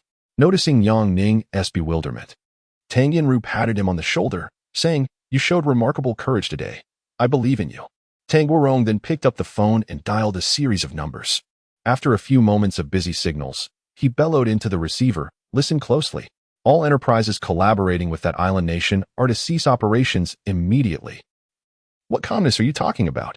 My daughter has been assaulted, and I dare anyone to suggest I remain composed." Seeing Tang Guorong truly enraged, a stark contrast to his usual amiable demeanor, Yang Ning felt a chill run down his spine. Once Tang Guorong hung up, he hurriedly interjected, "Boss, I have an idea. Please hear me out." "Speak." Yang Ning gathered his thoughts and quickly articulated, while the islanders were still reeling. "We should acquire substantial shares in their companies and instigate a crisis in their stock market. I researched the matter a couple of days ago, and their stocks are currently low. We can capitalize on their misfortune." Tang Guorong nodded in agreement. "Let us proceed with that. Forget joint ventures. We shall acquire them entirely as part of our Huaxia enterprise. Daughter, this task is now yours. You have 7 days. Money or manpower, I want it all." "Understood." Tang Yinru replied with enthusiasm. The trio departed the police station and headed straight to the company, where the staff remained oblivious to the midday altercation and were eagerly awaiting a meeting. However, Tang Guorong's arrival drastically altered the agenda. Forget discussions, no matter the cost. Transform the joint venture into the Tang Corporation. This declaration resonated throughout the company like a thunderclap, causing a significant stir. After Tang Guorong left, Tang Yinru took her seat in the president's office, with Yang Ning standing behind her like a secretary. "Yang Ning, I had previously mentioned the opportunity for you to partake in securities training, and this moment serves as an excellent occasion for you to witness the art of transforming fortunes with a mere flick of the wrist. After Tang Yinru concluded her statement, she opened the stock market analysis on her computer, entering cell 1-5 in the trading column. Subsequently, she grabbed the phone and dialed a number, chattering away in a flurry of island dialect, and the recently sold 1-5 shares vanished. Tang Yinru continued her phone conversation, likely discussing matters of buying and selling. On the trading interface, the stocks exhibited a relentless decline until they reached a selling point of 0.70. Tang Yinru persisted in her operations, feverishly sweeping through the stock market, and in no time, all the listed stocks were entirely acquired. Subsequently, any new stocks that appeared were priced around 1.73. Ignoring the price, Tang Yinru commenced a frenzied series of calls, some directed domestically, others to the islands. In the meantime, various departmental managers had visited multiple times, presenting papers for Tang Yinru's signature. By the time the workday concluded, the stock market settled at approximately 5.8. Such a significant increase in a short span made further acquisitions exceedingly challenging. Yang Ning shook his head, admitting his ignorance of the stock market, only aware that she had previously driven down stock prices, ultimately resulting in a substantial haul. Tang Yinru smiled, acknowledging both the correctness and incorrectness of his observation.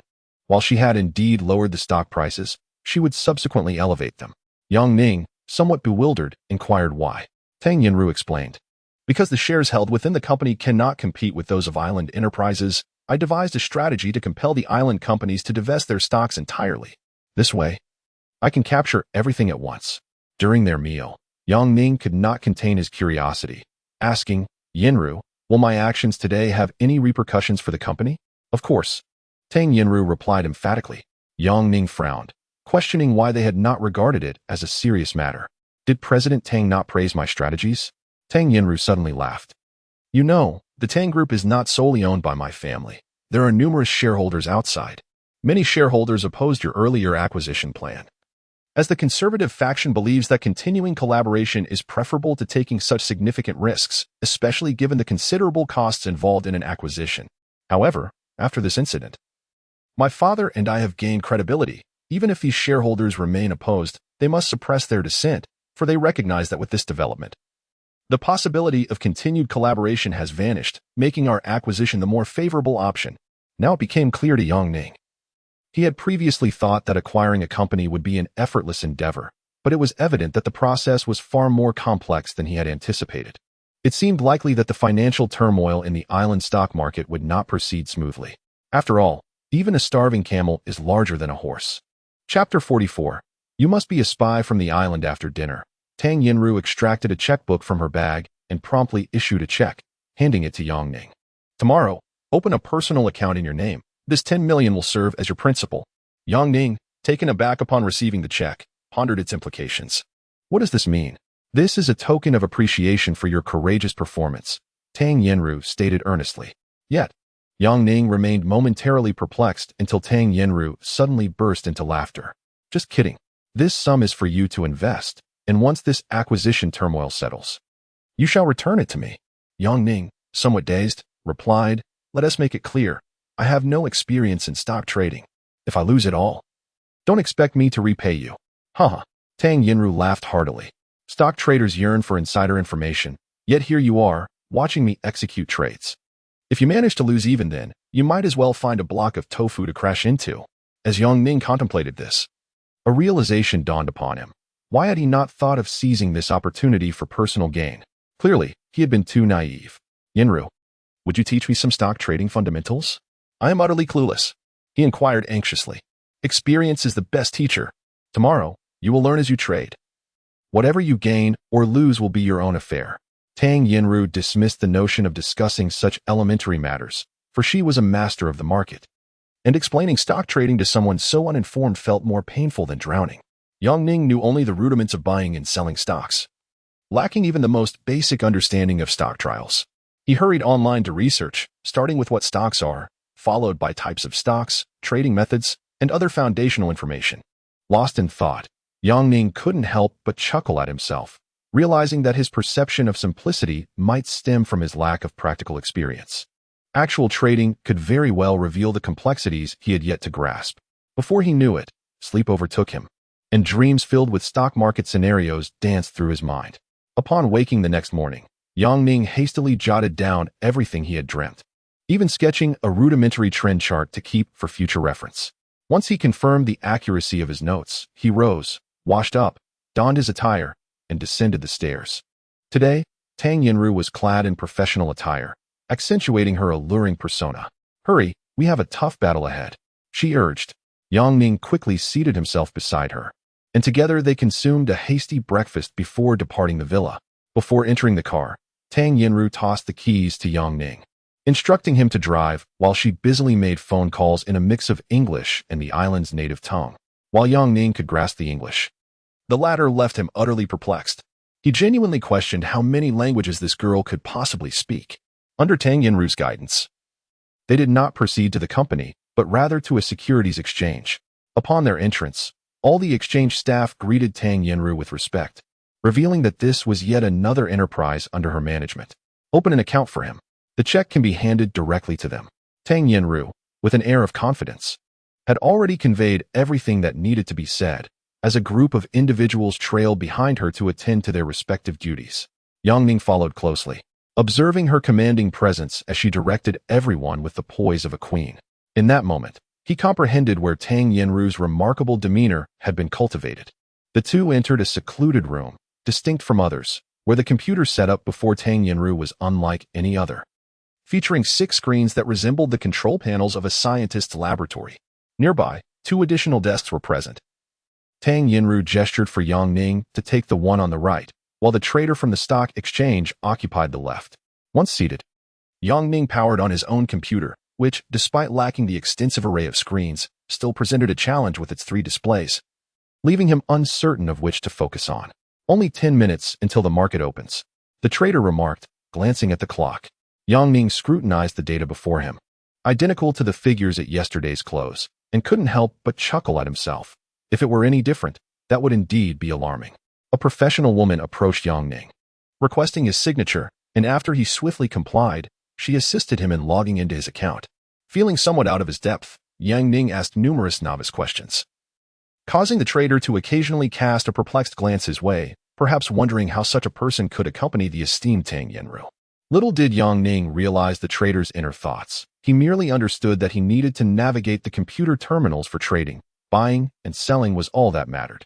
With 3 minutes remaining until the market opened, Tang Yinru instructed the female employee to step out and brief the team on the day's objectives, to disrupt the stock market as much as possible. The trader, fully aware of Tang Yinru's intentions, required no further explanation.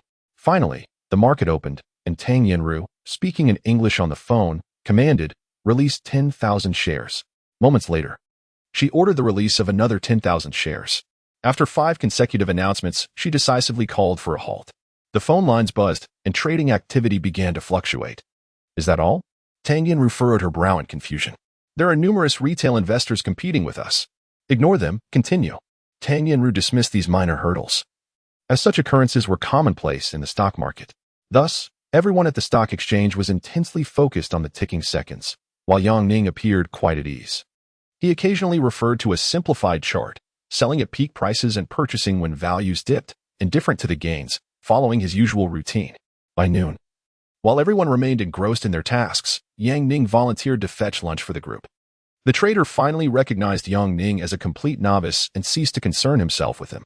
However, Tang Yinru did not permit Yang Ning to leave. After ordering takeout, she resumed her operations.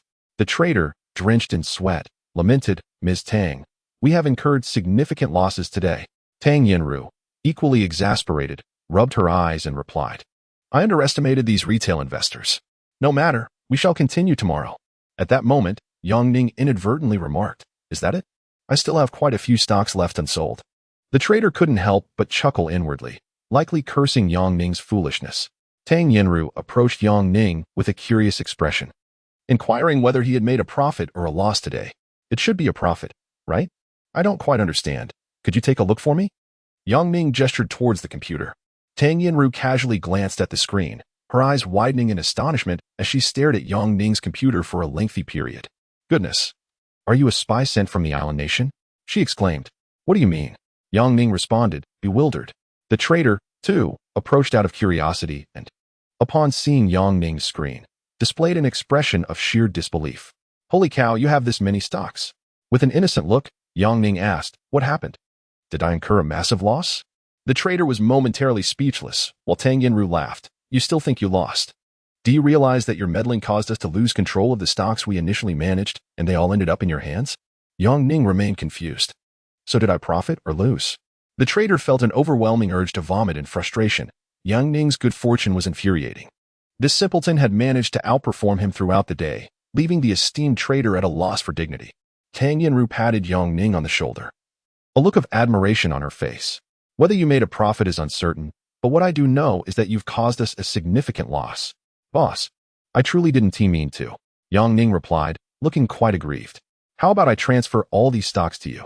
Absolutely not. Both Tang Yinru and the trader exclaimed in unison.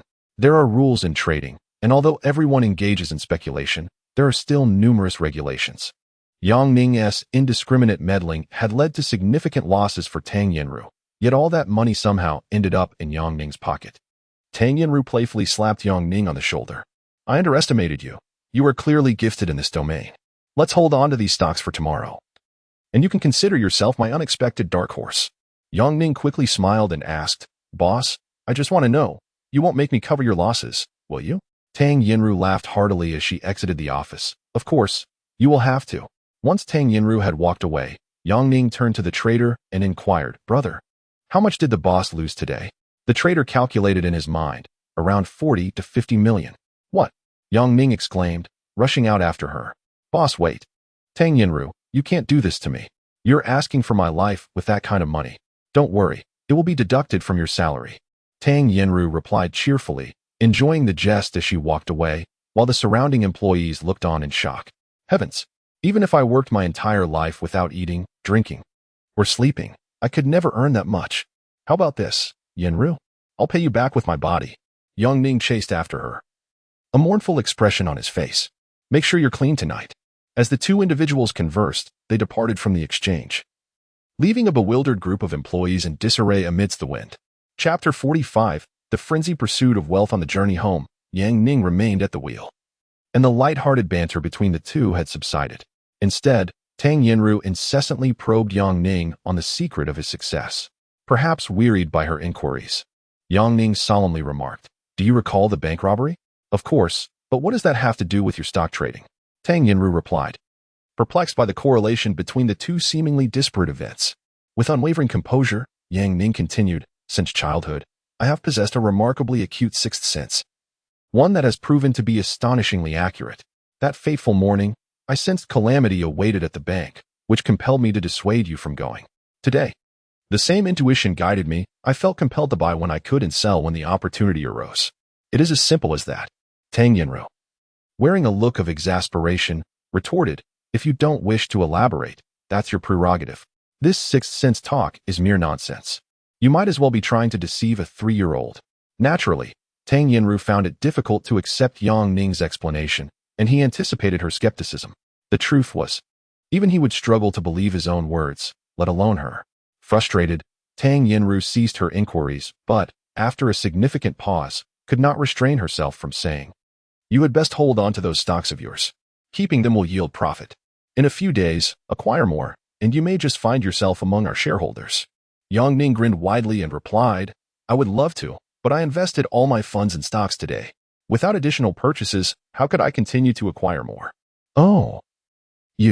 I hardly know how to advise you. Tang Yinru exclaimed, pulling out her checkbook to issue him a check for 10 million. Just don't invest too heavily at once. Take it slow to avoid pitfalls. Yang Ning chuckled softly, declining the check as he drove. No need for that. I'm still contemplating how to repay you for the money you lent me yesterday. Suddenly, Tang Yinru erupted into laughter, her joy palpable. You are becoming increasingly endearing. If you sold all your stocks, they would likely be worth around 40 to 50 million. How could that not suffice for repayment? Really? In that case, I shall sell them all first thing tomorrow. Yang Ning replied, excitement bubbling within him at the thought of such a fortune. Friday is just 2 days away. After the weekend, only 2 days remain. Will the acquisition plan fit within this time frame? Yang Ning inquired. Tang Yinru flashed her characteristic smile, proclaiming, "There is more than enough time. In these final 2 days, I will ensure they comprehend the true meaning of financial pressure. For companies on the brink of bankruptcy, I can acquire them without spending a single penny." Though uncertain of the veracity of Tang Yinru's claims, Yang Ning was inclined to believe in her capabilities and was eager to trust her judgment. Upon arriving home, Ning Jing had already prepared dinner. Tang Yinru, in high spirits, refrained from diving into work, instead engaging in delightful conversation with Ning Jing. After their meal, the two women settled down to watch television together. Once everything was in order, Yang Ning took a seat on the bed and began to contemplate the events unfolding around him with a measured pace. In truth, the act of buying and selling is not as simplistic as Yang Ning suggests, although he is unsure of the profits he has accrued. Today's practical experience has profoundly enlightened him to the inherent risks of the stock market, where fortunes can fluctuate by millions in the blink of an eye. Lying in bed, Yang Ning finds himself disinterested in all matters, prioritizing sleep as the essential task at hand, for he must continue his endeavors the following day. The next morning, Yang Ning rises early, meticulously organizing his dreams before outlining the trend charts and schedules. Once he has committed these to memory, he promptly destroys the notes. After completing his morning routine, he heads to the dining area, consumes a light meal with two women, and then departs by car. Upon arriving at the stock exchange, Tang Yinru walks alongside him, delineating today's tasks. Upon reaching the site of yesterday's skirmish, Tang Yinru closes the door firmly and addresses Yang Ning. "If your performance today surpasses yesterday's, upon completion of this matter, I will promote you to the role of a trader in the investment sector." The trader nods in agreement with Yang Ning's assertion. However, Tang Yinru holds a different perspective, her gaze fixed intently on him, declaring, "A soldier who does not aspire to be a general is not a worthy soldier. Showcase your abilities. Let me witness your true potential." With a commanding tone, she instructs, "All right, move out, subordinates." Reluctantly, Yang Ning steps outside to deposit a particular check into his account. As he enters the office, the trader remarks, "Brother, how about you take my position today?" The trader's workstation consists of 6 interconnected monitors, while Yang Ning's screen is that of a standard employee. His suggestion stems from a desire to gauge Yang Ning's capabilities. Yang Ning responds with a smile, "No, I prefer the view by the window. It allows me to appreciate the scenery during idle moments." The trader nearly fumes at Yang Ning's nonchalance, as he himself cannot divert his gaze from the screen during operations. Yet here stands Yang Ning, claiming to have time to admire the exterior landscape. Is he courting disaster? Or does he truly possess remarkable skill? The market is about to open. Tang Yinru reminds the two, and in the next moment, all eyes are fixed on the computer screens. As the stock market opens, Tang Yinru issues her first command: acquire as much as the market has to offer. Instantly, the phones in the brokerage begin to ring incessantly. Due to Yang Ning's impressive performance yesterday, the trader frequently glances at him, eager to observe his methods. However, to his frustration, Yang Ning is genuinely engrossed in the scenery. Shortly thereafter, perhaps feeling bored, Yang Ning steps out to the smoking area. After enjoying a cigarette, he strolls leisurely outside the brokerage. All the staff, upon noticing Yang Ning standing there, feel a bit uneasy, for they are well aware of his remarkable achievements from the previous day, and they hold him in great esteem. At that moment, the trader suddenly exclaims, "Boss, someone is making a large acquisition. The stock price is rising." Tang Yinru had anticipated this, recognizing that funds from the island nation had evidently arrived. Goodness, retail investors are utterly reckless, pushing prices to such heights. The trader observes, fixated on the screen. "Hold your positions." Yet, from the corner, Yang Ning's voice cuts through. "Don't rush. I have it under control." Tang Yinru swiftly departed from the trading desk and approached Yang Ning, observing him as he executed sell orders in increments of 10,000, with prices steadily escalating. "How do you know?" the trader inquired incredulously. Yang Ning pointed at the screen and replied, "These shares were bought at a lower price than mine. They haven't been acquired, which naturally indicates a lack of funds." Shortly thereafter, the stock price began to decline. Yang Ning silently gazed at the screen, remaining motionless for a considerable time. The price continued to plummet, initially attracting some retail investors, but as the drop intensified, everyone began to sell off their holdings. Recognizing the opportune moment, Yang Ning commenced his purchases. Just as he was aggressively acquiring shares, Tang Yinru erupted in expletives, exclaiming, "The funds from the island nation have returned and are rampaging through the stock market." As her words hung in the air, Yang Ning hastily interjected, "Don't panic. I have it under control." "It's you again!" Both Tang Yinru and the trader exclaimed in unison. After exchanging glances, they quickly realized that, given the current circumstances, there was no time to hesitate.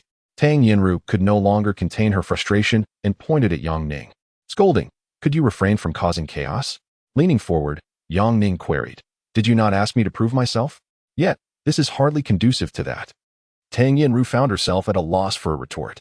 As Yang Ning prepared to exit, Tang Yinru hurriedly followed, disregarding the professional environment, and wrapped her arm around his as they made their way out.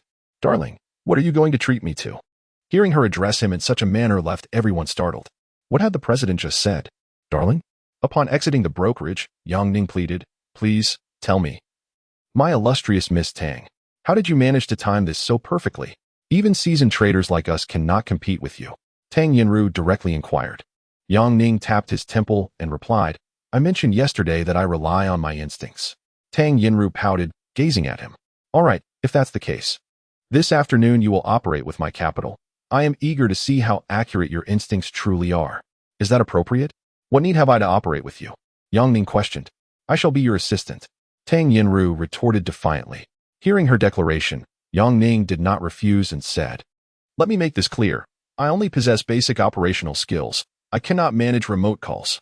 No need for that. I merely wish to observe your methods. I refuse to believe you can win every time." Tang Yinru's stubbornness flared up, and once her mind was set, she would not be easily swayed. It seemed she was genuinely determined this time. Chapter 46. A taste of skill. Yang Ning gazed at the 6 screens before him, his eyes beginning to blur. He could hardly fathom how Tang Yinru could endure the incessant flickering of so many displays. Yet, oddly enough, as he focused intently for a while, he discerned numerous patterns within the data.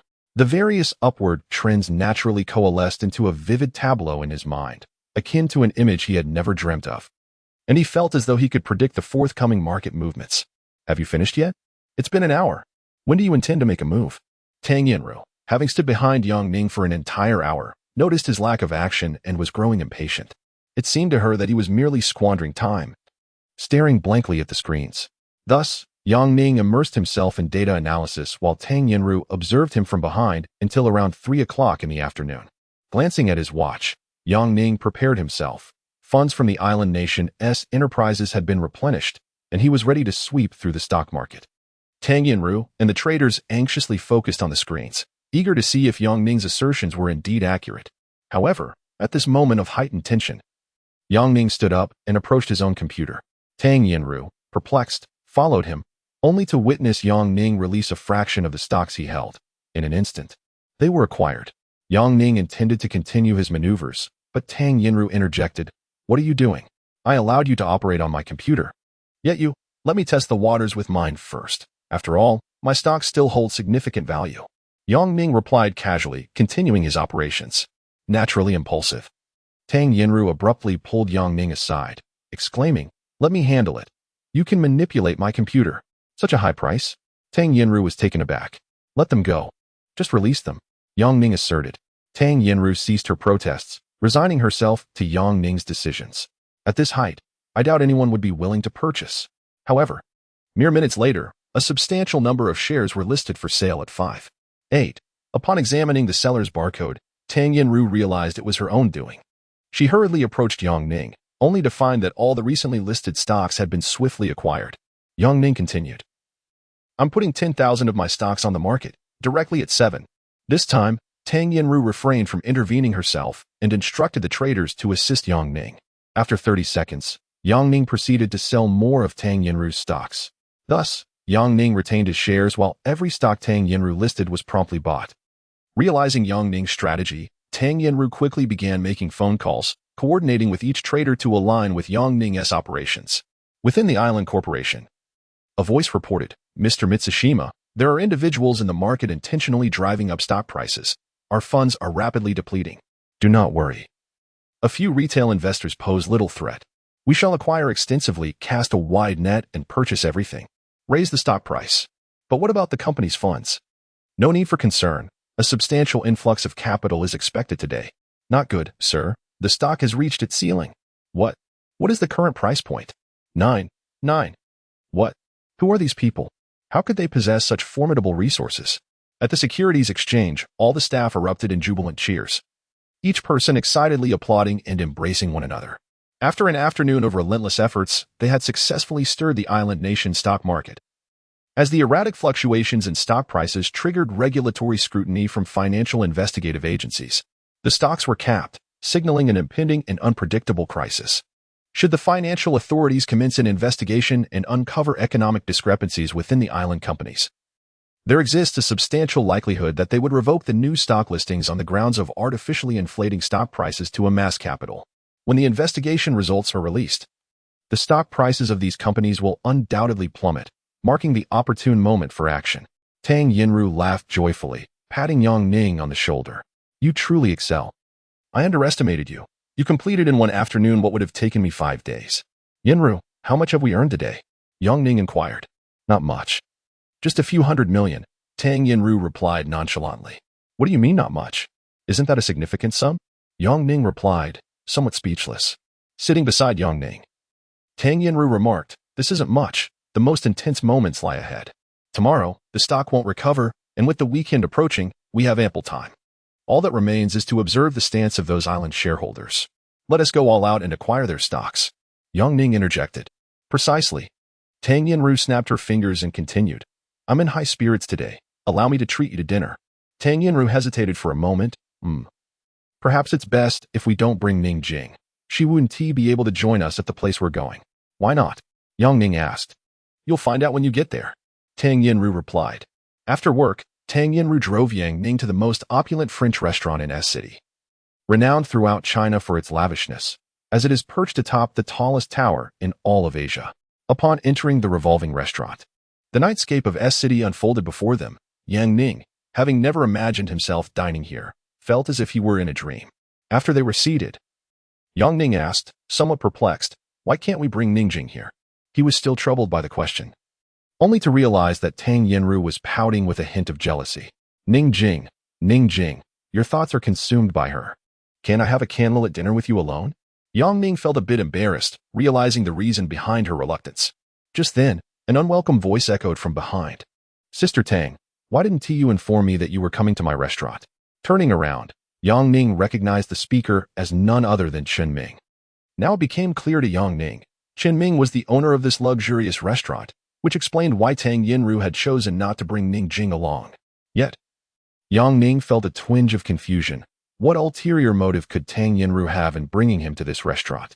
As Tang Yinru and Chen Ming exchanged friendly greetings, Yang Ning's curiosity deepened.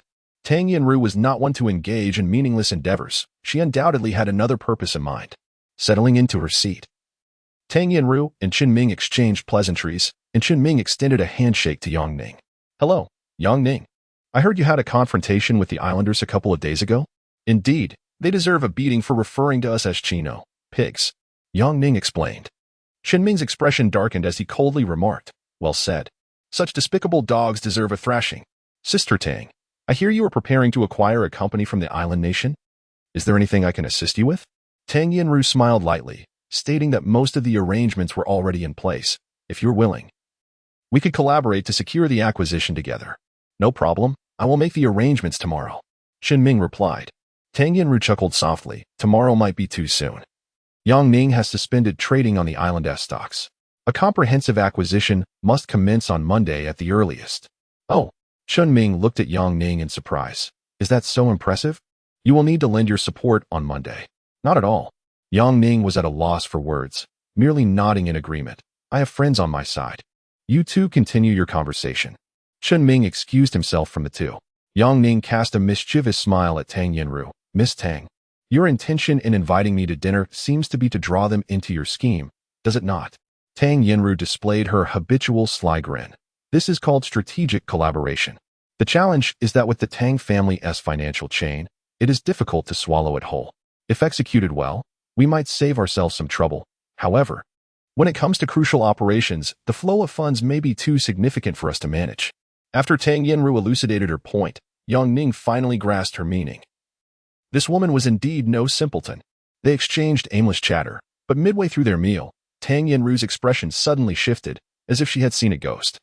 Yang Ning turned to see her ex-boyfriend, Li Weiqi, approaching with Qin Ming, their camaraderie apparent. Li Weiqi, with a smirk, sat beside Tang Yenru.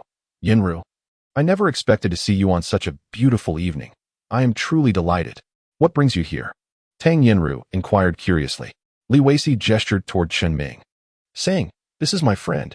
He mentioned he is also acquainted with you, so I came to say hello. Seeing Qin Ming grinning behind him, Tang Yenru smiled in return. It is quite a surprise that you two have become friends. Congratulations.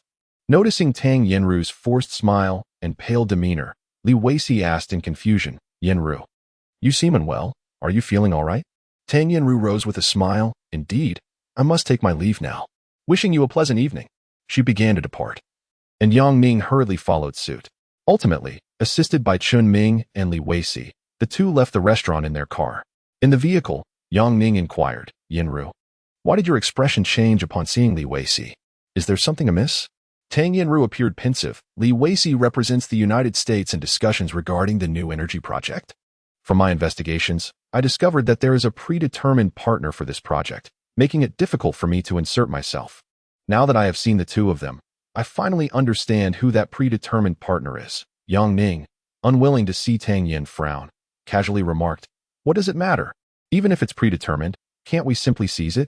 Chapter 47. A remarkable breakthrough. Yang Ning's prowess in stock trading spread like wildfire throughout S-City overnight. Now, numerous investors are aware of this remarkable individual. Even the regulatory authorities overseeing the stock market have developed a keen interest in Yang Ning. After investigating the operations from the previous day, the stock market regulators conferred upon Yang Ning an illustrious title, speculator. Do not misconstrue this. It carries no pejorative connotation. In fact, those who adeptly navigate the intricacies of speculation can often infiltrate every corner of the market. Such individuals are indeed formidable figures within the realm of stocks. 3 days have passed, and all who engage in stock trading are fixated on this acquisition battle. Even many small investors aspire to glean some profit from this war devoid of gunfire. On a Monday morning, the streets remained bustling with traffic. Yet, in the eyes of traders, everyone was anxiously awaiting the market's opening. Tang Guorong, sipping a cup of tea, scrutinized the data displayed on his computer screen. While maneuvering through the turbulent waters of the stock market may seem effortless, can one truly remain invincible amidst the growing hostilities? In Qin Ming's office, Wei Zhonghua and his brother Qin Liang gathered together, quietly awaiting the market's opening. Brother, do not heed Tang Yenru's bluster. If Yang Ning had such capabilities, would he still be merely a lowly employee? Qin Liang held a dismissive attitude towards Yang Ning. However, Wei Zhonghua shook his head and replied, Little Liang, do not underestimate Yang Ning. He is a man of both intellect and strength. Should he encounter the right opportunity, he is destined for greatness. Meanwhile, in the island nation, Sandow sat glumly on the sofa, facing a row of men clad in dark suits, all with their heads bowed in silence. Boss, according to intelligence reports, major shareholders have secretly sold all their stocks to Huaxiaotang Corporation. The funds and stocks we possess cannot withstand today's market. Fool! Sandow erupted in anger, overturning the table before him. By any means necessary, we must thwart their forced acquisition. Hey, Yang Ning, our acquired stocks comprise 48. We need to reach 70 for a forced takeover. Is that achievable? Yang Ning, seemingly unfazed, replied, I'm unsure. I will figure out how to acquire them at the minimal cost. It's your fault for stirring up such a commotion. Now, attempting to operate discreetly has become exceedingly difficult. Tang Yenru chuckled, leaning against the table before Yang Ning. What's wrong? Are you upset? You are the boss. How could I dare to be? Yang Ning retorted. Tang Yenru glanced at her watch and remarked, 10 minutes remain. Are you ready? Yang Ning surveyed his compiled data, affirming, Indeed, I am always prepared. As time ticked away, everyone anxiously focused on their computer screens. The stock market opened with no superfluous chatter. The phone remained eerily silent as everyone clicked away at their mice. The stock prices plummeted significantly. Qin Ming hastily picked up the phone, proceed with the acquisition. Tang Guorong remained transfixed on the computer screen, jotting down various figures in his notebook. What was Yang Ning planning? Why was there no movement yet? Sandow, glaring at the stock trends, shouted in fury, stabilize the stock price. Do not let it fall any further. In the midst of a market inundated with stock sell-offs, Qin Ming found himself grappling with a calamitous decline in the value of his acquisitions. He was drenched in perspiration, anxiously pondering the whereabouts of Tang Yenru. who had thus far remained unresponsive. This cannot be. He must be plotting against me, he thought, hastily seizing the phone and dialing a series of numbers, determined to liquidate all his stocks. Inside the securities exchange, Yang Ning was fixated on his watch when, with a sudden declaration, he exclaimed, "Commence the full-scale acquisition." Instantly, the trading floor erupted into a frenzy, with everyone simultaneously engaged in phone calls and executing stock purchases. Both Tang Yinru and Yang Ning were fervently tapping away at their keyboards, reaching unprecedented speeds. "Boss, the acquisition volume has surged to 65. Qinming bellowed incredulously, unable to fathom the situation. Meanwhile, in a corporate office in Japan, a terrified employee reported to Mitsushima, "Boss, the Huaxia stocks are being sold off en masse." Yet within 10 seconds, they were snatched up, and it is estimated that their holdings now exceed 65. Mitsushima clenched his fists, rendered speechless. Back in the exchange, Tang Yinru inquired on the phone, "What is the current status?" 68. "Continue," came the reply. Yet, at that critical juncture, Yang Ning abruptly commanded, "Cease all acquisitions, halt everything." It took a mere half a second for everyone to react before the cacophony of phone calls resumed. How audacious, Yang Ning thought, seething at the audacity of the opposition. "If I don't bring you to ruin, I shall not be called Chun Ming." In his office, Yang Ning wiped the sweat from his brow and lit a cigarette, prompting Tang Yinru to erupt in frustration. "No smoking in public." Yang Ning replied, exasperated, "This is not mere smoking. It is a matter of timing. Without it, I cannot gauge the time accurately." "You, scoundrel," Tang Yinru retorted, taking a seat in silence. Yang Ning continued to smoke fervently, and as he extinguished the cigarette, he suddenly instructed, "Yinru, release 3 of the stocks at a high price." Tang Yinru, momentarily taken aback, ultimately complied with the order. In the corporate office, a senior executive raced to Mitsushima's office, exclaiming, "Mitsushima, high-priced stocks are flooding the market." Mitsushima, in shock, commanded, "Acquire them. Whatever the quantity, procure it all." Qinming fixated on his computer screen, his eyes widening. "Damn it, you're deceiving me." He quickly dialed another series of numbers. "Do not acquire any high-priced stocks." "Observe." "Boss, we've already secured a portion," came the response. "Stop. Hold back and wait," Qinming shouted furiously. Tang Yinru, perplexed by Yang Ning's intentions, approached him. Noticing he was engrossed in calculations. "The stocks have been completely consumed by the Japanese. What is next?" she inquired. Yang Ning, without looking up, replied, "Don't worry. Now we wait and observe." He then attempted to call Tang Yinru, but found the line busy, prompting Chen Guorong to set the phone down and sip his tea with a bemused smile. Qinming, consumed by anger, seized the phone and dialed Tang Yinru's number. "Sister Tang, what on earth is going on? I've already lost over 100 million. Are you trying to deceive me?" Tang Yinru felt an urge to laugh. Had it not been for her good nature, she might have burst into laughter. "Qinming, this is not my doing. It's Yang Ning. I have no idea what he's up to. What am I supposed to do now?" Qinming inquired. Tang Yinru cast a puzzled glance at Yang Ning, who remarked, "If he wishes to hold on to it, let him. If not, he can sell it at a high price to the islanders." "Damn it. You want me to act as a spy? I might as well keep it." Qinming angrily smashed the phone in his hand, rubbing his forehead helplessly. "This Yang Ning is utterly infuriating." After hanging up, Tang Yinru said, "Yang Ning, isn't your behavior a bit unscrupulous?" Yang Ning replied, perplexed, "What have I done?" Meanwhile, in an island corporation, Sonda was glued to the screen, overseeing operations when a staff member reported, "Boss, our cash flow has been interrupted." "What?" Sonda exclaimed in frustration. "How much stock do we hold?" 28. Sonda felt a wave of despair wash over him as he stared at the data. After a moment, he commanded, "Cease all acquisitions." This silent battle persisted until around 3 p.m., with all participants anxiously counting every passing second. Yang Ning continuously issued orders to buy and release stocks. And though the islanders desperately attempted to salvage the situation, the stock prices continued their relentless decline.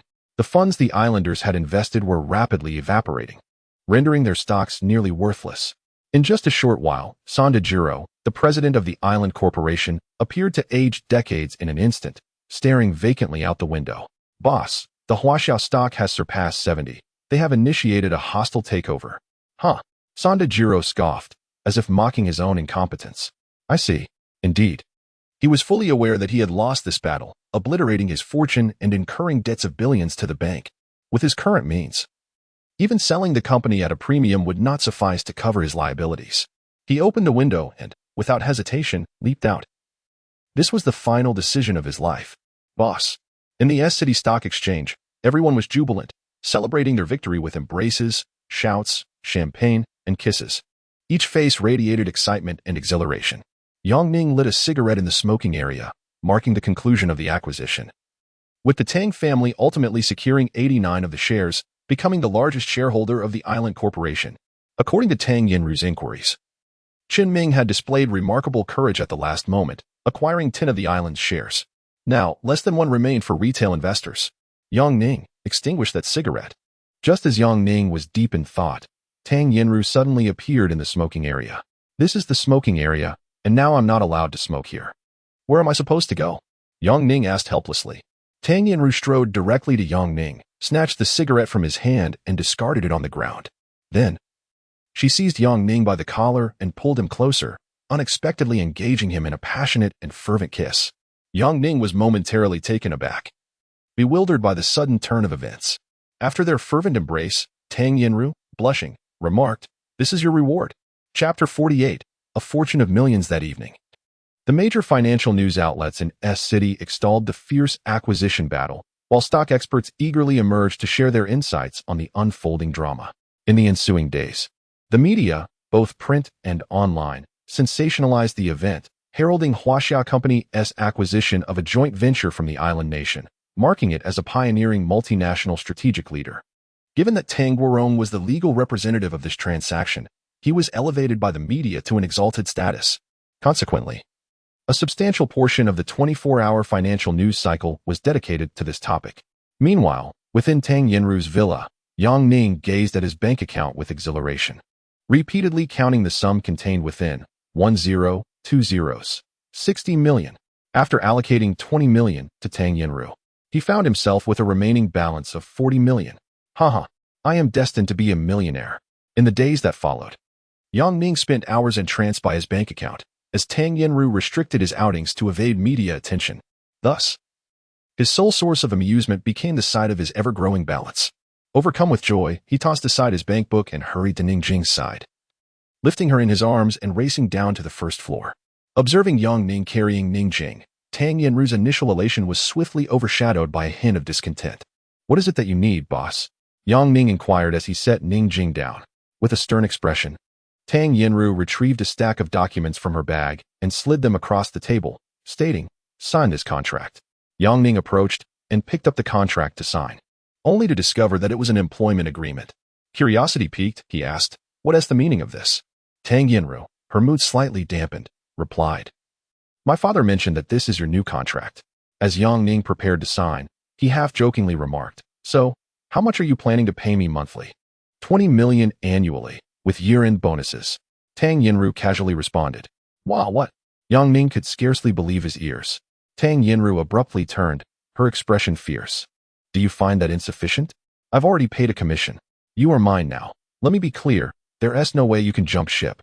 Swallowing hard, Yang Ning pondered whether 20 million was indeed a meager sum. "Yinru, with such a generous salary, what exactly am I expected to do?" Tang Yinru suddenly laughed, finding Yang Ning's naivety quite amusing. His innocent demeanor had lifted her spirits. "Fool, after this acquisition, you've gained fame. Every major consortium is clamoring to meet you. Your worth will undoubtedly exceed this amount." Encouraged by Tang Yinru's words, Yang Ning, in a playful mood, quipped, "Oh, in that case, I shan't sign this contract. If you believe my value surpasses this figure, I would like to know just how much I am truly worth."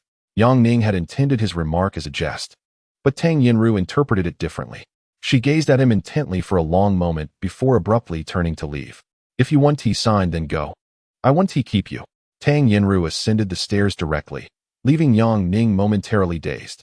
Ning Jing approached Yang Ning, chiding him. "Look at you. You've upset Sister Tang." Yang Ning, with an expression of helplessness, replied, "I merely intended to make a jest. Who knew she would be so sensitive?" Hastily signing the document, he planted a quick kiss on Ning Jing's cheek and dashed upstairs in search of Tang Yinru.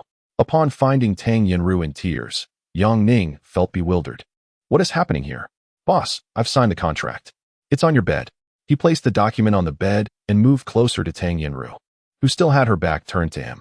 Unsure of how to proceed, he remarked, "Look, I was just joking. Why are you crying?" "Who is crying? Did your eyes see me weep?" Tang Yinru turned to glare at Yang Ning, her eyes indeed displaying a hint of redness, suggesting she had been crying. "If you're not crying, then I am. It's my fault. I shouldn't have joked with you." Yang Ning quickly sought to appease her. Seeing Yang Ning's comical demeanor, Tang Yinru suddenly broke into laughter. "You men are all the same. Despite my kindness, you still think of leaving. How heartless." Yang Ning quickly retorted, "Heartless? Am I not wrong? The boss provides me with a lavish apartment, allows me to drive your sports car, and caters to me. How could I possibly leave? That's better." Tang Yinru pouted, adopting a girlish demeanor. "If you ever dare to joke with me like that again, I shall dismiss you. Dear boss, please show mercy to this lowly one. I shall never dare again." Yang Ning flattered her. Tang Yinru's mood finally brightened. "Call me Yinru. Do not refer to me as boss." "Yes, boss. From now on, I shall call you Yinru." Yang Ning continued his playful banter. Tang Yinru, noticing Yang Ning's unyielding attitude, playfully slapped him, their interaction resembling that of a quarreling couple. Unbeknownst to them, Ning Jing was discreetly positioned at the doorway of Tang Yinru's room, having overheard and witnessed their exchange. Ultimately, she chose to quietly retreat and descend the stairs alone. In the bedroom, Tang Yinru suddenly recalled, "Oh, I almost forgot. Tonight, my father is hosting a banquet at the Tang family estate, and he asked me to bring you along. Hurry, we're going to be late." She grasped Yang Ning's hand and hurried into his room, rummaging through his wardrobe. After selecting an outfit, she gestured towards him, frowning, "Quickly change your clothes. What are you dawdling for?" Yang Ning feigned shyness. "Is it appropriate to undress in front of you?" Tang Yinru's face flushed suddenly, but she retorted, "A grown man feeling shy? It's not like you haven't been seen before. Hurry up, we're going to be late." Yang Ning ceased his reluctance, shedding his shirt to reveal his well-defined physique. Tang Yinru, momentarily taken aback, felt dizzy at the sight. While Yang Ning's build wasn't the most extraordinary, he had the right amount of muscle. Truly, he was the kind of man who looked good both in and out of clothes. After changing into her attire, Yang Ning shyly glanced at Tang Yinru and said, "Yinru, could you step outside for a moment? I woke up without wearing any underwear today, and now my pants are quite empty." Tang Yinru abruptly turned away, her cheeks flushed as she exclaimed, "I truly can't believe you." Once Tang Yinru exited Yang Ning's room, she finally removed her trousers. After adorning herself and ensuring she looked handsome and dashing, she turned and left the room. Upon reaching the ground floor, she found Tang Yinru engaged in conversation with Ning Jing, presumably discussing the events of the evening's banquet. Seeing Yang Ning descend the stairs, Tang Yinru remarked appreciatively, "Not bad. You could easily captivate the hearts of countless young women. What do you think, Ning Jing?" With a smile, Tang Yinru continued, "That's only natural. How could my nominal boyfriend not be charming? Let us go." The trio exited the house and made their way to the garage. Just as Yang Ning was about to climb into Tang Yinru's car, she hastily said, "What are you doing?" Confused, Yang Ning replied, "I'm getting in the car to attend the banquet." "Are you serious? With so many cars here, can't you choose any of them?" Tang Yinru responded. "Oh." Yang Ning turned to survey the vehicles. Although all were luxurious sports cars, they leaned towards a more feminine design, except for one Lamborghini that caught his eye. "I'll take this one." After making his selection, Tang Yinru tossed him the car keys. After sharing a kiss with Ning Jing, the two sports cars roared to life and departed from the villa estate. Driving a luxury sports car for the first time filled Yang Ning with a sense of exhilaration. This Lamborghini was truly exceptional. Both its comfort and speed were impeccable. He resolved to purchase one for himself in a few days. The two drove in succession to the affluent district of City S, where vast luxurious estates sprawled over thousands of square meters. Upon entering the grand gates, the guards and bodyguards saluted and made way. Their vehicles rolled directly into the parking lot. Stepping out of the car, Yang Ning was awestruck by the surrounding luxury vehicles, Bentleys, Cayennes, Ferraris, Lamborghinis, and Maseratis, so numerous that they surpassed those at a car exhibition. He could not help but breathe deeply, marveling at the wealth present in City S. Tang Yinru approached Yang Ning, linking her arm with his, and quietly asked, "Are you ready?" Yang Ning, slightly puzzled, thought there was nothing to prepare for. They could simply walk in. They proceeded directly out of the parking lot, and as they reached the red carpet, hundreds of reporters surged forward, their cameras flashing, momentarily blinding him. Maintaining her smile, Tang Yinru walked slowly alongside Yang Ning. "Mr. Yang Ning, now regarded as a stock market deity by investors. Could you share some insights? The estate's hall radiated opulence, with a high ceiling adorned with shimmering crystal chandeliers. The floor was covered in luxurious Persian carpets, and the hall was filled with well-dressed, affluent individuals, numbering in the hundreds, gathered in small groups, seemingly engaged in intriguing discussions that filled the expansive space. Waitstaff weaved through the crowd, offering trays of champagne and fine wines for the guests to enjoy. It is unclear who first spotted Yang Ning and Tang Yan's arrival, but a voice exclaimed, "Our heroes have arrived." The individuals engaged in conversation within the hall turned to look, followed by a resounding applause of warm welcome.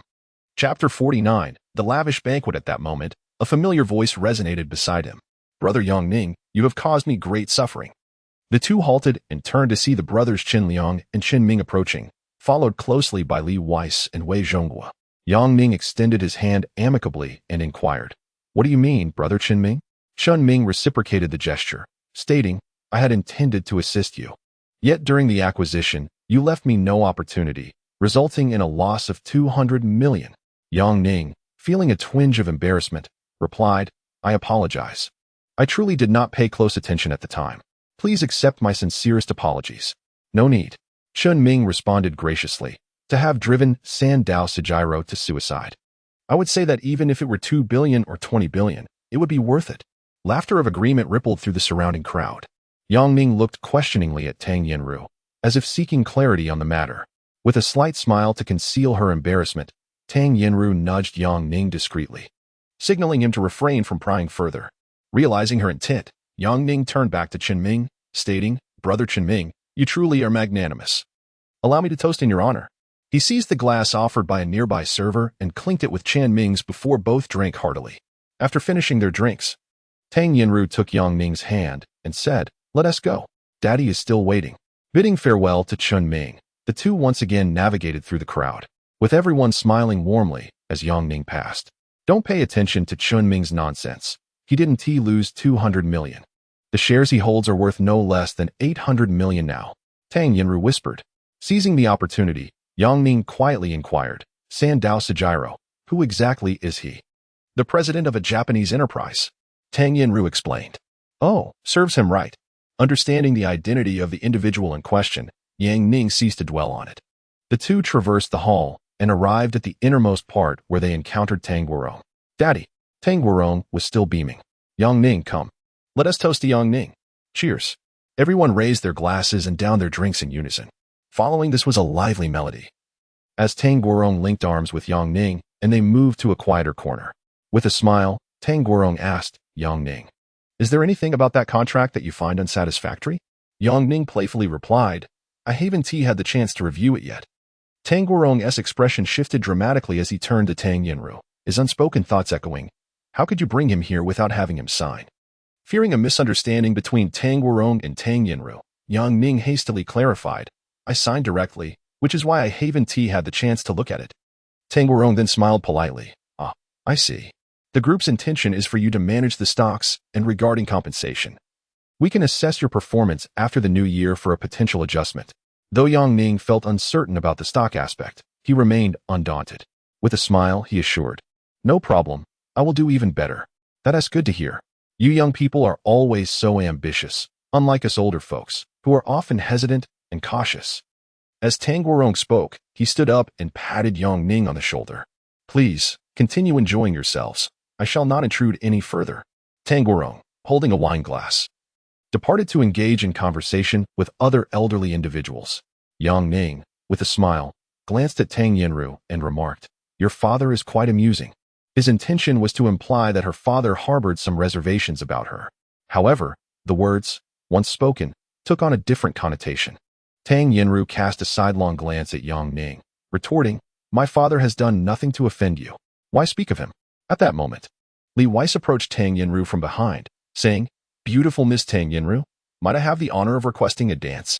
Tang Yanru shot Yang Ning an annoyed look, seemingly upset that he did not come to her aid, then turned to follow Li Weiss into the dance floor. Yang Ning found himself in a difficult position. Li Weiss appeared troubled, burdened with heavy thoughts. Perhaps a conversation between the two would reveal what weighed so heavily on him.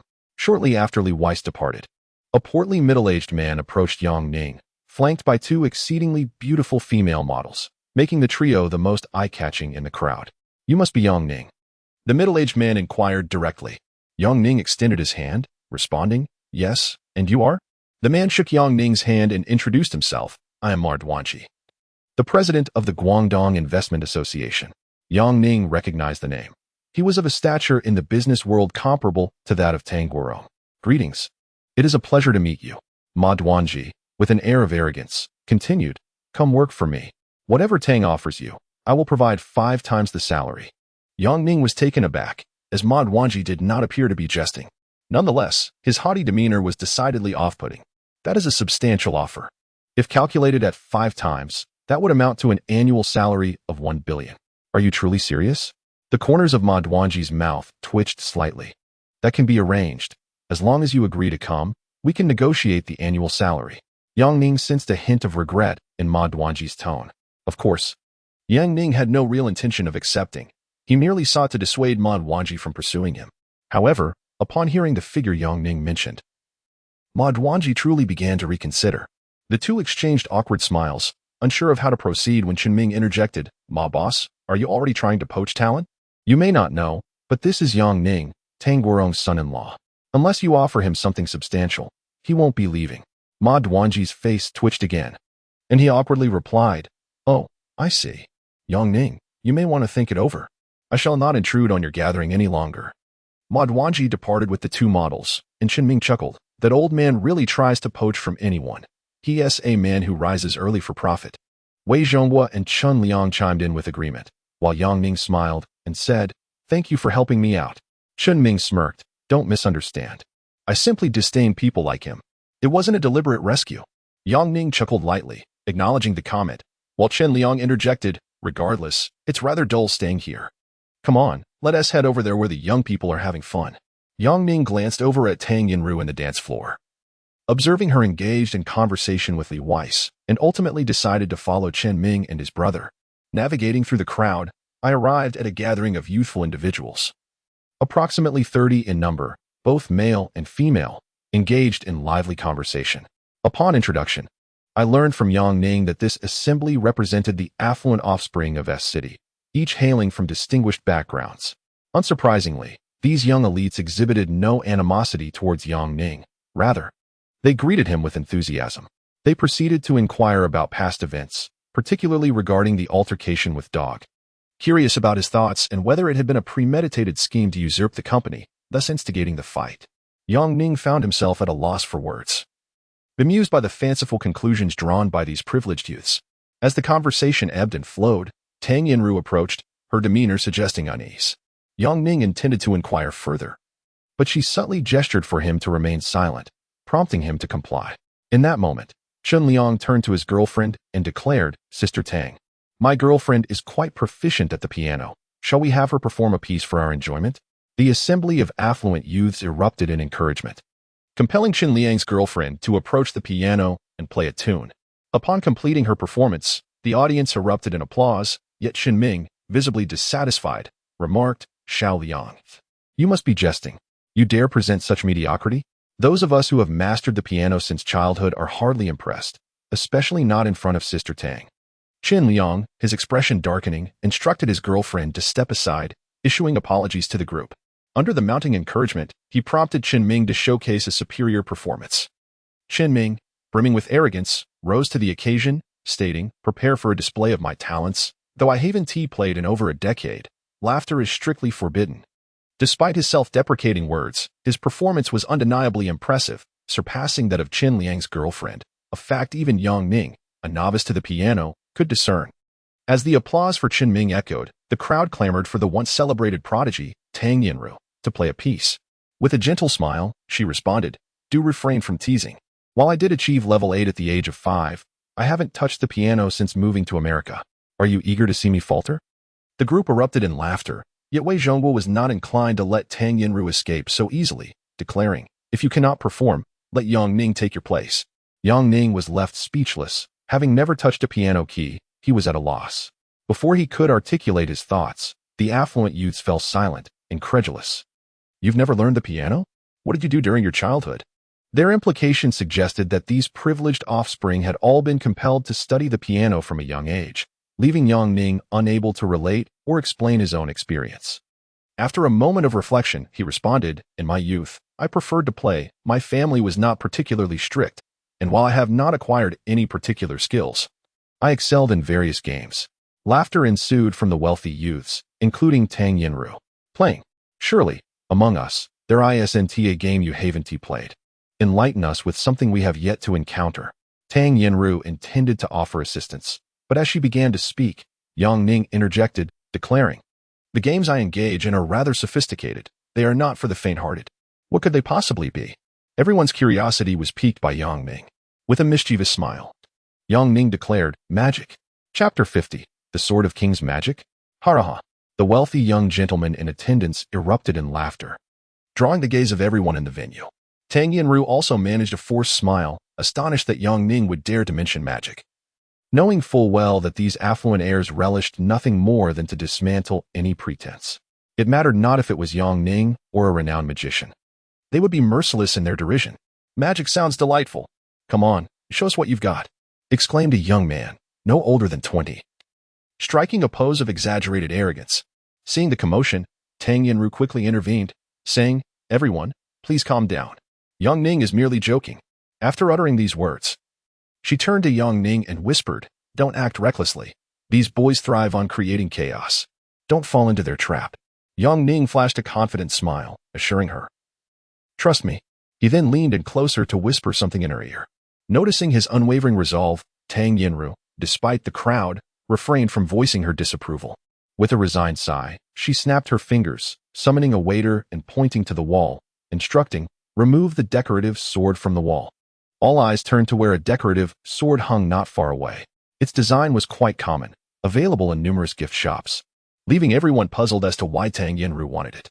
Recognizing their confusion, Yang Ning stepped forward with a smile, clearing his throat. "Before I begin the performance, allow me to share a story." The wealthy heirs directed their attention to Yang Ning, their expressions betraying a mix of curiosity and skepticism, as if questioning his intentions. Yang Ning continued, "In Britain, there exists a legend of King Arthur and his magical sword, known as the Sword in the Stone. Amidst the turmoil of Europe, it was said that whoever could draw this sword from the stone would be crowned the King of England. Countless heroes attempted this feat, yet none could succeed. By a twist of fate, King Arthur drew the sword, ultimately receiving divine blessing and uniting England." The young men nodded in recognition. They were familiar with the tale of King Arthur and the Sword in the Stone, a story as ubiquitous as the Great Wall of China. However, they remained perplexed as to why Yang Ning recounted this tale. Seeing their curiosity piqued, Yang Ning turned to take the decorative sword from the waiter. With a flick of his wrist, he performed a flourish, then held the sword aloft with both hands, reverently proclaiming, "In the Tang family estate, there exists a similar legendary sword. Upon reciting the incantation, whoever can lift this sword shall receive the blessings of the divine and become the king of commerce in our land." As Yang Ning shared this narrative, a growing crowd had gathered around, intrigued by his intentions, each person eager to witness the unfolding spectacle. As Yang Ning observed the intense focus of the crowd upon him, he recognized that their curiosity had been piqued. He planted the ornate sword upright on the ground, resting his hand upon its hilt, and declared, "I have just recited the incantation. Now, this sword of the commercial monarch awaits its rightful owner to claim it. The trial of kings officially commences." As soon as Yang Ning finished speaking, he abruptly withdrew his hand, yet the decorative sword remained steadfastly upright, barely grazing the carpet with its tip. The feat of maintaining such balance was indeed remarkable. The affluent young men rose from their seats, drawn closer by intrigue. "Incredible! I have never seen such a trick before. How is it standing there?" One of the privileged youths, unable to contain his curiosity, reached out to touch the sword's hilt. The blade remained utterly unmoved, prompting him to glance at Yang Ning with astonishment. "Is this your magic trick? Are you certain there is nothing securing it to the ground?" Yang Ning casually extended his hand. "You may inspect it or attempt to pull it out." Unfazed, the young man rolled up his sleeves, grasped the hilt with both hands, and declared, "I refuse to believe it." With all his might, he exerted himself, even summoning every ounce of strength, yet the sword remained impervious to his efforts, not yielding in the slightest. Had they not witnessed Yang Ning position the sword themselves, they would have found it implausible. Veins bulged on the forehead of the young man attempting to draw the sword. After enduring for mere seconds, he ultimately conceded, panting heavily. The onlookers erupted in laughter at his futile struggle. Gasping for breath, he glared at the sword and, in frustration, retorted, "What are you all laughing at? If any of you can pull it out, I'll reward you with 100,000. Hearing the prospect of a reward, Wei Zhongguo was intrigued. "You said it, I'm in." With a grin, he approached, grasping the hilt with one hand. Everyone knows a magic trick requires a stooge. Without one, it is destined to fail. So. Wei Zhongguo repeated so twice, believing he could effortlessly lift the sword. However, after 2 unsuccessful attempts, he became curious about the sword in his grasp. I really can't lift it? How peculiar. With both hands firmly on the hilt, he sank into a horse stance, inhaled deeply, and addressed Yang Ning, "Watch closely. I shall lift your sword." Wei Zhongguo's voice, already booming, echoed throughout the hall. The audience, unsure of what had transpired, rushed over. Fearing an accident had occurred, all eyes were suddenly fixed on this small area, and ultimately, Wei Zhongguo also relented. Perhaps due to a slip, his grip faltered, and he stumbled backward, collapsing onto the ground. Chen Ming and Chen Liang, the 2 brothers, hurried to assist Wei Zhongguo. "Are you all right?" they inquired. Wei Zhongguo's face flushed crimson as he hastily defended himself. "I just slipped. I lost my grip." The affluent young men began to recognize that Yang Ning's magic was indeed no trivial matter. A group of affluent heirs gathered around the ornate sword, scrutinizing it for an extended period without uncovering anything unusual. Chen Ming, filled with curiosity, stamped his foot on the ground, but found nothing amiss. Furrowing his brow, he glanced at Tang Yinru, who wore a satisfied smile laced with subtle provocation. With a scowl, Chen Ming remarked, "Sister Tang, has this sword been rigged with some secret mechanism that we are unaware of?"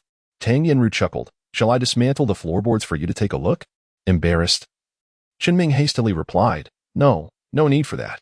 Tang Yinru suggested playfully, "You could give it a try. Perhaps you might be the legendary future king of commerce." Chen Ming forced a smile, aware that she was trying to provoke him. Yet, under the watchful eyes of the crowd, he found it difficult to retort. And what was more infuriating was that he felt compelled to attempt it. He cast a pleading glance at Yang Ning, but Yang Ning turned away, feigning ignorance. Chen Ming felt a heavy weight in his chest as he grasped the sword's hilt, contemplating whether he could dislodge it by kicking the blade, hoping to see if the tip would budge against the ground. Alas, it remained immovable. Chen Ming recognized that there was undoubtedly some trickery at play. After all, it was magic. It would be strange if there were none, yet he was unable to decipher it. He exerted himself further, but still could not lift it. Resigned to his fate, Chen Ming proposed, "Since none of us can lift it, how about we wager 1,000,000 as a prize to anyone who can unveil this magic?" This piqued the interest of the onlookers, who realized they were witnessing a magic show. Curious, many attempted to lift the decorative sword, but to no avail. Eventually, Chen Liang devised a plan, suggesting, "Why don't we apply the principle of leverage and have several people lift it together?" "Good idea." Wei Zhongguo was the first to agree. However, Tang Yinru quickly interjected, "Are you all out of your minds? A sword of kings should not be lifted by a multitude. Who would then be the true king? This is cheating." Noticing her urgency, the others instinctively surmised that the issue lay with her.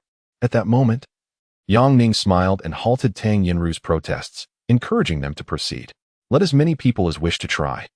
If the Sword of Kings can be lifted by a group, then there would be no need for King Arthur."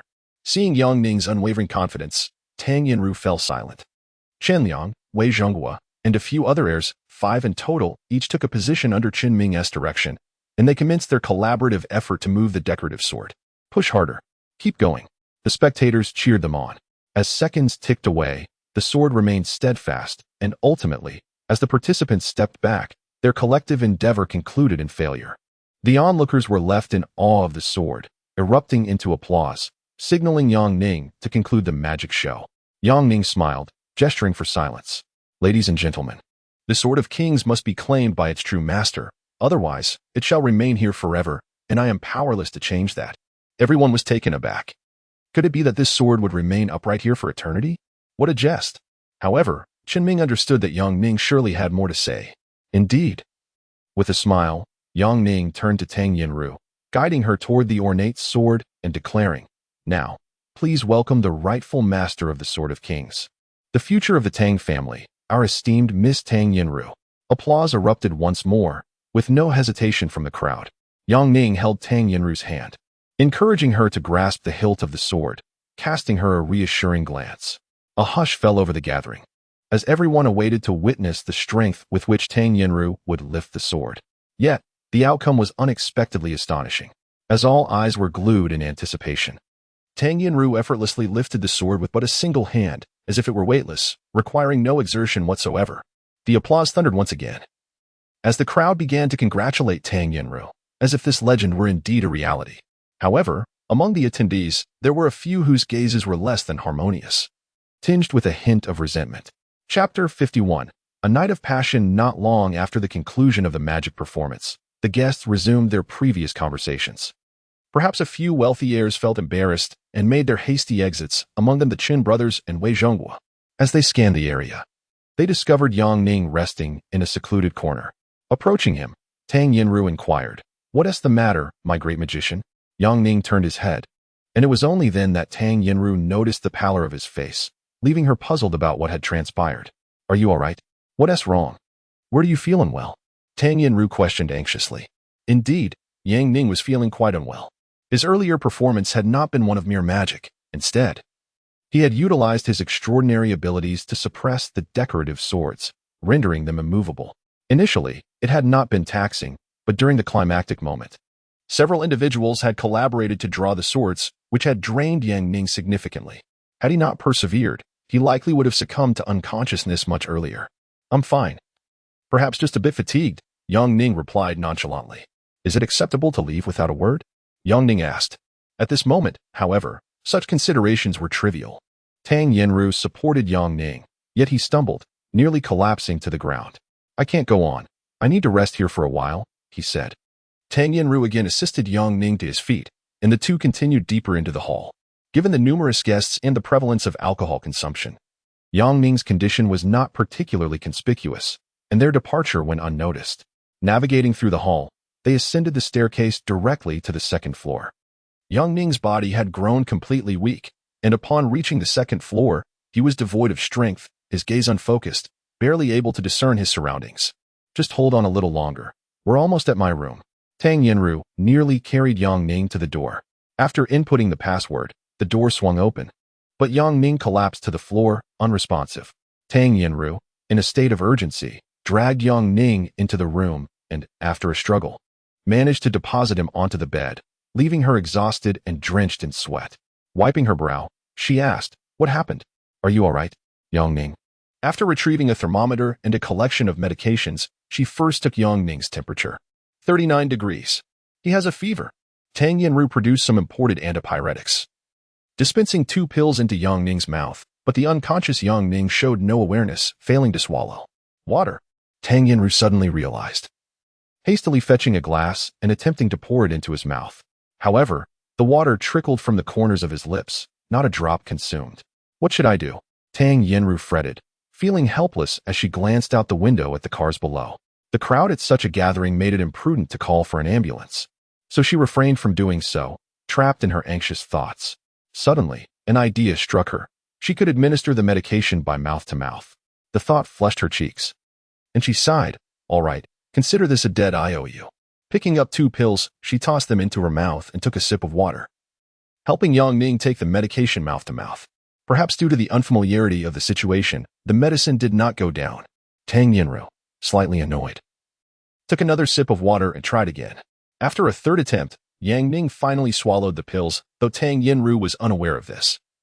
She extended her tongue into Yang Ning's mouth, discovering the pills were gone, and then looked up, satisfied. "How foolish of me to worry. It's not my first kiss. And I have shared kisses abroad before.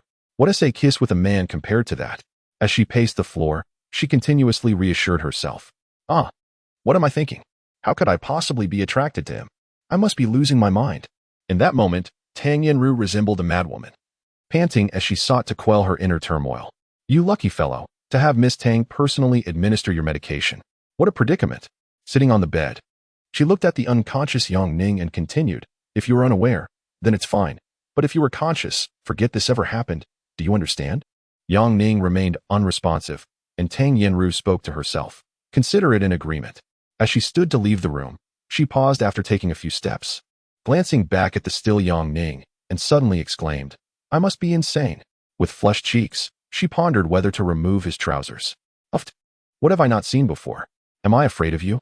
In a swift motion, she pulled down Yang Ning's trousers, leaving him in only his underwear. Tang Yinru nodded in satisfaction. He certainly had a commendable physique. She retrieved a blanket and covered Yang Ning, feeling that she had done her part. Just as she was about to turn to leave, Yang Ning suddenly reached out and grasped her wrist. Cold, so cold. Tang Yinru felt a flutter of panic. Why was he holding on to her? No matter how she struggled, Yang Ning would not let go. What do you want? Do you expect me to cuddle with you? Yang Ning remained silent, but Tang Yinru was done with this. Oh, trying to play tricks on me? Do you know I am quite the trickster myself in America? Let go of me. Despite her protests, Yang Ning's grip was like a vice, and no matter how she twisted and turned, she could not break free. Though she said otherwise, her hand found its way beneath the blanket, making contact with Yang Ning's skin. Goodness, he is so warm. However, the thermometer was out of reach, and with Yang Ning holding on tightly, calling for help was not an option. If anyone saw Yang Ning in such a state, the rumors that would spread would be absurd. Tang Yinru felt a sense of helplessness. This time, she truly did not know what to do. Sitting on the edge of the bed, she surrendered with a resigned expression. It is best that you are not doing this on purpose. If I find out that you are, I shall make you regret it. After much deliberation, she gritted her teeth, lifted the blanket, and lay beside Yang Ning, instinctively wrapping her arms around him. His body was indeed quite warm. Ah, when did your underwear disappear? What is going on? Let go, you scoundrel.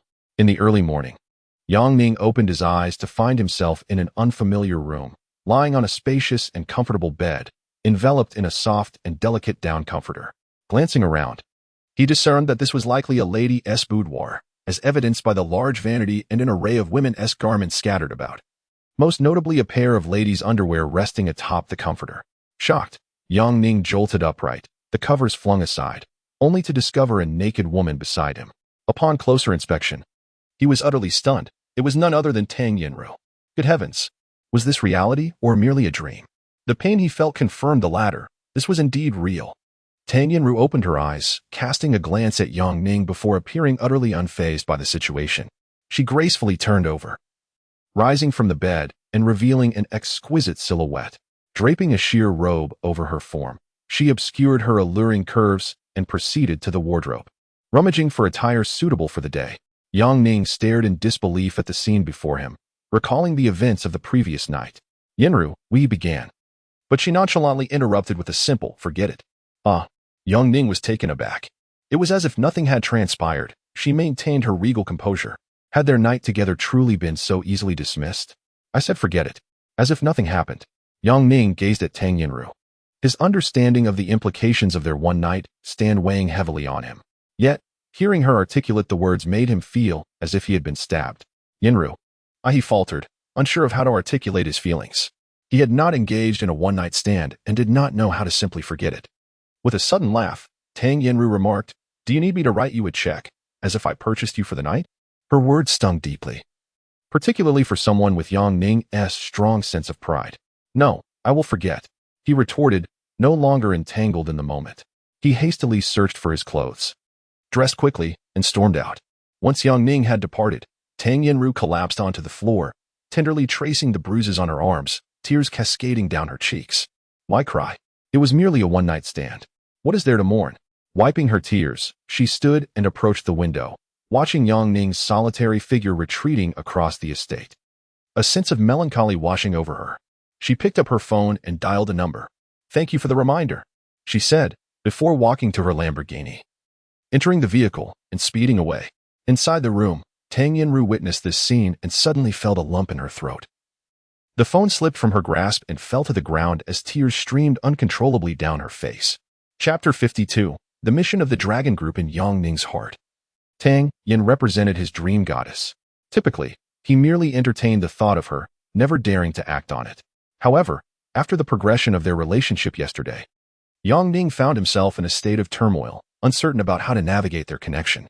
To his surprise, Tang Yin seemed utterly heartless.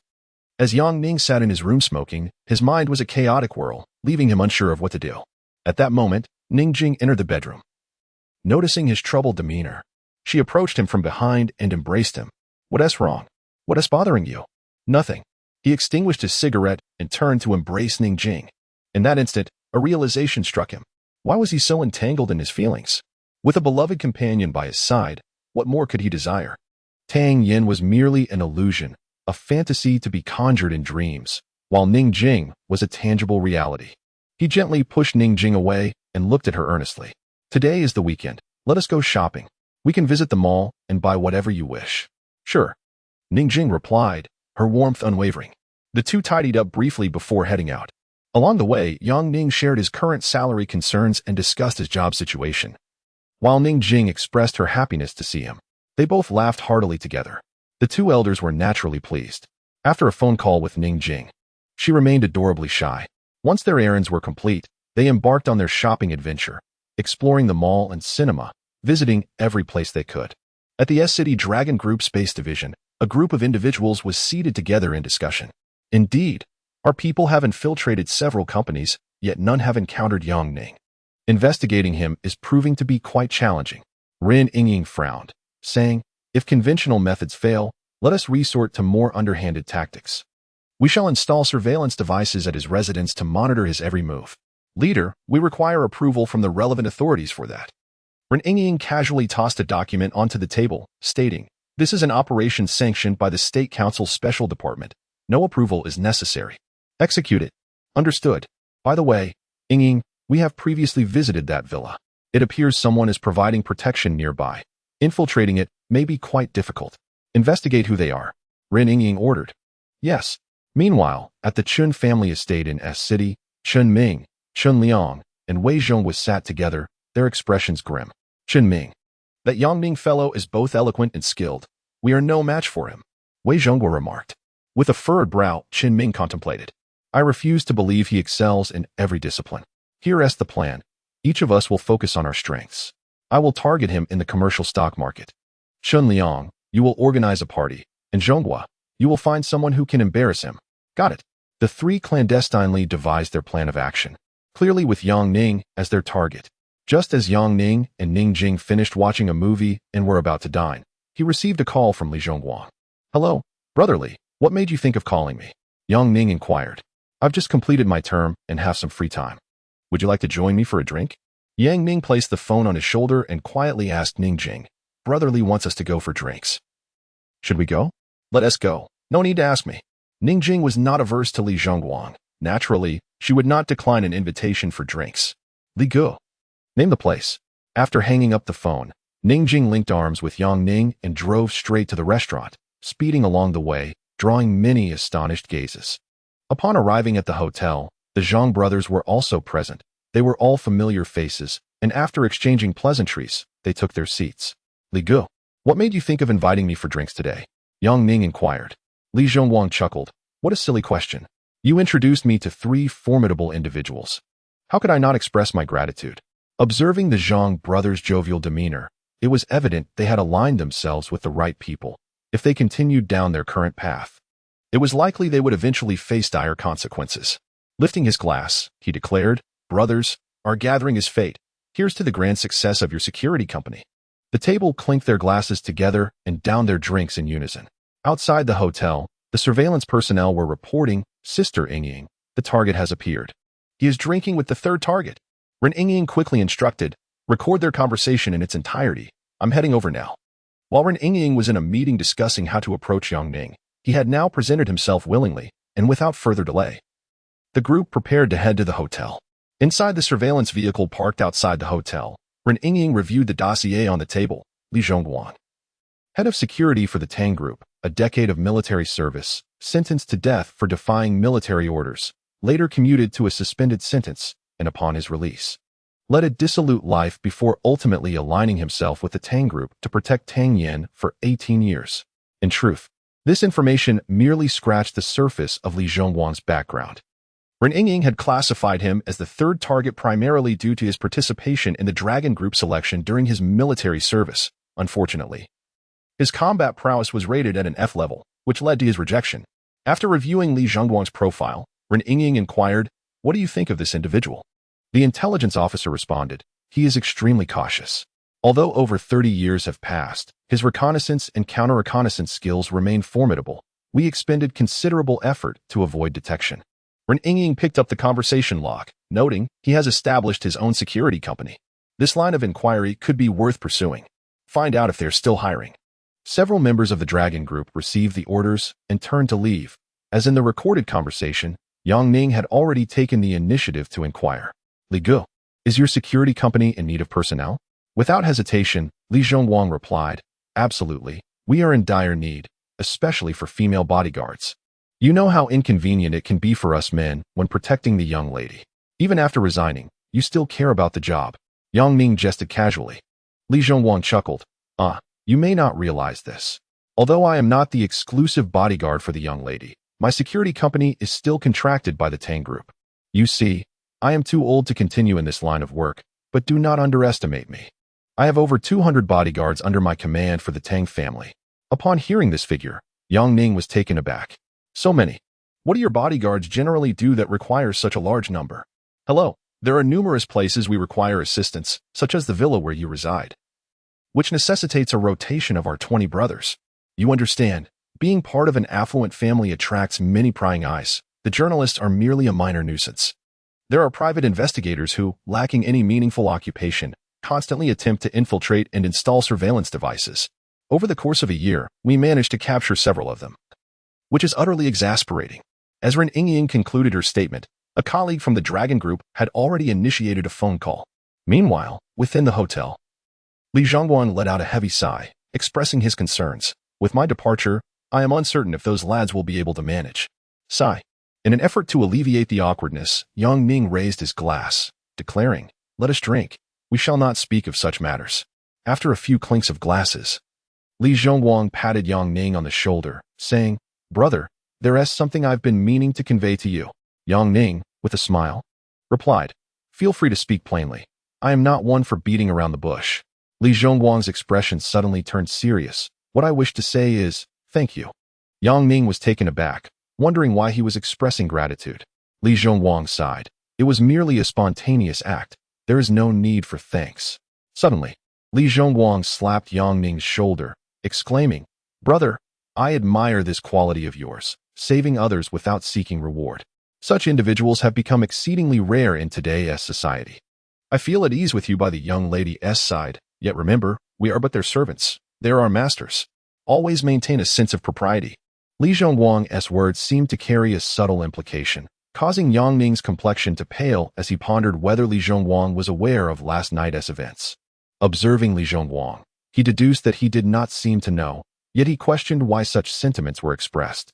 The atmosphere at the table grew somewhat awkward as everyone continued to drink, each lost in their own thoughts. In the surveillance vehicle, Ren Yingying removed her listening device and, after a prolonged contemplation, stated, procure for me a false identity. I intend to infiltrate his security company. Several members of the Dragon Group immediately objected, Sister Yingying. This seems a bit excessive. Ren Yingying shook her head, asserting, such a perspective is misguided. On the surface, Tang Yinru is Yang Ning's lover. Yet they maintain a superior subordinate relationship and reside together. If I become Tang Yinru's bodyguard, I will have greater opportunities to approach Yang Ning, which is certainly preferable to us floundering about aimlessly. Seeing Ren Yingying's unwavering determination, the others refrained from further objections.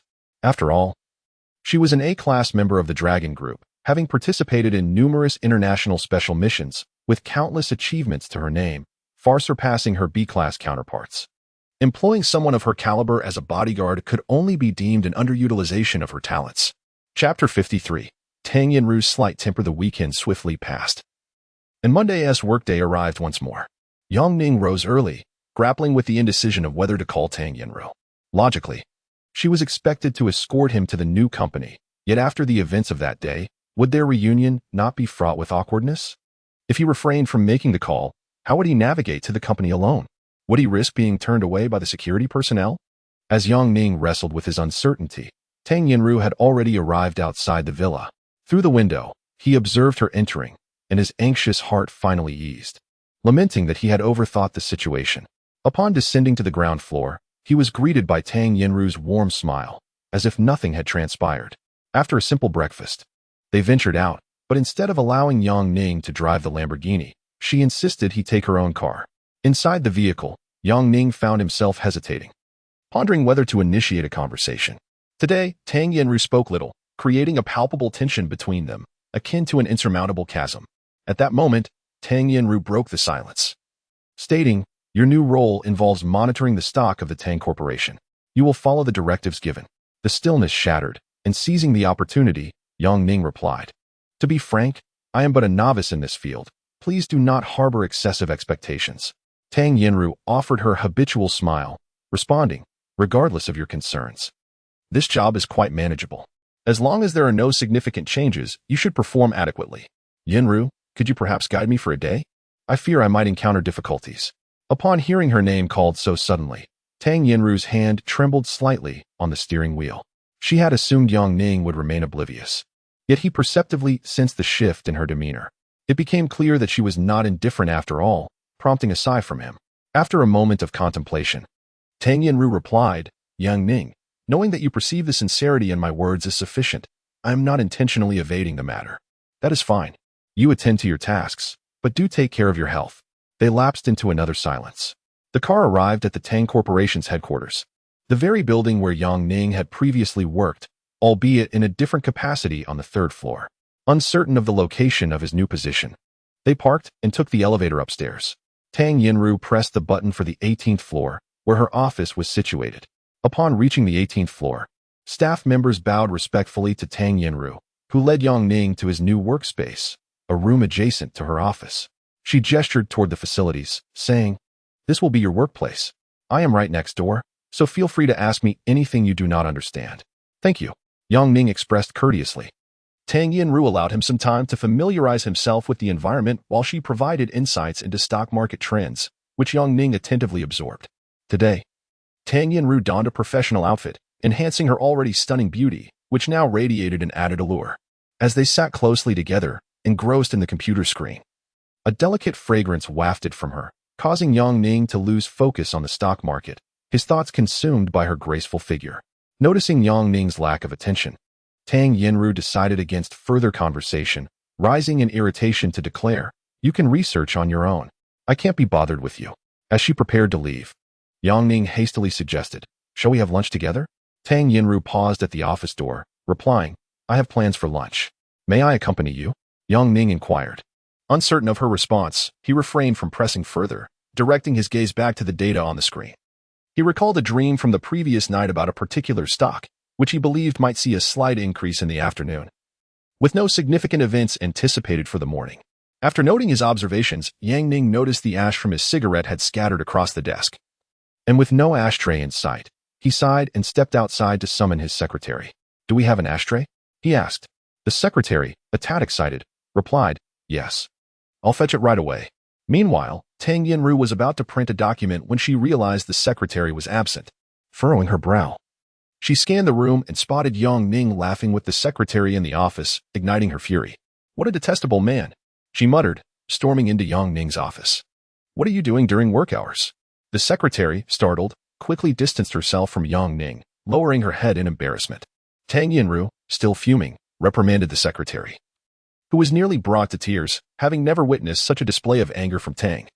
Yang Ning understood that the situation stemmed from him and offered the secretary some words of comfort before rushing out to find Tang Yinru. "Yinru! Yinru!" They entered the office one after the other, and as the door closed, Tang Yinru angrily pointed at Yang Ning, proclaiming, "Do not bring your personal habits into the workplace. You can pursue women anytime, but not during work hours, especially not my secretary." Yang Ning felt a surge of jealousy from her words, realizing the depth of her feelings. "Yinru, I merely asked her some stock-related questions. Nothing inappropriate occurred. Please do not misunderstand." The moment he spoke, he regretted it, recognizing his blunder. "What do you mean by misunderstanding? Speak up. Not a single one of you men is trustworthy, and you are no exception. Ningjing trusted you so much. Yet you arrive at the company and flirt with my secretary. You have truly disappointed me."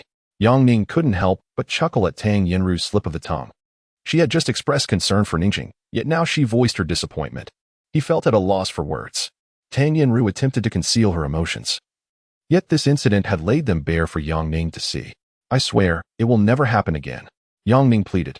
Seeing that Tang Yinru was no longer distressed, he turned to leave but then recalled their lunch agreement and asked, "Shall we discuss lunch later?" "We'll talk about it at noon," she replied. As Yang Ning departed, Tang Yinru took a deep breath, striving to calm herself. It was the first time in her life that she had felt such anger towards a man. Having been raised with a refined aristocratic education, Tang Yinru was accustomed to maintaining her poise and grace at all times. Yet, what had come over her today? Shaking her head to dispel the strange thoughts, she returned to her work. However, just a few minutes later, she glanced at Yang Ning's office and saw him smoking again. His expression entirely focused. She shook her head vigorously to cast aside her distractions and pressed the intercom to summon her secretary, who entered the office with a timid demeanor. Tang Yinru pointed towards Yang Ning's office and instructed, "Tell him to extinguish the cigarette. Smoking is prohibited in the company."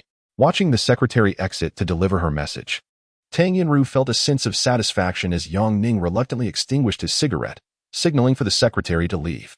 Yet, as soon as she departed, he surreptitiously lit another cigarette, inciting Tang Yinru's ire. "Smoke away. May your habit consume you," she thought, resolving to ignore Yang Ning henceforth. Thus, the day continued until noon. Checking her watch, Tang Yinru rose and approached Yang Ning's office, announcing, "It's time to leave for the day." Yang Ning hurriedly followed her, and together they exited the company. In the car, Yang Ning inquired, "Boss, where are we headed?" "You'll find out when we arrive," Tang Yinru replied with an air of mystery. The two fell into silence as the vehicle navigated towards the outskirts of S-City, where they arrived at a prominent building emblazoned with the name of a security company. Suddenly, it dawned on Yang Ning that this was the establishment owned by Li Zhongguang. Before they could even step through the entrance, Li Zhongguang greeted them warmly. "Miss, welcome. Please come in." Tang Yinru smiled as she shook hands with Li Zhongguang, exchanging pleasantries before entering the security firm. Upon reaching the training area, they observed numerous sandbags. Clearly a fitness zone, where the Zhang brothers were practicing their punches. However, their faces bore marks of injury. "What happened to you three?" Yang Ning asked curiously. The eldest brother, Zhang Long, sighed. "Don't even mention it. A skilled applicant came in yesterday, and Brotherly had us three test her abilities. In the end, we all ended up bested." "Really? Someone managed to take on all three of you? How impressive!" Yang Ning exclaimed in disbelief. "Well, she faced us one at a time.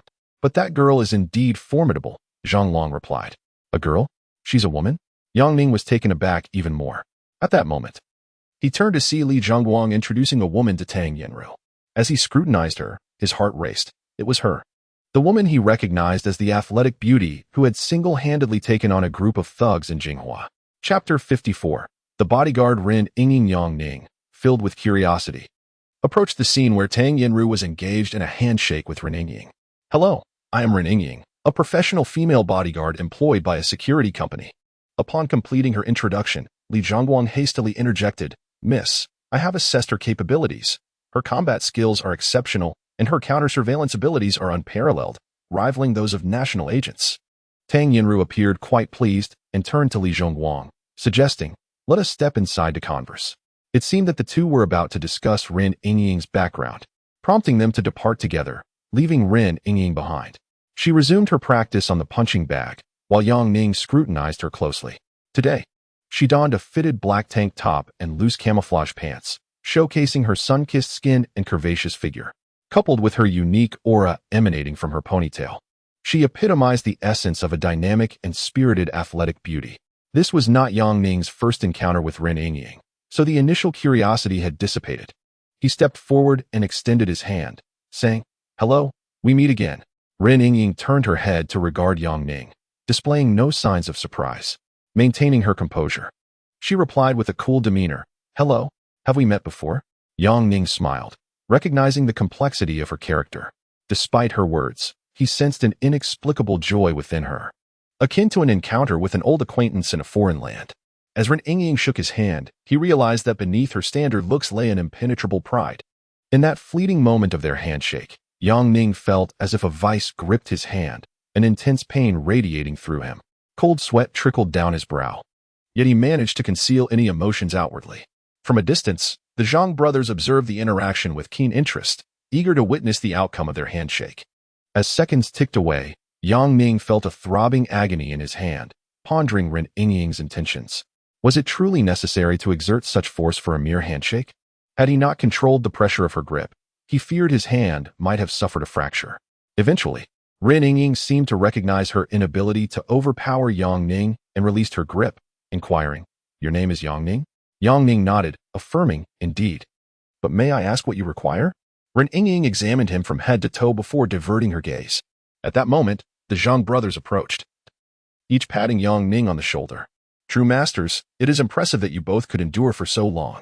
This piqued Ren Yingying's interest, prompting her to turn to Yang Ning and suggest, it seems rather insufficient. Shall we engage in a few exchanges?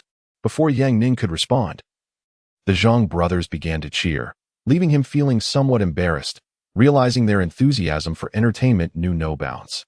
Perhaps not. I have work this afternoon.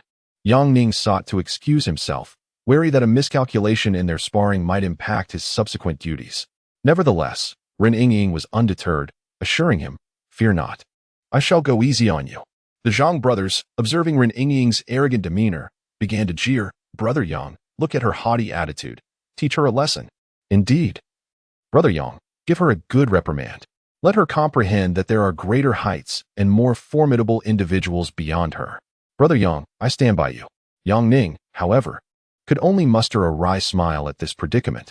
If he had dreamt of such a scenario the night before, it might have been manageable, but he had not envisioned it at all. How could he confront her? Although Ren Yingying was a woman, she was undoubtedly a master in her own right. The thought of a novice like him engaging her was utterly absurd. Just as Yang Ning was about to decline, he suddenly sensed a shift in Ren Yingying's emotions. She was eagerly anticipating, almost as if her satisfaction depended on not having to engage him in combat. Internally cursing, he thought, is this girl unwell? He decided to brush it off, muttering, I truly have important matters to attend to this afternoon. Ren Yingying felt a pang of disappointment.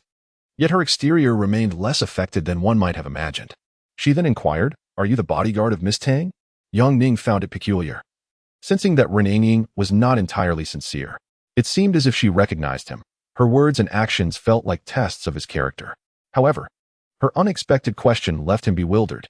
Yang Ning chuckled inwardly at his overthinking and clarified, I am an employee under Tang Yinru, responsible for stocks within the company. Ren Yingying nodded, choosing not to pursue the matter further. At that moment, Tang Yinru and Li Zhongguang emerged. Tang Yinru appeared quite pleased with Ren Yingying's background and approached her with a smile, extending her hand and declaring, from this day forth, I formally appoint you as my personal bodyguard, with a monthly salary of 100,000, complete with all benefits. Ren Yingying exhibited little change, shaking Tang Yinru's hand and expressing her gratitude. Tang Yinru, unfazed, led Yang Ning away from the security company. Once in the car, Yang Ning inquired, Yinru, what is this woman's background that warrants such a high offer? Tang Yinru replied with a smile, her father and brother are both former special forces, and she graduated from a police academy. Unfortunately, she could not pass the civil service exam, leading her to become a bodyguard. From Tang Yinru's explanation, it was evident that Ren Yingying was no ordinary individual. Coupled with her combat prowess, it seemed she would thrive as Tang Yinru's personal bodyguard. Meanwhile, Li Zhongguang finalized a contract with Ren Yingying, outfitting her with a bodyguard uniform and briefing her on all necessary matters. Afterward, Ren Yingying departed the security company alone.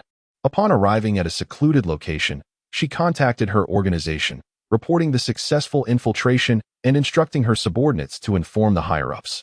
Once everything was set in motion, Ren Yingying's career as a bodyguard commenced. Having interacted with Yang Ning that day, though uncertain of his latent abilities, she speculated that her A-class combat skills would not be eclipsed by him. While idly passing time, she received a call from a colleague, ensuring no one was watching. She answered the phone. Sister Yingying, we have uncovered something alarming. The Qin group intends to target Yang Ning. They are in the process of recruiting numerous underground enforcers, with their motivations and timeline shrouded in uncertainty. Understood. If possible, let our personnel infiltrate and ascertain their intentions. Got it. As she ended the call, Ren Yingying felt somewhat bewildered. It seemed that Yang Ning had quite a few adversaries. At that moment, she received another call, this time from Long Xianghua, the leader of the Dragon Group. She quickly rose to her feet, respectfully answering the phone. Leader, Yingying, congratulations on establishing contact with the target. Thank you, Leader. I have another task for you from the organization. Please, go ahead, Leader. The nation is launching a new energy initiative, and the Tang Group is eager to insert itself into this endeavor. If possible, please send me all relevant materials concerning the Tang Group. Ren Yingying felt a bit taken aback. Leader, this falls under the jurisdiction of the Commercial Crime Investigation Unit, and I'm not sure if it's appropriate for me to engage in such matters. Yingying, Do not be so rigid. You know that this new energy project is a national priority, a future blueprint in which the country has invested hundreds of billions. Thus, any related information is of utmost importance to the state. The responsibility on your shoulders is substantial. Although reluctant to accept this task, Ren Yingying was, after all, a member of the National Secret Service. Given the organization's directive, she felt she could not refuse. Leader, I will be cautious. Please rest assured. I will fulfill the task. Remember, before the bidding process, ensure that no details regarding the Tang Group's bidding plans for the new energy development project are overlooked. Rest assured. Leader. After hanging up, Ren Yingying pondered why the Dragon Group would engage in such disreputable activities. While infiltrating foreign entities to steal information was understandable, targeting domestic enterprises left her perplexed. Nevertheless, being part of the Dragon Group, she was not one to defy orders. Though somewhat discontented, she understood that orders from superiors were inviolable. This was the oath of a Dragon Group member.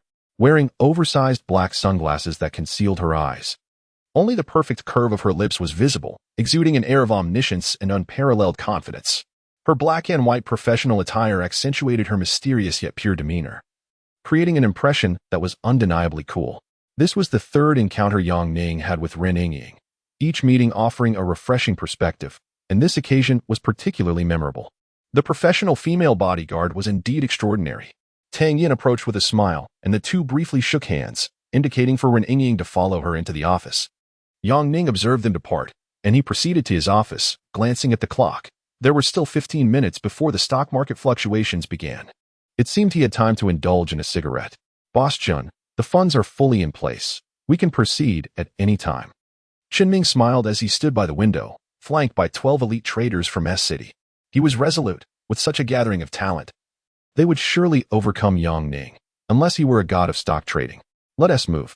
Chapter 55. The tumultuous stock market storm. Tang Yinru was engaged in a discussion with Ren Yingying regarding task assignments. Once everything was clarified, she casually glanced around and was infuriated to see Yang Ning smoking. Without hesitation, she exclaimed, "Tell him to extinguish that cigarette. Smoking is strictly prohibited within the company." Ren Yingying turned her head towards Yang Ning's office and, upon observing him smoking, nodded and replied, "Leave it to me." She approached Yang Ning's office, walked up to him, and directly snatched the cigarette from his hand. Yang Ning, engrossed in the computer screen with an anxious expression, was utterly oblivious to Ren Yingying's serious demeanor. "Thank you. Could you please pour me a glass of water?" Yang Ning's fingers moved rapidly over the mouse, failing to recognize that it was Ren Yingying standing beside him. Having recently invested a significant sum in the stock market, he sensed a troubling trend as the stock began to decline. With a sense of foreboding, he picked up the phone and dialed Tang Yinru. "Yinru, there has been a substantial fluctuation in the stocks. You should take a look." After hanging up, Yang Ning anxiously began to navigate the situation, hoping not to embarrass himself on his very first day at work. Curious, Tang Yinru opened the stock data page. A mere glance revealed something was amiss, and she quickly dialed a number, exclaiming, "Someone is manipulating the market. Stabilize it." After ending the call, Tang Yinru joined in the operations. Their exchanges were brief, often concluding with a swift hang-up, leaving Ren Yingying puzzled. Was there truly a need to communicate via phone when their offices were adjacent? Afterward, Ren Yingying found herself without much to do, quietly observing Tang Yinru's anxious expression and Yang Ning's focused demeanor. "Boss, we have already invested 500 million. If we sell now, the stock price will plummet." "Sell it." Qinming contemplated for a moment, shaking his head as he replied, "No, let us wait a little longer. The battle has just begun. We cannot end it so soon. The stock price has stabilized, boss. If we do not sell, we will incur significant losses." Qinming, growing irate, retorted, "I am aware. I don't need your incessant chatter. Continue acquiring." Tang Yinru, in a state of urgency, dialed again, knowing someone was driving down the company's stock price. If they lowered it now, the company would face substantial losses. They had to stabilize the situation by any means necessary. Yang Ning, aware of the gravity of the situation, inquired, "Is it possible that it's the Japanese doing this?" "Understood." Tang Guorong hung up the phone and examined the situation. After recording the opposing trader's account, he sent out a message. In no time, a deluge of information flooded in. After reviewing the data with a grim expression, he called Tang Yinru. "It's the Chun Consortium."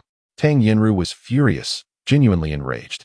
Having just endured a grueling acquisition, with the Tang Consortium's funds still in motion, The Qin Consortium had audaciously chosen this moment to intervene. It appeared they were intent on tearing the facade apart. She called Yang Ning, informing him. The investigation confirmed it's the Qin Consortium. What should we do? If this continues, we may not endure for long. Surround the enemy to rescue the besieged. All right. I will defend while you attack. After formulating their strategy, they set their plans into motion.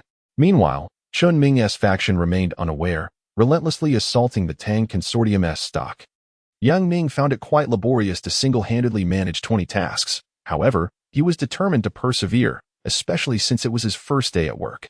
Armed with a comprehensive understanding of the overall market trends, he was aware of the potential downturns in stock prices, thus allowing him to navigate the situation with remarkable ease. By 3:30 in the afternoon, the traders at Chen's firm finally became aware of the gravity of the situation. Boss, the company's stock has plummeted significantly. Chen Ming, in disbelief, hastily opened the stock page of his company. Quick, mobilize efforts to elevate the stock price. Everyone swiftly altered their strategy, initiating a rescue operation for their company's shares. Meanwhile, Yang Ning breathed a sigh of relief as he observed the stabilizing stock price, concluding that there should be no major issues. At that moment, a call came in from Tang Yinru. Upon answering, she instructed him to raise the stock price slightly more to prevent any panic selling. Understood. Yang Ning acknowledged and commenced his operations. As time ticked away, both parties were drenched in sweat due to the tension. Abandoning their offensive against Yang Ning's stocks, an unexpected surge in stock prices occurred, surpassing control limits. Yang Ning quickly contacted Tang Yinru. Yinru, the stock price has risen to 8.9. No worries, consider it a reward for the shareholders. Upon learning that it was not an issue, Yang Ning relaxed. Tang Yinru was right. Today was a day of celebration for S-City. The sudden spike in the stock price of the Tang Group sent the investors into rapturous cheers, making them the biggest beneficiaries of this skirmish. Many retail investors had already given up on Chun S Group stocks, realizing that crucial moments demanded decisive actions. Otherwise, escaping from being trapped would become exceedingly difficult. It was perplexing why Chun S stock had plummeted so drastically today. This strategy proved effective as Chun S firm held a significant number of shares, making it considerably easier to maneuver in the stock market, at least ensuring that their losses were not catastrophic. Thus, this battle persisted until the market closed. Due to Chun Ming's decisions, Chun S Group stocks did not fall to the point of halting trading, which was a stroke of luck amidst misfortune. After trading ceased, Tang Yinru exhaled in relief, her anxious exertions leaving her drenched in perspiration. Despite the air conditioning maintaining a comfortable temperature in the office, she was thoroughly soaked. Once the turmoil was resolved, Tang Yinru rose and exited the office. Ren Yingying, ever perceptive, handed her a towel, which she graciously accepted with a smile before making her way to Yang Ning's office. Our collaboration has been commendable. Let us continue to strive for excellence. Yang Ning replied with a smile, stretching lazily. You deserve the credit. I am merely your supporting role. Tang Yinru playfully swatted him, teasing, you're quite the smooth talker. Let us head to the Billionaire Club to pick up Ning Jing after work. However, Tang Yinru's intention was not genuinely to go to the Billionaire Club for Ning Jing. Rather, she sought a place to freshen up. Given her meticulous nature, she could not bear to remain in such a sweaty state. As they left the office, Ren Yingying followed closely behind while the three of them took the elevator down and exited the office building. Tang Yinru directed Ren Yingying to drive straight to the Billionaire Club. Upon entering the clubhouse, Tang Yin requested that someone assist Ren Yingying with her membership application before she proceeded to take a shower. During the application process, Yang Ning remained at her side. Once the membership was finalized, Ren Yingying picked up the conversation again. Yang Ning, since we have some free time, why don't we practice together? Yang Ning couldn't help but feel that something was amiss with this girl, whose mind seemed perpetually occupied with thoughts of fighting. He genuinely questioned whether her violent tendencies would hinder her chances of marriage in the future. Why don't you take a break? Aren't you tired? Yinru has gone to shower. Aren't you worried about someone peeping at her? Faced with Yang Ning's remarks, Ren Yingying reluctantly departed, as her current role was that of a personal bodyguard. Not long after Ren Yingying left, a fiery red Ferrari pulled up at the entrance of the clubhouse, and it was evident that Chen Ming had arrived. He exited the vehicle in a flurry and rushed into the clubhouse, immediately confronting Yang Ning with a barrage of curses. Have you lost your mind? You've driven our company's stock prices down so low. Do you have any idea how much I've lost today? Yang Ning was taken aback by Chen Ming's audacity. Mr. Chen, This is the Yuan Clubhouse. Please refrain from raising your voice. Chen Ming glared at the lobby manager, dismissing him with a wave of his hand. Get lost. Don't bother me. Yang Ning, you need to explain this mess. What exactly are you trying to do? Yang Ning furrowed his brow and replied, Young Master Chen, I am merely an employee. I follow the company's directives. Furthermore, regarding today's stock situation, we both know the reality, so let us not play coy. Chen Ming took several deep breaths, his finger dangerously close to Yang Ning's face, as if he were on the verge of striking him. Yet, after a moment of silence, he demanded, Where is Tang Yinru? Have her come out. She is currently in the shower. She will naturally come to see you shortly, Yang Ning stated. Shower my foot. Step aside. Chen Ming, in a fit of rage, stormed deeper into the clubhouse. Yang Ning chose not to intervene, well aware that even Chen Ming would not dare to invade the women's bathing area. Indeed, Chen Ming made his way to the lounge, fuming as he sat down with a cup of coffee. Yang Ning discreetly observed Chen Ming, stifling a laugh at his furious demeanor. This guy has truly shot himself in the foot. He deserves this. Before long, Tang Yinru emerged, clad in athletic wear, her hair still damp from her shower as she wiped it with a towel. Upon seeing her, Chen Ming stormed over, his anger unabated. Tang Yinru, what is your game? Ren Yingying, unfamiliar with Chen Ming, stepped forward to block his path. However, Chen Ming, used to being domineering, shoved her aside, unaware that Ren Yingying would swiftly counter with a deft maneuver, locking his arm in a hold. Ah, let go of me, you bastard. Seeing the situation unfold, Tang Yinru quickly gestured for Ren Yingying to release him. Chen Ming straightened up, glaring at Ren Yingying, and took a deep breath to suppress his rage. He turned to Tang Yinru and asked, Sister Tang, what is your intention? With a smile, Tang Yinru replied, If you don't provoke me, I want to retaliate. I didn't ask you what you meant. Why are you turning the question back on me?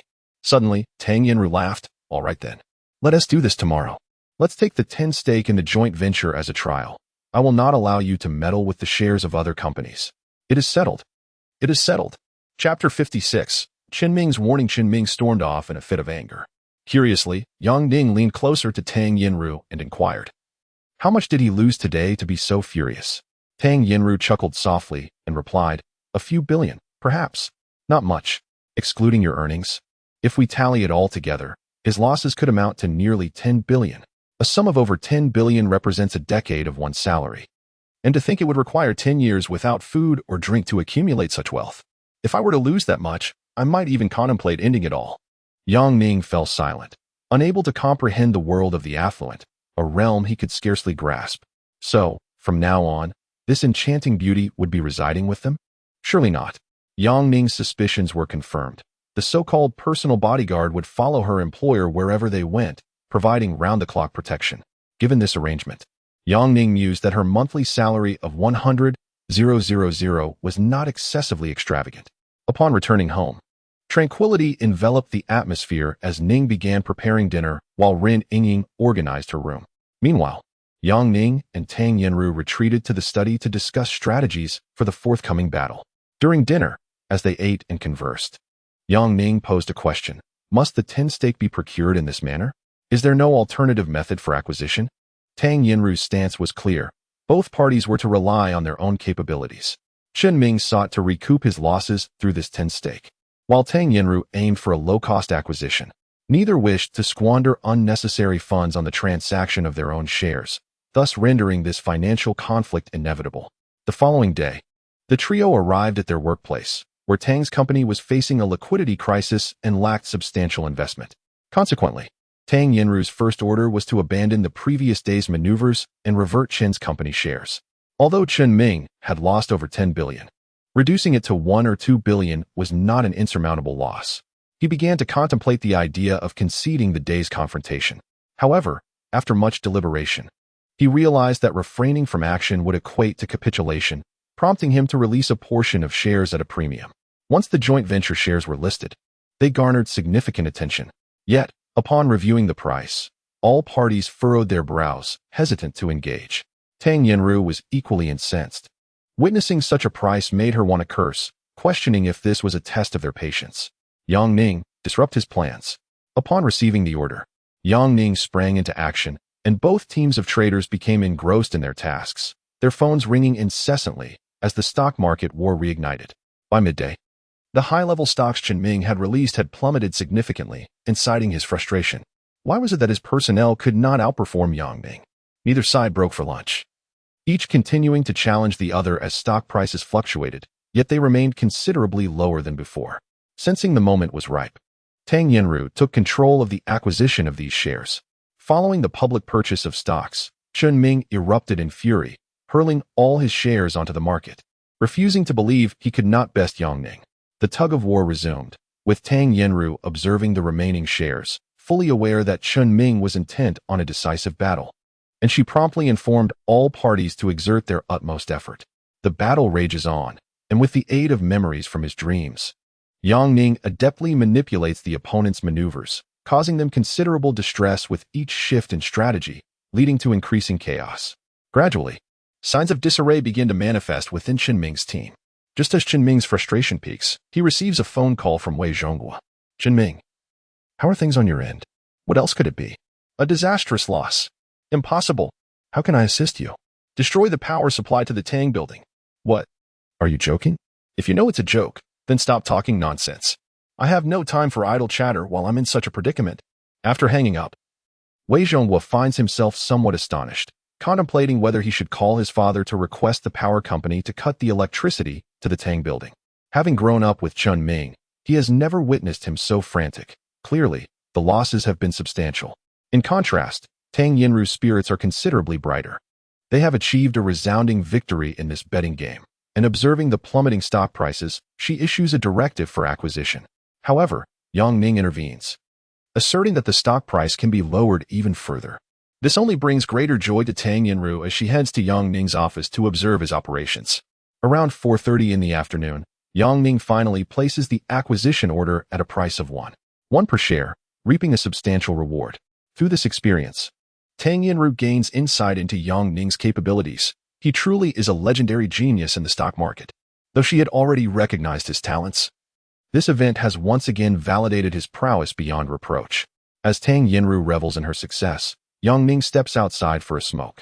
At that moment, she receives a call from Ming. Sister Tang, I must admit defeat. Let us have dinner together tonight. Bring Ning along. Are you not trying to corner me here? Who doesn't he know that Ning is your golden goose? Even if I wanted to poach him, I like your allure. Ming, you truly speak nonsense. Sister Tang, I'm just trying to congratulate you. No ulterior motives, just a dinner chat. After work, the two tidy up and leave the office, with Rin Yingying driving them to the tallest revolving restaurant in S City. Ming greets them with a smile, and compared to his demeanor yesterday, he has made a complete turnaround, leaving Ning puzzled. Once seated, Ming looks at Rin Yingying and remarks, Sister Tang, your subordinates are formidable. That girl almost dislocated my arm yesterday. Tang Yinru laughs. You have only yourself to blame, storming in with such anger. It's no surprise she put you in your place. Ming raises his glass in apology. My fault. My fault. Sister Tang, please don't take it to heart.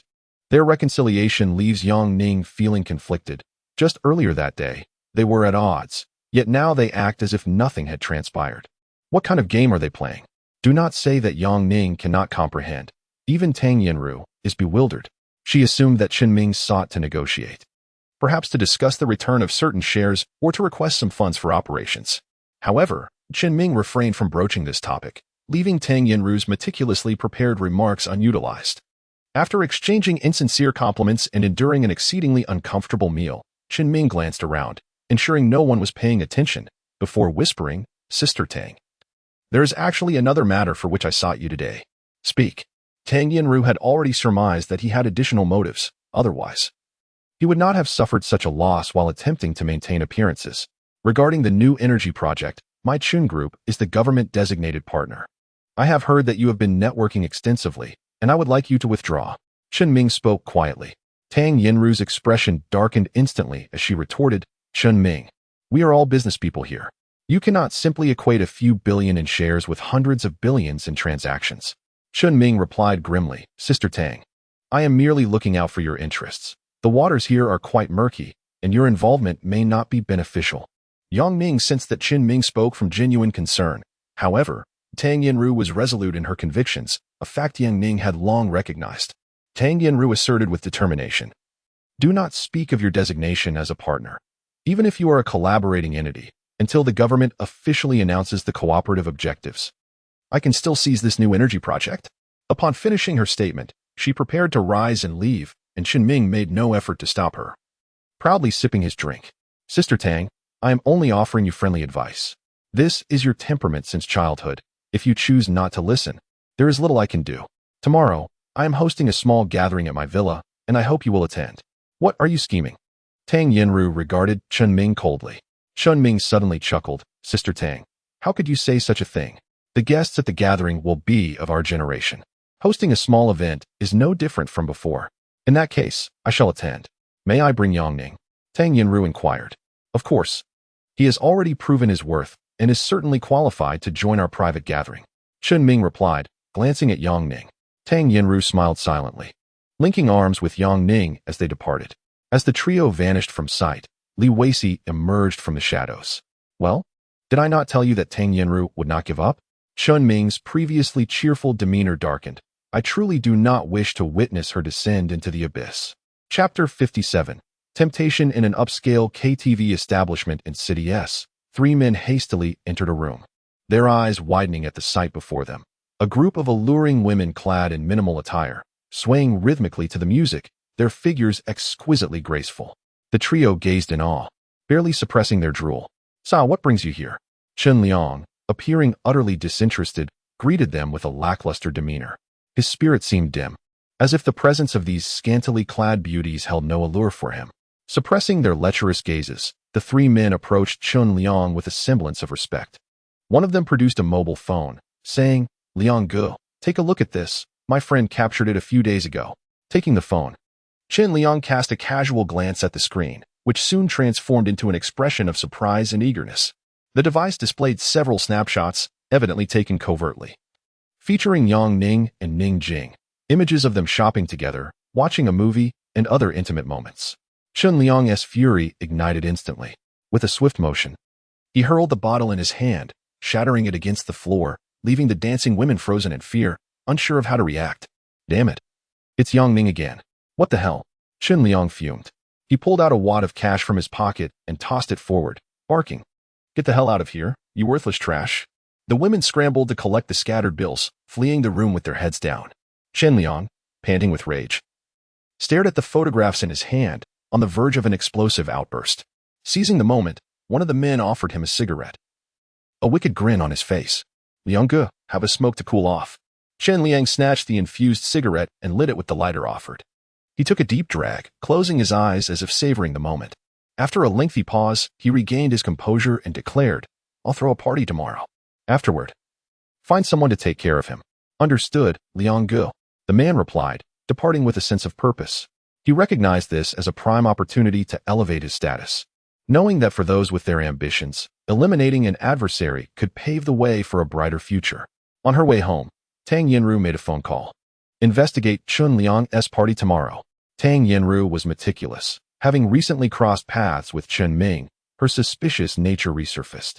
She doubted that he would easily relent and come to her aid without ulterior motives. Moments later, her phone rang. She answered, listening intently, her expression gradually relaxing. A silence enveloped the car, and Yang Ning, uncomfortable with the atmosphere, attempted to break the ice. Who were you calling just now? P.S. retired.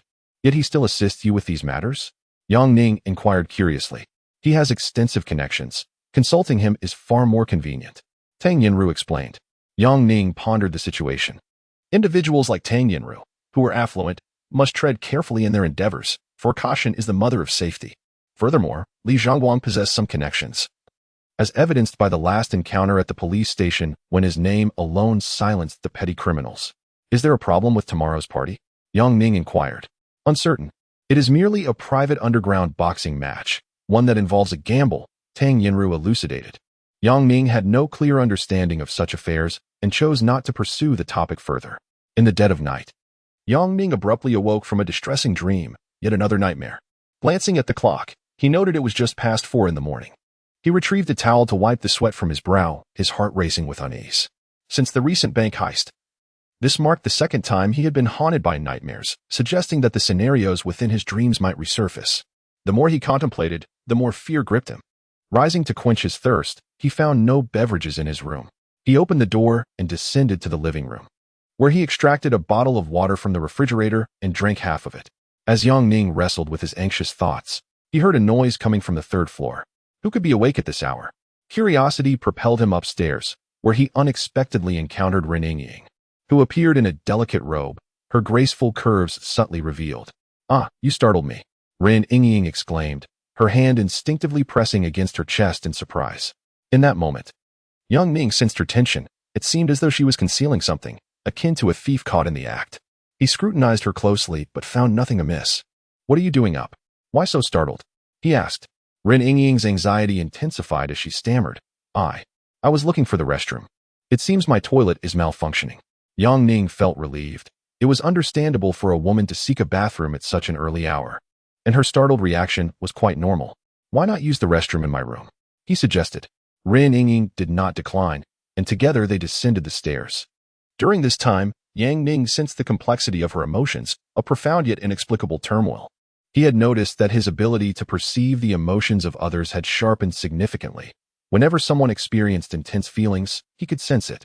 Ren Yingying was an enigmatic woman. Since their first encounter, Yang Ning had been intrigued by her, whether it was her prowess or her background.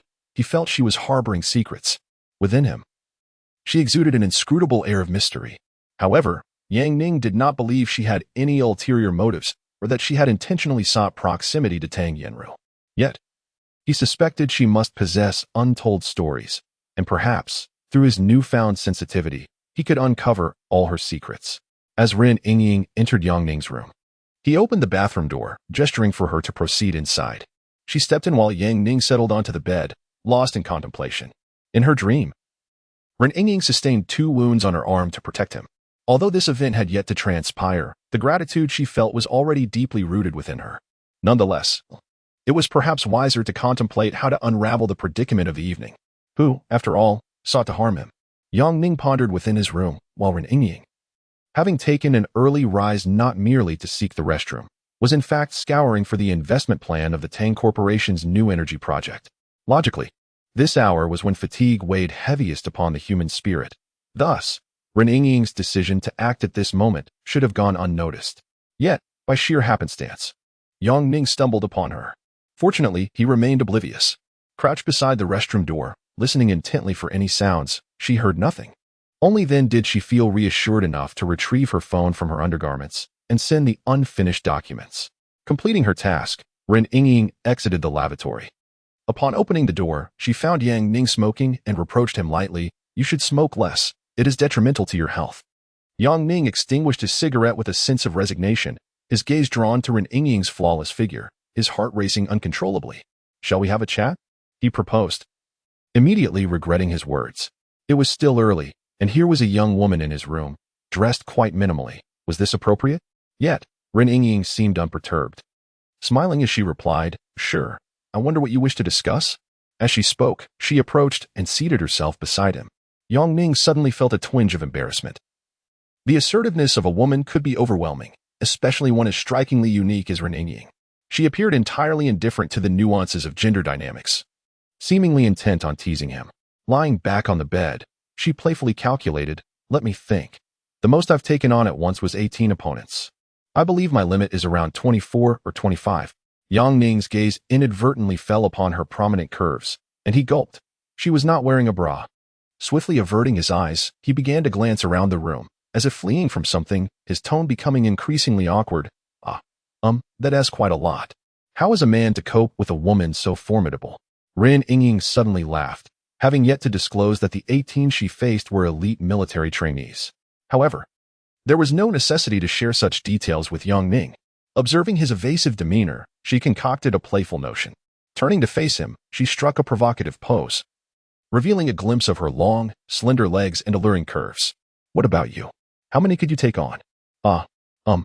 Yang Ning's eyes caught sight of her exposed legs, reaching tantalizingly high, and he swiftly turned away, unable to bear the sight further. "Well, when I was a child, I once fought off a dozen or so." Ren Yingying chuckled. "That's still quite impressive." Yang Ning, lowering his gaze, corrected her. "There was a misunderstanding. It was a dozen who fought me, and I could only lie there and endure the blows." "Ha ha ha." Ren Yingying suddenly burst into laughter. as if she had just heard an exceedingly amusing joke. Could it be? You were such a fool. Ahaha. Eventually, things improved. Upon entering middle school, I primarily became the one to strike others, though it was often a group of us against a single individual. Yang Ning hastily defended himself. After Ren Yingying had her fill of laughter, her expression suddenly turned serious. She abruptly sat up, leaning closer to Yang Ning, their noses nearly touching, their breaths audible. Yang Ning felt somewhat bewildered, pondering what this girl was up to. Surely, she wouldn't attempt to assault him, would she? However, reality proved that Yang Ning's concerns were unfounded. With a grave expression, Ren Yingying stated, "Look into my eyes and tell me, do you possess any special talents?" Chapter 58, The Swimwear Party, Part 1. The proximity of their conversation stirred an inexplicable impulse within Yang Ning. Had he been seated opposite Ning Jing or Tang Yinru, he would have kissed them without hesitation. However, facing a formidable beauty like Ren Yingying made him question whether such an action might result in losing a tooth. After a moment's contemplation, Yang Ning averted his gaze, attempting to distract himself. Just as he prepared to rise, Ren Yingying firmly grasped his face, compelling him to maintain eye contact with her. Yang Ning struggled to stand, but after several futile attempts, he surrendered and inquired, "What exactly do you want?" Ren Yingying, her expression unchanging, reiterated with a serious tone, "Tell me, what makes you special?" Yang Ning was bewildered by her meaning and did not consider the notion of abilities. His mind was in turmoil, mistakenly believing she was seducing him. In a moment of reckless honesty, he blurted out, "I'm particularly long down there." Down there? Ren Yingying curiously lowered her head, and upon grasping the implication, she swiftly delivered a slap. Pervert. With that, she stormed out, leaving Yang Ning in a daze. What on earth was that? How could she create such ambiguity without clarifying her intentions? However, after Ren Yingying's outburst, all fear dissipated from Yang Ning's heart. Once he settled down, he realized he was no longer afraid. What was it to be attacked by 100 people? Did their numbers intimidate him? He resolved to devise a plan and dismiss the incident from his mind. In the morning, everyone awoke, and Ren Yingying acted as though nothing had transpired. Proceeding to have breakfast and head to work as usual, clad in her professional bodyguard attire and strikingly attractive in her dark sunglasses. While in the car, Yang Ning occasionally stole glances at Ren Yingying, not out of admiration for her beauty, but due to his curiosity about her inscrutable thoughts. He attempted to decipher her mind through his gaze. Suddenly, Tang Yinru noticed Yang Ning's lingering stare at Ren Yingying and playfully slapped the back of his head. "What's wrong with you? It's early in the morning. What are you staring at? Keep it up, and I'll pluck your eyeballs out." Rubbing his head, Yang Ning replied helplessly, "All right, I wasn't looking at anything." Despite his attempts to defend himself, he sensed Tang Yinru's jealousy and secretly reveled in the thought that perhaps she had developed feelings for him. In contemplation, he noticed Tang Yinru's familiar indulgence towards him, though she seemed slightly irked. "You men are all the same. Tomorrow, I'll drive to work myself. You're not allowed in my car anymore." "Yes, boss," Yang Ning responded, noting the firmness in her voice. "What did you call me?" Tang Yinru's irritation intensified. Realizing his slip, Yang Ning quickly amended, "Yinru, my apologies. Why are you so angry today? Did you not sleep well, or is it a woman's issue?" He feigned innocence, and immediately, Tang Yinru's ire dissipated. "Not your concern," she retorted, turning her head away and ignoring him. Yang Ning let out a sigh of relief. The woman's heart was indeed as elusive as a needle in the ocean. Just moments ago, he sensed Tang Yan's anger, and now she seemed to feel embarrassed. It appeared that with this newfound ability to read minds, he would be able to navigate among the women with great ease. Haha, the future looks increasingly promising. It seems that my springtime has arrived. Ren Yingying, observing Yang Ning's smug demeanor through her vantage point, felt a twinge of confusion. What manner of person was he? He presented as a mere underdog, yet his professional abilities were remarkable. Moreover, what precisely was his extraordinary talent? The trio rode the elevator in silence upon arriving at the company, then they parted ways. Yang Ning picked up the phone and dialed Li Zhongguang. After a few rings, Li answered. "Hello, brother Li, this is Yang Ning." "Ah, little brother, what prompts your call this time?" "I have a favor to ask of you." "Speak plainly." "Tonight, bring a few people to this location. I need to deal with about 100 people." After hanging up, Yang Ning fell into contemplation. In his dream, on a darkened street, a truck lay sprawled across the road. Tang Yin urged him to get out and take a look, only to reveal a crowd of about 100 people armed with machetes, waiting for his arrival. He stood and lit a cigarette. pondering who wished to harm him, about 100 individuals.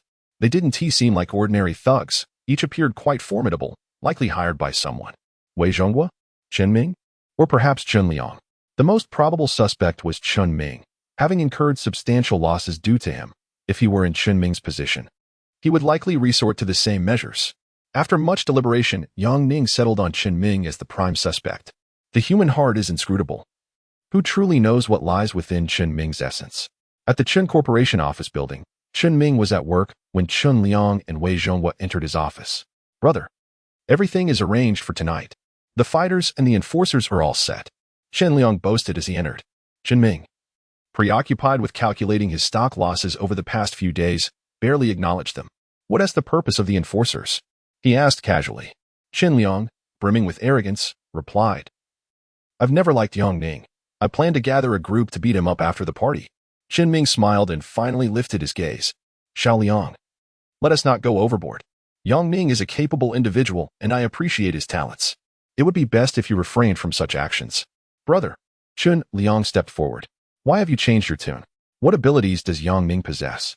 He is merely a reincarnation of a pauper. With an ancestry of nothing but the impoverished, relying on his meager talents is less advantageous than picking someone randomly from a talent market. Chen Ming chose not to respond. But Wei Zhonghua could no longer remain silent. Xiao Liang, your words are misguided. Yang Ning is quite talented in both scholarly and martial pursuits. Such individuals are best courted. And we should avoid provoking them. Oh, I understand. How annoying you two are. Chen Liang, visibly irritated, exited the office, detesting unsolicited advice, especially when it came from his own brother. Entering the elevator, I dialed a series of numbers. Hello, 3, I want him dead tonight. Money is no object. Chen Liang spoke on the phone, oblivious to the stares of those around him. After ending the call, he cast a glance at the others, warning, what are you looking at? Keep staring, and I'll have your eyes. All the passengers in the elevator averted their gaze.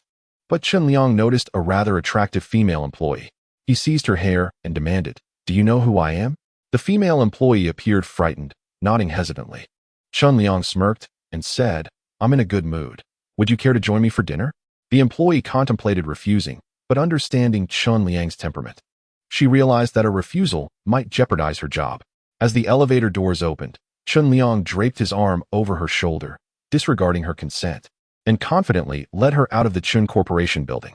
After a busy day at work, Yang Ning enjoyed a leisurely afternoon, occasionally checking the stock market on his computer. He reported any anomalies to Tang Yinru, who would then neutralize the alerts. Fortunately, several traders assisted in monitoring, allowing Yang Ning to have a remarkably relaxed workload.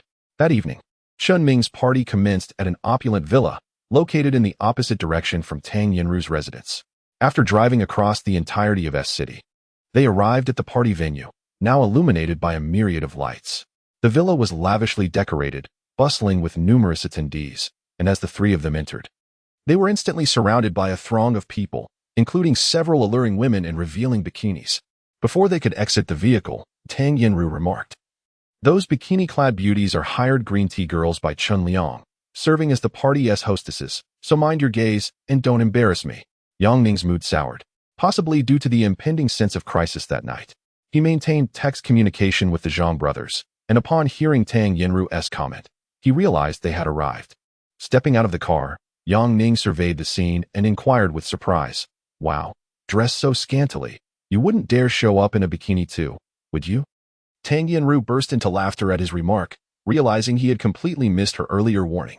Forget it, she retorted as she opened the car door and stepped outside, followed closely by Ren Yingying. Yang Ning finally exited the car, taking in what was deemed a party.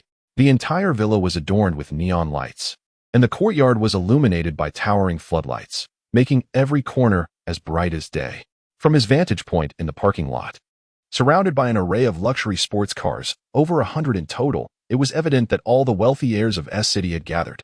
Not far ahead lay a swimming pool where several bikini-clad women frolicked, flaunting their allure and capturing the attention of many affluent young men. Surrounding the courtyard, clusters of beautiful women mingled, occasionally accompanied by handsome men, their entourages suggesting they were guests invited to the festivities. What are you staring at? Keep up. Tang Yinru noticed that Yang Ning was standing there in a daze, thinking that he had lost his senses. It was only then that Yang Ning snapped back to reality and hurried to catch up with Tang Yinru. She swiftly grasped his arm and playfully pinched his waist, whispering a reminder, "You are my publicly acknowledged boyfriend. You must not gaze upon other women." Yang Ning felt a deep sense of distress. The entire vicinity was filled with captivating beauties. How could he possibly avert his gaze? Chapter 59, The Swimwear Party, Part 2, upon entering the villa. It was still bustling with guests. However, the majority were men, with only a few exceptionally attractive women gracing the interior. Dressed in scant fabric, they seemed almost bare. "Welcome, Sister Tang." Chen Liang approached with a group of his young companions, all appearing to be in their early 20s, likely around the same age as Chen Ming. Tang Yinru smiled gently and inquired, "Where's your brother, Xiao Yang?" Chen Liang gestured towards the upper floor, saying, "He is upstairs with his friends. Shall I take you up?" Without waiting for a response, he turned and headed up the stairs. In that fleeting moment, Yang Ning exchanged a glance with Chen Liang, discerning a hint of mockery and disdain in Chen Liang's eyes, akin to a proud lion surveying a mere rabbit. Although Yang Ning harbored a dislike for Chen Liang, he dismissed him as inconsequential. After all, Chen Liang was merely a spoiled rich kid, his intentions not deeply concealed. It was his brother, Chen Ming, who elicited a sense of caution in Yang Ning. Under Chen Liang's guidance, they ascended to the third floor via the stairs. As the upper level was a private domain where bodyguards were not permitted, leaving Ren Yingying to remain in the lobby on the first floor. Chen Liang knocked and promptly entered the room, which housed 7 or 8 individuals, wealthy scions from S City, each managing substantial enterprises, including Li Weixi. Wei Zhongwu greeted them with a smile and embraced Tang Yinru. After exchanging pleasantries and settling down, Chen Ming glanced at Yang Ning, then at his younger brother Chen Liang, saying, "Xiao Yang, the formal party has yet to commence. Take Yang Ning downstairs for a stroll. We shall converse for a while." Yang Ning recognized that they had serious matters to discuss, and he had not expected to plunge into the heart of the matter so swiftly. Before Chen Liang could respond, Yang Ning patted Tang Yinru on the shoulder, declaring, "You all carry on. I'll take a stroll downstairs." Tang Yinru offered him a reassuring glance, signaling that he should feel at ease. Yang Ning was not particularly worried as he followed Chen Liang out. Just as they reached the staircase, several bodyguards converged, cordoning off the conversation room. Curiosity piqued, Yang Ning cast a glance. While Chen Liang jested, "They're discussing confidential matters. The room is equipped with signal jammers, more effective than examination monitors, ensuring nothing can be overheard. So let us head downstairs." Chen Liang descended the stairs with confidence, and Yang Ning had no choice but to follow. Logically, they should be discussing topics related to new energy. He wondered why the project was shrouded in such complexity, akin to state secrets. Upon reaching the ground floor, Chen Ming casually picked up a cigarette from the table and tossed it to Yang Ning, saying, "Have one." "Thank you." Yang Ning replied casually. Chen Liang motioned for the women seated on the sofa to clear the area, guiding Yang Ning to sit down and conveniently handing him a lighter. Yang Ning lit the cigarette without much thought, but after taking a drag, he felt a wave of dizziness wash over him, accompanied by a cacophony of voices in his mind. Who is that beside young Master Chen? I don't know, but I've heard this individual is quite remarkable. He is remarkably handsome. That fool dares to accept any cigarette. After shaking his head, Yang Ning glanced around, eager to identify the person insulting him. However, just as he scanned the front, a hand reached from behind and snatched the cigarette from his lips. Upon turning to look, he discovered it was none other than Ren Yingying. With 2 fingers, Ren Yingying extinguished the cigarette and coldly declared, "This is marijuana, a drug." Yang Ning was taken aback, finally comprehending why his hearing had suddenly sharpened and why he felt so dazed. It all made sense now. Seeing Ren Yingying's action, Chen Ming was incensed.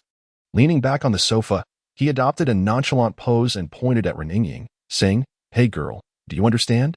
If you don't know, don't speak out of turn. Marijuana is not a drug. In Holland, smoking marijuana is not illegal, you know." Ren Yingying paid no heed to Chen Liang. This was Huaxia, and smoking marijuana was indeed illegal. Her voice rang out loudly, and the villa's hall fell silent, all eyes fixed on Ren Yingying. After a moment, everyone burst into laughter, as if they had just heard an absurd joke. One of Chen Liang's lackeys, puffing on a spiced cigarette, stood up and laughed, approaching Ren Yingying. "Illegal, huh? I'm smoking it anyway. Let the police come and arrest me." Ren Yingying gritted her teeth in anger, had it not been for her mission. She would have certainly taught this brat a lesson and locked him away. But Ren Yingying restrained herself, swallowing her indignation. Meanwhile, the wealthy second-generation heir opposite her mocked, "Oh, realizing your mistake, are you? No worries, I'm not angry with you." He placed a hand on Ren Yingying's shoulder and taunted, "Do you even know where you are? Do you know what kind of party this is? A swimsuit party. Who are you trying to impress with all those clothes? Remove your filthy hands." Ren Yingying retorted coldly. The heir, seemingly deaf to her words, or perhaps feigning ignorance, cupped his hand to his ear and leaned closer, asking, "What did you say?" Ren Yingying's anger escalated. Her voice low and menacing as she said, "I said, remove your filthy hands, or I will break your arm." The heir was taken aback. Disbelief etched on his face as he stared at Ren Yingying. At that moment, Yang Ning regained his composure, sensing the escalating tension. Realizing that a physical altercation was imminent, he hurriedly intervened. "Don't take it to heart. She's a new bodyguard and doesn't understand the rules. She's a trusted aide of Tang Yanru. No one indulges her." As Yang Ning spoke, he pushed the heir away, distancing him from the volatile Ren Yingying. Yang Ning could sense that Ren Yingying was on the brink of an explosion.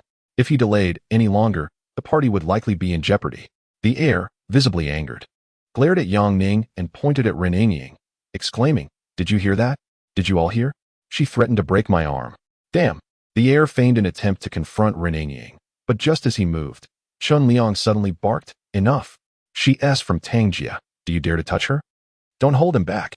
The wealthy heir seemed to realize the awkwardness of the situation and, with a forced smile, remarked, "Hee. I was merely joking to lighten the mood. Please, carry on." As he uttered these words, he took a puff from a flavored cigarette and exhaled the smoke towards Ren Yingying before turning to leave. Observing that the tension had dissipated, Yang Ning promptly approached Ren Yingying, whispering in her ear, "Do not stir trouble. We are on someone else's turf. Everyone in this room has an influential father. And if you do not, it would be wise to remain silent." He patted her shoulder, encouraging her to relax. After taking a deep breath, Ren Yingying softly replied, "Thank you." Yang Ning and Ren Yingying exchanged puzzled looks at Chun Liang, who casually pulled out a stack of cash and tossed it onto the table, declaring, "Tonight, the villa is hosting a swimsuit mixed martial arts competition. A victory earns you 50,000. 2 wins grant you 100,000. The overall champion receives 1 million. Are you interested?" "Absolutely not," Ren Yingying retorted. Even in her financial struggles, she would never consider engaging in a swimsuit fight for such a trivial sum. "Are you afraid?" interjected the wealthy heir who had previously provoked her. Yang Ning was about to intervene when Ren Yingying boldly stated, "My duty is to protect Miss Tang. I will not participate in anything else unless commanded by her." TCH. With Ren Yingying's firm stance, the wealthy heirs found it difficult to press further, and one by one, they returned to their own conversations, disregarding her. Chun Liang, however, remained seated with a mocking grin.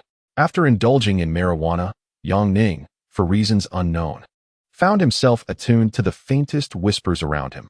Every conversation in the hall resonated in his mind with startling clarity. Noticing the atmosphere had calmed, Yang Ning gestured for Ren Yingying to join him in a quieter corner. As they distanced themselves from the center of activity, Yang Ning took a moment to collect himself while Ren Yingying anxiously scanned her surroundings.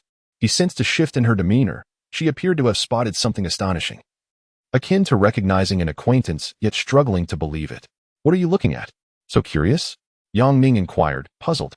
Ren Yingying quickly masked her intrigue. Nothing at all." Yang Ning followed her gaze but saw nothing of consequence, deciding not to press further. Just then, a loud shout resonated from upstairs, Tang Yanru's voice. Yang Ning stood up, intending to investigate, but halted after a few steps. His heightened auditory sensitivity allowed him to discern the sound when no one else could. He paused, having overheard Tang Yanru expressing her anger, seemingly displeased with the admonishments from Qin Ming and his associates, engaging in a heated argument with them. After a while, Tang Yanru's fury subsided, and the world around Yang Ning fell silent once more. He found himself puzzling over his peculiar state. Had the marijuana granted him an extraordinary ability akin to having an acute sense of hearing? As Yang Ning pondered, he suddenly sensed a stir of emotions within Ren Yingying. He swiftly glanced at her, only to find her fixated on a striking woman until the latter vanished from sight. "Do you know that woman?" Yang Ning inquired with curiosity. Ren Yingying, taken aback, hurriedly attempted to mask her reaction, but it was too late. Lowering her head, she replied, "Yes, she was my former classmate. We trained in martial arts together and studied side by side. She possesses remarkable strength. You are curious as to why she is here, aren't you? Yang Ning asked. To his surprise, Ren Yingying shook her head. For money, of course. This is how society operates. Chapter 60. The bikini fighting competition. Ren Yingying was reluctant to speak, and Yang Ning did not wish to pry, for they had only recently acquainted themselves. There was no need to delve into matters too deeply. Thus, time passed gradually, while the atmosphere at the party remained joyous, save for the two of them. During the festivities, several bikini-clad beauties approached Yang Ning, but they were swiftly deterred by Ren Yingying's fierce gaze. Eventually, a bodyguard descended from the upper floor and whispered something into Chen Liang's ear. Chen Liang then stood and proclaimed, "The swimwear party officially begins." At his words, the entire room erupted in cheers. Yang Ning had initially assumed that everyone would be donning swimwear, yet he soon realized his expectations were misplaced. Chen Liang approached Yang Ning and informed him, "You may head upstairs.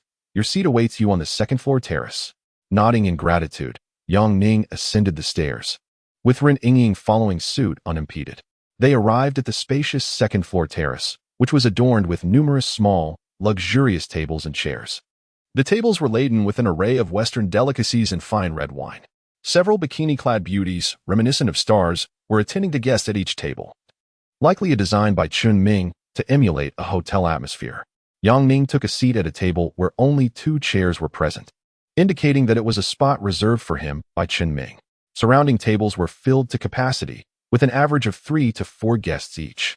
As he settled in, Yang Ning noticed that the Villa's swimming pool had mysteriously been drained, and tables similar to those on the terrace surrounded it, suggesting that the terrace was a VIP area while the area below catered to regular members.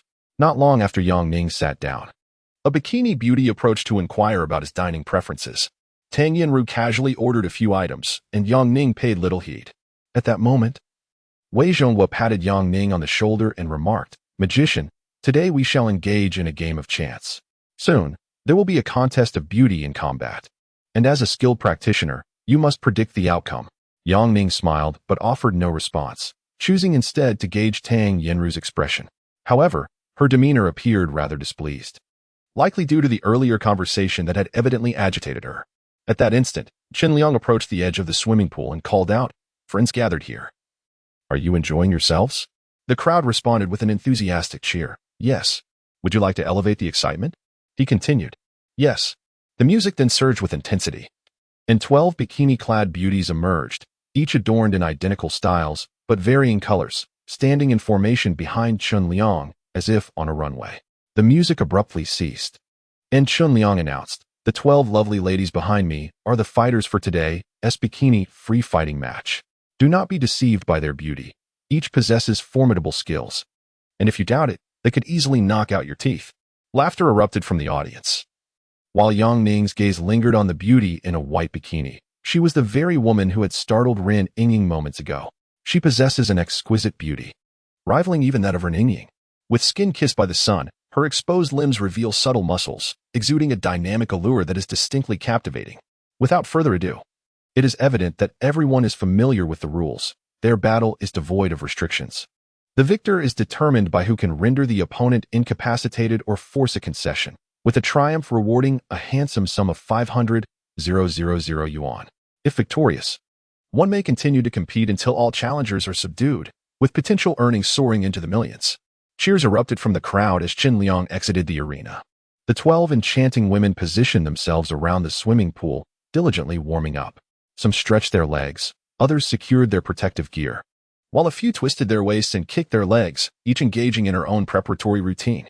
The fervor of the audience seemed to amplify with each graceful movement, as they animatedly discussed the beauty of one competitor or the elegance of another's long legs. However, Yang Ning's attention diverged from the others. His gaze fixated on the woman adorned in a white bikini. She wore an impassive expression, sitting at the pool's edge, intently wrapping her handguards. "Magician, whom do you wish to wager on?" Wei Zhonghua inquired, drawing nearer to Yang Ning. Hesitant to divulge his thoughts, Yang Ning pondered briefly before replying. "Let's observe a bit longer." At that moment, Tang Yanru boldly declared, "I'll wager 10 million on white, blue, and black." Yang Ning gasped in astonishment. Tang Yanru was exceedingly generous. Each bet was a staggering 10 million, totaling 30 million. Yet again, Yang Ning's apprehensions proved unwarranted, as immediately following Tang Yanru's pronouncement, Wei Zhongwu chuckled and added, I'll place 10 million on purple, pink, yellow, and orange. Chen Ming grinned and turned to his tablemate, Li Weisi, asking, which one will you bet on? Li Weisi, speaking in a blend of Chinese and English, replied, I'm not quite familiar with this. So I'll wager on orange and yellow, 10 million each. Upon hearing this, Tang Yanru burst into laughter, whispering, after all these years, your taste remains unchanged. The onlookers exchanged mischievous glances between Li Weisi and Tang Yanru. Curious, Yang Ning observed the two women dressed in orange and yellow, only to discover that they were twins, each possessing a pure and striking countenance. While Yang Ning scrutinized the competitors below, the patrons on the balcony had completed their bets, leaving Yang Ning as the sole participant yet to place a wager. Chen Ming teased, Great magician Yang Ning, the match is about to commence. Aren't you going to place a couple of bets? Tang Yanru also glanced at Yang Ning, encouraging him to express his choices. Yang Ning felt a twinge of discomfort. He simply wished to bet on the beauty in the white bikini. Was it necessary to wager on more? Could he place a solitary bet? Laughter erupted around him. And Chen Ming clarified, of course you can. However, betting solely on one is a risky endeavor, as the outcome hinges on who secures the most victories. If you bet on just one, it may lead to a rather dismal loss. Yang Ning chuckled lightly. No worries, I have faith in the one in white. The others seem rather superficial. After Yang Ning uttered those words, he cast a glance at Ren Yingying by the door. If Ren Yingying had not deceived him, then this enchanting beauty in a white bikini must possess extraordinary prowess. While Yang Ning harbored his own thoughts, those around him held a different opinion. They were well aware of his humble origins and meager finances, speculating that he was merely putting on a facade, merely playing a part to save face. Chen Ming chuckled and remarked, Master Magician Yang Ning, last time you were here, you had nearly 10 million in funds that have yet to be transferred to your name. Should you require it, I can readily allocate it for you. Yang Ning furrowed his brow and inquired, 10 million? When did this happen?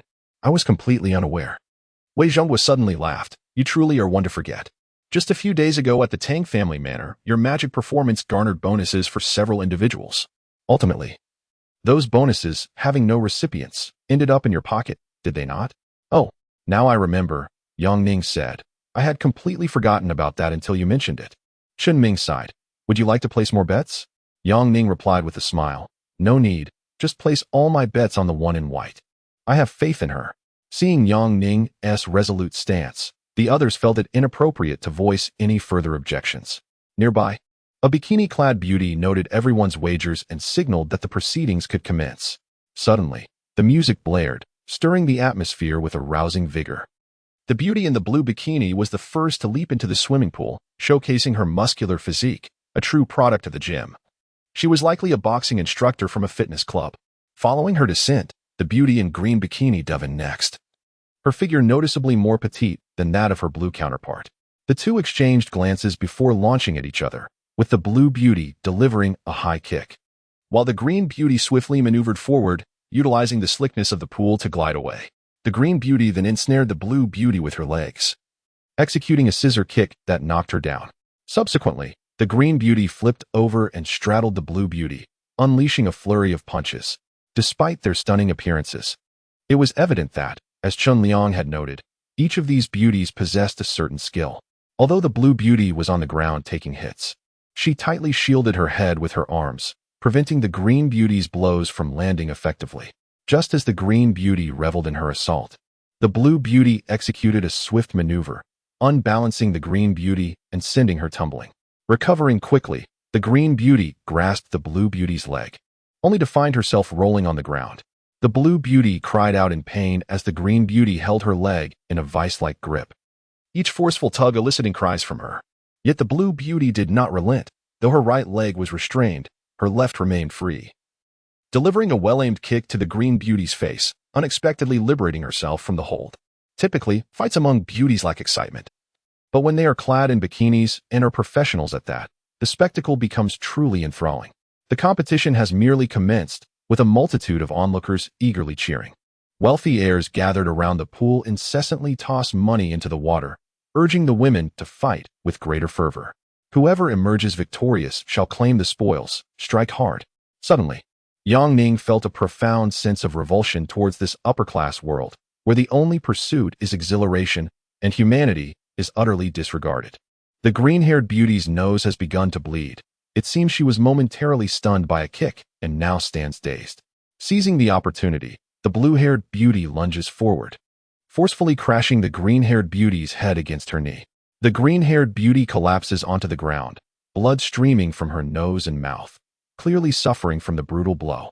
A countdown commences as time ticks away, yet the green-haired beauty remains down, prompting a chorus of cheers for the blue-haired beauty, who celebrates by collecting the scattered money in the pool. Meanwhile, several bodyguards clad in black enter the water, dragging the green-haired beauty out like a lifeless dog. Carelessly casting her aside without a second thought, one of the wealthy heirs, perhaps incensed by his monetary loss, approaches the unconscious green-haired beauty and kicks her twice, while the surrounding crowd does nothing to intervene, instead erupting in laughter and jeering. Yang Ning watches in fury at this deplorable scene. Chapter 61. A sensual duel. Though filled with indignation, Yang Ning found himself powerless to act. He had initially hoped that Tang Yinru might intervene. However, when he turned to her, he was taken aback by her serene demeanor amidst the unfolding chaos. Is it truly so that, in the eyes of you affluent individuals, a person is deemed so lowly? He murmured, his voice barely above a whisper, yet Tang Yinru heard him distinctly, casually raising her glass. She took a delicate sip and replied, "There is no inherent distinction of nobility or baseness among people. My indifference stems from the fact that it is the pursuit of personal gain that creates such hierarchies." Setting her glass down, she surveyed the crowd below. No one had coerced them into competing. Victorious, they would reap substantial rewards, and even in defeat, they were assured a minimum prize. This was a voluntary endeavor, one over which she had no control, nor did she wish to impose. Yang Ning yearned to voice further thoughts. Yet the resolute expression on Tang Yinru's face signaled her discontent, compelling him to suppress his grievances. In the swimming pool below, two women clad in contrasting bikinis, one in pink and the other in teal, entered the arena. Their physiques were remarkably similar, save for one sporting a ponytail while the other had a chic bob. Once positioned, they assumed their stances, and the music surged, heralding the impending clash. Suddenly, both women lunged towards one another. In their first encounter, they raised their legs in unison, revealing their exceptional mastery of kicking techniques indicative of their taekwondo backgrounds. The surrounding wealthy spectators erupted with excitement, showering the pool area with cash. Dressed minimally, the combatants' legwork provoked a chorus of whistles with each elevated kick. The teal-clad beauty fell back onto the ground, dazed but not unconscious, attempting to regain her footing. Seizing the moment, the pink-clad fighter dashed forward, delivering a high kick that struck her opponent squarely on the head. The impact sent the teal beauty crashing face-first into the poolside, and the pink fighter deftly turned her over with a pointed toe. It was then that the audience beheld the severity of her injuries. Blood streamed from her 7 orifices, indicating a grave condition.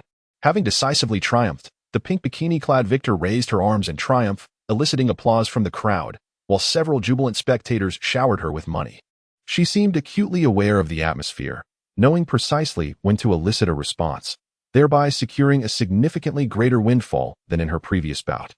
This contest was nothing short of exhilarating.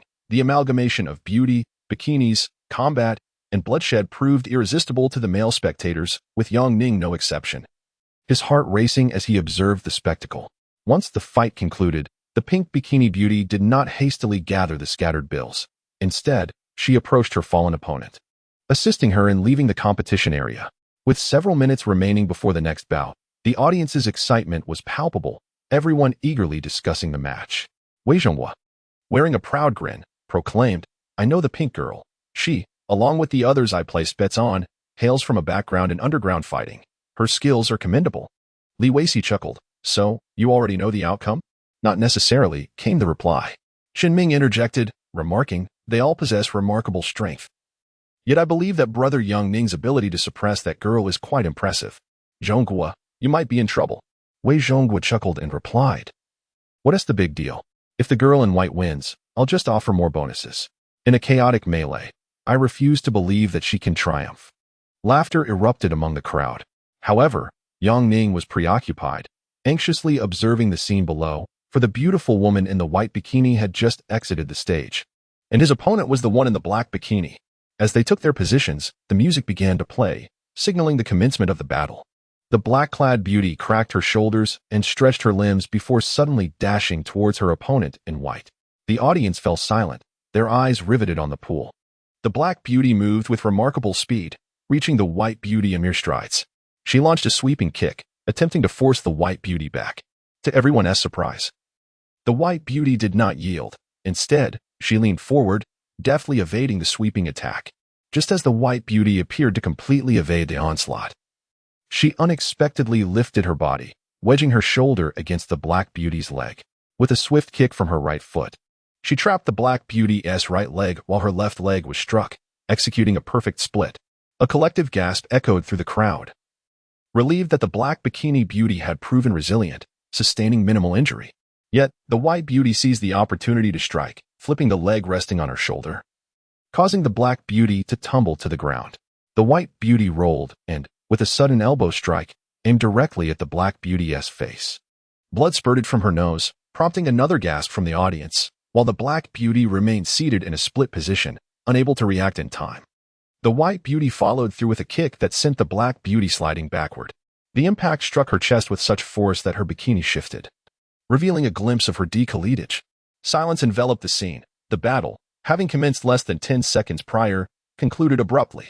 All eyes were fixed on the Black Bikini Beauty, who remained in her split position, unconscious. The White Beauty approached the poolside, retrieving a towel to cover the Black Beauty's chest. It was only then that the crowd fully grasped the magnitude of the swift and overwhelming victory. Cheers erupted once more, applause ringing out fervently. The fight had ended so quickly that the affluent onlookers hadn't even lost any wagers before the clash concluded.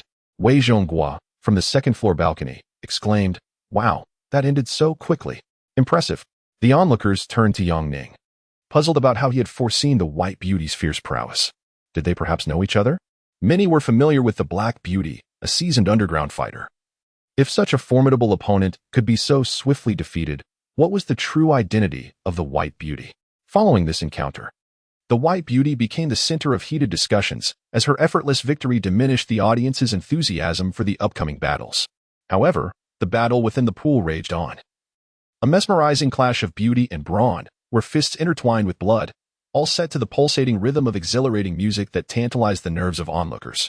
Soon, all 6 matches concluded, leaving 6 victors at the pool's edge while the defeated beauties were whisked away, presumably to recuperate. The subsequent bouts promised even greater spectacle, as the fervor ignited by earlier contests had inflamed the crowd's enthusiasm. Each fight drew cheers from the spectators gathered at the poolside, with numerous affluent young heirs eagerly tossing money into the water. Yang Ning pondered how much wealth they would squander in a single evening. Yet the revelers seemed indifferent to such concerns. As the third match commenced, the alluring beauty in a white bikini re-entered the arena, prompting a wave of cheers from the audience. Her entrance prompted all to brandish their cash, resulting in a thick layer of bills carpeting the pool before the fight even began, an unprecedented occurrence in history. Opposing her was a seasoned contender clad in a pink bikini, dubbed by Wei Zhonghua as a veteran of underground boxing matches, which left Yang Ning apprehensive about her chances of victory. His gaze instinctively drifted to Ran Yingying at the entrance, who, devoid of her usual bodyguards, now appeared tense, her eyes fixed anxiously on the pool, likely concerned for the unfolding skirmish. As the music swelled, the fight began. The 2 beauties charged forward. The white-clad fighter, having previously demonstrated formidable prowess, prompted the pink fighter to adopt a cautious approach. Her kicks were executed with precision, leaving no openings for the White Beauty to exploit. Thus, the duel continued for approximately 30 seconds until the pink fighter retreated a few steps. Seizing the opportunity, the White Beauty surged forward. However, the pink fighter swiftly executed a kick that scattered money across the pool floor, momentarily obscuring her vision. Capitalizing on this, the pink fighter lunged forward, landing a powerful kick to the White Beauty's abdomen, forcing her back. With newfound momentum, the pink fighter launched another assault, delivering a high kick aimed at the White Beauty's face. Yet, the White Beauty, seasoned and astute, evaded the frontal attack by swiftly crouching. In a flash, she retaliated with 2 rapid punches that connected with the pink fighter, then executed a swift maneuver, bending her opponent over, who was caught off guard and struck the back of her head against the ground with a dull thud. In the ensuing silence, the White Beauty locked the pink fighter in a triangle choke, rendering her struggles futile. As time ticked away, the crowd roared their support for both beauties until finally, the pink fighter tapped out in submission. Only then did the White Beauty release her, standing up and exhaling in relief.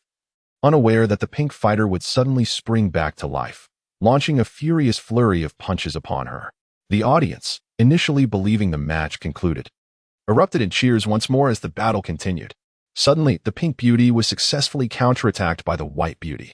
At that moment, the white beauty seemed to be enraged, swiftly executing a throat slash that rendered the pink beauty utterly defenseless. Following this, a powerful punch from the white beauty left her unable to rise again. As the battle concluded, everyone erupted into applause. Chen Liang, with a broad smile, approached the edge of the pool, remarking on the unexpected emergence of a dark horse today. "Where's the applause?" As the clapping continued, Chen Liang added, "However, let us not rejoice too soon. There remains a three-way melee ahead. As is customary, I must inquire. Is there anyone willing to add to the prize pool?" "Yes, I shall contribute." Chapter 62. Reningying's Impulse according to the customary rules.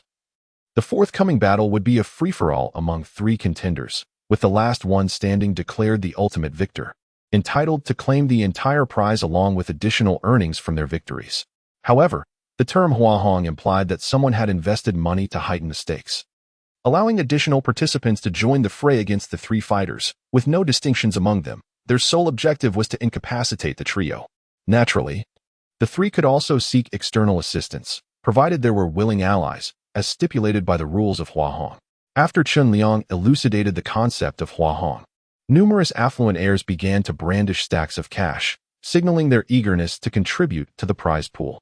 A beautiful attendant responsible for tallying the funds calculated the total and relayed the figure to Chen Liang, who appeared visibly exhilarated upon hearing it. "Ladies and gentlemen, this match as huahong has reached an unprecedented height, with the prize pool alone exceeding 10 million. Therefore, I declare that this final match shall operate without any rules. Both sides are free to enlist external aid. As the host, let me introduce the contenders brought forth by the huahong prize." Chen Liang stepped aside, allowing everyone to direct their attention to the illuminated area, where a formidable line of over 20 brawny men emerged. Gasps of astonishment echoed through the crowd. With such a multitude of imposing figures, one had to wonder if the three women could withstand the onslaught, let alone seasoned male fighters accustomed to such contests. Nevertheless, the wealthy onlookers, in pursuit of thrill and bloodshed, offered no objections to the apparent inequity of the match and began to applaud enthusiastically. Yang Ning glanced at Tang Yaru in confusion, questioning the fairness of this arrangement. Tang Yaru mirrored her bewilderment, admitting that she had never witnessed such a scenario before. Meanwhile, the two victorious female fighters had already taken to the ring, the twin sisters upon whom Li Weici had placed his bets.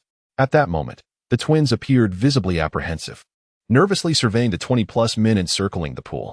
The three bikini-clad women stood back to back, vigilant against their surroundings, thus forming a semblance of unity. A clash of beauty and beasts, a baptism of fists and blood. The music surged forth. Following Chen Ming's exuberant announcement, the pulsating rhythm penetrated the air, prompting all the men to launch their assault. Yang Ning, standing tensely on the second-floor balcony, was perplexed as to why no one from the women's side had emerged to assist. Had all the bikini-clad women been dispatched? As these thoughts occupied her mind, the chaos of battle unfolded below. Over 20 muscular men leaped into the pool, swiftly encircling the three women. Lacking any sense of chivalry, they charged forward, delivering swift kicks. Although the three women fought valiantly, they were overwhelmed and unable to mount a defense. Under the relentless assault, they scattered, evading the onslaught of their numerous assailants. This was an unmitigated melee, with the women struggling against insurmountable odds. The sheer number of men and the confined space rendered them increasingly vulnerable, and one by one, they succumbed to the blows. On the battlefield, the twin sisters had already sustained several strikes, yet they continued to resist with tenacity. The situation for the woman in the white bikini was somewhat more favorable. Her occasional counterattacks were effective, managing to repel a man or two from time to time. Just as the battle reached its most intense moment, she was suddenly embraced from behind by a burly man, while two others swiftly struck her. Witnessing the swelling and bruising on her body, Yang Ning felt a pang of pain for her. At that very instant, a figure suddenly soared from behind the balcony, moving with remarkable speed, leaping out of the crowd, placing a foot on the balcony's edge before descending, her body tracing a perfect arc through the air. The onlookers were momentarily stunned, unable to comprehend that someone would jump from the second floor. Only Yang Ning recognized her clearly. It was none other than Reningying, the bodyguard of Tang Yanru.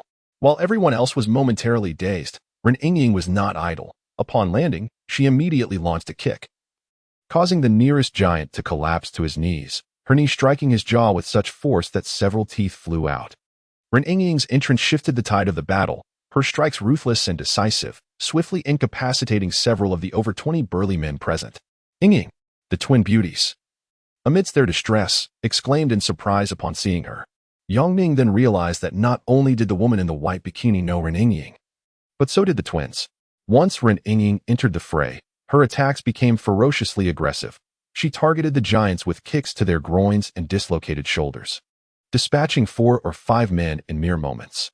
The sight of Ren Yingying's merciless onslaught seemed to ignite the fighting spirit of the woman in the white bikini, who unleashed her own fierce attacks and swiftly took down the giant beside her. The audience fell silent, watching the fierce battle unfold in the pool as one burly man after another was brought down. Within minutes, all 20 were sprawled on the ground, moaning in agony. The 3 bikini-clad beauties were left in a dire state. Their once beautiful faces had transformed into swollen messes. The woman in the white bikini fared worst. The intensity of the fight had rendered her bikini tattered, her body marred with bruises and swellings.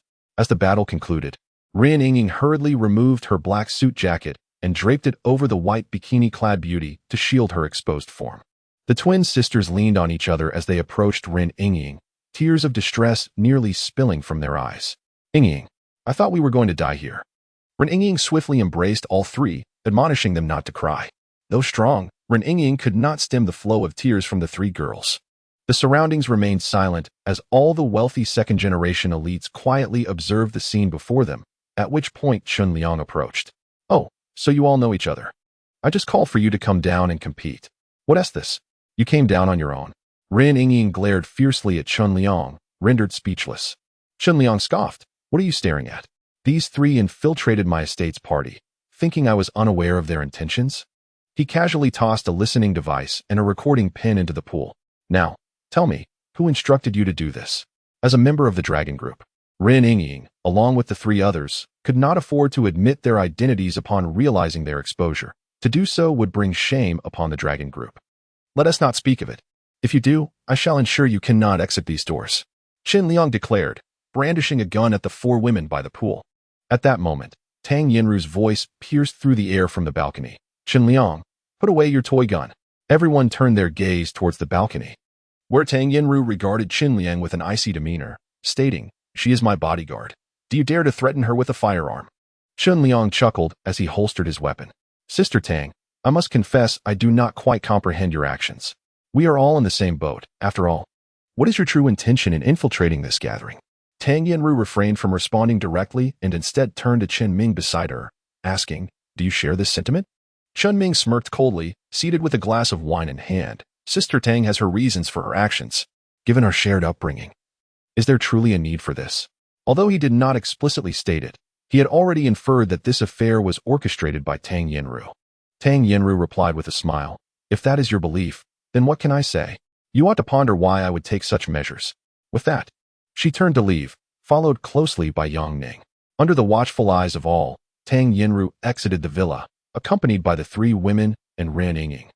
Departing the estate, once in the car, Ren Yingying took the wheel.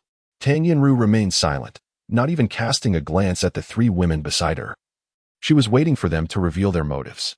On the journey home, the 3 bikini-clad beauties were notably quiet, their heads bowed in silence. Thank you for helping us out. The woman in the white bikini finally broke the silence. Tang Yinru continued to gaze out the window, not responding, as she awaited the answers she sought. Just as the atmosphere in the car grew increasingly tense, Ren Yingying suddenly interjected, Boss, these 3 are my classmates from the police academy. After graduation, they were assigned to the Commercial Crime Investigation Unit. This revelation piqued Tang Yinru's interest, prompting her to turn to the 3 women and inquire, Is this your objective for today? The trio lowered their heads, and the white-clad beauty bit her lip, admitting, Indeed. The government places great importance on the new energy project. Data indicates there are significant financial discrepancies within the Chun Consortium. The Commercial Crime Investigation Unit is concerned about potential oversights in the bidding process, which is why we were sent to investigate. Have there been any findings? Tang Yinru pressed. The pink bikini-clad beauty lowered her gaze, apologetically stating, I cannot disclose that. Tang Yunru cautiously probed. Does this mean the Tang Group is under investigation as well? The white bikini beauty quickly replied, no, the Tang Group is not under scrutiny, as the Chen Consortium is the pre-selected partner for the new energy project. We must ensure everything is flawless. Tang Yunru nodded, having harbored some doubts about Ren Yingying possibly being their colleague. However, after hearing the pink bikini beauty's explanation, she felt a sense of relief, realizing that the Tang Group had not yet become a primary target, thus diminishing Ren Yingying's culpability. At that moment, Yang Ning interjected with a question. Given your exposed identities, is there a possibility that the Chun brothers will pursue you tonight? Tang Yunru replied with a sudden smile. No. Even the Chin brothers, bold as they may be, would not dare to commit murder in my presence. Yang Ning furrowed his brow, sensing a vague suspicion in his heart. Perhaps the nightmare of being pursued by 100 people was not aimed at him, but rather at the 3 enchanting women before him. Or perhaps even at Tang Yunru herself. With this thought, Yang Ning hastily declared, "Stop the car. I need to make a phone call." Chapter 63. Surrounded and attacked, Yang Ning requested the driver to stop and made a phone call, naturally reaching out to Li Zhongguang. Once connected, he inquired about their location and learned that Li Zhongguang and his companions would take over half an hour to arrive at the scene due to traffic congestion. After hanging up, Yang Ning felt an overwhelming sense of urgency. Gazing at the 3 bikini-clad beauties before him, his anxiety deepened. Yuan Ru. Take them in a taxi to the hospital while we distract Ren Yingying. Tang Yuanru was perplexed, questioning the need for a distraction. Don't worry, it won't. Listen to me. Yang Ning interjected. Trust my instincts. I have a very bad feeling. I suspect the Chun brothers may resort to violence against them. We will stay behind to divert their attention while you leave. Seeing Yang Ning's grave demeanor, Tang Yuanru instinctively believed him. Realizing he had already contacted Li Zhongguang to arrange matters, she deduced he had anticipated danger this evening. Given the previous bank robbery incident, she dared not dwell on her thoughts and led the 3 bikini beauties out of the vehicle, waiting a long time for a passing car on the usually quiet street. Perhaps due to their attire, the driver stopped right in front of them. After a few words of instruction to Tang Yuanru, she entrusted the driver to take them to the hospital, leaving only Ren Yingying and Yang Ning at the scene. Inside the Chen family's villa, the boxing match had concluded, and despite a prior eavesdropping incident, the party continued as guests lingered, discussing the matter amongst themselves. Don't hold back. I want to see his corpse tonight. Rest assured, Brother Liang. By the way, bring that female bodyguard to me. Absolutely. Let's move. After hanging up, Chen Liang chuckled coldly in his room. Tang Yuanru, what are you? If it weren't for my brother's protection, you would have long been my plaything. Tonight, I'll teach you a lesson to remember. I, Chen Liang, am not to be trifled with. The streetlights cast a dim glow as the two sat in the car, the engine silent. Yang Ning and Ren Yingying maintained a heavy silence. After a long pause, Ren Yingying curiously asked, are those 3 sisters really in danger tonight? With utmost seriousness, Yang Ning replied, I would stake my life on it. Ren Yingying was puzzled by Yang Ning's certainty, but it seemed inevitable that a confrontation awaited them. Glancing at his watch, Yang Ning urged, drive. We should reach the rendezvous before they strike. Ren Yingying started the car, slowly navigating through the dimly lit streets. Yang Ning's breath quickened. On their way, he had deliberately surveyed the location of the impending altercation, and now they were drawing closer. A wave of regret washed over him. Why hadn't he allowed the 3 bikini beauties to stay and assist? After all, they were skilled, far more capable than his own novice self. But it was too late for regrets. He had to muster his courage and press on. Uncomfortable with the oppressive silence, Ren Yingying broke it, asking, do you truly believe they will attack us? Don't believe me? You'll find out soon enough. Yang Ning refrained from offering further explanation. After a moment of contemplation, Ren Yingying remarked, it is not that I lack faith, but would the Chen family dare to act in such a manner? If they were to truly proceed, it would surely sever the ties between the Tang and Chen families and lead to numerous commercial disputes. Stop the car. Yang Ning, disregarding Ren Yingying's words, issued a command for the vehicle to halt. Just ahead, a large truck approached, and upon Yang Ning's order, it came to a halt, obstructing the road entirely. What do you think now? Yang Ning inquired. Ren Yingying, anxiously fixated on the truck blocking the road, pondered Yang Ning's earlier statements. Realizing that he might indeed be speaking the truth, Yang Ning hastily grabbed his phone and attempted to dial Li Zhongguang, but the line was busy, causing him frustration. The scene before him felt eerily reminiscent of a dream, sending a chill down his spine. Could it be true? Ren Yingying mused, her anxiety mounting as she eyed the truck. Confirming the imminent danger, She revved the engine, preparing to reverse. At that moment, another truck approached from behind, positioning itself in the middle of the road, effectively trapping Yang Ning's vehicle between the two. Ren Yingying, observing that they were completely surrounded, smiled at Yang Ning and asked, "How many can you take on?"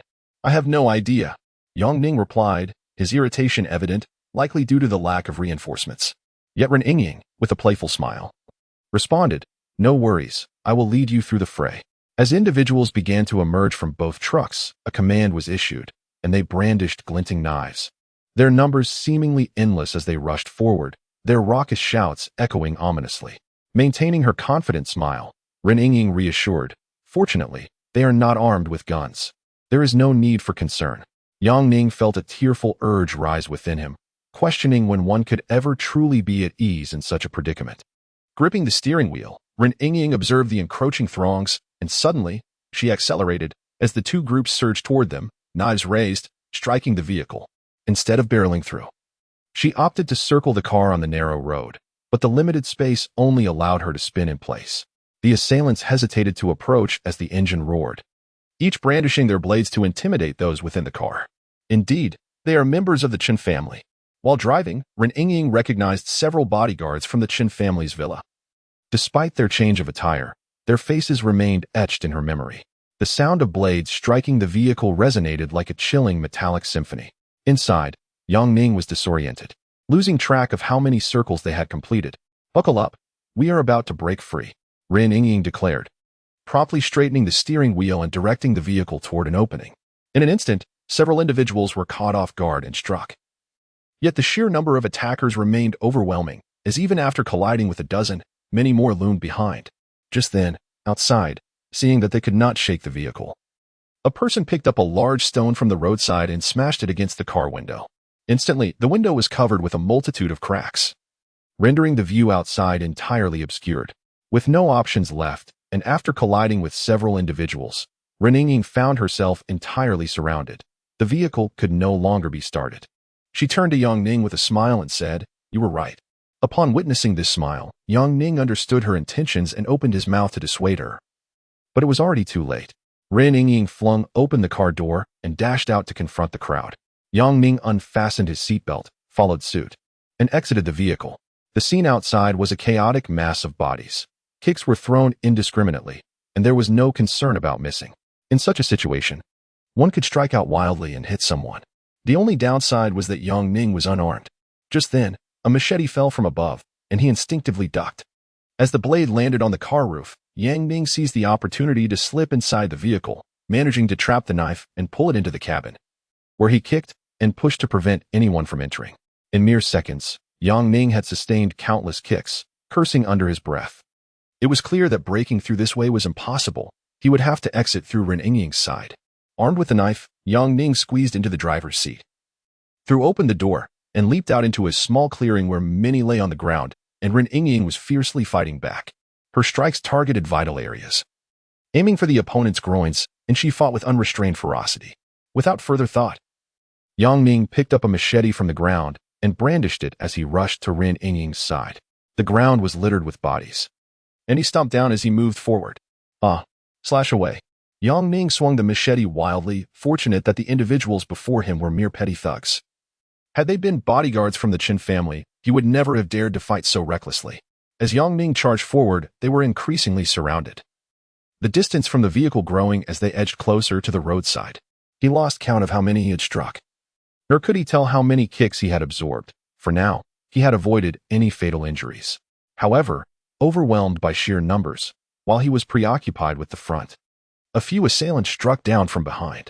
Unprepared, Yang Ning suffered a deep gash on his back, blood flowing freely and the pain excruciating. Ren Yingying noticed Yang Ning's predicament.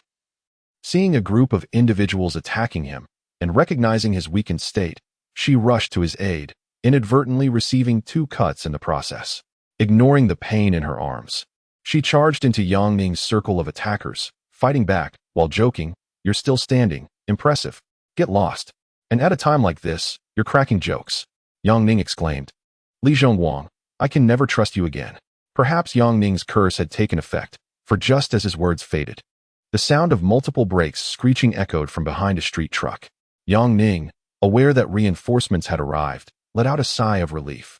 However, at that moment, several blades came crashing down upon him. In a hurry, Yang Ning raised his sword to block the onslaught. With a resounding clang, the weapon in his hand shattered.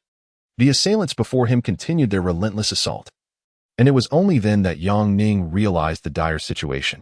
He had indeed failed to evade the blows that had haunted his dreams. Chapter 64. Doubts. Yang Ning had never been one to surrender easily.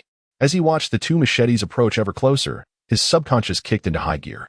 And at the most perilous moment, the world around him seemed to slow down.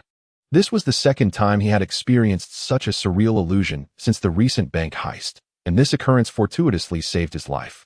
In Yang Ning's perception, time had decelerated. He swiftly lifted his foot and struck the groin of the two assailants, halting the descent of their blades.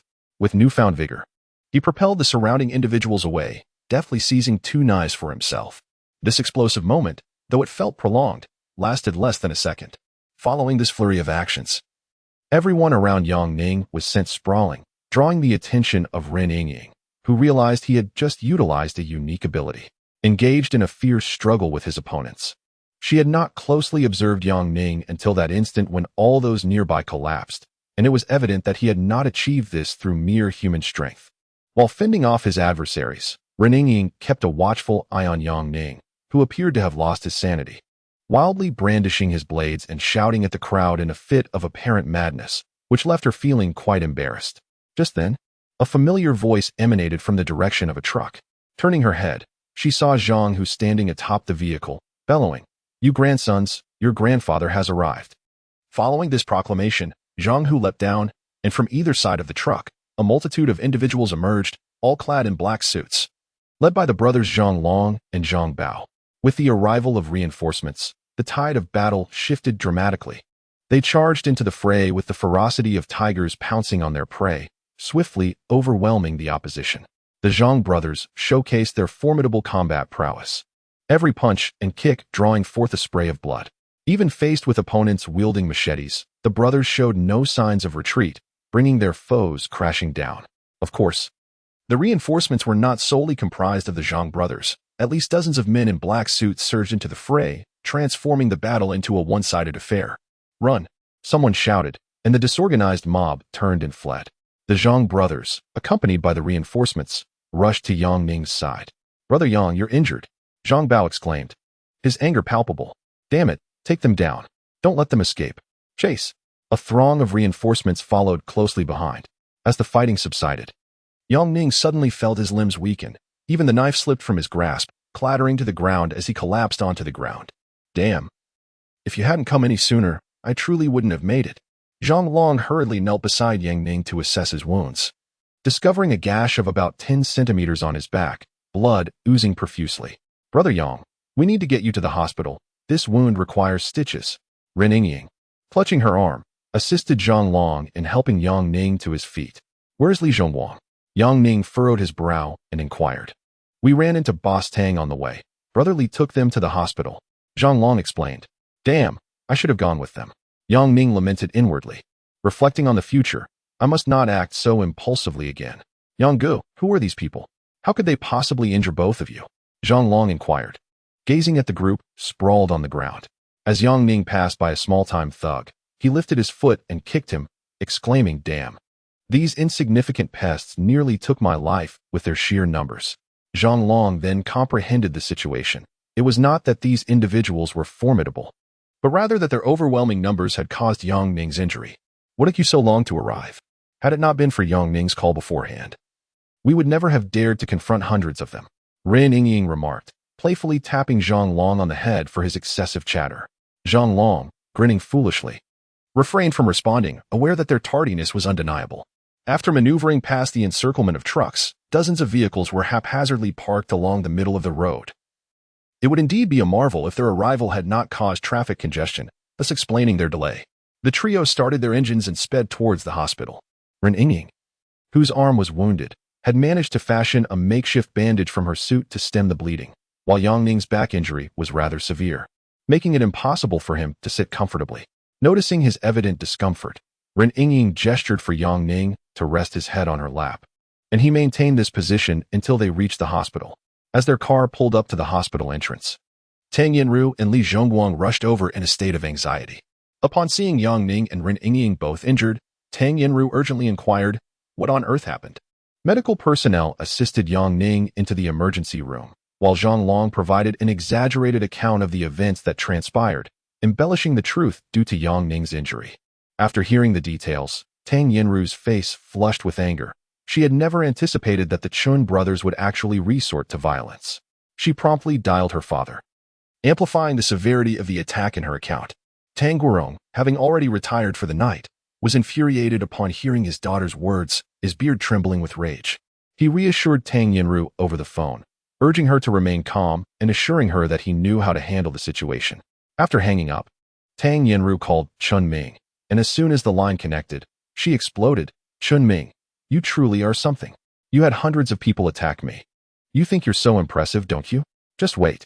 Chun Ming, bewildered, replied, "Tang Jia, I don't understand what you're talking about.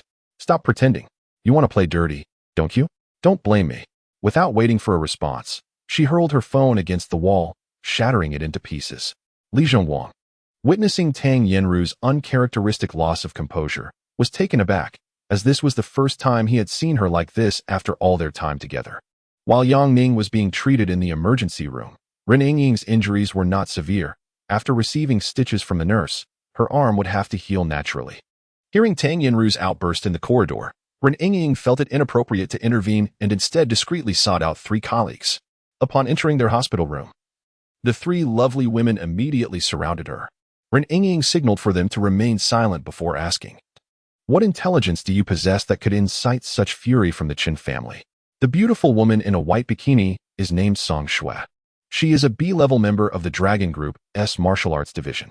Her twin sisters, Zhao Xiaomin and Zhao Xiaojia, are C-level combat members of the Dragon Group. When Ren Yingying inquired, Song Shui furrowed her brow and said, "Our attempt at eavesdropping was unsuccessful. The room where they conversed was equipped with counter-surveillance and jamming devices, and we obtained no intelligence whatsoever." Ren Yingying pondered, her brow furrowed, and after a moment asked, "Who assigned you this mission?" "The leader of the Abilities Division, Long Xianghua." The 3 women replied in unison. Tang Yinru's expression deepened with concern. Ordinarily, the Dragon Group would not be responsible for such cases. Yet they seemed particularly invested in the new energy initiative, indicating that the matter was far from simple. "Are you certain you did not gather any useful information?" Ren Yingying inquired once more. Song Shui replied, "Sister Yingying, we would never deceive you." Ren Yingying ceased her questioning but was beset by myriad thoughts. She leaned closer to the 3 women and whispered something, as if issuing a command. Upon hearing it, the expressions of the 3 women shifted dramatically. "Sister Yingying, this violates protocol." Ren Yingying placed a reassuring hand on Song Shui's shoulder and said, "I will take full responsibility for the consequences. You need not concern yourselves with anything else. Just keep a discreet watch." The 3 women nodded in agreement. As Ren Yingying exited the ward, she scanned the corridor and discovered that Tang Yinru was no longer present. After searching briefly, she realized that Yang Ning's surgery had concluded, and Tang Yinru was secretly shedding tears in his room. With a sigh, Ren Yingying looked around, and when she was certain no one was watching, she swiftly vanished into the hallway, making her way to the hospital rooftop. There, she activated her phone to initiate a secure call. "Hello, Professor Zhang. This is Ren Yingying." "Yingying, what brings you to call at this late hour?" "It's about Yang Ning. Could you provide me with a copy of his brain domain data?" "What is the matter?" "In recent days, I have observed Yang Ning and surmised that he possesses more than one ability. That is quite normal. His brain development is at approximately 60, and having multiple abilities is entirely expected. Thus, I would like a copy of the data for thorough research." "Very well, I will send it to you right away." After hanging up, Ren Yingying sat on the rooftop, awaiting the transmission of the data. Currently, several members of the Dragon Group are exceptionally formidable abilities users, distinguished by the extent of their brain development. The foremost member of the Dragon Group's Abilities Division is Long Xianghua, whose brain development exceeds 40, granting him telepathic perception and psychokinetic abilities. In second place is He Ping, known as the Magician within the Dragon Group. With 30 brain development and the ability to manipulate objects, he is also the next in line to inherit leadership of the Abilities Division. Though Yang Ning's emergence has significantly undermined his position, tied for 3rd and 4th places, one is named Luo Hong, nicknamed Fireball, with 20 brain development and a unique ability to control fire. The other is Su Bing, the only female member of the Abilities Division, also with 20 brain development. Possessing powers contrary to Luo Hong's, she can manipulate water and ice, showcasing formidable strength. Among the extraordinary individuals endowed with special abilities, one stands out remarkably, Sherdali. His cerebral capacity has only been developed to a mere 10, originating from the martial arts division. He is the sole individual who successfully transitioned into an extraordinary being through experimentation, albeit his powers are rather modest. His primary ability is an unparalleled physical resilience, rendering him almost impervious to harm. The martial arts division often jestingly refers to Sherdali as someone who has mastered the iron shirt technique and the golden bell shield since childhood, and it is quite unexpected that he would emerge as an extraordinary being following the experiment. The final member of the extraordinary group is even more unique. He possesses no supernatural abilities whatsoever. Instead, he is exceptionally intelligent, boasting an IQ of 300. In various fields, including computing, he is an extraordinary talent. To preserve such a rare intellect, the state has included him in the extraordinary group. His name is Zhang Xiaohua, and it is noteworthy that he is only 16 years of age. After thoroughly analyzing the members of the extraordinary group and reviewing their data, Ren Yingying suddenly had a revelation that Yang Ning's ability might very well pertain to precognition. Once this thought took root, it became relentless, prompting her to hastily reach for her phone and call Professor Zhang. Professor Zhang, do you think it's possible that Yang Ning's unknown ability relates to precognition? Understood. Professor Zhang, I will manage it. After ending the call, Ren Yingying gazed at the vast expanse of the sky, murmuring, Yang Ning, allow me to unravel your enigma. Chapter 65. Leadership of the National Security Bureau that night was truly an insomniac one. Shortly after Yang Ning's successful surgery, a number of police officers arrived upon hearing the news. Given the severity of Yang Ning's injuries, it was entirely reasonable for the police to intervene in the investigation. Among those who came were familiar faces, Captain Old Xing and the beautiful police officer who had previously collaborated on the bank robbery case. Upon entering the hospital room, they exchanged a few pleasantries with Tang Yinru. Noticing that Yang Ning remained in a coma, they turned their attention to Tang Yinru to take a statement. Tang Yinru recounted the relevant details, and due to the involvement of law enforcement personnel, Captain Old Xing proceeded with caution. After completing the statement, he instructed the female officer to inquire about the 3 bikini-clad women while he stayed behind to await Yang Ning's awakening. However, as time passed and Yang Ning showed no signs of waking, Tang Yinru recalled that the bodyguard, Ren Yingying, had also been present at the scene during the incident and promptly asked Li Zhongwang to find her. Moments later, Li Zhongwang returned with Ren Yingying in tow. Captain Old Xing greeted Ren Yingying with a handshake and asked, "Could you recount what transpired? Let us discuss this at the police station. It's not very convenient here," he added. Tang Yinru furrowed her brow, questioning why they could not speak here. Ren Yingying turned to her respectfully and replied, "Boss, if they are brazen enough to pursue state officials, what else are they capable of? I insist on going to the police station to make my statement, where there are surveillance and official records as evidence. Even if I were to encounter an unfortunate incident later, there would still be proof." Tang Yinru pondered deeply, while Li Zhongguang nodded in agreement with Ren Yingying's reasoning. However, Captain Old Xing felt a twinge of concern. If the situation was indeed as serious as Ren Yingying suggested, it could implicate the officers involved in the case. It seemed unlikely this matter would settle quietly. In truth, they were overthinking. Ren Yingying's insistence stemmed from the need to find an excuse to conceal her true identity. Once at the police station, the head of the National Security Bureau in S City would arrive, at which point Ren Yingying would need to clarify certain matters. After all, her status as a national-level state council official allowed her to issue orders to the local National Security Bureau without hesitation. Upon arriving at the police station, Captain Old Xing sensed something amiss, as all the on-duty officers stood respectfully to the side, as if a high-ranking government official had entered. "What is going on?" he inquired quietly, glancing around. At that moment, a young officer scoffed. "What else could it be? The director has arrived, and we are to rigorously investigate the brawl on Longbin Road tonight. Not a single individual involved shall escape." As the young officer approached Ren Yingying and the others, he wore a mocking expression and said, "Come with us to the detention room." Before Captain Old Xing could respond, Song Shui raised her hand and slapped the young officer across the face, exclaiming fiercely, "Who do you think you are to attempt to detain us?" The young officer, momentarily taken aback, pointed at Song Shui in disbelief and exclaimed, "You dare assault an officer?" The knowledgeable female police officer swiftly intervened, stopping the young male officer, Zhou Junfei. Do not cause a ruckus. They are colleagues from the National Security Bureau's Criminal Investigation Department. What of the National Security Bureau? Are they permitted to assault others at will? Zhou Junfei retorted, his voice rising in indignation. Director Wei is my uncle. You all witnessed her hitting me. His loud outburst drew the attention of footsteps descending from above. Once all the individuals from the upper floor arrived, Director Wei bellowed, silence. This is a police station. All the on-duty officers respectfully lowered their heads, retreating as Director Wei approached Zhou Junfei, admonishing him sternly. How many times must I remind you not to disclose our relationship in the workplace? Zhou Junfei, unfazed, pointed at Song Shui, exclaiming, Director Wei. She dared to assault an officer. Director Wei, taken aback, turned his gaze to Song Shui and her three companions. Why did you strike? Before he could finish, Song Shui raised her hand and delivered a sharp slap across Director Wei's face, the resounding crack echoing throughout the hall, leaving everyone in stunned silence. Stepping forward, her icy demeanor fixed on Director Wei, she declared, with just a word, I can have you investigated, dare to act unlawfully, and I shall follow through. Director Wei, momentarily dazed by the unexpected blow, stammered, Who are you? You lack the right to know. Song Shui shot back, casting a cold glance around the room. Seeing the escalating situation, Captain Xing hurriedly leaned in to whisper to Director Wei, they are colleagues from the State Council's Criminal Investigation Department. Realization dawned on Director Wei. He was merely a provincial-level official, while they hailed from the State Council, specifically the Criminal Investigation Department. This was indeed a hornet's nest he had stirred.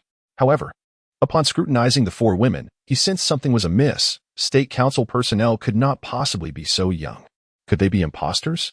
Having been publicly slapped by a young girl, Director Wei was not one to swallow his pride. Please present your identification. Song Shui's cold gaze swept the room. I have stated, you do not possess that privilege. Technically, a provincial-level official should have the right to view the credentials of national officials. However, Song Shui and her colleagues had not brought their identification for this mission, leaving them unable to verify their identities. Instead, they relied on their status to keep Director Wei from demanding their credentials. Perhaps incensed by the force of Song Shui's slap, Director Wei seethed. If you cannot produce identification to verify your identities, charges of assaulting an officer, obstructing justice, and impersonating a public official are serious offenses. Do you understand? Zhou Junfei chimed in. Yes, you are imposters. I will have you incarcerated. As he moved forward, Song Shui, refusing to back down, swiftly seized Zhou Junfei, nearly dislocating his arm. Ah, it hurts. Help. Uncle Wei, save me. Director Wei had never encountered such audacity and shouted angrily. They assaulted an officer. Apprehend them. The police station erupted into chaos, with officers hesitant to involve themselves, leading to a tumultuous scene in the hall. Just as the stalemate persisted, a man clad in a suit entered through the doorway. What was the situation? The leader had barely finished his sentence when several individuals behind him shouted. State Council Investigation Team, everyone step back. The chaotic police station lobby fell silent in an instant.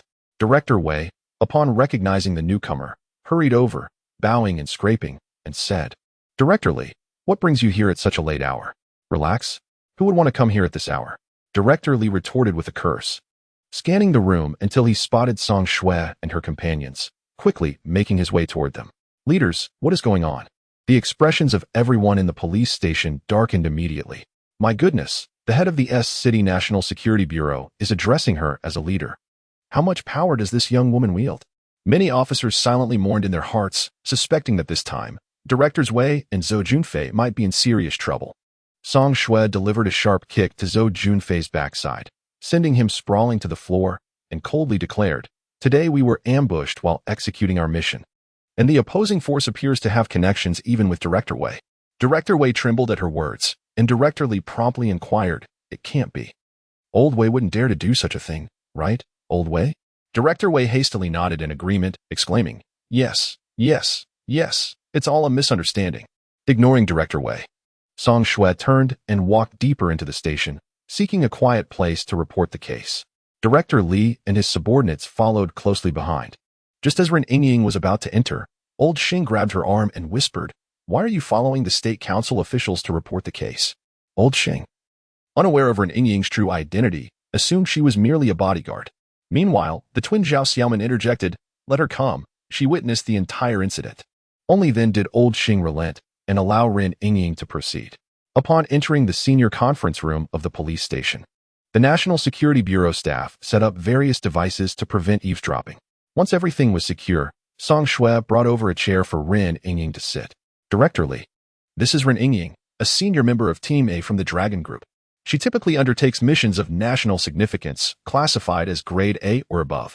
Her presence in the National Security Bureau naturally indicates her awareness of certain insider information. Frankly, how could colleagues from the Bureau of Criminal Investigation have the standing to summon the head of the S-City National Security Bureau to the police station at such an hour? Upon learning Ren Yingying's identity, Director Li quickly bowed and apologized. Leader, I was unaware of your status earlier. I beg your forgiveness. Ren Yingying smiled gently. I am currently on a mission and prefer not to disclose my identity, so you need not feel guilty. Director Li nodded in understanding, realizing that someone of her stature should not be subjected to excessive questioning. Subsequently, Ren Yingying instructed everyone to take their seats and inquired about the tasks they had undertaken. Song Shui recounted the new energy project and her thoughts on the matter. Given that the new energy initiative involves a national investment of billions and is a collaboration with American investors, the potential profits are substantial. The government seeks to partner with state-owned financial conglomerates, but fears that domestic enterprises may exploit the situation for personal gain. Thus, a preliminary investigation is necessary before the official bidding process begins. According to the information available, there exists an intricate connection between the new energy projects and the Chen Consortium, which has been solely responsible for managing these initiatives in the United States. Thus, the government naturally first considered the Chen Consortium. However, an investigation conducted by the Criminal Investigation Department has revealed a significant financial loophole within the consortium. They have forwarded this inquiry to the Dragon team, seeking their assistance in the matter, which is how individuals like Song Shui became involved. Once everything was thoroughly understood, Ren Yingying disclosed her second task, which had been privately announced by Long Xianghua. Nevertheless, Ren Yingying speculated that the government was likely preparing a secondary collaboration with another consortium, which could very well be the Tang Consortium. After a night of deliberation, it was ultimately decided that they would continue to observe the situation and each perform their respective duties. However, prior to the closed meeting at the National Security Bureau, Director Wei sensed an impending crisis and discreetly sought out an isolated spot to make a phone call. Brother, you've put me in a difficult position. I truly can't assist with this. Director Wei recounted the entire situation, and after a prolonged silence, the voice on the other end finally responded, I understand. Chapter 66, Chen Liang comes to apologize naturally. The events of last night were not confined solely to the police station. The incident transpired at a soiree held at the Chunming Manor, attended by the most influential heirs of City S. Consequently, the entire political and affluent circles of City S became aware of the eavesdropping incident. However, their knowledge was limited. Shortly thereafter, news of a brawl involving 100 people surfaced. Observers could easily deduce that this was an act of retaliation by the Chen family, escalating the situation to a new pinnacle. That night, the initial aggressors were the Tang family, while the Chun brothers were still shrouded in confusion, deliberating on their strategy, unaware that chaos was already unfolding outside. As the wealthy heirs began to depart, Qin Yangshan, the patriarch of the Qin conglomerate, stormed into the villa in a frenzy. Without uttering a word, he struck Chen Ming, leaving him dazed. Father, what is the meaning of this? Qin Yangshan thundered. How dare you ask? City S is on the brink of chaos because of you, and you still indulge in revelry? Chen Ming was at a loss. He had just received a call from Tang Yanru, and now this turmoil erupted. Father, please explain what has you so enraged. Qin Yangshan trembled with fury and ordered Li Weisi and Wei Zhonghua to leave the study. As soon as they exited, Qin Yangshan struck Chen Ming again. Have you grown increasingly foolish? Tell me, why did you hire someone to attack Tang Yanru? Do you comprehend the consequences of your actions?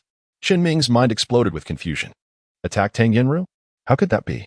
I never did such a thing. If not you, then who? Your bodyguard has been apprehended. You have no right to defend yourself. You must face the consequences of your own actions. With that, Qin Yangshan stormed out, visibly enraged. After a moment of contemplation, Chen Ming suddenly realized it was his younger brother, Chen Liang. He dashed out of the study in search of Chen Liang, only to find him deep in slumber, having overdosed on marijuana. Of course, it was not Chen Ming who had contacted Director Wei, but rather Wei Zhonghua's father, Mayor Wei Yufei of City S. As the night drew to a close, all astute business figures foresaw the repercussions, understanding that the clash between the Qin and Tang families would undoubtedly impact the stock market. As the market opened, both family stocks exhibited significant fluctuations, resulting in the most severe financial crisis in the nation's history. In the hospital, Ning Jing sat quietly in the ward, observing Yang Ning as he ate breakfast. "Alas, I can no longer lie down to sleep these days," Yang Ning lamented, setting down his food. Ning Jing furrowed her brow and consoled him. "You're fortunate to be alive. Why does this job seem so perilous to me?" Yang Ning chuckled. "It's really not that bad. Look at me. I'm doing quite well, aren't I?" Though Yang Ning recognized Ning Jing's intentions to persuade him to consider a different line of work, he could not bear to abandon such a lucrative position. So he merely laughed it off. The hospital doors opened, and Li Zhongguang entered the ward accompanied by the three Zhang brothers. "Brother Yang, are you eating?" Zhang Long inquired as he stepped into the room. "Oh, what brings you here?" Yang Ning asked. Li Zhongguang, setting down the fruit in his hands, said apologetically, "We came to offer our apologies. Brother, please don't hold it against me for arriving late." Yang Ning chuckled, replying, "No need to blame yourself over this matter." As the group exchanged pleasantries, the door swung open, and Li Weiqi entered with a smile, speaking in a somewhat mixed accent of Chinese and foreign tones. "Brother Yang Ning, I heard you were injured, so I came to see you." Yang Ning shook hands with Li Weiqi, assuring him, "It's just a minor injury. I will survive." With a smile, Li Weiqi retrieved an envelope from his briefcase, placing it on the bed. "I understand that it's customary for visitors to bring something when visiting a patient. So I brought a little something," he explained. Scratching his head, he added, "Actually, this isn't from me. It's an apology fee from a friend of mine. If you find the amount acceptable, kindly sign the letter of forgiveness." As Li Weiqi spoke, he handed Yang Ning a document. Curious, Yang Ning glanced at it, puzzled by the letter of forgiveness. Upon opening the envelope, he discovered a check, the amount obscured, but there were an astonishing 7 zeros. "Li Weiqi, what do you mean by this?" Li Weiqi smiled, clarifying, "I was entrusted with this matter. My employer acted thoughtlessly last night, so I brought you a compensation. I sincerely hope you can forgive." At this moment, Yang Ning comprehended the situation. This was indeed an apology from the Qin brothers. And having an American lawyer like Li Weiqi deliver it was quite a show of prestige. He crumpled the check into a ball and threw it at Li Weiqi's face, declaring, "Take it away. I have no interest in it." "Yang Ning, enough." As Yang Ning's anger flared, Li Weiqi hurriedly explained, "What happened yesterday was truly an accident. I didn't anticipate it escalating to this extent. If you refuse this check, the Qin and Tang families might continue their feud, which could severely impact the entire financial landscape of China." Yang Ning's fury intensified. "What do I care about the financial situation of China? I do not desire the Qin family's dirty money. Take it away and don't make me repeat myself." Li Weiqi, not daring to linger, quickly picked up the check from the floor and left in haste. After his departure, Li Zhongguang leaned closer to Yang Ning and whispered, "Yang Ning, Li Weiqi is merely a messenger. Why direct your anger towards him?" Familiar with Li Weiqi, Li Zhongguang felt compelled to interject as he witnessed Yang Ning's dismissive behavior. However, Yang Ning's ire was not directed at Li Weiqi. Rather, it stemmed from the events of the previous evening. He had no intention of forgiving the Qin brothers. Moreover, Li Weiqi's insinuation that rejecting the compensation would affect the financial well-being of China only fueled Yang Ning's anger further. Was this truly an apology? Was it acceptable to apologize in such a manner? It felt more like a threat. "Brotherly, please refrain from speaking. I wish to rest," Yang Ning said, indicating he needed space. Recognizing Yang Ning's lingering frustration, Li Zhongguang exchanged a few more words before taking his leave. Thus, until the end of the workday, Tang Yanru once again arrived at the hospital, where Yang Ning recounted the apology from Li Weiqi. With a cold smile, Tang Yanru remarked, "Only now do they seek forgiveness? It is too late." When Yang Ning inquired about the reason, Tang Yanru elucidated that due to last night's events, the upper management of both companies had severed their collaborative ties, resulting in the cessation of numerous operations and a dramatic plunge in stock prices. Currently, both the Tang and Qin families were frantically investing in the stock market, each hoping to outlast the other. Only those who falter would ultimately be forced to concede defeat. As Yang Ning absorbed Tang Yanru's account, a wave of regret washed over him. He had never anticipated that Li Weiqi's actions would escalate to such ramifications. Just as Yang Ning and Tang Yanru were engaged in conversation, a disdainful voice suddenly pierced the air. "Hey, take me to Yang Ning." As the door to the ward swung open violently, The occupants turned to see Chun Liang swaggering in, his arm draped over Ning Jing's shoulder. Ning Jing appeared visibly terrified, trembling and too frightened to resist. Upon spotting Yang Ning, Chun Liang brazenly declared, "Yang Ning, even when I come to you with an apology, you refuse to accept it. You're quite audacious." Chen Liang taunted, playfully tracing his finger along Ning Jing's jawline, continuing, "Have you forgotten how she lost everything?" Seeing Chen Liang's arrogant demeanor ignited a fury within Yang Ning. He leapt from the bed and, before anyone could react, pinned Chen Liang to the ground. Seizing his collar and bellowing, "Dare you lay a finger on Ning Jing again?" To Yang Ning's astonishment, Chen Liang responded with laughter, "This is hilarious. Tangjia, is Yang Ning your boyfriend? Why does he care so much for your friend? Perhaps they share some clandestine secret." Faced with Chen Liang's reckless bravado, Yang Ning could no longer contain his anger and unleashed 2 swift punches, drawing blood from the corner of Chen Liang's mouth. Yet, Chen Liang continued to laugh, exhibiting an unsettling demeanor that seemed far from normal. Fearing for the situation's escalation, Tang Yinru urgently enlisted Ren Yingying's help to pull Yang Ning away. After considerable effort, they managed to separate him, while Chen Liang sat up, still chuckling as he proclaimed, "I, Chen Liang, have only been struck today, and by 3 individuals, my father, my brother, and you." Steadying himself, Chen Liang clumsily produced a check, tossing it aside as he defiantly continued, "And you expect me to apologize? To hell with that. Yang Ning, this matter is far from over. You better brace yourself." With that, Chen Liang staggered out of the ward. "Why are you holding me back? I want to thrash him," Yang Ning shouted in frustration, unable to break free from Ren Yingying's grip. Ren Yingying calmly explained, "Why bother with him? That addict will inevitably succumb to his vices. Look at the wounds he has." At Ren Yingying's words, Tang Yinru and Ning Jing finally noticed the blood seeping from Yang Ning's back. The 3 women hurriedly assisted him back onto the bed, urging him to lie still and not move. Tang Yin, in an effort to alleviate the tension, explained, "Did you not notice how greatly Chun Liang's pupils have dilated? He has just come down from a high. In his current state, striking him 100 times would be no different than giving him a gentle massage. Just remain quiet and crawl away." Chapter 67.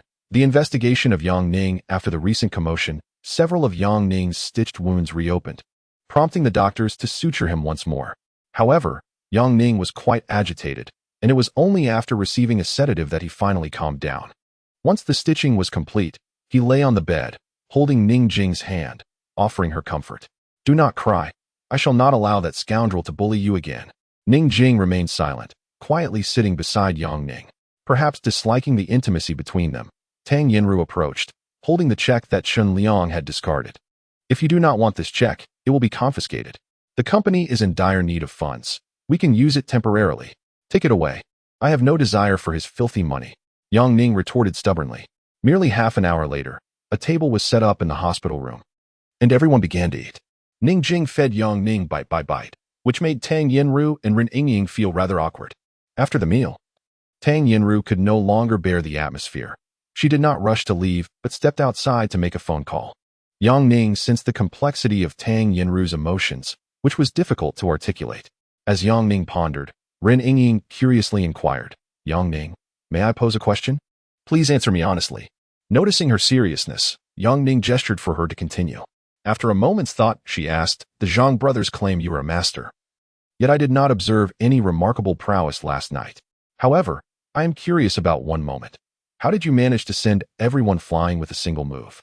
Yang Ning smiled faintly and replied softly, "That is a secret I cannot divulge." Ren Yingying felt a hint of disappointment, but anticipated that answer. She pressed on, "Very well. Let me ask you another question. How did you know they were ambushing us last night?" Yang Ning furrowed his brow, realizing he could not disclose the truth. Instead, he decided to attribute it to intuition, a rationale he had employed before and was not hesitant to use again. "Do you believe in intuition?" "Absolutely," Ren Yingying replied emphatically. Curiosity piqued. Yang Ning wondered what was going through her mind. Did she intend to uncover all his secrets? Contemplating this, he resolved to test Ren Yingying and suggested, "Let us play a game. Bring over a newspaper, but do not let me see it." Excitedly, Ren Yingying retrieved a newspaper. "Now what?" "Point to any word for Ning Jing, and without looking, I shall easily guess what that word is." With enthusiasm, Ren Yingying approached Ning Jing and pointed to a keyword. Ning Jing glanced at the word, then at Yang Ning, seemingly asking if he could guess it. To their astonishment, Yang Ning smiled slightly and confidently declared. Around 1850 this evening. That is what you just pointed to. Both Ren Yingying and Ning Jing were taken aback, unable to fathom how Yang Ning could articulate an entire sentence. Yang Ning turned his head and closed his eyes, eager to test the extent of his intuitive abilities. Unbeknownst to him, this perception led Yang Ning to a peculiar thought. Despite not observing the two women, he somehow sensed Ren Yingying's recent contemplations. I ought to report this matter to the organization. Ren Yingying intends to notify the organization. What organization could she possibly belong to? I shall leave it to your imagination, Ning Jing remarked, indicating a particular word. Little did Yang Ning know that, driven by his thoughts, he turned to inquire, which organization do you intend to report?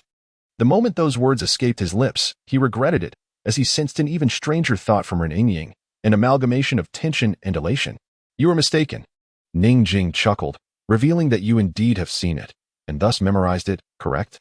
Ning Jing appeared to have exposed Yang Ning's falsehood, exhibiting a sense of delight. Entirely oblivious to the expressions on Yang Ning and Ren Yingying's faces, once Tang Yinru concluded her remarks, she departed without leaving any room for discussion. And the two women had no choice but to follow her out. After their exit, Yang Ning smiled and retrieved a cigarette from beside the bed, muttering to himself that if they wouldn't allow him to smoke, he simply wouldn't. What a farce. Upon returning home, Tang Yinru busied herself in the study, organizing documents while Ren Yingying prepared a cup of coffee for her. After memorizing the arrangement of the files, she exited the study. Back in her room, she activated her phone's secret communication mode and composed a text message. Professor Zhang, one of Yang Ning's abilities has been confirmed. Brainwave perception. Exercise caution and ensure your identity remains concealed. Should we bring him directly into the Dragon Group? Understood. By the way, Professor Gu has identified a critical point in his brain domain. Please investigate if he has experienced any high fevers, and if so, inquire about their frequency. Acknowledged. After concluding the call, she exited her room and noticed Tang Yinru still engaged in her work, prompting her to seek out Ning Jing to ask if Yang Ning frequently suffered from high fevers. After pondering for a while, Ning Jing recalled Tang Yinru mentioning that Yang Ning had experienced a few instances of high fever and conveyed this to Ren Yingying. Professor Zhang. The records confirm that Yang Ning has indeed experienced several occurrences of high fever. Precisely, during each episode of fever, his brain domain operates at an accelerated pace. However, it is imperative to remain vigilant. While a fever is manageable, you must under no circumstances become enraged, for such an outburst could very well be fatal. Understood. Furthermore, the leader of the ability group, Long Xianghua, wishes to speak with you. It appears there is a new mission to announce. Please reach out to him. After ending the text conversation, she dialed Long Xianghua directly. This is Ren Yingying. Yingying, the execution of the task in City S was commendable, yet the information provided is insufficiently comprehensive. I require all of Tang's proposals regarding new energy. Ren Yingying initially presumed that Long Xianghua sought her out concerning Yang Ning, only to discover that it pertained to new energy instead. Leader, I shall exert my utmost effort. Remember, the nation places great importance on partners in new energy. Do not be negligent. Understood, leader. By the way, Yang Ning's identity as an ability user has been confirmed. One of his abilities entails brainwave perception, akin to your own mind-reading skills. After a brief pause, Long Xianghua responded over the phone. I will dispatch someone promptly to conduct a character assessment for him. Rest assured. After hanging up the phone, Ren Yingying felt as if a great weight had been lifted off her shoulders. She retrieved her notebook and began to jot down some notes. However, as she approached the door to Yang Ning's room, she unexpectedly heard sounds from within. She quietly pressed her ear against the door, listening intently. The movements inside were subtle, as if someone were writing. After a moment of contemplation, she deduced that the occupant was Ning Jing and, gathering her composure, she opened the door. Are you still awake? Ning Jing was engrossed in her journal. Ren Yingying's sudden entrance startled her, and she placed a hand over her heart, asking, Did I disturb you? Ren Yingying chuckled. Not at all. I heard some noise downstairs and thought there might be a thief, so I came to check. As Ning Jing moved across the room, Ren Yingying caught a glimpse of a few words from the diary that had been inadvertently exposed. Late into the night, Ren Yingying stealthily ventured out once more, first to the study to surreptitiously gather all the materials, and then to Ning Jing's room, where the diary lay on the table. She quietly approached and took it. Once back in her own room, Ren Yingying settled at the door and began to read. The cover of the diary bore the title The Diary of Ning Jing and Yang Ning's Love. Ning Jing's writing was exquisite, expressing her sorrow and despair with such intensity that Ren Yingying couldn't help but feel her sadness. From the incident of the suicide attempt to Yang Ning's heroic act, and then to their cohabitation. A lecherous man, buying a provocative bikini for his cohabiting partner. It seemed he had long harbored ulterior motives towards Ning Jing. Though deep in thought, Ren Yingying continued to read. The daily life they shared, the mundane chores, all captivated her, creating an addictive sense of intrigue. Ning Jing mistakenly believed that Yang Ning was hallucinating due to drug use, unaware that it was a manifestation of his psychic abilities. Filled with excitement, she pressed on, absorbing every detail until she reached the present day. Through Ning Jing's perspective, Ren Yingying gained an entirely new understanding of Yang Ning. It appears that this man is indeed a mysterious figure. Meanwhile, at the hospital, Yang Ning, having aggravated his wound, found himself in excruciating pain throughout the night, tossing and turning in agony. Only with the arrival of dawn did the pain begin to subside slightly. Groggy and leaning on the bed while smoking, he contemplated his future. The Qin family had been thoroughly offended, and he would need to proceed with caution. From what he gleaned from Tang Yinru, she intended to sever ties with the Chun family entirely, suggesting that this economic storm was far from over. Chapter 68. The stock market storm eventually. Both companies found themselves struggling to maintain their positions.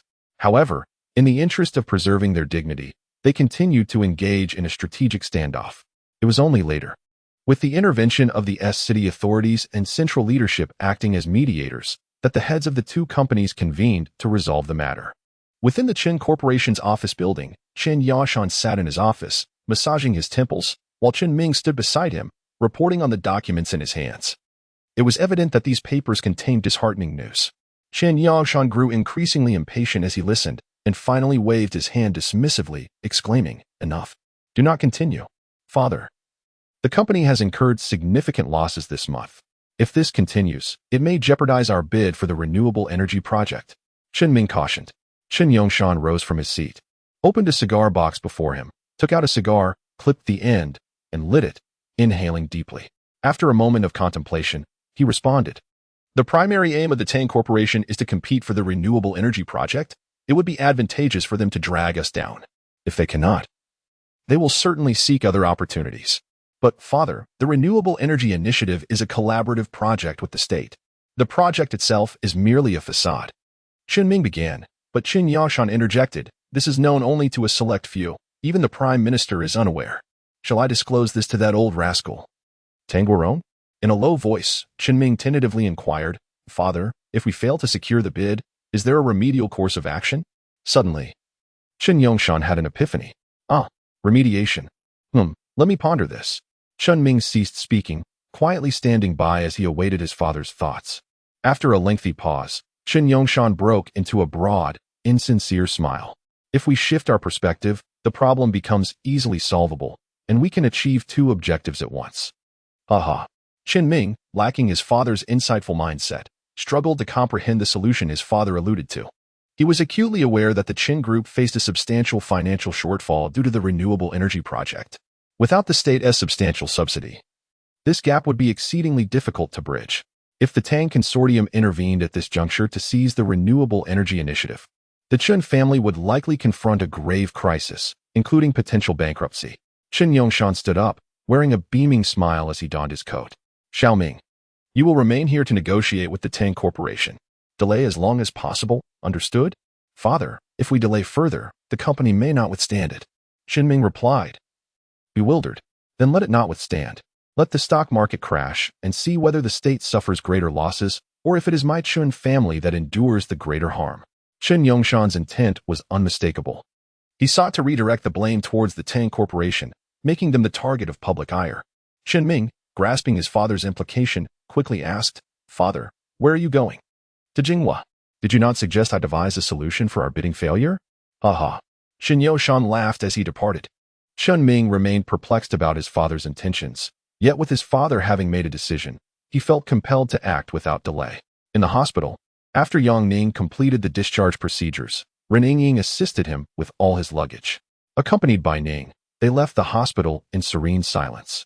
On the road, Ren Yingying remarked while driving, "Boss Tang asked me to take you to the company first. Is there something significant happening recently?" "Of course. Yang Ning was not privy to this information through newspapers or media, but rather through a dream he had the previous night. Now, with Rin Yingying suggesting a visit to the company after his discharge, Yang Ning comprehended the gravity of the situation. Rin Yingying was not well versed in stock market affairs. She knew that everyone in the company had been exceedingly busy lately, though she was unaware of the specifics. Upon arriving at the company entrance, Yang Ning alighted and entered the office building. As he stepped into the elevator, he happened to encounter his former friend, Lin Kai, whose expression appeared rather grim. Lin Kai, it's been 2 months. How have you been? Yang Ning inquired. Yang Gu, where have you been? I've missed you terribly. Lin Kai replied with a smile. Oh, nothing much. I got promoted and am no longer working in the advertising department, so we won't be seeing each other as often. How about you? Don't even mention it. It's driving me to despair. Lin Kai lamented. After you left, I was promoted to a supervisory position, and while my salary has increased, I was planning to discuss marriage with Han Fei. Upon hearing this, Yang Ning quickly extended his hand, exclaiming, Really? Congratulations. Don't forget to invite me to the wedding feast. Yet, Lin Kai still wore a sorrowful countenance. Married? I just bought a house, and then my stock investments failed. Now I'm all in. Yang Ning immediately sensed something was amiss. Which stock did you purchase? The Tang Corporation stock, of course. What other stock could it be? Lin Kai's face was filled with regret, as if he were consumed by indignation. Yang Gu, please don't jest with me. I truly lack the spirit for humor. It was not that Lin Kai doubted Yang Ning, but given the company's current situation, it was difficult for him to accept Yang Ning's claims. With unwavering confidence, Yang Ning declared, Trust your Yang Gu. I'll come to pick you up at your house tomorrow morning. As Yang Ning entered the elevator, Lin Kai stood there in a daze, realizing he had forgotten to ask which department Lin Kai had been promoted to. Yang Ning ascended directly to the top floor. As the elevator doors opened, he was greeted by a scene of utter chaos and busyness. Many individuals were sweating profusely due to the intensity of their work. Entering Tang Yinru's office, he found her tirelessly engaged in her duties, the phone ringing incessantly. Upon seeing Yang Ning, she barely had time to acknowledge him. Once she finally hung up, Tang Yinru sharply asked, What are you waiting for? Get to work. Yang Ning could only describe the disarray with one word: chaos. Tang Yinru hurried into Yang Ning's office, drinking water while inquiring, What do you think? Is there a way to salvage this situation? I feel utterly powerless. Yang Ning admitted, truly sensing his helplessness. Tang Yinru felt an urge to vent her frustration, but seeing that Yang Ning was equally at a loss, she merely stormed out. Observing her flurry of activity, Yang Ning experienced an uncomfortable feeling of helplessness. He wished to assist, but found himself unable to do so. Rubbing his temples, he attempted to glean insights from the stock market. As time continued to tick away, yet Yang Ning remained fixated on the market. Slowly, an unusual thought emerged in Yang Ning's mind. If speculation were unfeasible, why not attempt to take control of the market? Previously, Yang Ning had engaged in the stock market as a speculator, seizing opportunities at opportune moments. However, to take control meant mastering the fluctuations of the market. A high-stakes gamble worth millions every second, a challenge that only those with a certain mental fortitude would dare to undertake. Yang Ning had observed the company's traders. They were exceptional, yet he believed that if he were to take the reins, he might surpass them. With this notion firmly planted in his mind, he resolved to give it a try, adjusting his computer to the trading interface of the stock market, a back-end program belonging to the company. A single misstep could result in losses amounting to billions. However, Yang Ning's intention was not to manipulate the market just yet, but rather to learn how it functioned. To his surprise, he found himself articulating insights with remarkable accuracy, leaving him puzzled as to when he had developed such a remarkable memory. As he examined the intricate details of the market operations, what appeared to be mere trends to the untrained eye transformed into a myriad of data analyses and complex formulas racing through his mind. Time ticked away, and Yang Ning gained a deeper understanding of market control. Just as he contemplated delving further into his studies, the market closed. Oh. The two exchanged few words.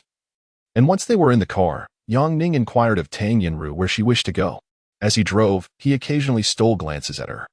Over the past few days, she had seemed somewhat unwell. Despite her daily visits to the hospital, Yang Ning could sense her exhaustion. Yinru, may I visit the securities exchange tomorrow? He asked. Oh, what are your thoughts? Tang Yinru responded. After a moment's reflection, Yang Ning replied, Well, I have no particular ideas. Given the current situation, I feel somewhat powerless. However, I could attempt to take control to salvage the circumstances. Haha. Tang Yinru suddenly burst into laughter. I was waiting for you to say that. Your innate qualities are perfectly suited for market control. Go for it. Bring down the Chen family. Yang Ning smiled gently and said, Yinru, I wish to go alone tomorrow. Would you mind not accompanying me? You're still shy, aren't you? Very well. I want to follow you, as long as you don't let the company's stocks hit the limit down. Tang Yinru joked. Chapter 69. The Golden Trader. Until Tang Yinru finished her bath, Yang Ning remained engrossed in his book. Tang Yinru chose not to disturb him. Instead, she prepared a cup of coffee and headed to the kitchen to cook. The following morning, everyone rose early. At the breakfast table, Tang Yinru inquired of Yang Ning. Are you confident? She admired Yang Ning's fearless confidence and chose to remain silent. Upon arriving at Lin Kai's residence, she called to inform him that she was waiting downstairs. Consequently, Lin Kai descended with Han Fei, and upon seeing Yang Ning in a Lamborghini, they were momentarily taken aback. Yang Ning, have you struck it rich? Yang Ning offered a wry smile. Less chatter, get in the car. Han Fei and Lin Kai climbed in, bombarding Yang Ning with questions about his newfound wealth. He fibbed, claiming he had made his fortune through stock trading, and they, albeit skeptically, accepted his explanation. They first drove to the office, dropping Han Fei off at work. Checking the time, Yang Ning realized they were running short, and he pressed the accelerator, speeding towards the stock exchange. Upon arrival, they made their way to the second floor where numerous employees greeted Yang Ning warmly. Many traders approached him with flattery, which left Lin Kai feeling envious. Entering Tang Yinru's designated room, the traders were already prepared. Yang Ning wasted no time, instructing Lin Kai to take his former seat while he occupied Tang Yinru's position. As a trader, 6 computer screens felt a tad insufficient, yet for Yang Ning, who was still somewhat inexperienced, it sufficed. Within the stock exchange, many were familiar with Yang Ning's esteemed reputation, referring to him privately as the stock god. With his presence, numerous individuals sought to ingratiate themselves before the market opened, and even Lin Kai garnered much praise. As the market commenced, everyone became busily engaged. Yang Ning issued his first command, prompting everyone to swiftly make calls or operate their computers. His second directive was for Lin Kai to acquire a specific stock. Although Lin Kai had limited funds, he complied with Yang Ning's instructions.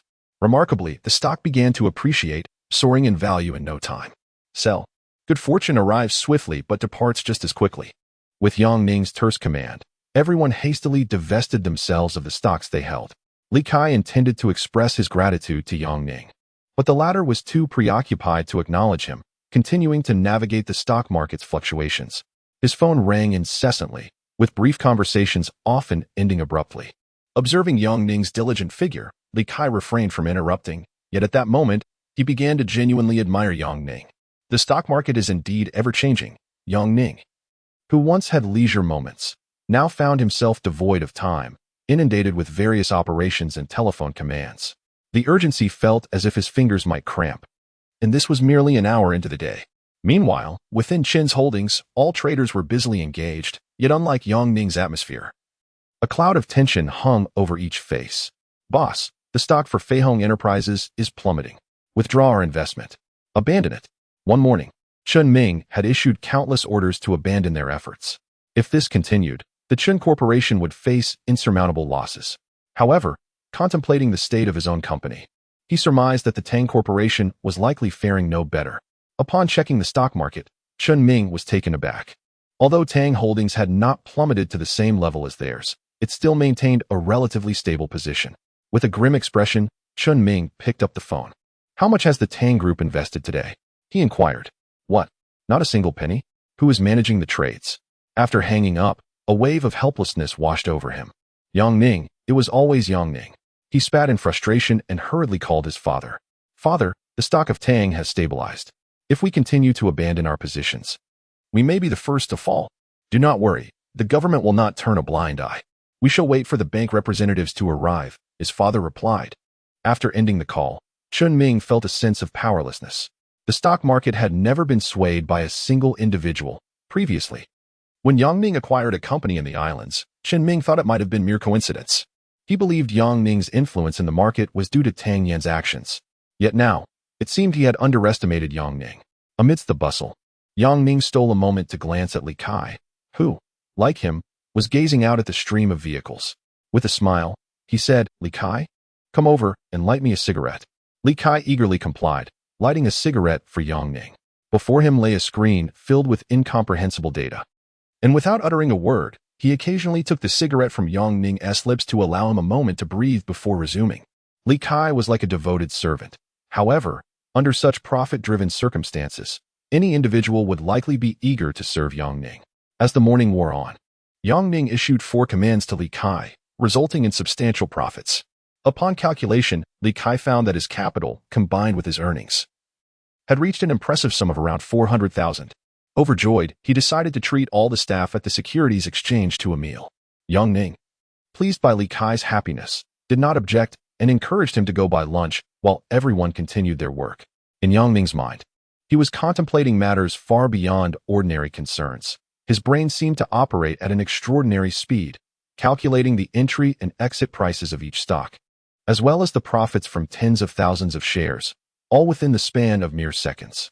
Coupled with his control over the computer keyboard and constant phone calls, Yang Ning suddenly felt a profound respect for the traders. During lunch, the traders in the same room complimented Yang Ning, inquiring about various professional topics. These were areas Yang Ning was not particularly well versed in, so he could only respond with laughter and casual remarks.